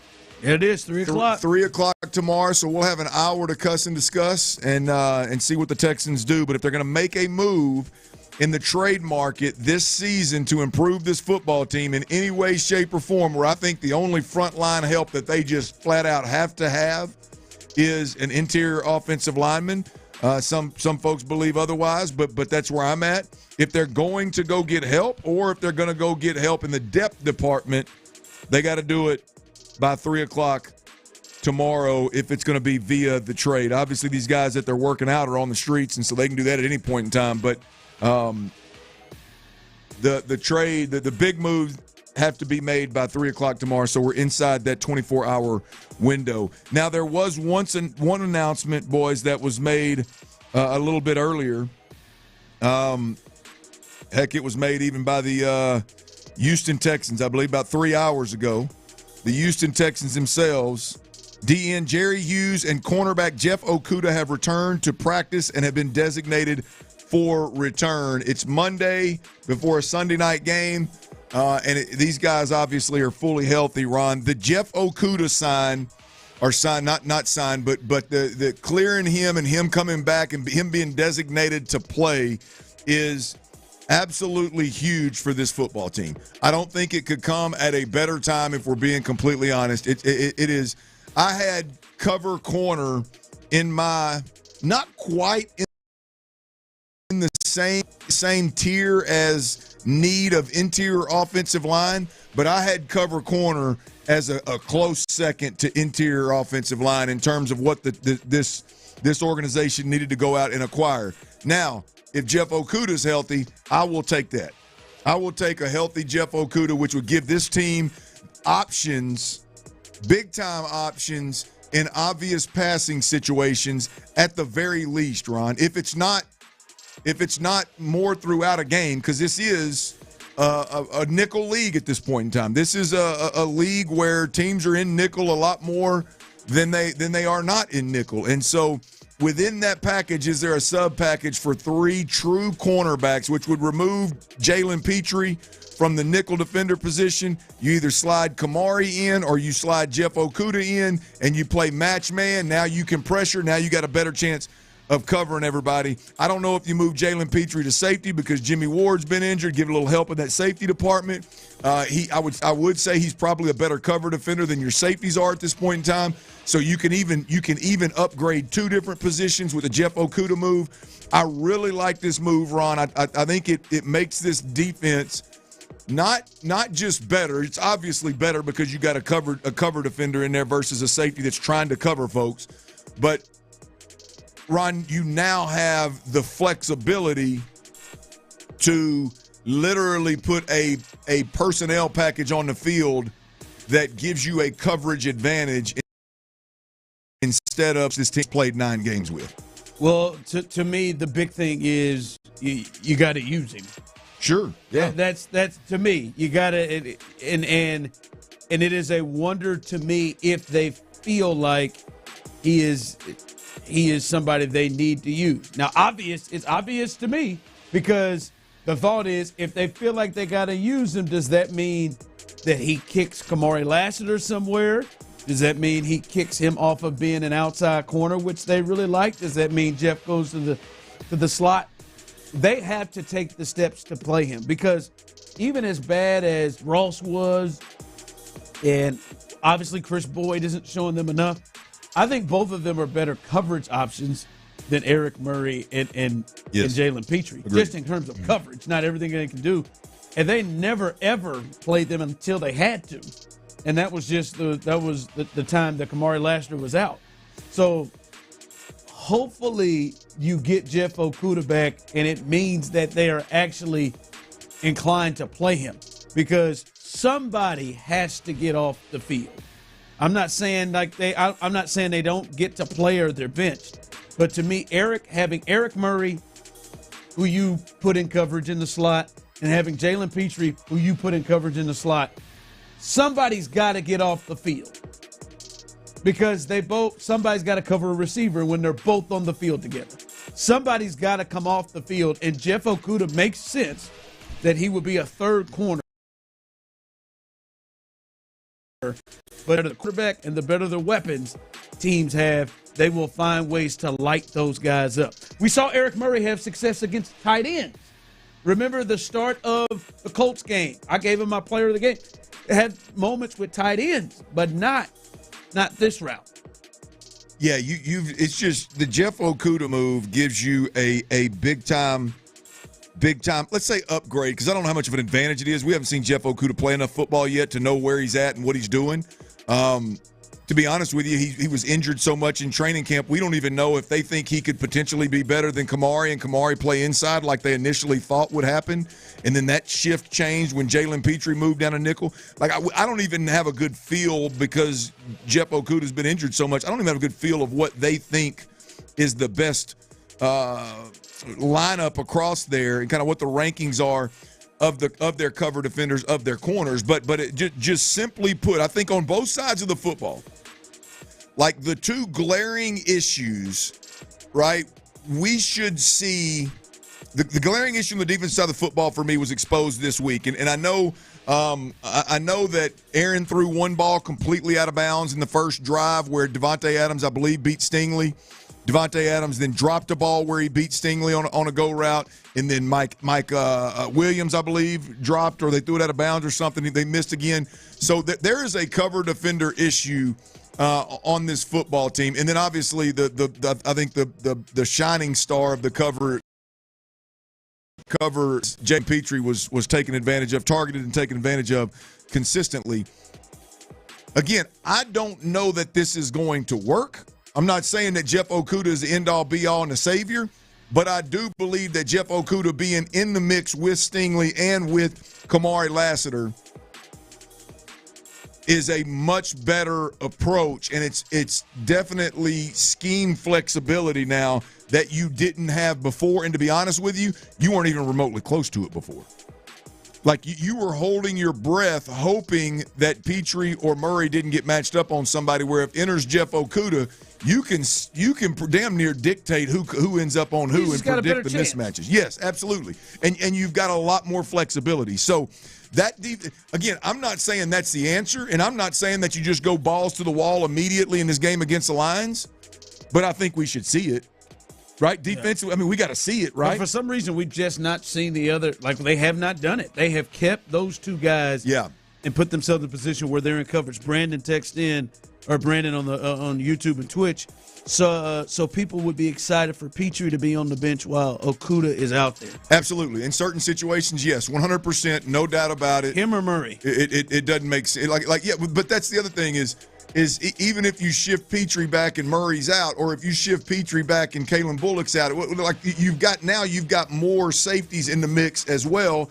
And the one guy all year long that's been working in a coverage, I'll argue, the most difficult coverage position on the team is now a guy that can play safety, and in man situations he can slide down on what you said, the fourth wide receiver, the tight end, a back out of the backfield. Now you've got an advantage there as well. So you've got options. You got flexibility. I'm not sitting here getting into a debate of who's better than who, but now you got flexibility, and you got options that DeMeco Ryans has been pretty damn good at exploiting and using those kind of things. So it's just one more weapon in DeMeco's belt, if you will. That's my hope. My hope is that Jeff Okudah causes them to at least entertain it.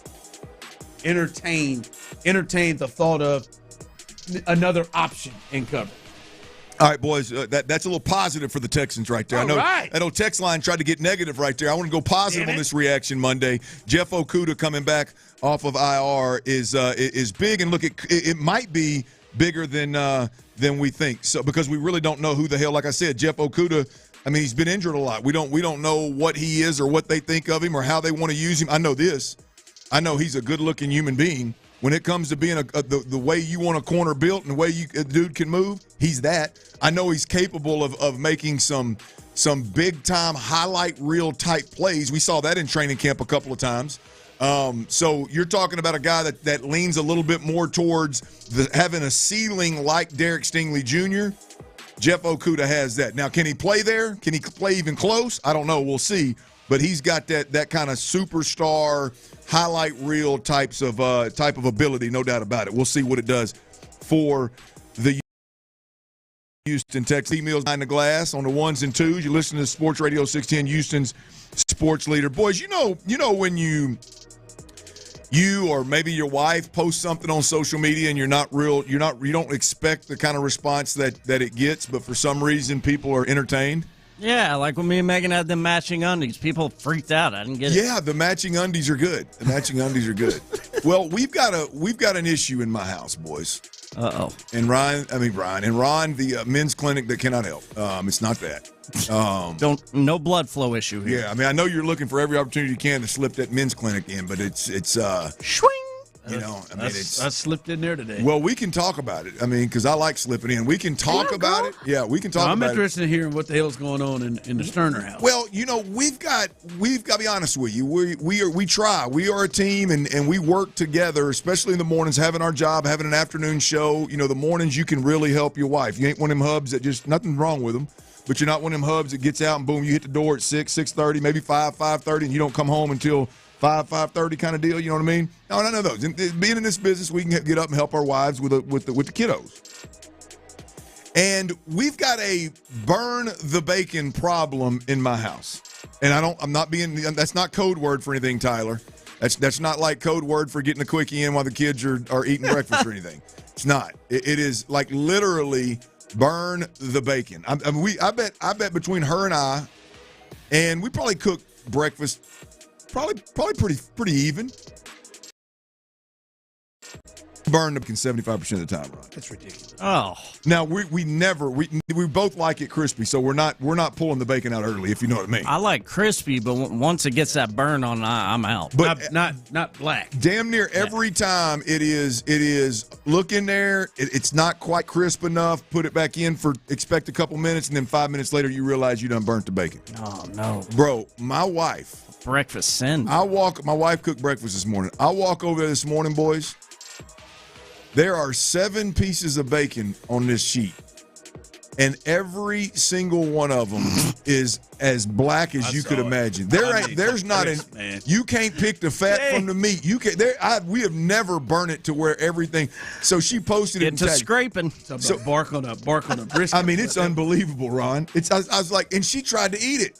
She tried to eat it, and then let me tell you what she did. I swear to you, she don't mind a good burnt piece of bacon now. But that wasn't burnt pieces of Ron, bacon. That was she tired. I said, why ain't you thrown that away yet? After we all ate. She said, well, I'm thinking about crunching it up and using it in a what? I think it was like chicken salad or egg salad. I said, hell no, you better throw that away. So she took a picture of it, and I reposted it, and I said, in case anybody's wondering, this is bacon. Come on, Lo. I saw it. It looks like licorice. The bacon, it does. The bacon is getting run on social, man. Y'all go check it out. At Clint Stoerner on Instagram. At Clint Stoerner on Instagram. Y'all go check out my babe's best work. My bride's best work. Burnt bacon Lo. It's on the story, by the way, at Clint Stoerner. You made sure she threw that in the trash, right? I did not. Chopped up in her little tuna salad. No, I'm pretty sure she did not. That's bad enough. That was ridiculous. That's done. Like you say 75% of the time, I feel like after 40, 50% of the time when you get into just wasting bacon, like at some point we're going to check it. Because I can see it get away from you a few times. That's happened to me. Got the bacon, I bang it in the air fryer, walk in, I got to help get Nicholas going real quick or something. Oh, damn. Come back in there. It's a little, it don't happen 75% of the time. Yeah, well, you got a rule now in our house. Only I cook the breakfast. Our bacon would qualify 75% of the time as burnt. Now, we still eat it.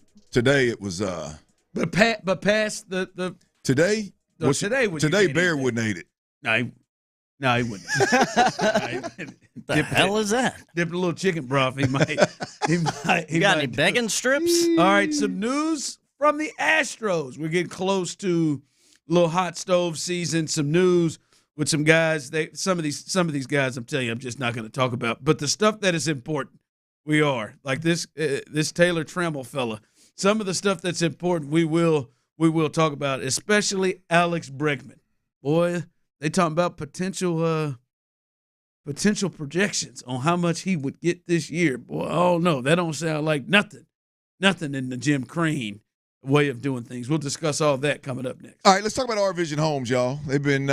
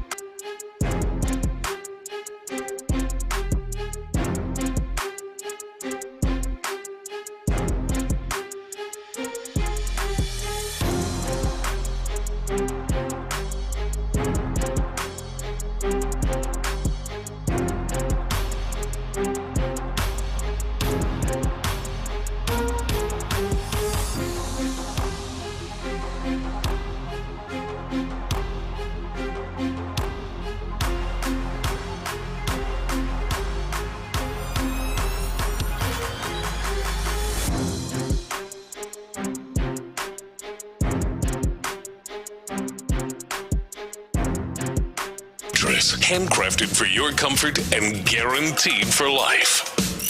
The best football breakdown is here on Sports Radio 610.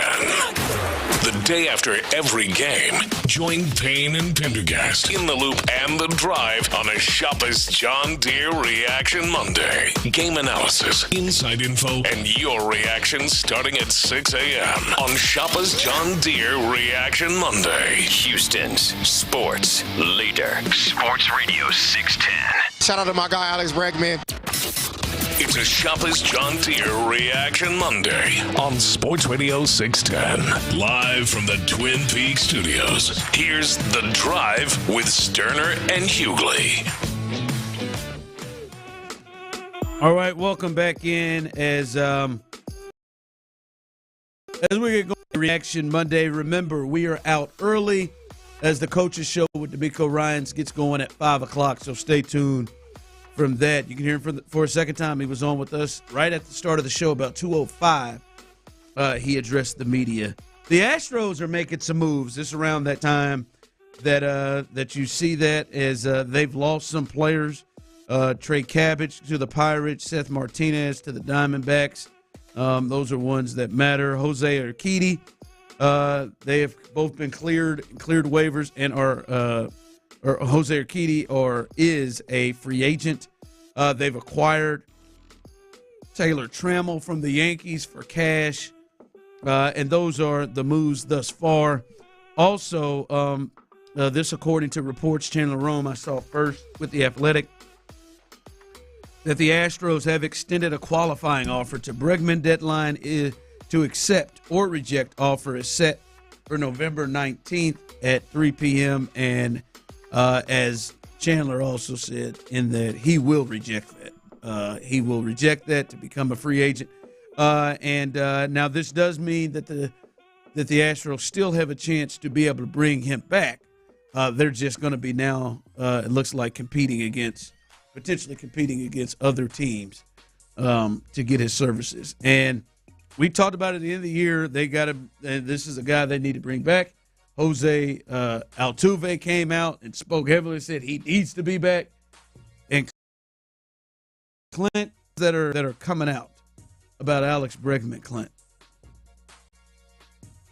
7 years, $189 million is the projection for Alex Bregman, 31-year-old third baseman who is, Clint, recently last night won the Gold Glove at third base and also is a finalist to be the Silver Slugger Award winner.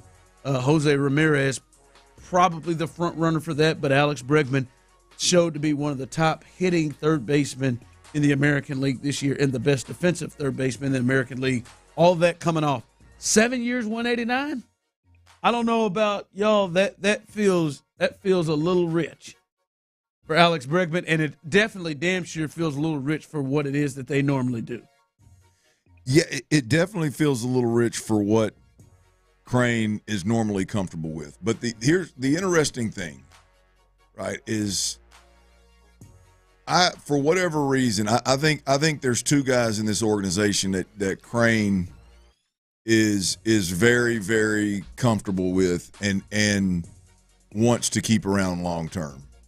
You mentioned one of them in Jose Altuve. He's done that. I think he is number one. He wants him to retire in an Astros uniform. Makes sense, right? We all get it. I think there's a number two, and then there is a long or a large gap between two and anybody else. And I think Alex Bregman fills that two gap.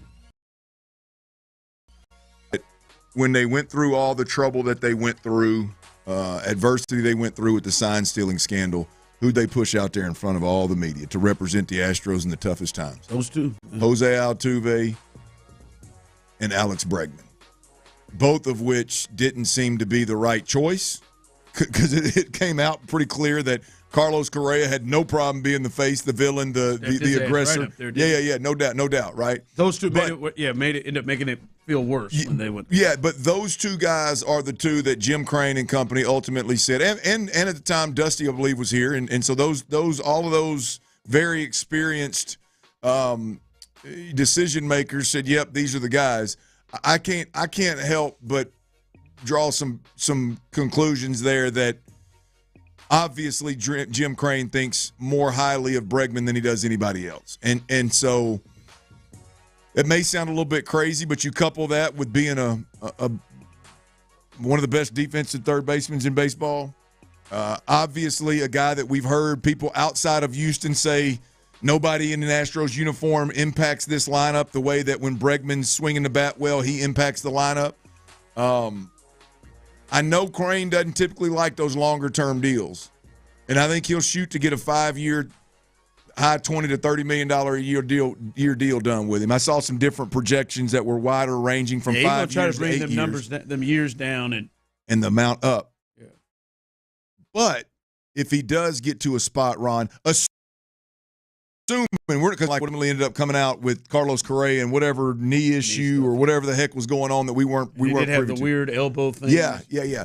So assuming there's nothing like that in the background, I've got more hope with Bregman really than I do with anybody. I got more hope with Bregman than I do Tucker and Valdez. See, fellas, if it's 7 years, 189, like there's got to be something better we can do.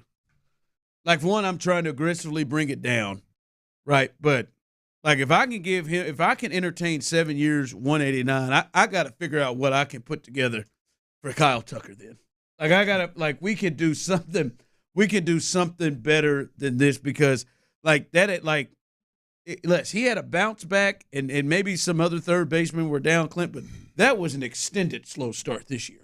Agreed. That was a real, and he came on, and he did in the second half the year before, but he came on earlier the year before. To me, boy, there's just got to be somebody. What do you think Tucker comes in at? Oh, if it's a 7-year deal with Tucker, I mean, I would think we're in the mid to high 2s, maybe 3s. Just, I mean, for a guy who's in his age, in his prime, swinging the bat the way he has, playing defense the way he has, and before this year didn't have really have injury situations. Yeah, I mean, I think he would be if the projection is 7 years, 189. Yeah,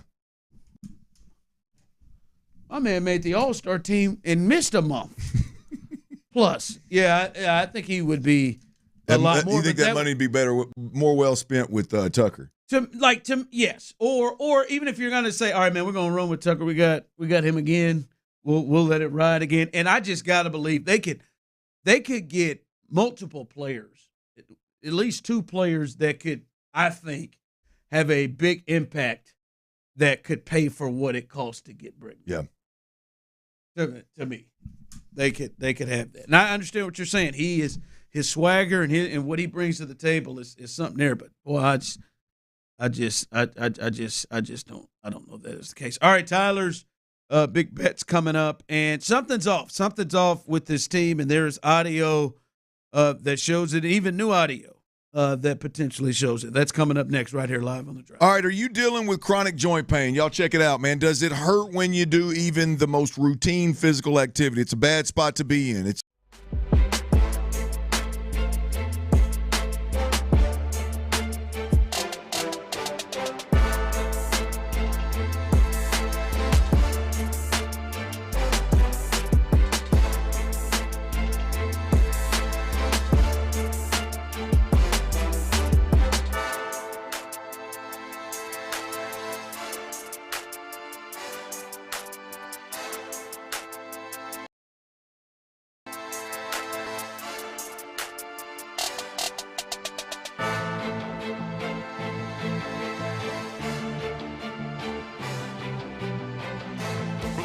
Cranks up the energy with every game. 5-Hour Energy introduces the Stand the Fan limited edition fan fuel flavor. Be the ultimate fan your team needs. Fuel your fandom. Only at 5hourenergy.com.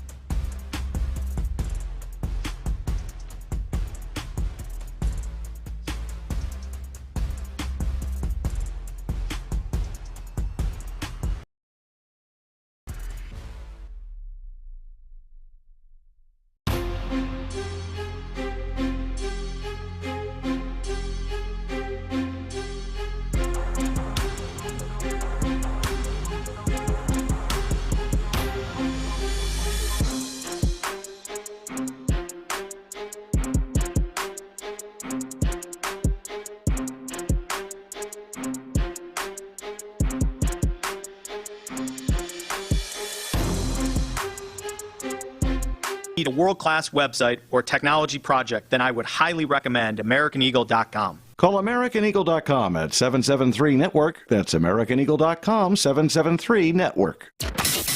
It's a Shopper's John Deere Reaction Monday on Sports Radio 610. Live from the Twin Peaks studios. Here's The Drive with Stoerner and Hughley.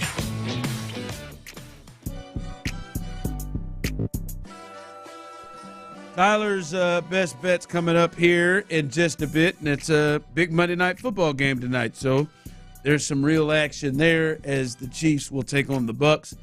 Sure that will make a big appearance in T-Mill's best bets. That's coming up here momentarily. Remember, behind us is the Coach's Show with D'Amico Ryans. We'll get done here at 5 o'clock, and stay tuned for the coach.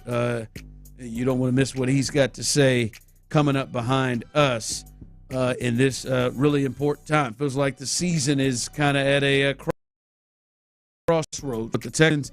And this was earlier today as Titus Howard was talking to Chandler Johnson of KPRC2. And he's out there being honest about what the offensive line is hearing. I take it to heart, man. I mean, it's always like, whether we're winning or losing, as an O-lineman, when you got a quarterback like CJ, we got to be at our best at all times. And so, we see everybody talk, we just got to be better. Because, at the end of the day, we do our job. They won't be talking about us no more. So, that's a crazy thing about O-line, is just do your job. You do your job, they don't talk about you. You don't do your job, you're going to hear it. So, we got to just step up to the challenge and go out there and do our job. Everybody got a reason to say something right now. We just got to put out, listen to it, on what we got to do as individuals first, and see what we can do as a group to fix it. All right, you know what? I can appreciate that, Clint. It didn't come off to me as if Titus was saying that in a way of, y'all shouldn't be saying nothing about us. Like, basically to me, we're giving them reason to talk about. Yeah, no, look, I thought it was good. There wasn't this is an easy fix. It's all these bull jive excuses of it was just, hey, we got to be better. We know we got to be better, and until we're better, people are going to continue to talk about it. It wasn't about we're misunderstood and everybody's too hard and it's this and it's that and it's about all 11 guys. It's not about us. I mean, that's exactly what you want to hear from your offensive linemen, from your offensive linemen. That's what you want to hear. That's what you hope to hear from them. So yeah, that's good stuff right there from Titus Howard. Yeah, good. Hopefully we continue to hear and see differences because we talked about this earlier. What CJ had to say after the game was really, really interesting because a lot of what we're hearing, and I think it is strategic, is like kind of soft shoeing things or trying to be as positive as you can, which I can understand the tactic, but it seemed like this was the most honest statement that we got about the state of the team right now coming from C.J. Stroud after the game. Yeah, I would say that. We've had a couple wake-up calls this year. I would say, we just got to honestly just play football better, execute better, stop pointing the finger, and realize, at the end of the day, like, this is not winning football, and we can't keep squeezing our way by every game. We are a really good football team. We have a lot of really good football players. Once we buy into the systems and what is being, coached, and also we got to be able to have leadership to take over. So, I believe, this isn't the end, but this is definitely a great wake-up call for us to, tighten up the ship. Yeah, there was a lot there to be of like, hey man, like, hey, we got to stop squeaking by, we got to stop pointing fingers, we got to get bought in, and it's week 10. There was a lot there, and to me, hearing him say that, I have felt like, from the jump, I'm not really sure I can pinpoint it. Maybe it's because there are major expectations, and life is they have felt off and different from last year when it comes to just how they, how they operate with just the intangibles and little things and off the field. There has seemed to be something off about this group, and CJ was very honest after the game, and that that sounds like it is the case. Yeah, look, I don't like what I heard from CJ. I love the fact that he said it. Because that right there is, truth be told, to me, what we've been watching. What I can, and I don't know if this is what CJ meant, but I can. What I've been watching is a group. Everybody involved on the offensive side of the football wants to keep doing what they're doing, playing football the way they're playing, and then tell everybody, well, we got to have better pass protection. Well, we got to execute better. Well, everybody in the league asks their tight ends to block defensive ends. Well, everybody in the league gets twists, and everybody in the league gets overloads, and this and that. Everybody wants to quote unquote point the finger at the offensive line. And I don't know. And look, they have earned to get a bunch of fingers pointed at them. I'm not saying they shouldn't. But what we've seen is we've seen a quarterback continue to talk about being aggressive and play the game a certain way. We've seen a play caller continue to call plays like you're protecting your quarterback at a top 4 level instead of a bottom 4 level in the NFL. And constantly talk about, well, we got to execute better, which means, well, the offensive line's got to be better. And in reality, the quarterback's got to change. The play caller has to change what he's expecting these guys to do, and the O-line has to be better. It's not just about pointing the finger at the O-line. The O-line has to be better.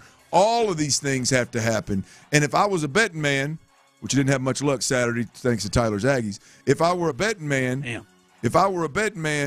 I'd be willing, if you boiled that thing down, what CJ just said, I'd be willing to bet you that's what he's talking about. Yeah, they just don't have the same feel at times. Maybe it's just because they were in a rough patch, but it did feel like even their rough patches, they were more.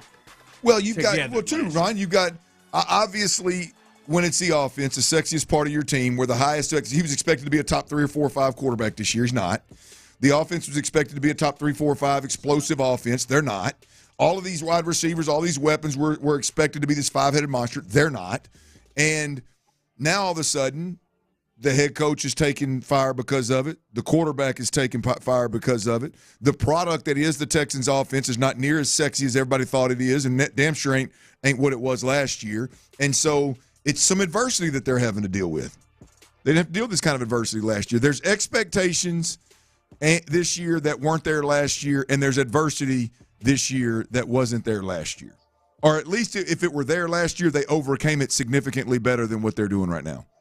Yeah, I'm totally with you on that. Yeah, it's something different. Hopefully, we see them get back to kind of where they were last year from that standpoint. All right, Tyler, your best bets. Let's get them. T-Mill's best bets. Big Monday Night Football NBA slate as well. What are your best bets? How you gonna make people money this time? And don't blame his Aggies. Man, he's still making money. You probably lost some money on that too, didn't you? I didn't lose very much on the Aggies, actually. I was like I said, pretty nervous going in, so I stayed away for the most part. Had a baller NFL Sunday though. There you go. If tonight's bets on this Monday Night Football game is anything like Sunday, you're going to be raking in the money, folks. So I'm going to list them off for you fellas. Clint, Ron, you are going to pick one of these 6 best bets I got that you would ride with tonight. Folks out there, get those pens and pencils ready as always. I got the Bucks tonight plus 10. Is that the line? That is not the line. I teased that line a little bit. Still likes the odds on that, but I got the Bucks plus 10. I think the Chiefs will win outright, but Bucks ain't going to lose by more than double digits, in my opinion, tonight. I'm on the over 7.5 points scored in the first quarter. That's for either team. If they combine over 7.5, you get some cash. Then I got 4 player props for you. I'll give them to you real quick. Baker Mayfield over 13.5 rushing yards. I got Kareem Hunt over 2.5 receptions. Xavier Worthy over 3.5 receptions. And my last prop for you is Patrick Mahomes, the kid from Texas, over 249.5 passing yards tonight against the Buccaneers. What do y'all like? I like the top one, the Bucks plus 10, because like even when the Chiefs beat teams handily, like they don't the scores, but like what the Lions put 52 on somebody, 52 to 17 people. Mm-hmm. The Chiefs don't really do that because Andy will just start to shut it down in the second half, even if they've got a lead. I definitely love Mayfield's 13.5 rush yards, especially since he's lost Godwin of them. I think that's my favorite one. He likes to take off. a lot. What's your favorite one, Ron? I go Bucks plus 10. That's probably my favorite one. It feels like a 7 or 8 point game. I like Kareem Hunt getting 3 catches. Easy. He'll catch 2 screens. Let's get his he money. Get 2 screens. I'm not sure what else. Check 2 screens and a check down. We'll see. Probably a little backs right. Just run up, shake that middle linebacker, and hang a right. Now you go. And you can hear if you hit your best bets tonight right here on these airwaves. Thanks to Westwood One. Right. We'll see. All right. Again, as they said there, Texans All Access. That follows the Coaches Show with D'Amico Ryans. And then after Texans All Access, Monday Night Football, as the Bucks try to give the Chiefs their first loss. Chiefs look to try to get to 8-0 tonight. Clint, great job. Tyler, great job. I'm Ron Hughley, as always, Houston. We love you, baby. When the day that lies ahead of me. I walk over there this morning, boys. There are 7 pieces of bacon on this sheet, and every single one of them is as black as you could imagine. There's not an. You can't pick the fat from the meat. You can. We have never burned it to where everything. So bark on a I mean, I was like, and she tried to eat it. She said, well, I'm thinking about crunching it up and using it in a what? Like I think it was like chicken salad or egg salad. I said, hell no, you better throw that away. You made sure she threw that in the trash, right?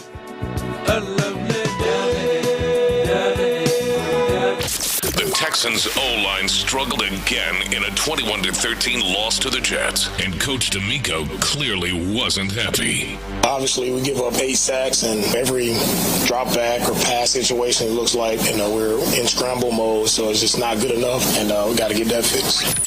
Insider access, exclusive content, Sports Radio 610. The Texans play here. So far, nothing too alarming on the roadways. We've got normal rush hour delays. Had a crash reported along State Highway 249, Tomball Parkway. Northbound north of Sam Houston Tollway was blocking 2 lanes, now way off to the shoulder. May see an itsy-bitsy delay there, but not bad. It's 80 degrees. I'm Laura Houston, Sports Radio 610. Your Odyssey Sports Minute is brought to you by Zadig Jewelers.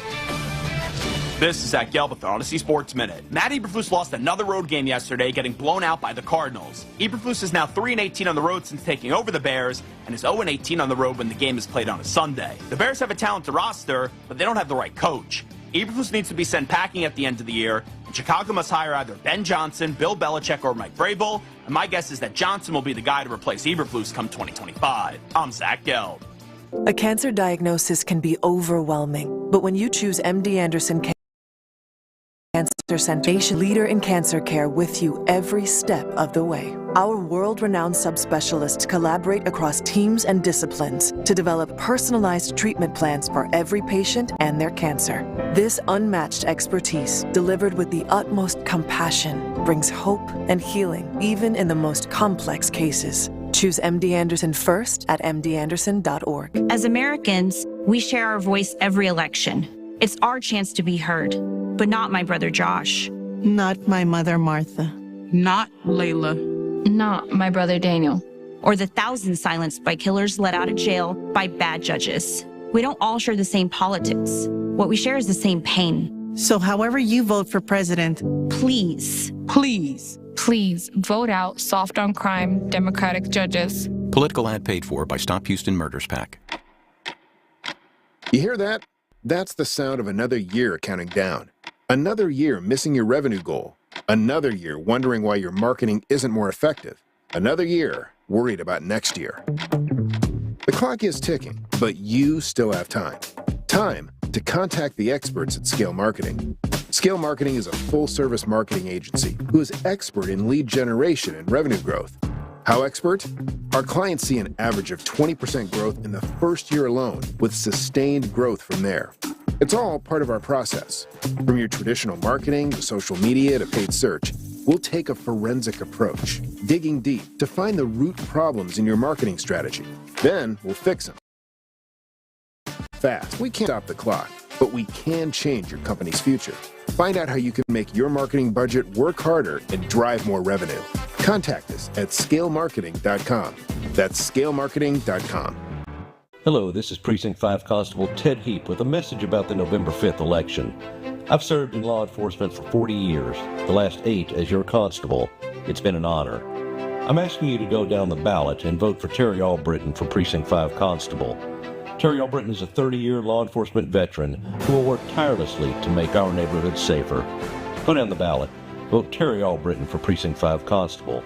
Voting is going on right now. Paid political ad, Terry Albritton campaign, Ted Heap, treasurer. Football season is here. Join Clint Stoerner and Ron Hughley from The Drive on Sports Radio 610. Broadcasting live this Friday from 2 to 6 p.m. at the new Aranda Sports Bar inside Taquerias Arandas in Humble. Enjoy food specials, happy hour, and all the sports action. The Fed just lowered interest rates, and that is great news for those in the market for an automobile. Lower rates means lower payments for you. My friends at D&M Auto Leasing have been laser focused on offering smart, low-cost leasing solutions for decades. That has never changed. The Easy Lease at D&M is the most consumer-friendly lease on the market, all backed by the industry leader. Make no down payment, have no payment for 60 days, and build a relationship that lasts a lifetime. 713-290-1000 or visit online at dmautoleasing.com. We make leasing easy at D&M. There's a lot on the line in a divorce. Your home, savings, retirement, maybe even kids. So when you find yourself facing divorce and the unexpected directions it can take,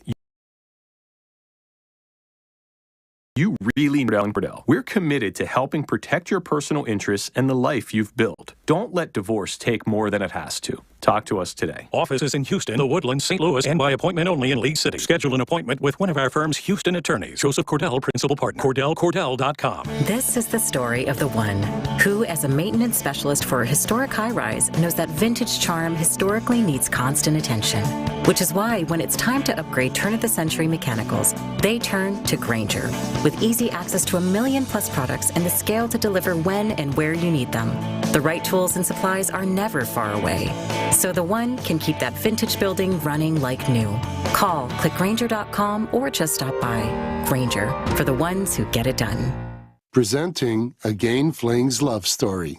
Dear love of my life, we were on the 12B bus this morning when I caught a whiff. A scent so fresh, so life-changing, I had to find its source.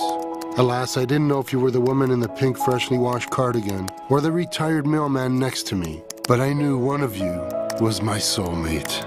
Ah, the scent of Gain Flings. Try Gain Flings with OxyBoost and Febreze. Hey, sports fans, if you're not calling John Anthony, you're simply missing out. To prove it, I'm releasing your Monday Night Report absolutely free on recorded message line. 1-800-244-5506.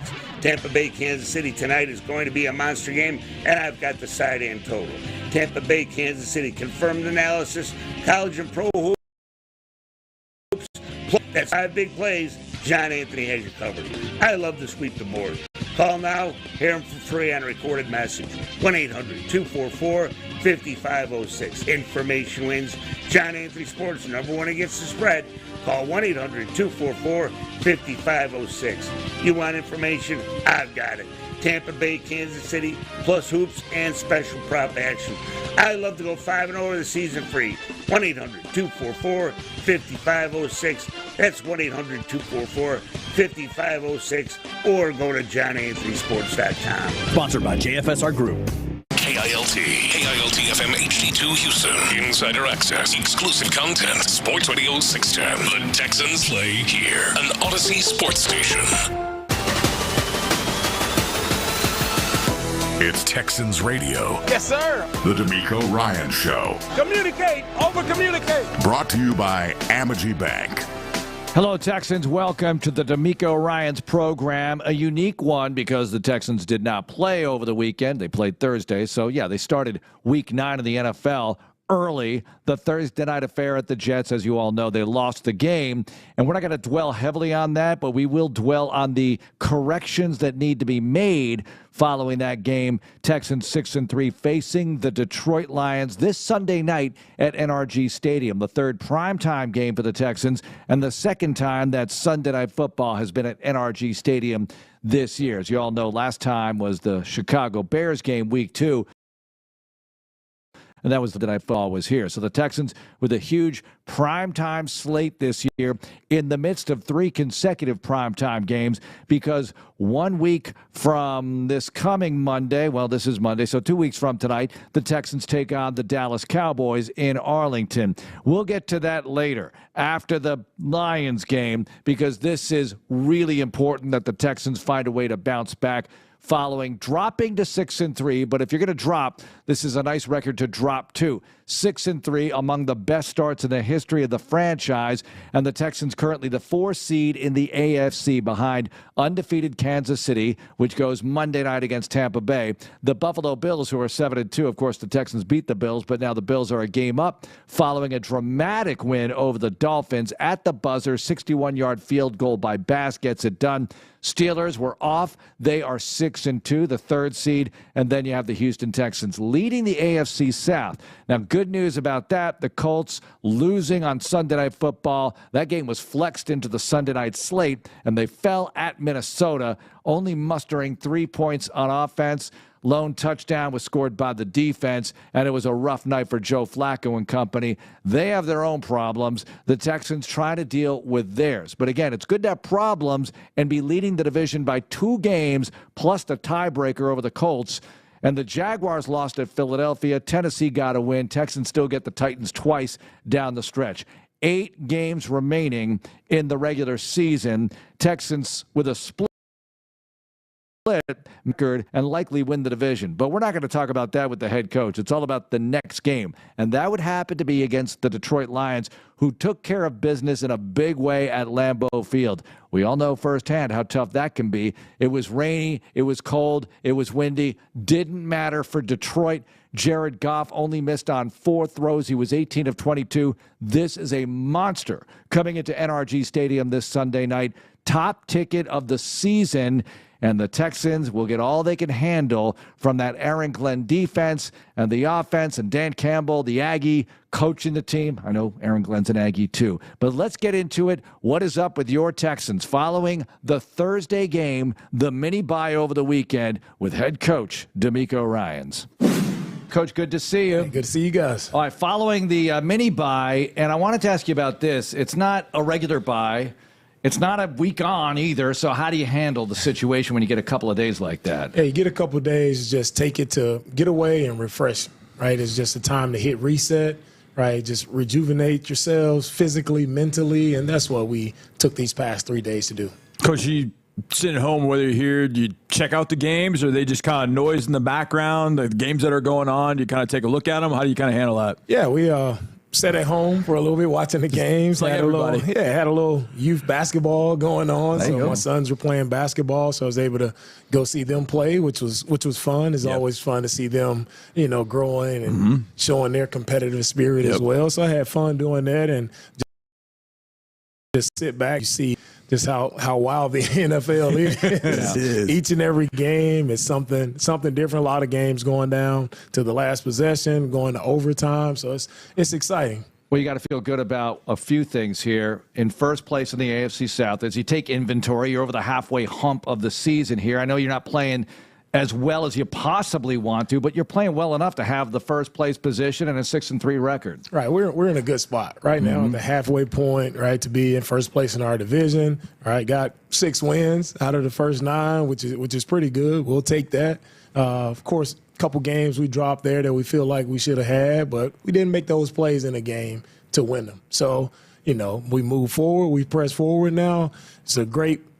I think the Thursday game came at a great point in the season, like right at the halfway point. We get to take a couple of days to refresh, and now, we press forward. Now we had 8 games left, and my message to the team is basically like, how do we just get better moving forward? I want to see our team just continue to grow and continue to get better and see, can we play our best ball down the stretch?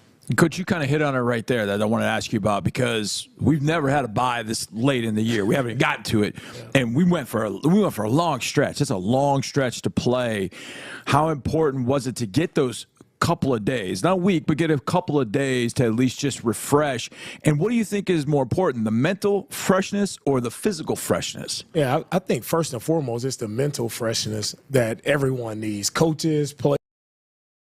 players, like because you get in the monotony, you get into kind of the hamster wheel. You're just going. It's the next opponent, and you kind of just get so locked in there that you need everybody, whatever type of work that we do, everybody needs that rest and recovery, and it's hard to get that in the NFL season, especially when you have such a late bye week as we have.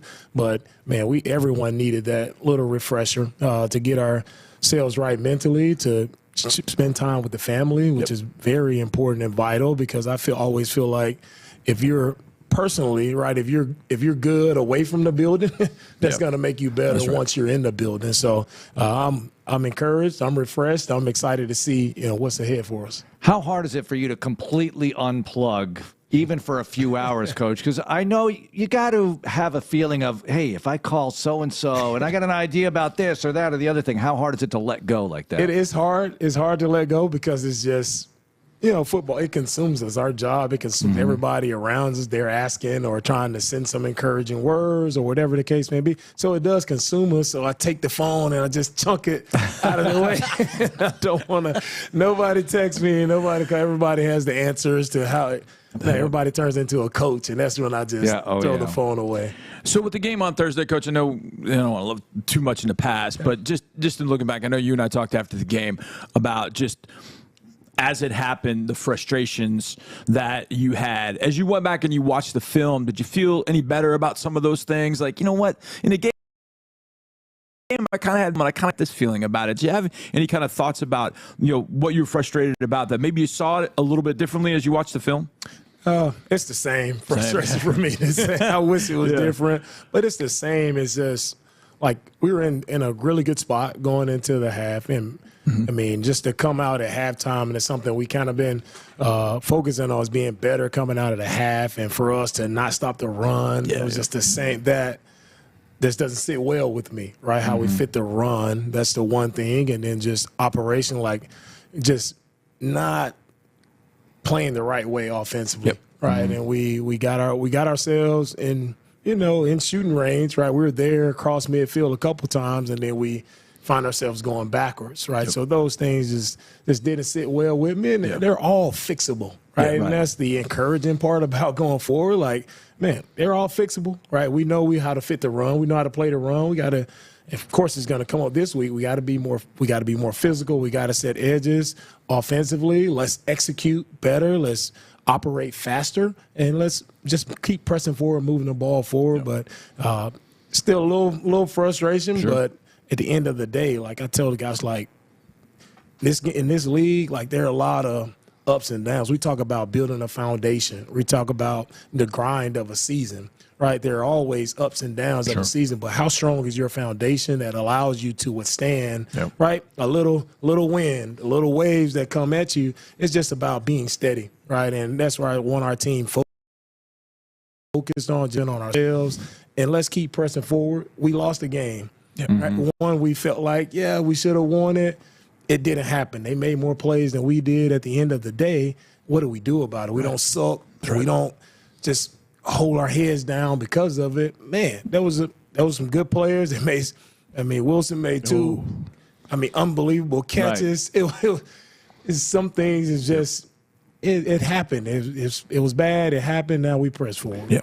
Yeah, and sometimes you have to look at what you have to work with, right? You talked about Mixon. Tank had a really big game the other night. You had some positives going on that you can build with. Yeah, a ton of positives, man. That's where I like to live on those positives, right? Tank, man, making plays for us. When we give the ball to Joe, something good is going to happen, right? So it's us trying to find a way to lean into that a little bit more, right? Because Joe has been such a productive player, right, an impact player for us, right? And we've been blocking it really well in the run game, and that's been a strength of ours. I want to ask you about this, and not about anybody specific, but when you have players who are out and they might be able to go, but it's kind of iffy, how tough are those decisions? Because you might think, well, another week would be good, but we could really use you, but we don't want to make you worse. That must be really difficult to decide those things. Oh, that's one of the toughest spots being a head coach, right? Of having to make that call of if a guy's close, but we still don't know. For me, I'll always lean towards making sure a player long-term health is always at the forefront of my decision, as opposed to come back a week. We lose you for, call it 4 or 5 more weeks. Yep. So let's make sure, right, you can practice throughout the week, right? And let's make sure you can show your teammates and yourself, you can gain that confidence. Oh, I can go out and perform my job to the highest level. Do you have to tell them to sit down? Like, hey, you got to sit, and they want to play. Sometimes, sometimes throughout my conversation with them, I talk around, and I let them make that decision. Okay. Well, I was going to say, during the game, I would imagine that's pretty tough because you're focused, hey, I want to make sure I got the right defensive call against this offensive scheme, and then he's sitting there going, I want to go back in. How tough is it during the game to kind of handle that? Yeah, it's very hard. I mean, because if they felt something where they had to leave the game, obviously they're not going to be at their best. Sure. Mm-hmm. So is that guy at 70% better than our other guys who are fresh and ready to go? Right. I'm always on, let's get as many healthy guys out there as possible going 100%, and that's going to be better than a guy who's hobbled. All right, so the Detroit Lions coming in, and they're pretty good. I'm sure you've heard about that. So what do you think, just zooming out and zooming in toward them as they head in here on Sunday night? Yeah, zooming out, this team is, I've heard all the buzz about the team, right? And you put on the tape, and it shows, right? They have a really cool play style. They play the game how I envision a football being played. Okay. They're physical, they're tough, right? All across the offense, their defense, especially all of them are very tough physical players, and it shows on tape, right? Offensively, they do a really good job of running the ball, putting the quarter, not a lot of drop back passes, but they do a good job of play action. That's what Goff has been really good at since he was with the Rams, the play action passing game. Good decision maker, not loose with the football. He doesn't throw a ton of interceptions. He finds the open guys, and they do a really good job of just their run after catch. So it may be some short intermediate passes, but the way, St. Brown, all this Gibbs, how they turn a short check down or short pass, how they turn that into explosives. It's been really, really cool to see. And then they have Jamison Williams, who is explosive, deep play threat. So they have a lot of playmakers all across the field. Defensively, they play really good ball. Aaron Glenn has done a great job with this unit. I mean, they're a top 10 in all of the most important categories. Talk about points, red zone, third down. They're a top 10 defense, tackle well, take the football away. Brian Branch, Kirby Joseph, 2 really good safeties, young players who are impact players for their defense. So, man, I love this matchup. Yeah. And I talk to our guys about earning it. You got to go prove it each week. Like, hey, this is it. Sunday night, our play is going to be outstanding environment. I see we're in all red. Yeah. Battle red. So, I mean, what a cool environment. What a team who's been, I think they've lost 1 game. So they're riding high. And so if we want to go out and show the people who we are, let's go do it this week. We've got a lot more coming up with Coach Ryans, including some Coach Ryans at the podium. Now, he did not give any breaking news. I'd be ready to go. What's the deal with Will Anderson's injury? None of that during the press conference today. Those questions are asked before we get Coach Ryans in studio, and that's why we don't belabor the point on those things. Also, offensive line, a lot of questions about that in the press conference. Not a lot of answers other than they've got to be better. They want to perform better, execute better, like Coach Ryans was saying. Next up, more on the Detroit Lions. Sunday night's opponent, Sunday Night Football, back in the building. Huge game with the 7-1 Lions. Let's dig in deeper next here on Texans Radio. This is Texans Radio. The same things that help your favorite team win are also the same things that can help your family business win. Things like hard work, dedication, and knowing how to make a big play. It's how teams win and how businesses succeed. And to secure your success, adding a committed, dedicated team member like Amity Bank. Because when you do that, there's no way you can lose. We're here, we're available, and we're ready to go to work. Amity Bank, we put the family in business banking. Amity Bank, a division of Zions Bank Corporation, N.A., member FDIC. Texans fans, stand for the heart of a champion. That's the desire to be the best. Folks, this is D'Amico Ryans. Desire is at the heart of your best in Texas Ford dealers to make it easy and affordable to buy a new Ford. Easy to own one, too, with Ford mobile service and pickup and delivery. Services that come to you and help you be at your best every day. So Texans fans, stand tall, work hard, and your in Texas. Cancer is never just cancer. It affects your entire body. At Houston Methodist Neal Cancer Center, we have the expertise to treat all of you. Leading oncologists use the latest technology, research, and treatments to stop your cancer, while specialists minimize its effects on major organs. There's a better approach to cancer care that heals all of you. That's the difference between practicing medicine and leading it. Houston Methodist, leading medicine. The excitement is building for the 2024 Houston Texans season, and as a Lux member, you can access the Texans like no one else. Entertain your top clients and employees in a Texans Lux Game Day suite while cheering on C.J. Stroud, Will Anderson Jr., and the rest of your Texans. Limited memberships are still available, but going quickly. Visit HoustonTexansLux.com now to schedule a private tour with our Lux team and secure your ticket to the best game day experience available. More Texans Radio coming up in a moment. In H-Town, we got that hustle, that swag. And now you can too with Houston Texans scratch tickets from the Texas Lottery. Play for a shot at $100K and enter to win wild Texans prizes like away game trips with the team, luxury VIP suite experiences, and a chance to win up to $1 million on field. Because with Houston Texans scratch tickets, winners really are H-Town made. Must be 18 or older. Play responsibly. Hi, I'm Bob, who let you play with fireworks, or that famous actor Bob. I'm a breakfast Bob. Specifically, a breakfast on a bun from Whataburger. B-O-B Bob. I'm made to order with a fresh cracked egg, melted cheese, and the best sausage you've ever had. I'm nothing like those other Bobs. I'm better, because I'm there for you. From late nights to early mornings, whenever you need a delicious pick-me-up. Can those other Bobs say that? Nope. Come see me at Whataburger, 11 p.m. to 11 a.m. It's always football season in Texas, and Reliant is bringing the energy, powering game day for the Houston Texans and Texans fans across the Lone Star State. Reliant is the only energy provider trusted by the Houston Texans to power every electric moment for the fans in the stands or on the couch this season and beyond. Reliant, proud to be the official energy provider of your Houston Texans. Reliant, PUCT number 10007. After a 21-13 loss to the Jets, C.J. Stroud made it clear their recent performance just isn't going to cut it.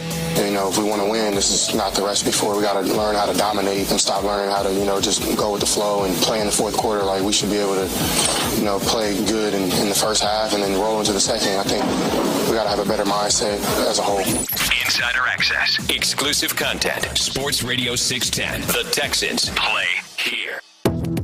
Back to Texans Radio, the D'Amico Ryan Show. Back to it here on the D'Amico Ryan's program, presented by Amegy Bank, the official business bank of the Houston Texans. Before we get back to the head coach, Lions come into NRG Stadium on Sunday night. 7:20 kick, Battle Red, and this is the new Battle Red. And I think these uniforms, among all the new uniforms, are going to be considered the best, even over the H-Town uniforms. But this is subjective. You decide for yourself. Couple of stats to throw out there. Now, we don't know if Nico Collins is back for sure or not. D'Amico Ryans was non-committal about Nico being back this week. He's eligible to come off IR this week. Let's hope for the best here. Nico is still 14th in the league in receiving yards. Not bad. He's number one in the league still in yards per game. So that's cool. He's ahead of Justin Jefferson in that category. Rushing, yards per game, it's Joe Mixon third behind Derrick Henry and Saquon Barkley. That's notable because Mixon missed a few games, but he's still right up there with those really gigantic backs in yards production per game after yet another 100-yard game. He has 4 consecutive now. C.J. Stroud is 6th in the NFL in passing yards. How about that? 6th in the NFL in passing yards, and it just doesn't feel like it this year with the second halves, the way some of these have been going. Texans losing 2 of the last 3, but hoping to remedy that Sunday night against the Detroit Lions. And total offense, Texans still in the top third of the league and number 2 in total defense. All right, let's get back to it. Talking about those Lions, they are 7-1 after a commanding victory at Lambeau Field over the Green Bay Packers yesterday. Coach, they're just watching them on film. Offense, it feels like their physicality is maybe the best part of their overall team. And I mean, I'm just talking to lines. Like, Amon-Ra will go out there and block you and knock you into the bleachers. It feels like to beat them, you got to match and exceed their physicality. Yeah, you have to. And that's what, I've been standing on is we're going to be a physical football team. Yep. Well, the matchup this week is all about let's see how physical we are. Like you said, from their receivers, their tight ends, like, of course, their offensive line. They'll add in an extra offensive lineman to run the football. I mean, they'll go jumbo personnel in the middle of the field, and they're daring you to stop the run. So I love that matchup. A little bit of my former linebacker mindset is coming out, but I love this matchup versus these guys just to see where our guys stack up. Yeah. It's your third primetime game this regular season, and you went through it at home already with the Bears, Sunday night primetime at NRG Stadium. How much does that help to have gone through that whole experience, waiting around all day? We were talking to Cade. He said, waiting around all day is a thing, and I know you could probably relate as a player. So what about that part of it? Yeah, our guys they've done it 2 times already, right? And we had a really good game versus the Bears.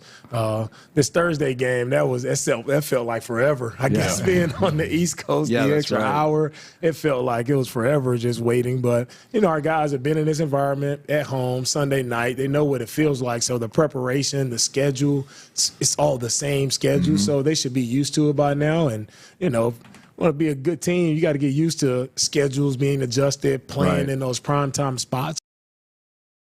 So I'm gets to get these moments in the primetime. Now we just have to go capitalize on them. Coach, the other night against the Jets, you got them into some third down situations, and Danico really kind of showed up, and it really looked like, okay, that's the Danico we remember from seeing him with the Colts and the Titans, and it was really nice to see that. What do you kind of think as he kind of gets into a third or fourth game? Now he's kind of finding a little bit of a groove. What do you think of Danico the other night? Yeah, I thought it was really, like you said, what we expected from him, and it was cool to see. I know his first game back, as I mentioned earlier, he was trying to get his feet underneath him, getting used to it, but now, like, you saw the presence that he has inside as a rusher, like his quickness and his power matched with the power against inside players, whether it's a guard or a center. Like, he can dominate inside. And so we want to continue to live in that, where we're putting him in those positions, try to get him some more one-on-one opportunities versus guards, where I feel like he will win 9 out of 10 of those matchups, and it's only going to get better moving forward with Danico. So very pleased with the game that he had. Well, we talked about the weekend off, but you have a day Monday before the mandatory day off Tuesday. So in this kind of context, Coach, how do you handle the Monday of getting back into a normal game week routine? Yeah, this Monday, we call it a bonus Monday. We get a bonus day to prepare. We get our guys we get a chance to just really deep dive and into a look into ourselves. Like, let's look and see where we can improve, where your fundamentals, techniques, and those things. We don't have to worry. We truly focus on an opponent right today. Okay. So as we're watching film and those, it's truly on. And let's go back to our day one training camp, fundamentals, execution. And it's a great moment at the season to go back and hit those. Because sometimes you get lost right in the game planning and who you're playing against. And this player, this matchup, like, no, let's just forget the matchups and let's just take a look at ourselves and see where can we get better. So it's not a full bye week from that standpoint. So you got a couple days.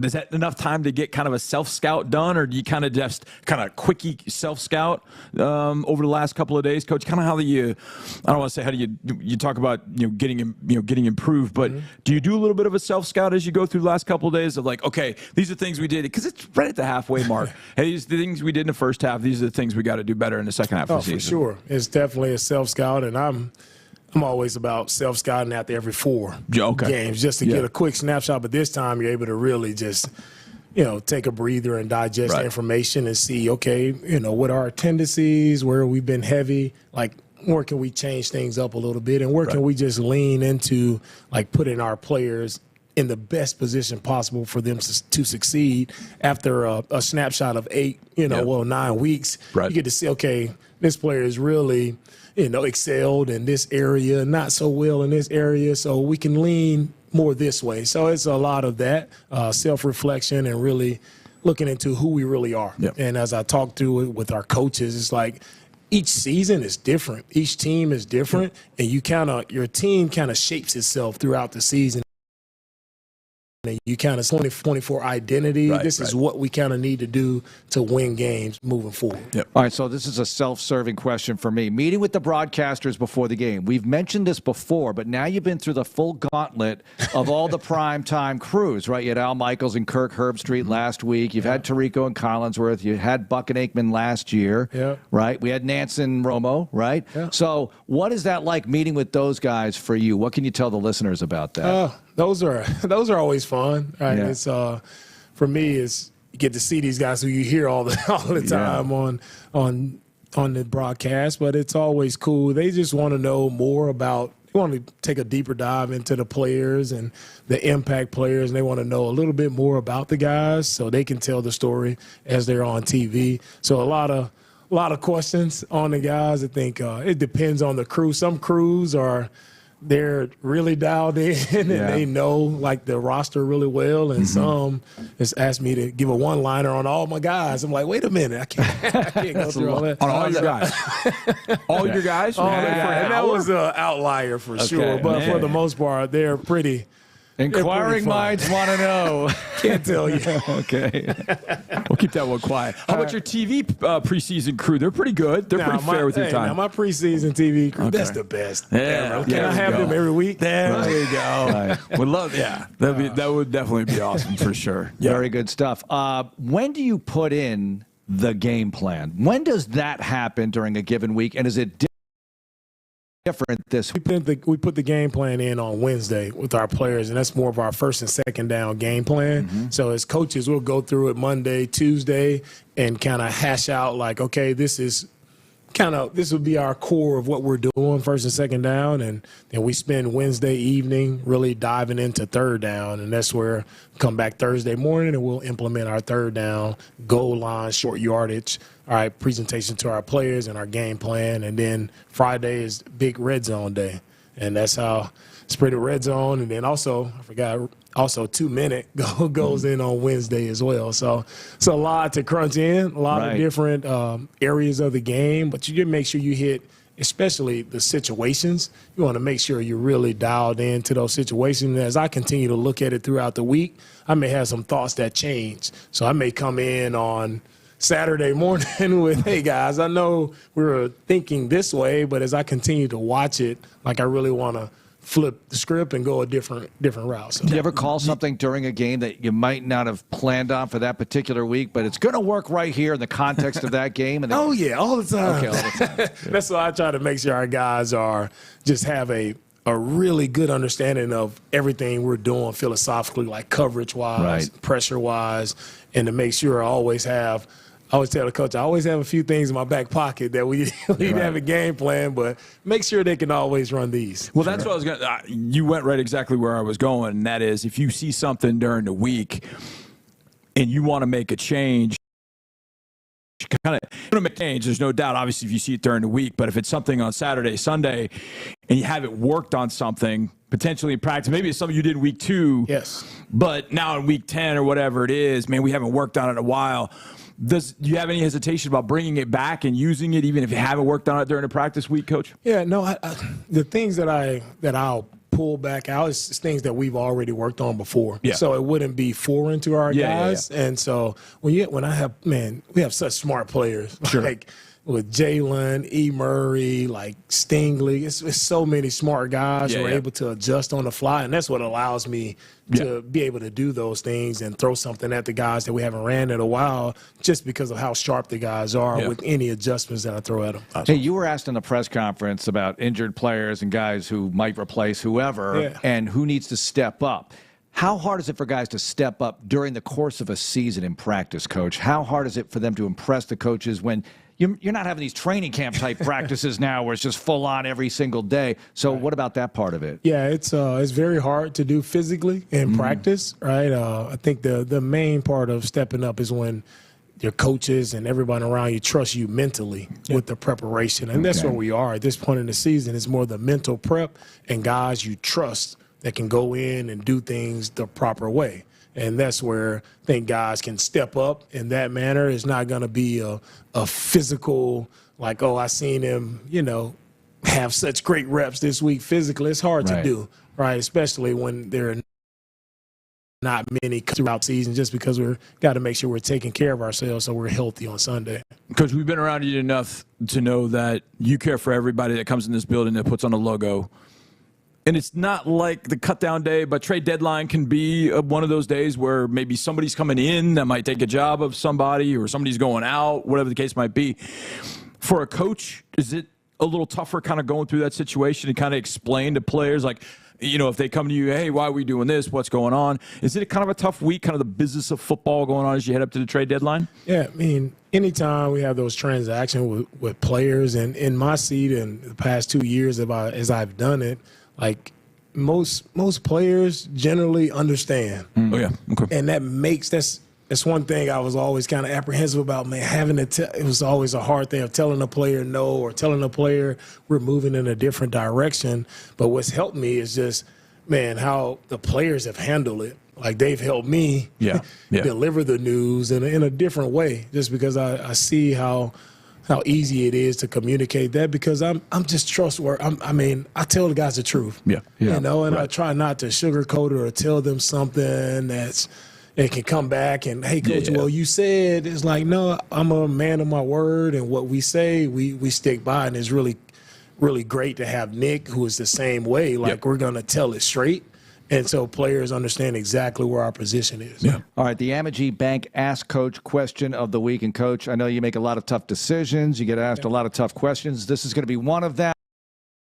I have to start playing Christmas music because once Halloween ended, November 1st, I'm hearing it, and Already? is it too early? Oh, when is the right time? It's a little too early right now. I think after Thanksgiving. After Thanksgiving for me. Seems fair. After Thanksgiving dinner, now it's time to start a little Christmas music. Okay. I'm good with that. My wife watched 5 Christmas Hallmark movies on Saturday. Already? I had my college games on my computer, and she was watching all Christmas movies And it's already. 85 degrees. 24/7, 365. Man, Christmas movies are the best, though. They are. More coming up on the D'Amico Ryan Show, including the coach at the podium, some of the answers to some of the questions that were thrown at him by the media before we had a chance to sit down with him. So we'll get to that. Plus our buddy N.D. Kalu, former teammate of D'Amico Ryan's, but a commentator on your Houston Texans, former Texan, former Washington football player, that's how I refer to him, and Philadelphia Eagle for the most part. We'll get to ND and the head coach next here on Texans Radio. This is Texans Radio. We believe in champions at Texas Children's Orthopedics. The runners, the receivers, the strikers, the dreamers. As the only children's hospital partnered with the U.S. Olympic and Paralympic Medical Network, our nationally ranked team brings a caliber of care normally reserved for professional athletes to every patient. Because we champion one thing above all: you. Texas Children's. The difference is life-changing.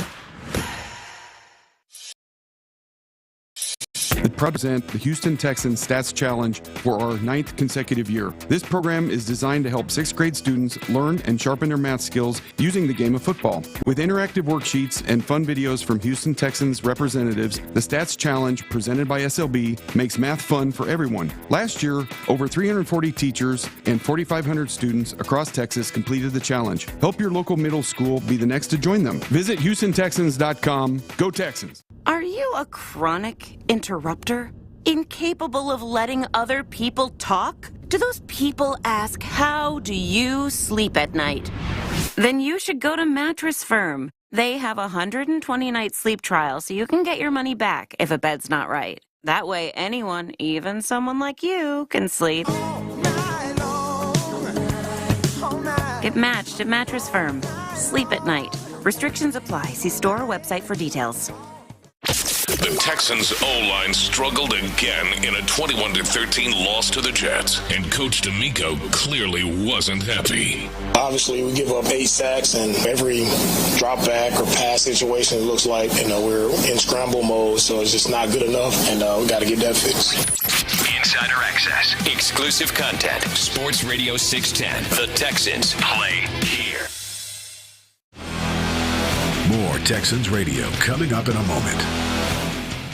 Gearing up for game day? Look no further than King Ranch Ag and Turf, your local John Deere experts. Whether you're a farmer, landscaper, contractor, or homeowner, King Branch Ag 14 dealership locations to serve you. Right now, score big savings during our exclusive season kickoff sale. Get unbeatable deals on mowers, tractors, construction equipment, and so much more. Let us help you prepare to tackle your next project like the pros. Visit online at KingRanchAgAndTurf.com or stop by one of our stores where Texans gear up for success. Each home game, nonprofit groups are given the opportunity to staff concession stands at NRG Stadium with members from their organizations. In partnership with Aramark, the Houston Texans donate a portion of each game's profit back to the organizations who dedicated their time to a successful game day. Since the 2002 season, over $7.4 million has been donated and reinvested in the Houston community. Be sure to stop by the concessions this season at NRG Stadium to help support Houston.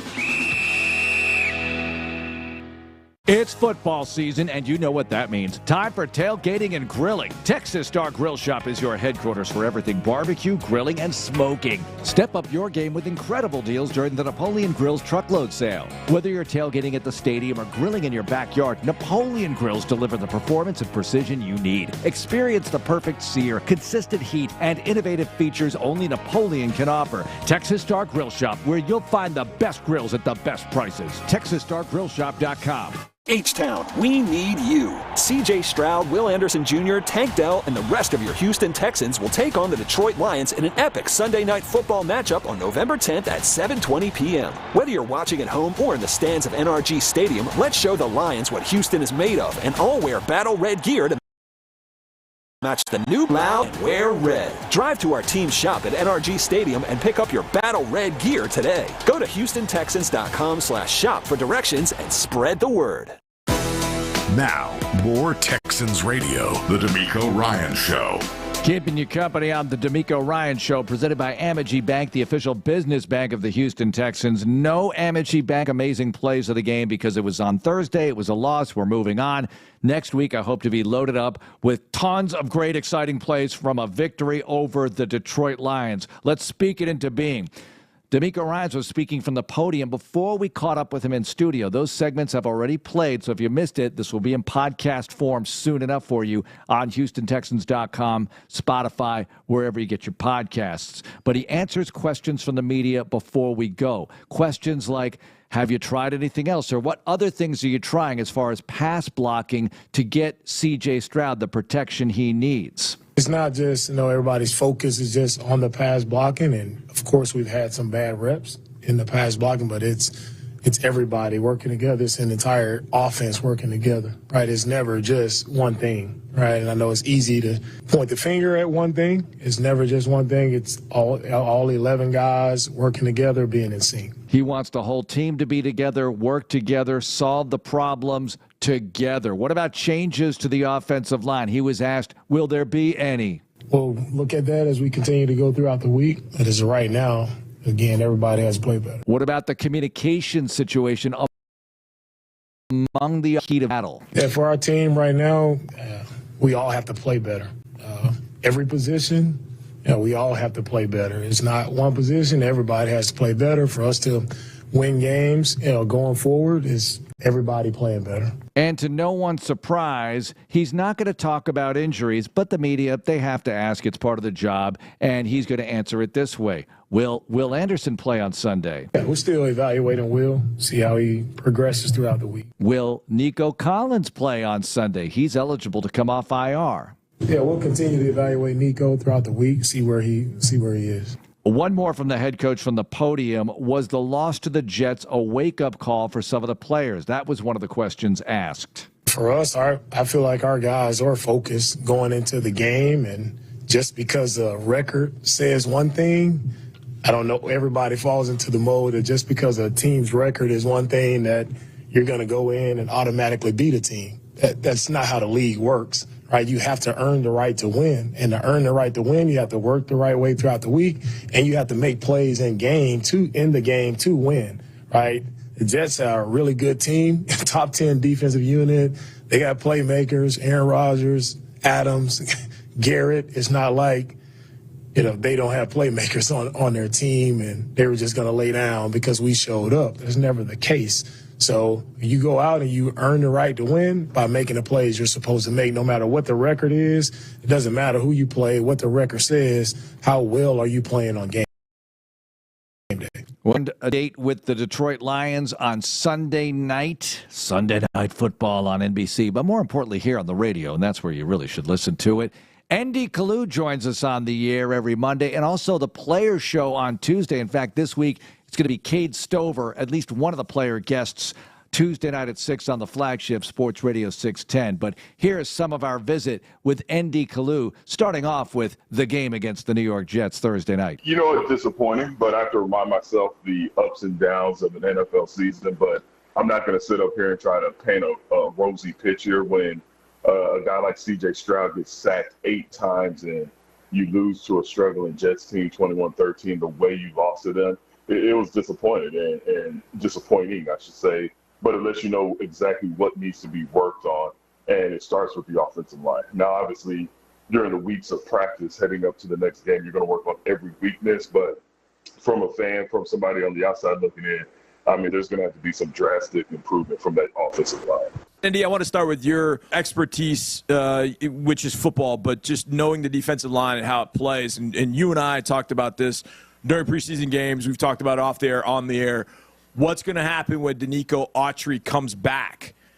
And the first games were kind of shaking off some of the rust. And then the other night against the Jets, there was one kind of incredible Hulk moment where he hulked through 2 guards and then got to Aaron Rodgers for a sack.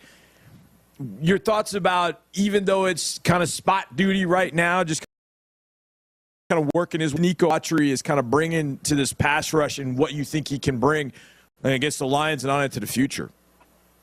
I mean, if you're getting 2 sacks in spot duty, the only thing I'd say is great job, young man. But when you look at defensive line, you look at it a little bit different than all the other positions, because that's the one position group where you can have 6 guys expect to be a factor. You know, it's not just your 3 or 4 starters, depending on what type of front you run, and then you have backups who may or may not get in. I think you have 6 to 7 guys that can truly have an impact. And with the addition of Denico Autry, when you have some guys go down and then you bring him back up, Tim Settle, Tim Settle, for me, does things that doesn't show up on the stat sheet that you have to appreciate. Then Fadukasi, I really like the depth. I really like the production from multiple guys on that defensive front. But like you said, with Denico Autry coming back, even in spot duty, you see the impact, you feel the impact right away. Andy Kalu joining us. Andy, with the pass protection issues, Kenyon Green reportedly out for the year, so now you have to do something at that guard spot. We don't know exactly what they're going to do. There are multiple options there, maybe a trade, who knows. But the point is they got to fix it. And CJ, after the game, talked about leadership.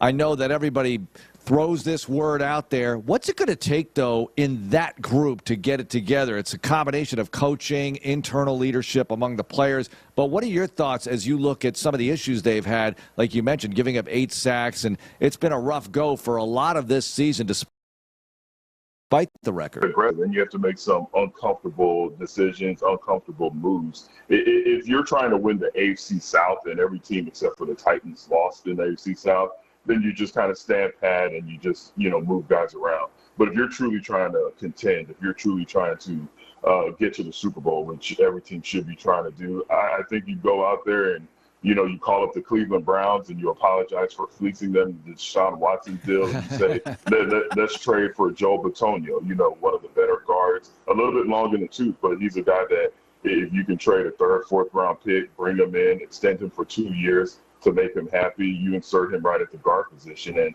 not only have you taken care of the issue with the vacancy, but you've upgraded. And again, easier said than done, but I think those are the type of moves that you have to make while you still have C.J. Stroud under this rookie contract if you really want to get to the Super Bowl in the next couple of years. Yeah, and a guy that we've talked about a little bit, ND, want to get your thoughts on coming back potentially this week. We don't know for sure. There's not been any transaction, but it has sounded, as if it could happen. And that's Denico. There's so many Denicos, I got to get it straight. Nico Collins potentially coming back. We talked about it earlier. The pressure rate on CJ was higher the last 3 games than it was the first 5 games by a significant amount. And there has been one guy that has been missing in those 3 games, and that's Nico Collins. How much do you think they miss Nico, and how happy do you think everybody is to get him back? And what do you think the prognosis once he's back? Oh, it's huge. I mean, he's arguably or was arguably your best offensive player, your most explosive offensive player. And with him being out, you felt that void. And I thought, and I was incorrect, and this gives lets you know the true impact of Nico Collins. I didn't think we were going to feel that much of an impact with him being out. It wasn't a shot, obviously, against Nico Collins, but I thought with Tank Dell, with Stephon Diggs, with Xavier Hutchinson, I just felt like those guys would be able to fill the shoes. Boy, was I wrong. So I think Nico Collins coming back, we're definitely going to see what it truly means to have your number one receiver back. With that said, please wait. Those are the type of injuries that if you come back too quickly, they're going to linger all year. And going into December, you want to have a healthy Nico Collins. So if he's trying to push through it to get through Detroit, I would like to see them sit him out for another week and then really have a guy that's taking advantage of the rest and the rehab time instead of just trying to throw him in there because you're in this panic mode. Andy, DeMeco Ryans is the head coach. Hardly breaking news here. But talk to me about the dynamic between a head coach and a coordinator, especially a coordinator who has the side of the ball that the coach is not heavily involved in historically. Say Andy Reid. You played for Andy Reid in Philadelphia. He had Jim Johnson.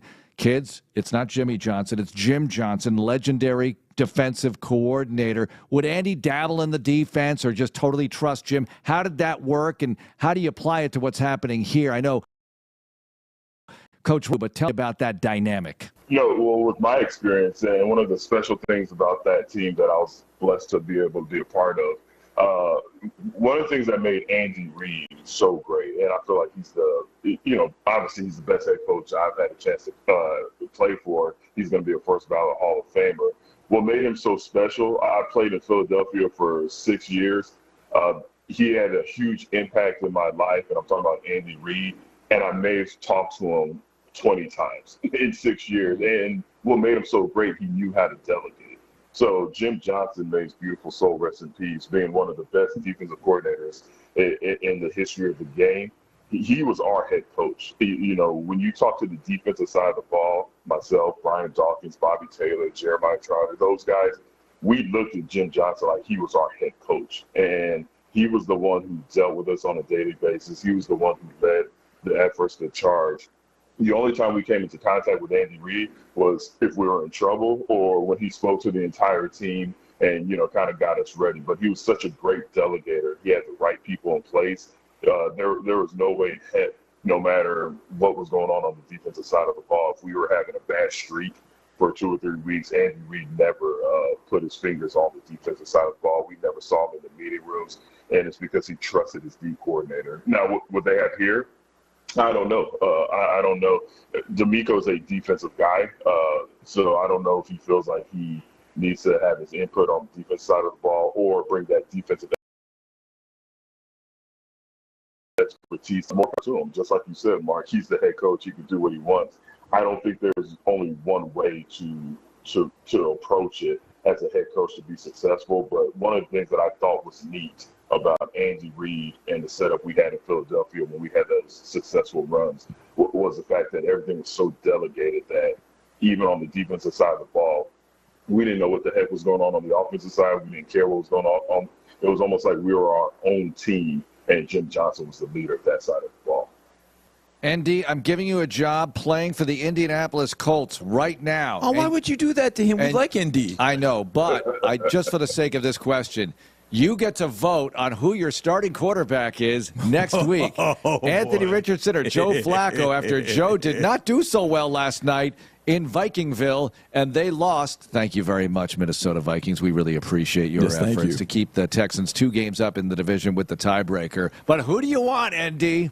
You know what? If I'm a young player on the Colts, I want Anthony Richardson. Like you have to let guys go through the ups and downs of becoming a starting quarterback in the NFL. You knew what type of player you got when you drafted Anthony Richardson, or at least you thought you did. But if I'm an older player or if I'm a wide receiver, I want Joe Flacco, because I think Joe Flacco still has a chance to, turn it around. He's more your traditional passer. He's going to get the ball in the hands of your wide receivers more consistently than Anthony Richardson, who at times will rely on his legs. But it just depends. But if I'm a young guy and I know I'm going to be